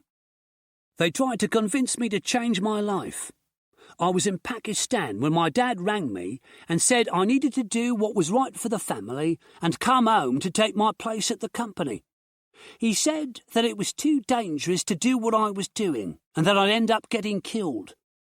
I told him I was going to do things my way and he would just have to accept that. We've barely spoken since. He threw another log on the fire and watched it blacken as the flames licked over it. What's your story? Tanya asked Lucy. Well, my life was boring compared to yours, Lucy said. I went to work on the weekdays and spent most of my weekends at home. My mother was very ill. Sometimes I went hiking or camping on the weekends with my friend Elena. She's dead now, but you probably know that. Alex and I were with Elena and her boyfriend Mike when the outbreak began. I looked to see if my parents are on the survivor database, but I really don't think they will be. My dad is the type of man who will never leave his wife, no matter the circumstances. And since she's bedbound, I think that means they're both dead by now. A tear rolled down her cheek. She wiped it away with her sleeve. That just leaves you, Alex, Sam said. We all know your story, man. Shitty job, no social life, video games and fast food. I shrugged. Maybe he was trying to get me back for when I got mad at him earlier. But what he had said was totally true, and I wasn't ashamed of my life. The thing is, he added, you've changed a lot since then. We've been through some shit, and you've always held it together. I respect that, man. Thanks, I said.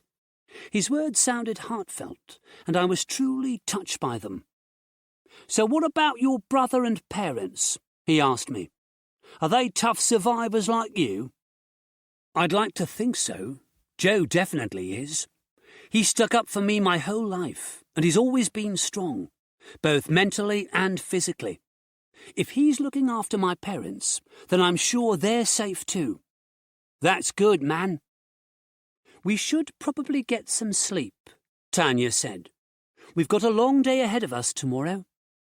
We all agreed, and as Sam kicked dirt over the fire and the girls walked over to the Mastiff, I glanced toward the coast. Somewhere in the night sky, the drone patrolled the cliffs and beaches, cutting us off from the boats that had become our homes and sanctuaries. Operation Wildfire had sounded simple when Hart had described it. All we had to do was deliver the vaccine. Now we were facing a perilous road trip through zombie territory. Was any of this ever going to get any easier? I reminded myself that that was why we were delivering the vaccine in the first place, to try and put an end to this nightmare. No matter what hardships we faced, if we could help save the country, it would all be worth it. Sam slapped me on the shoulder and said, "What are you thinking, man?" We walked to the Mastiff. I said, "I was just thinking that tomorrow is going to be a shitty day." "You know it," he said, as he went around to the driver's door. I climbed into the back of the Mastiff and closed the rear hatch, shutting out the world. Chapter 17. The next day, we were on the road at 6 in the morning. A low mist hung over the fields, and the grey clouds in the dull sky threatened rain.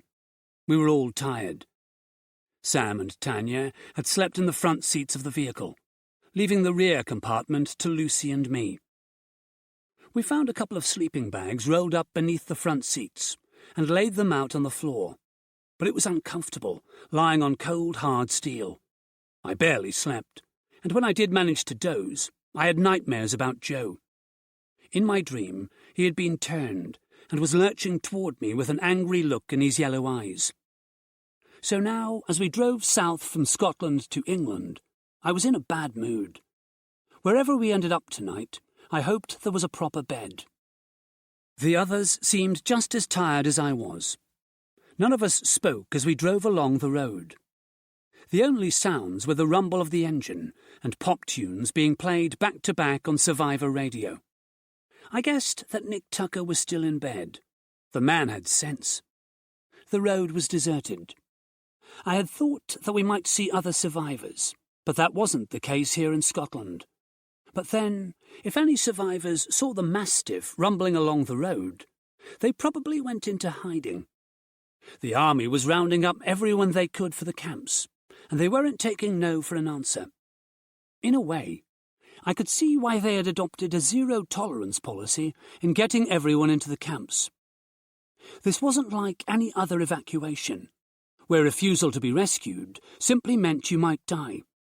In the zombie apocalypse, if you weren't put into a camp, you were probably going to add to the number of zombies the army had to deal with later. By 7, the sky was still dull, but the rain hadn't yet begun to fall. Survivor Reach Out came on the radio. More tales of woe and lost loved ones. The desperation in the voices of the survivors looking for their sons and daughters, wives, husbands and lovers did little to alleviate the depressed mood in the Mastiff.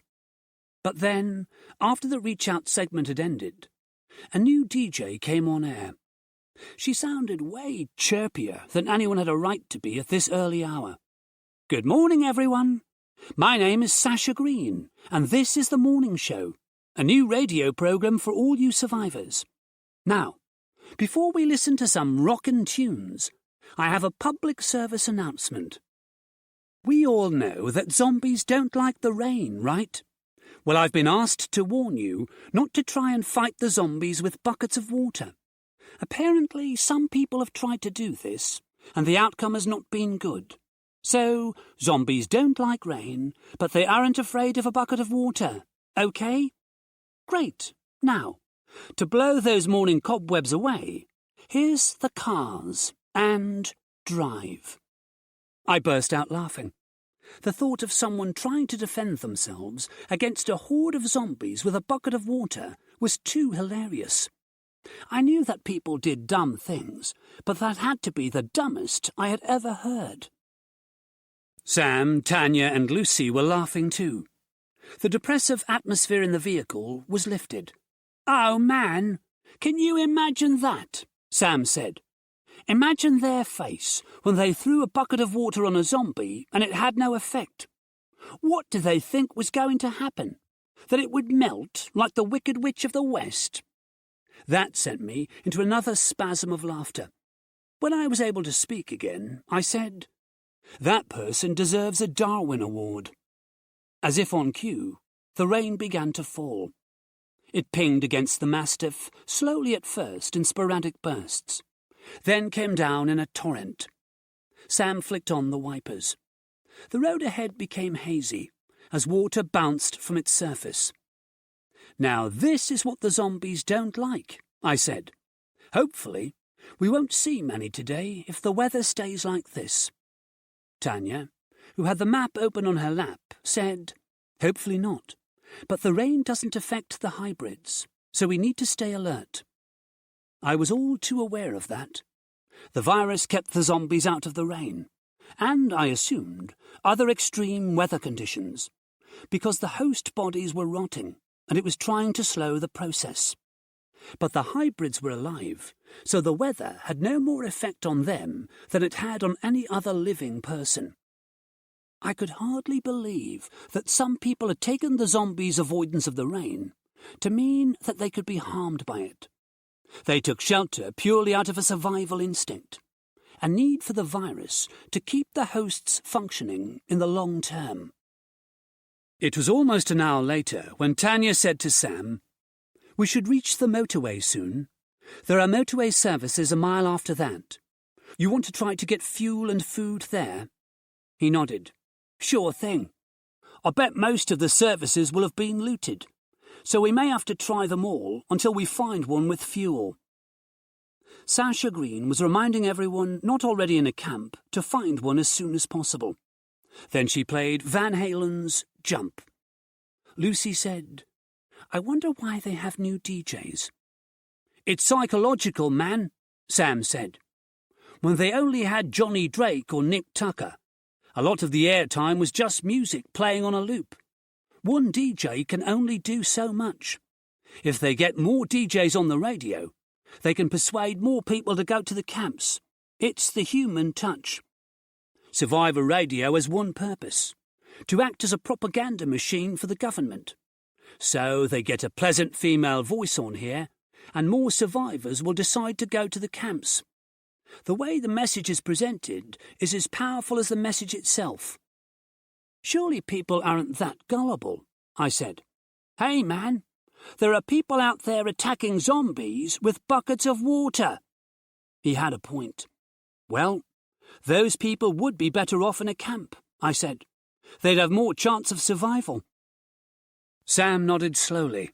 "Yeah, you're probably right. I never thought of it that way." I decided not to say what came into my head, that he saw the world in black and white, and that not everyone was an accomplished survivor like he was. Instead, I simply said, "I miss Johnny." "Me too," Tanya said. On the radio, Tiffany began to sing "I Think We're Alone Now." Ahead of us, a blue sign said M74 South.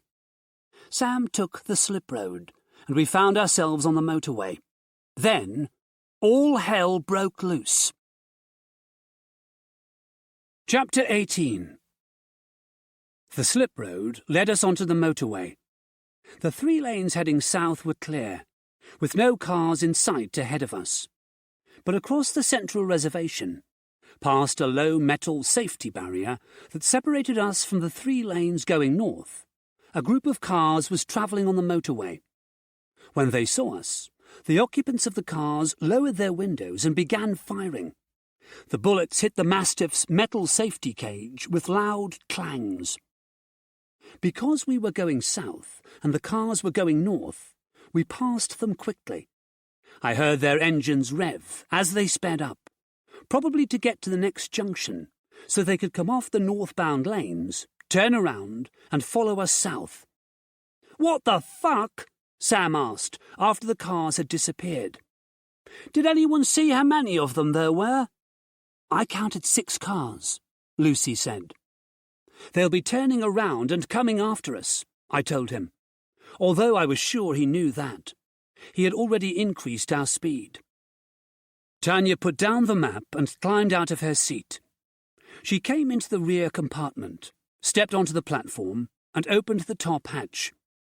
"I'll show those fuckers who they're dealing with." She stood so that the top half of her body went through the hatch. Then I heard whirring as the gun emplacement on the roof turned around to face rear. Sam was grinning as he turned around to say, "They must be crazy if they think they can take on Big Betty." Lucy turned on the situation display unit to show the view from the rear camera. The motorway stretched out behind us, and in the distance, coming through the rain, the 6 cars were throwing up sheets of water in their wake. They had to be crazy to attack a military vehicle using civilian cars. Crazy or desperate. The Top Gun roared, and the road in front of the leading vehicle, a silver Mercedes, was cut up as Lucy adjusted her aim. Then a second round of shots sent the car spinning into the central safety barrier, black smoke trailing from its radiator grille. Sam punched the air. "Woohoo!" The other cars dropped back after seeing their leader crash into the barrier. Then they all roared forward.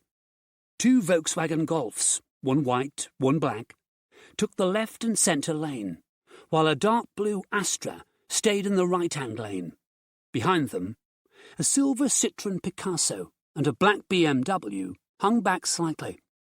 I could see men and women in the vehicles, and it looked like they were dressed in civilian clothing.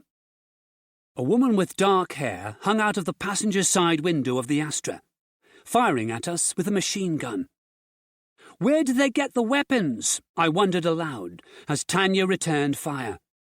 They've probably attacked military vehicles before, Lucy said, over the booming of the top gun. The Astra exploded in a ball of orange flame. The Picasso swerved to avoid hitting the flaming carcass, but overcorrected and skidded off the road, ramming through a fence and into a field. The BMW accelerated to join the Golfs. 2 men leaned out of the back windows, firing at us. Tanya fired again, and the shots tore into the white Golf. I saw the driver slump to one side. The windscreen in front of her face cracked open by a bullet.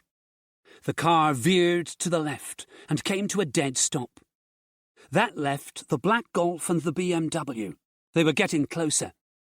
"I'm out of ammo," Tanya shouted down to us. "Pass me the M16. I passed it up to her.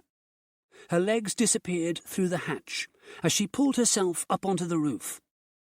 "Maybe we should help," Lucy suggested, going to the rear door with her own rifle in her hand. I grabbed my M16 and nodded. She opened the door. The noise of the vehicles cutting through the rain on the road filled the Mastiff, along with the roar of the engines and the crack of the shots being fired from the BMW. Lucy brought her M16 up and fired. The shots peppered the front of the BMW. The driver swerved slightly, but remained on the road, accelerating toward us. I heard shots from the roof. The front tyre of the Golf blew, and it slowed down, but it kept coming until more shots from Tanya blew the windscreen apart, and the car came slowed to a stop. I fired my M16, trying to ignore the pain as the gun kicked against my sore shoulder. My 3-round burst hit the BMW's bumper and right headlights. Lucy and Tanya both fired at the same time, and the entire front of the car seemed to erupt with gunshots. It peeled off the road and into the grass at the side of the road. The men hanging out of windows were shouting at us and firing, but now they were too far behind us for that to matter. Tanya climbed down into the Mastiff and closed the top hatch. Her hair and face were soaked, but she was grinning. "Big Betty 6, Bandits 0. Lucy closed the rear door and breathed a sigh of relief. I let out a sigh of relief myself, but I couldn't share in Lucy's jubilation. The people we had just killed were living, breathing human beings. They weren't infected with the virus. They weren't zombies or hybrids. They were people like us, trying to survive in the chaos that had overtaken everything. I kept quiet about it. I knew that those people had been trying to kill us, and it was an us or them situation. I knew that we'd been justified in doing what we'd done. I just wished we hadn't had to do it in the first place, that humanity hadn't devolved into this state of savagery. Tanya took her place next to Sam, shaking her wet hair to shower him with rainwater. He laughed and cried out, "I'm melting! I'm melting!" That lightened my mood a little. I had to forget about the bandits back there on the road. They were, after all, bandits. They could have chosen to go to a camp or survive on their own without trying to kill other living humans, but they had chosen to steal and kill to survive. I wasn't going to rejoice in their deaths, but I refused to dwell on them. By killing them, we'd probably saved the lives of many other people. "Not far to the services," Sam said, pointing through the window at a sign that said Services 1M. Beneath the words were the logos for McDonald's and Costa Coffee, and a symbol of a petrol pump. "Anyone want a Big Mac?" Sam asked. Nobody replied. We were all checking our weapons. Chapter 19.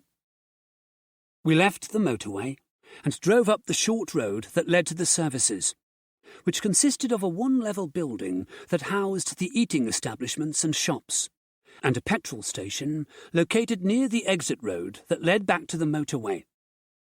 The car park outside the main building wasn't empty. There were 20 or so cars parked there. There were no people inside them. Sam drove us into the car park and brought us to a stop near the glass doors that led into the building.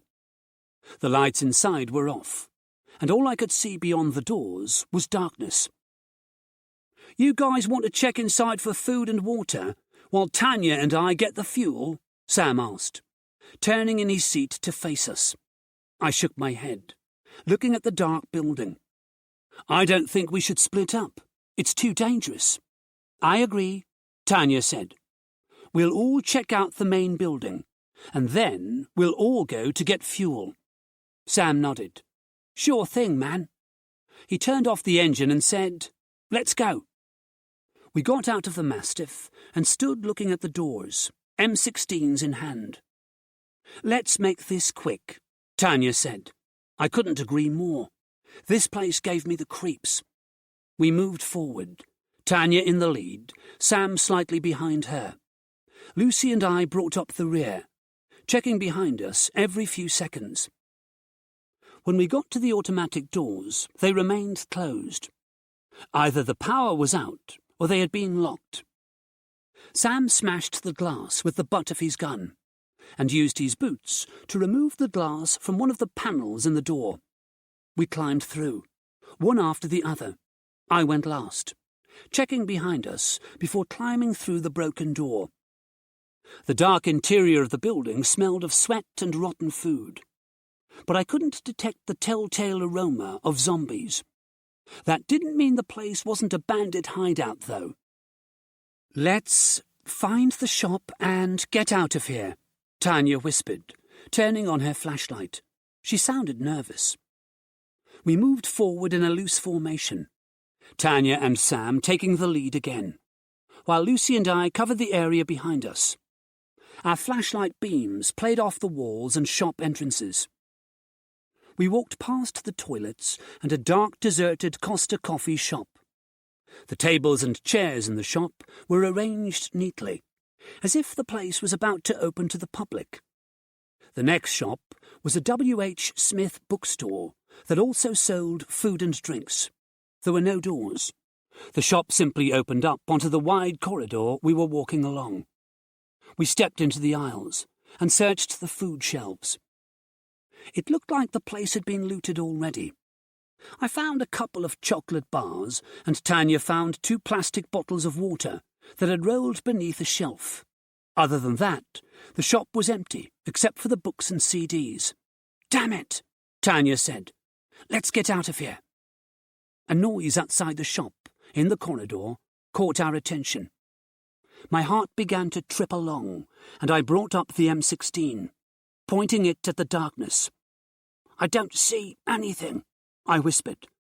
Our flashlights lit up the area directly outside the shop, but there was nothing there. I tried to recall the sound. It had sounded like a plastic coffee cup falling to the floor. So, who or what had knocked it over? "Let's head for the exit," Tanya whispered, but slowly. In formation again, we left the bookshop and stepped into the wide corridor. I saw movement in the coffee shop. It had looked like someone ducking behind the counter. "There's someone there," I whispered, pointing my flashlight at the place I had seen the head duck out of sight. Tanya hesitated, and I knew what she was thinking. Should we check it out, or leave here as fast as possible? "Let's check it," she said. We moved into the coffee shop quickly, and I aimed my M16 and flashlight over the counter. There were 3 people there, a man in his 30s, a woman of similar age, and a girl who looked like she might be 9 or 10 years old. They cowered against the counter. "Please don't hurt us," the man said, his voice panicked. All three of them had their arms raised defensively, as if I were about to shoot them. "Who are you?" I asked, keeping my own voice steady. "I'm Jeff, and this is my wife, Carla, and our daughter, Stephanie." "What are you doing here? Are you part of the bandit gang?" His face turned ashen. "What? Bandits? No. We live here. We've lived here ever since... He tried to hold back tears, but began to sob. "Since those zombies have been killing people. We don't want to die. Please. Please." Lucy leaned over the counter to look at them. "You live here alone? In this building?" He shook his head. "Not alone. There are more of us." He pointed to the darkness that led deeper into the building. I turned and aimed my flashlight in that direction. "I don't see anyone there." "They're hiding," he said. "We don't want to die. None of us want to die." I looked to Tanya for guidance. She just shrugged. "Are you telling me you've been living here since the outbreak?" I asked Jeff. He nodded. "We were here when it all started. We'd been on holiday in Scotland, and we were driving home. Stephanie wanted to use the bathroom, so we stopped here. Then it came on the news about the zombies.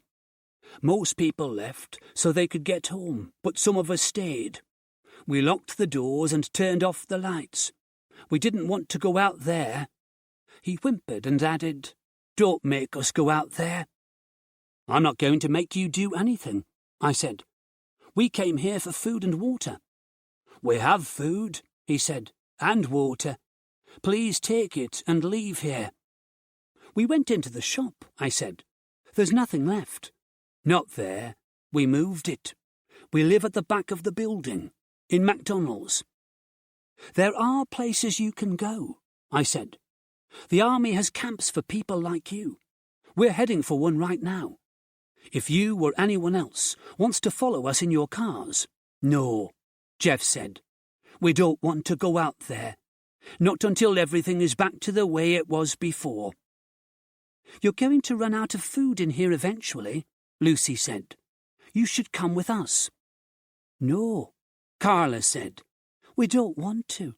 Please don't make us." "I'm not going to make you do anything," I said again. "But I think that if you stay here, you won't last much longer." They didn't reply.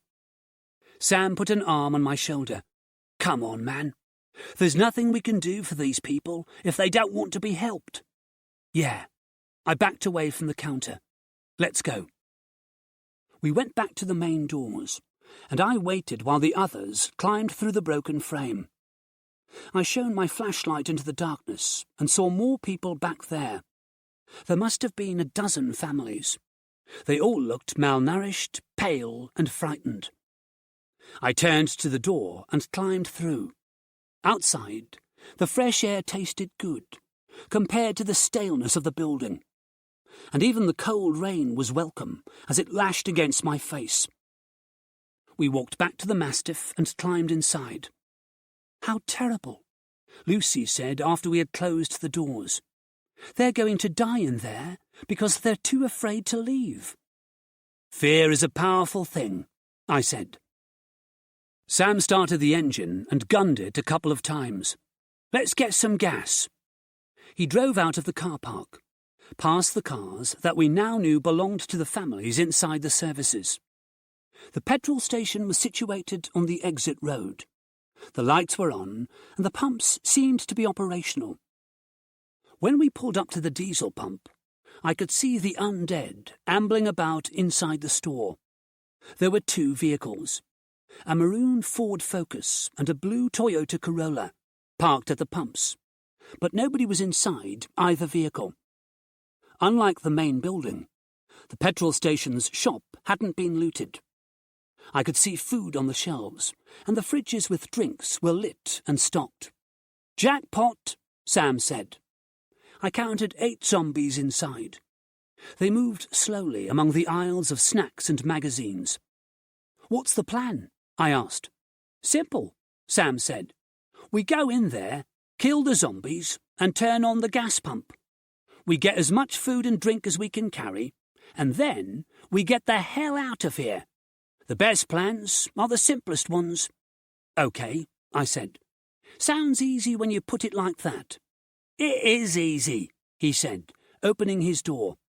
"I'll sort the fuel out, while you guys grab the food and drink. Oh, and kill the zombies." He grinned and got out of the vehicle. "We just kill the zombies and get the food and drink," I said to Lucy. "Simple." "Simple," she repeated, opening the rear door. I climbed out and stood in the bright lights by the pumps. The rain bounced off the metal canopy that hung over the pump area, keeping us dry. As we walked toward the shop, I felt the hairs on the back of my neck rising. Sam had said that the best plans were the simplest, but I had learned from experience that even the simplest plans could very easily go wrong. Chapter 20. We moved from the Mastiff to the shop door in the same formation we had adopted at the main building. The automatic glass door that led into the shop was wedged open by what looked like a body. As we got closer, I could see that it was the body of a balding man in his 50s, dressed in a shirt and tie. The back of his head and white shirt were covered in dried blood.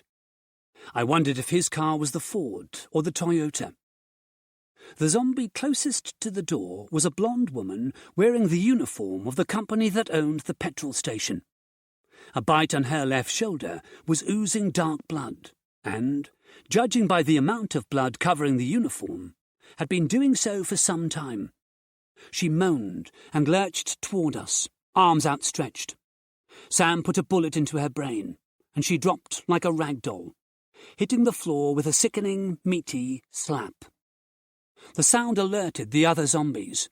They came down the aisles and began to emit the low moan that meant they had spotted prey. They were slow and easy to kill. We dispatched them quickly. Maybe Sam's plan was going to go smoothly after all. He went to the counter and vaulted over it, turning the pump on before vaulting back over the counter and going outside to fill the Mastiff. Tanya, Lucy and I grabbed a plastic basket each and went along the aisles, filling the baskets with snack food and bottles of water. When all 3 baskets were full, we went out to dump the contents into the Mastiff before returning to the shop for more. It was during our second excursion along the aisles that I heard the sound of vehicles outside. Tanya and Lucy looked toward the open door at the same time I did. The noise outside sounded like a lot of vehicles approaching the petrol station. "We need to go now," I said in a voice that was calmer than I felt. With our half-filled baskets in hand, we ran for the Mastiff. Sam had already replaced the pump nozzle back onto the pump and was climbing into the driver's seat. We threw our baskets in through the vehicle's rear door and climbed in after them. Even before I had managed to pull the door shut, Sam had floored the accelerator, taking us quickly along the road that led back to the motorway. "Bandits?" Lucy asked as we reached the motorway. Sam shook his head. "I think they were military vehicles." He pulled into the centre lane of the motorway to avoid a group of abandoned cars. "Guys, we're not supposed to be running from the military," I said. "We're going to a camp, remember? We work for the MOD. Sam let out a sigh of relief. "Oh, yeah, I forgot." Everyone laughed. It was a natural release of the tension that had built inside us as soon as we had heard the vehicles. We were so used to running from everyone, including the army, that it was difficult to shake the mild paranoia that pervaded our worldview. Sam took his foot off the gas, dropping our speed. He manoeuvred around more abandoned vehicles, some of them sitting in the middle of the road. "There's a lot of traffic today," he said lightly. Tanya checked the map. "We're approaching Carlisle, a fairly small city. This motorway becomes the M6, and it runs right along the edge of the city." That made me nervous. I could only imagine what a city would be like. how many thousands of zombies there must be walking the streets. Maybe we should take a different route, I suggested. No can do, man, Sam said. This is the most direct way to get to the camp, as long as... Oh, shit! He applied the brakes, bringing us to a stop. What is it? I asked, moving forward so I could see out of the windows. Ahead, a bridge spanned the motorway. Next to it, a blue sign announced, "Welcome to England," and displayed the Cross of St. George flag. Beneath the bridge, a group of cars had been parked so that they blocked all the lanes on both sides of the motorway. Roadblock, Sam said. Chapter 21. We waited, sitting in the middle of the motorway with the engine running. Sam whispered, "I'm ready to slam us into reverse and get out of here." Nothing happened. Nobody appeared on the bridge, which would be the best place for an ambush, or at the sides of the road to flank us. We simply sat there, waiting for an attack that never came. Even the rain stopped, the constant pitter-patter on the vehicle giving way to an eerie silence. "Maybe they're waiting for us to get out," I whispered. "Or maybe there's nobody here at all," Sam said. "Only one way to find out," Tanya said. She opened her door and slid out onto the road, M16 in hand. Still no movement from the bridge. "Nothing," Tanya said from outside. "We need to move those cars." We all got out of the Mastiff, but I noticed that Sam didn't turn off the engine. The big vehicle rumbled quietly while we approached the bridge and the cars parked beneath. The surface of the road was wet, and our boots splashed through rainbow-coloured oil stains that floated on the puddles. There was a slight smell of rotting meat hanging in the air. "Anyone else smell zombies?" Tanya asked, looking around for signs of trouble. "Yeah," I said, "but I think it might be coming from the city. If there's a huge zombie population there, the smell would be noticeable from miles away." "Okay," she said, nodding, but still checking in all directions. She and Lucy stayed close to the Mastiff, keeping an eye on our surroundings, while Sam and I walked into the shadows under the bridge. The cars were parked at angles, so they blocked all 3 lanes. Sam went up to a white Nova that blocked the middle lane and peered in through the driver's side window. He tried the door. It opened. Sam took the Leatherman tool from his pocket and leaned below the steering column. After a couple of minutes, the car started. Sam climbed into the driver's seat and reversed the Nova to the side of the road. "Where did you learn to hotwire a car?" I asked him, as he came back to the roadblock and went to work on the next car in the line, a silver Honda. "You pick things up here and there," he said. He got the Honda started and parked it next to the Nova by the side of the road. He moved to the next car, an old Ford Fiesta, and opened it. A sudden movement inside the car made Sam step back, surprised. "Shit!" He reached for his handgun, but the zombie was already clawing at his legs, pulling him down onto the road. They rolled in the oily water, locked together by the zombie's arms and legs, which were wrapped around Sam's torso. I fumbled the Walther out of its holster and ran over to where they were struggling against each other. The zombie's head shot forward, and it sank its teeth into Sam's upper arm. Sam cried out in pain. I reached them and put the muzzle of the Walther against the zombie's temple, squeezing the trigger as soon as I knew I wouldn't miss. The shot rang out, and the bullet passed through the zombie's head, taking blood and brain matter with it as it exited through the other side of the creature's skull. The zombie collapsed. Sam pushed it away and scrambled to his feet, holding the bleeding wound in his arm. His combat jacket was ripped, and blood was oozing out of the wound and staining the camouflage-patterned fabric. Sam's face was a grimace, his skin almost white. His eyes were glazed. Tanya ran over and helped me support his weight as we led him back to the Mastiff. Lucy remained on guard. I could see worry in her face. We got Sam into the back of the Mastiff. He lay on the steel floor, breathing heavily, still clutching his wound. Tanya got the first aid kit from beneath the passenger seat and opened it, tipping the contents out onto the floor. She grabbed a bandage and disinfectant. "Get his jacket off," she told me. I began to pull at the jacket, but Sam battered my hand away. "I can do it myself," he said, his voice thin. He struggled out of the jacket and his T-shirt. The bite mark in his arm was a jagged red line just below his shoulder. It was still bleeding. "I think he needs stitches," I told Tanya. She swept her hand through the first aid items on the floor and held up a white packet. "We'll use these, skin closure strips." She opened the bottle of disinfectant and poured it onto the wound. Sam gritted his teeth as the brown liquid entered the rip in his flesh. "Hold the wound together," Tanya said. I used my fingers to press the sides of the tear together, while Tanya applied the skin closure strips. Then she cleaned the area with sterile wipes. The skin around the bite was red and inflamed. The inflammation seemed to be spreading down the arm and over Sam's shoulder and chest. Tanya and I looked at each other, both of us thinking the same thing. "Now we'll see if the vaccine really works," she said. I nodded. "I hope it—" My words were cut off by the sound of gunshots outside. Chapter 22. Bullets began ricocheting off the safety cage. Lucy appeared at the rear of the Mastiff and said, "We need to get out of here, now."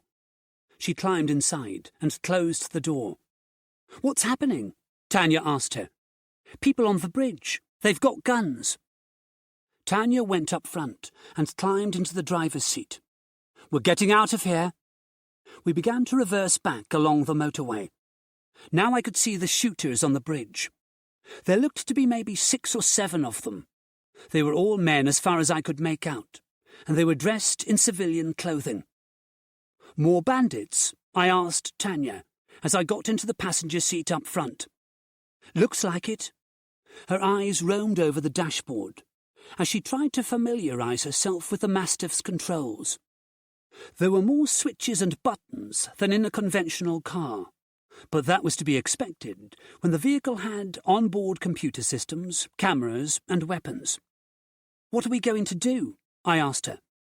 Sam had moved 2 of the cars out of our way, but the Ford Fiesta remained. "We'll go through it," she said, taking the Mastiff out of reverse. "Can't we go back up the motorway and find a way around?" "We can't go back," she said, shaking her head. "Why not?" "Look in the mirror." I checked the side mirror. Behind us, a fleet of maybe a dozen cars was bearing down on us. Tanya gripped the wheel tightly and hit the gas. We accelerated toward the bridge. The shooters began shooting again. Bullets careened off the front of the Mastiff. Our speed increased. I turned in my seat and said to Lucy and Sam, "Hold on!" Lucy nodded. She and Sam were harnessed into their seats. Sam gave me a weak thumbs up. Everything became dark momentarily as we drove beneath the bridge. Then we slammed into the Fiesta, pushing it along the road in front of us. Its tires squealed against the wet road surface as we emerged on the other side of the bridge and into daylight. Tanya hit the brakes, reversed slightly, and then guided the Mastiff around the crushed Fiesta. As soon as we were clear, she accelerated along the centre lane, leaving the bridge behind us. I checked the mirror again. The cars were still coming. If it came down to a firefight on the motorway a second time, I wasn't sure we would come out on top again. There were at least 12 cars behind us, and we had a man down. I wasn't even sure we had enough ammo left to take out all those vehicles. "Can't we go any faster?" I asked Tanya. She shook her head. "The top speed seems to be around 60. I felt my heart sink. Those cars could outrun us easily. They would reach us in the next couple of minutes, if not sooner. I climbed out of my seat and went into the rear compartment to check my weapons. Lucy unharnessed herself and did the same. "What's the best way to do this?" I asked her. "From the roof or through the rear door?" "Both," she said. "You take the roof, I'll take the door." "Okay." I stepped up onto the platform and opened the top hatch. The wind resistance battered me as I climbed up through the hatch, staying low, and thankful for the raised edge that ran around the perimeter of the roof. I crawled to the rear section and peered over the raised edge. The cars were close. Nobody was shooting yet, but I could see that the occupants had guns. Unlike the bandits we had seen earlier, these seemed to have a plan, and that was scarier than if they just started firing haphazardly at us. I positioned my M16 so that the muzzle jutted over the edge of the roof. If we were going to go down, at least we were going to go down fighting. Then something on the opposite side of the motorway caught my attention. There was an exit road there, and coming down it was a convoy of military jeeps. I counted 5 of them, painted in desert colours like the Mastiff. Each jeep had a driver and a soldier manning a large gun mounted on the rear of the vehicle. They came racing south along the northbound lanes and opened fire on the cars behind us, shooting across the median and over the safety barrier. The air became thick with smoke as the fleet of cars took hits from the large-caliber guns. The scene behind us was one of mayhem, as vehicles exploded and crashed. I saw a red Ford Galaxy drive off the road with black smoke pouring out of its engine, its bodywork shredded. I crawled backward to the hatch and dropped down into the rear compartment. Lucy had the rear door open and was watching the carnage on the motorway. She turned to me and grinned. "Here comes the cavalry to save the day." Even Sam was smiling, although he looked exhausted. The cars that had been chasing us were now no more than burning pieces of wreckage on the motorway. The jeeps came alongside us on the opposite side of the road, and the lead driver waved his hand in a downward motion at Tanya. "He wants us to stop," she said. "Should I?" "After what they did to those cars, I don't think we have a choice," I answered. She slowed us down to a gentle stop. Lucy and I got out. The road surface was beginning to dry in the midday sun now. The rotting meat smell still hung in the air. The jeeps halted on the other side of the barrier, and 3 soldiers walked across to us, while the others remained with their vehicles. The big guns were trained on us now. These soldiers might have saved our lives, but they still didn't know who we were, and they were probably ready to kill us at a moment's notice. Tanya came around the side of the Mastiff to join us. She had kept the engine running. The man in the lead looked to be in his late 30s. He had dark hair, with some grey at the temples, and a thin, hawkish face. As he got nearer to us, his eyes roamed over the Mastiff, Lucy, and me, and our combat clothing. I guessed that he was probably trying to mentally process how 2 people who were obviously not military personnel were riding in an expensive piece of military hardware. I was wrong. He seemed to know exactly who we were. "I was told you lot were resourceful," he said. "But where the bloody hell did you get this?" He pointed at the Mastiff. "You know who we are?" Lucy asked. "I think so," he said. "You should have ID badges to show me if you are who I think you are." We dug into our pockets and showed him our badges. He inspected them and nodded, before handing them back to us. "I'm Captain Price," he said. "We were told at Prometheus that you were coming. The brigadier sent us to meet you. It seems you had a welcoming committee of undesirables, so we arrived just in time." "We were about to deal with them ourselves," Tanya said. He looked at her and raised an eyebrow. "Yes, I'm sure you were. Then he walked to the rear of the Mastiff and looked inside, raising an eyebrow when he saw Sam. Price turned to face us again. So tell me, he said, where the bloody hell is the vaccine? Chapter 23. We told Price about the drones patrolling the coastline and the vaccine on our boats. He listened to our story of how we had commandeered the Mastiff and driven south on the motorway to get to Prometheus. He listened quietly and nodded when we were done. He pointed at Sam, who was sitting in his seat quietly, his face pale and sweaty. "And what's wrong with this chap?" Price asked. "He's been bitten," I said. "I see. And I assume he's already been vaccinated?" "Yes, we all have." Price went to the rear door and looked in at Sam. "I suppose this is as good a test as any for the efficacy of the vaccine. I'm going to have to insist that you keep him in that harness until we get to Prometheus." "Prometheus?" Tanya said. "We just told you that the vaccine is on our boats. Call off the drones so we can go back and get it." Price pursed his lips, thinking. "That's not my decision to make. Besides, the brigadier will want to see you. He'll decide what happens regarding the vaccine and how we get it off your boats." He paused as if considering something, and then said, "We were told that you lot might know something about a problem we've been having at the camp. Something has been sneaking in at night and attacking our men. We've had a lot of good soldiers go missing." "Why would we know anything about that?" I asked. "Because the men who went missing are probably the lucky ones. It's what happened to the others that you might know something about. They were killed." He paused and then added, "And their spines were torn out." I felt Lucy stiffen next to me. My heart began to race. Was Jax at Camp Prometheus? In a way, it made sense. She had jumped overboard near the coast north of here. Camp Prometheus was the closest place that was densely populated with living people. She must have been attracted to it like a fox attracted to a henhouse.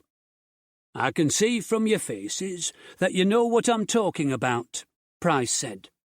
"We were told that the creature is something to do with you people." "She was one of us," Tanya said, her voice sad as she remembered her friend. "Yes, so I gathered," Price said. "I also heard that you faced one of these creatures before, at a lab in Scotland." I nodded. "We did." "Well then, you might have some ideas about how we can get rid of this one. We'll escort you to the camp. It's a good 70 miles south of here, and involves a little jaunt past Carlisle. If you're interested in zombies, you'll see plenty on that leg of our journey." He turned to go back to the jeeps but stopped, seemingly remembering something. Turning to face us again, he pointed at Sam and said, "And keep a close eye on him." With that, he turned and marched back to the jeeps with his two companions. "I can't believe Jax is here," Tanya whispered to me, as we watched Price return to his vehicle. "And I don't know why he thinks we'll know how to deal with her," I said. "We didn't exactly deal with Vess." "Let's just get to the camp and convince this brigadier person to call off the drones," Lucy said. "As soon as they do that, we can get back to the boats." We got back into the Mastiff. Lucy sat in the back with Sam, while I went up front with Tanya. Survivor Radio seemed to have a new presenter for the midday slot, a man named Chris Barnes. He wasn't quite as upbeat as Sasha Green had been earlier, but his voice was soothing, with a low Scottish burr. "This one is for all you survivors out there," he said. Chasing Cars by Snow Patrol began to play. We set off down the road, with the jeeps matching our speed, on the opposite side of the motorway. "Do you trust them?" Tanya asked me. "No, I don't. I'm grateful to them for saving us back there, and I respect the job they do, but I don't trust them. There are very few people I trust in this world. I've always been that way." She said, "Yeah, I know what you mean," but she didn't elaborate. A blue sign overhead told us that the motorway had become the M6, and we had 15 miles to go before we hit the city of Carlisle. At our current speed, that would take us about 20 minutes. I turned in my seat to face Lucy. "How are things back there?" "Fine," she said. Sam attempted a grin, but it looked more like a grimace. I gave him a thumbs up and turned to face front again. I had thought, maybe naively, that being vaccinated meant a zombie bite wouldn't affect us at all. Now that I thought about it, that had been a simplistic view.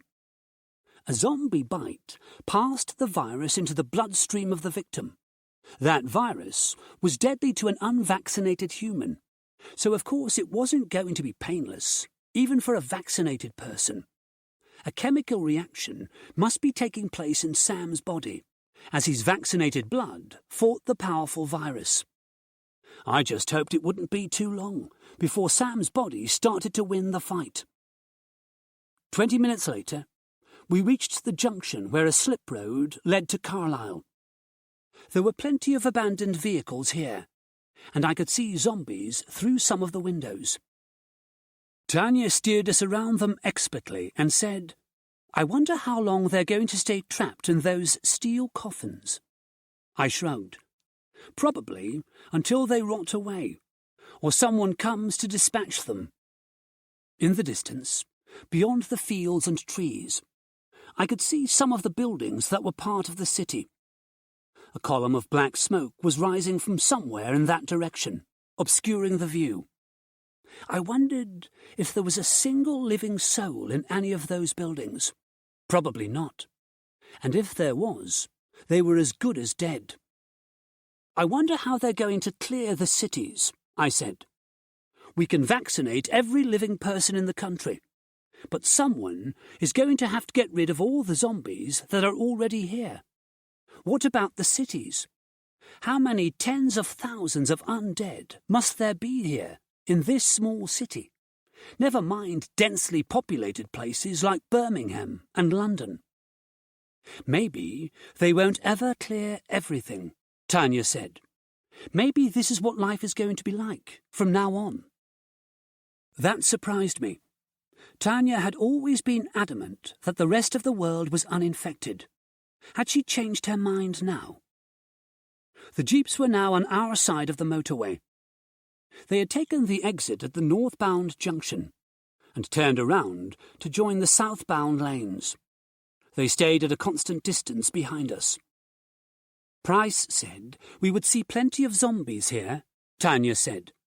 "But I haven't seen—" Her words trailed off as she gazed at the road ahead. I followed her gaze. The motorway was seething with zombies.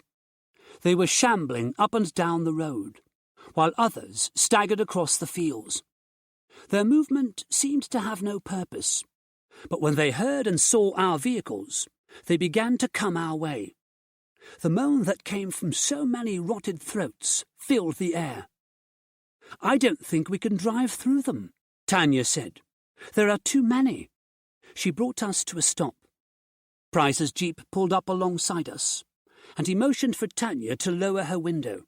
She did, and the rotten stench that entered the Mastiff was almost overwhelming. "We'll clear a path," Price said, "but you have to stick right behind us. The blue bastards will fill in any hole we make in no time. Got it?" Tanya nodded and put the window back up quickly.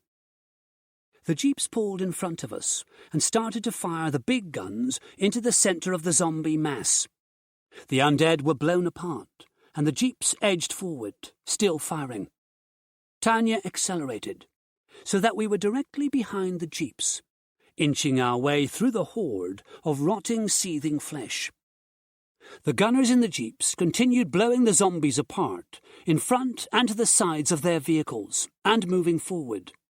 As we were the last in the line, The horde closed in around the rear of the mastiff and banged on the door with their fists. At least these slow zombies wouldn't climb aboard like the hybrids had. Instead, they pounded on the steel cage to no avail. They were never going to break in here. It took us 15 minutes to clear a path through the horde. By the time we had driven beyond the last of them, the road behind us was full of zombies again, as if we had never passed through. The jeeps increased their speed, and Tanya did likewise to keep up with them. I relaxed a little and closed my eyes, listening to Chris Barnes play a selection of songs by Coldplay, The Killers, Bastille, and Green Day. The lyrics of those songs spoke of a world that was gone now and might never come again. Even Tanya had her doubts that this apocalypse would ever end, and that worried me. Her outlook was usually optimistic, not in an everything is going to be okay, with rainbows and unicorns way, but in a pragmatic and realistic way. If she was thinking that a future without zombies was doubtful, then it probably was doubtful. I wasn't sure if I could live the rest of my life like this, constantly running and fighting and searching for the people I loved. But I had no choice. I thought of the people living at the motorway services, too scared to go outside. They might as well already be dead. Soon, when they ran out of food and were too afraid to go out and find more, they would be dead. I might not be the most courageous person in the world, but I could never give up on life like they had. It just wasn't in my nature. When I opened my eyes again, there were red signs that said, "Survivors camp this way, every mile or so." I turned to check on Sam. He was looking much better. The colour had returned to his face, and he didn't look sweaty anymore. "How's it going?" I asked him. "I'm fine, man. I felt a bit out of it earlier, but I'm all good now."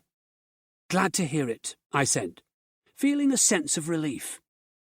Even though Sam had been vaccinated, there had been a niggling voice in my head telling me that he might turn. Half an hour later, we drove past Killington Lake motorway services and came to a stop at a farm gate that led to a dirt road. A red sign had been erected by the gate. It said, "Camp Prometheus." One of Price's men opened the gate to let us through. We followed the road past a tree-lined lake. The area was surrounded by rolling hills, and would probably be picturesque if not for the huge fenced camp that had been erected there. Just like at Camp Apollo, there were guard towers and huts. Unlike Apollo, the military huts and the civilian tents were in separate fenced-off compounds. The gate to the military area was opened, and we drove through. Another thing that made this place very different to Apollo was the number of people in the compound. The place was buzzing with activity. Mechanics worked on vehicles in a large garage. A group of soldiers was engaged in some sort of briefing, listening to a female soldier who was standing in front of a whiteboard and pointing out various areas on a diagram. There were troops jogging around the compound in white tops and camo trousers, being led by a physical training instructor who was barking insults at them.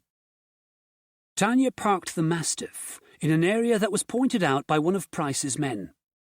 A number of other vehicles were parked here, from civilian cars to armoured personnel carriers.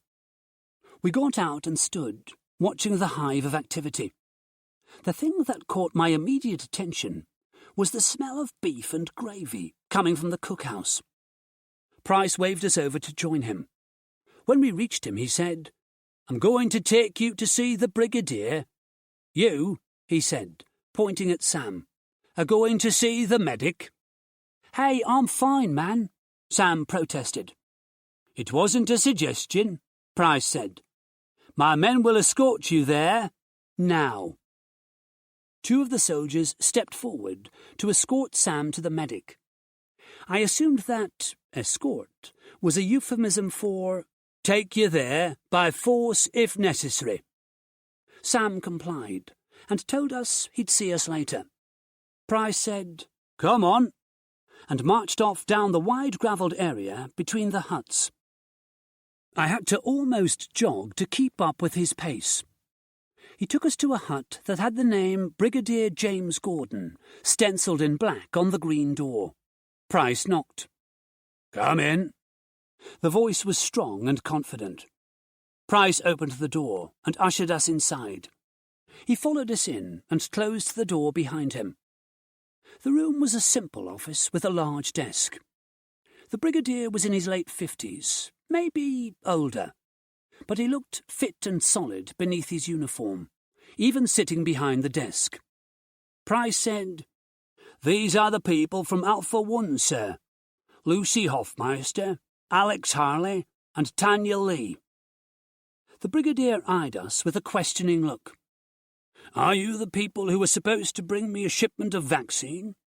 "We are," Tanya said, "and we'd have it here if not for your drones on the coast. We almost got killed trying to get to our boats." "They're not my drones," he said. "There's a kill zone being set up along the coast. It's a huge operation. We can't let the virus leave our shores, so we are quarantining the country. As well as the drones, there will be a military presence on the ground eventually. We've already mobilized ground troops to most ports and even some of the larger marinas." "Well, if you want the vaccine, you need to let us pass through the zone so that we can get to our boats," Tanya said. The Brigadier looked at her with an amused twinkle in his eyes. "Do I indeed? And why should I do that? Marilyn MacDonald might think it's a good idea to employ civilians in military operations, but I don't agree. As far as I'm concerned, you should be in the tents with the other civvies. Leave the soldiering to properly trained soldiers." "Sir," Price said, stepping forward, "from what Marilyn MacDonald said, this lot have—" Yes, I know what they've done." The Brigadier stood up. "I've read the report." He walked around the desk to face us, looking at each of us in turn. "According to MacDonald, you people are the dog's bollocks when it comes to going up against zombies." He looked us up and down, although I must say I expected something more than what I see in front of me. "You all look too casual, too untidy. I don't think I've ever seen combat uniforms worn quite so sloppily." "We're not military personnel," I reminded him. "No, you're not," he said, pushing his face close to mine. "And that's the problem, isn't it? It doesn't matter how good MacDonald says you are. I'm in charge of Operation Wildfire, and I'd rather work with military personnel than a ragtag bunch of heroes." "We don't have to be here," Tanya said defiantly. "We volunteered for this." As she said it, I could feel my chance to look at the survivor board slipping away. If we pissed this man off too much, he would throw us out, or worse, lock us up in the camp. He stared at Tanya for a moment before turning to Price. "Have them escorted to the cookhouse and get a meal inside them while we discuss what to do." "Sir." Price opened the door and summoned 2 of his men, giving them the order to take us to the cookhouse. As we moved to the door, the Brigadier said to Tanya, "Miss Lee, whatever happens to you and your friends, you only have yourselves to blame. You want to play at being soldiers, but you didn't learn the first rule of the military." Tanya turned to face him. "Oh, what's that?" He grinned and said, "Never volunteer for anything." Chapter 24. We were escorted to the cookhouse, which was like a cafeteria inside, with rows of tables and a serving area, where servers were dishing out food to soldiers. The smell of food in the air made my mouth water. Our escorts stood by the exit, chatting with each other. I had the feeling we weren't allowed to leave here until either the Brigadier or Price said so. Sam was brought in through the door and came over to our table. "What did the medic say?" Tanya asked him. "Clean bill of health, man." "So the vaccine does work," I said. "I had my doubts." "Hey, I never doubted it for a second." He grabbed a tray and got into the line for food. "I never felt like I was being zombified." "And how would you know what that feels like?" Lucy asked him. He shrugged. "I just know. All I felt was like I had the flu for an hour, and then it passed." We got our food, which consisted of roast beef, mashed potatoes, vegetables and gravy, and found a table. As we ate, we told Sam about our encounter with Brigadier Gordon, and how he and Price were deciding our future. "Fuck 'em," Sam said. "If they don't want to let us go and get the vaccine, then we're out of here. I'm starting to think that volunteering to be a part of this operation was a mistake. You try to help some people, and they have their heads so far up their own asses, they can't see that you're on their side." I finished my meal and put the knife and fork down on the plate. "Don't worry. They know how valuable the new vaccine is. They'll let us go and fetch it." Sam pointed his fork at Lucy and me. "Have you two seen the survivor database yet?" We shook our heads. "Make sure you get a look at it," he said. "If we're going to get thrown out of here, we might as well gain something from this stupid trip." "They're not going to throw us out," Tanya assured him. "The Brigadier is against letting us complete the mission, but Price is on our side." "Yeah, but the Brigadier outranks Price," Lucy said. Tanya shrugged. "We'll just have to wait and see what happens." Price appeared at the door and beckoned us to follow him. He led us back to the Brigadier's office. The Brigadier was sitting behind the desk again, a number of typed papers spread out in front of him. I wondered if they were the reports on us that he'd received from Marilyn MacDonald. Come in," he said as we entered. His tone seemed lighter, more friendly. Maybe Price had convinced him that we were the right people for the job, or maybe the reports had swayed the argument in our favour. Either way, I was sure we were part of Operation Wildfire again. He leaned back in his chair. "Captain Price has put forward a strong case for allowing you to continue working on this operation. His argument and Marilyn MacDonald's reports have convinced me that putting people like you into a camp would be a waste of resources. You might not be trained, but you have experience." He flicked through the pages on the desk. "A lot of it, apparently." Looking back up at us, he said, "So, tomorrow, you will return to your boats to get the vaccine." "And we won't get shot at?" Tanya asked. "Of course you won't. We have signal emitters that we put into our vehicles. The signal tells the drones that the vehicle is friendly. The emitters are portable. We'll put one in the Mastiff." Sam grinned.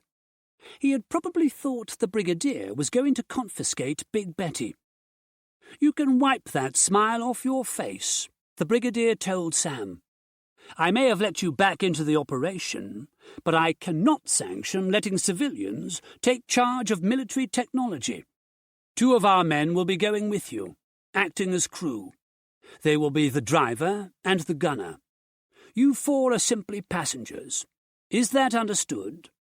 I nodded. Sam's face had fallen, but he murmured a low, "Yeah." The driver held out his hand. "Keys, please."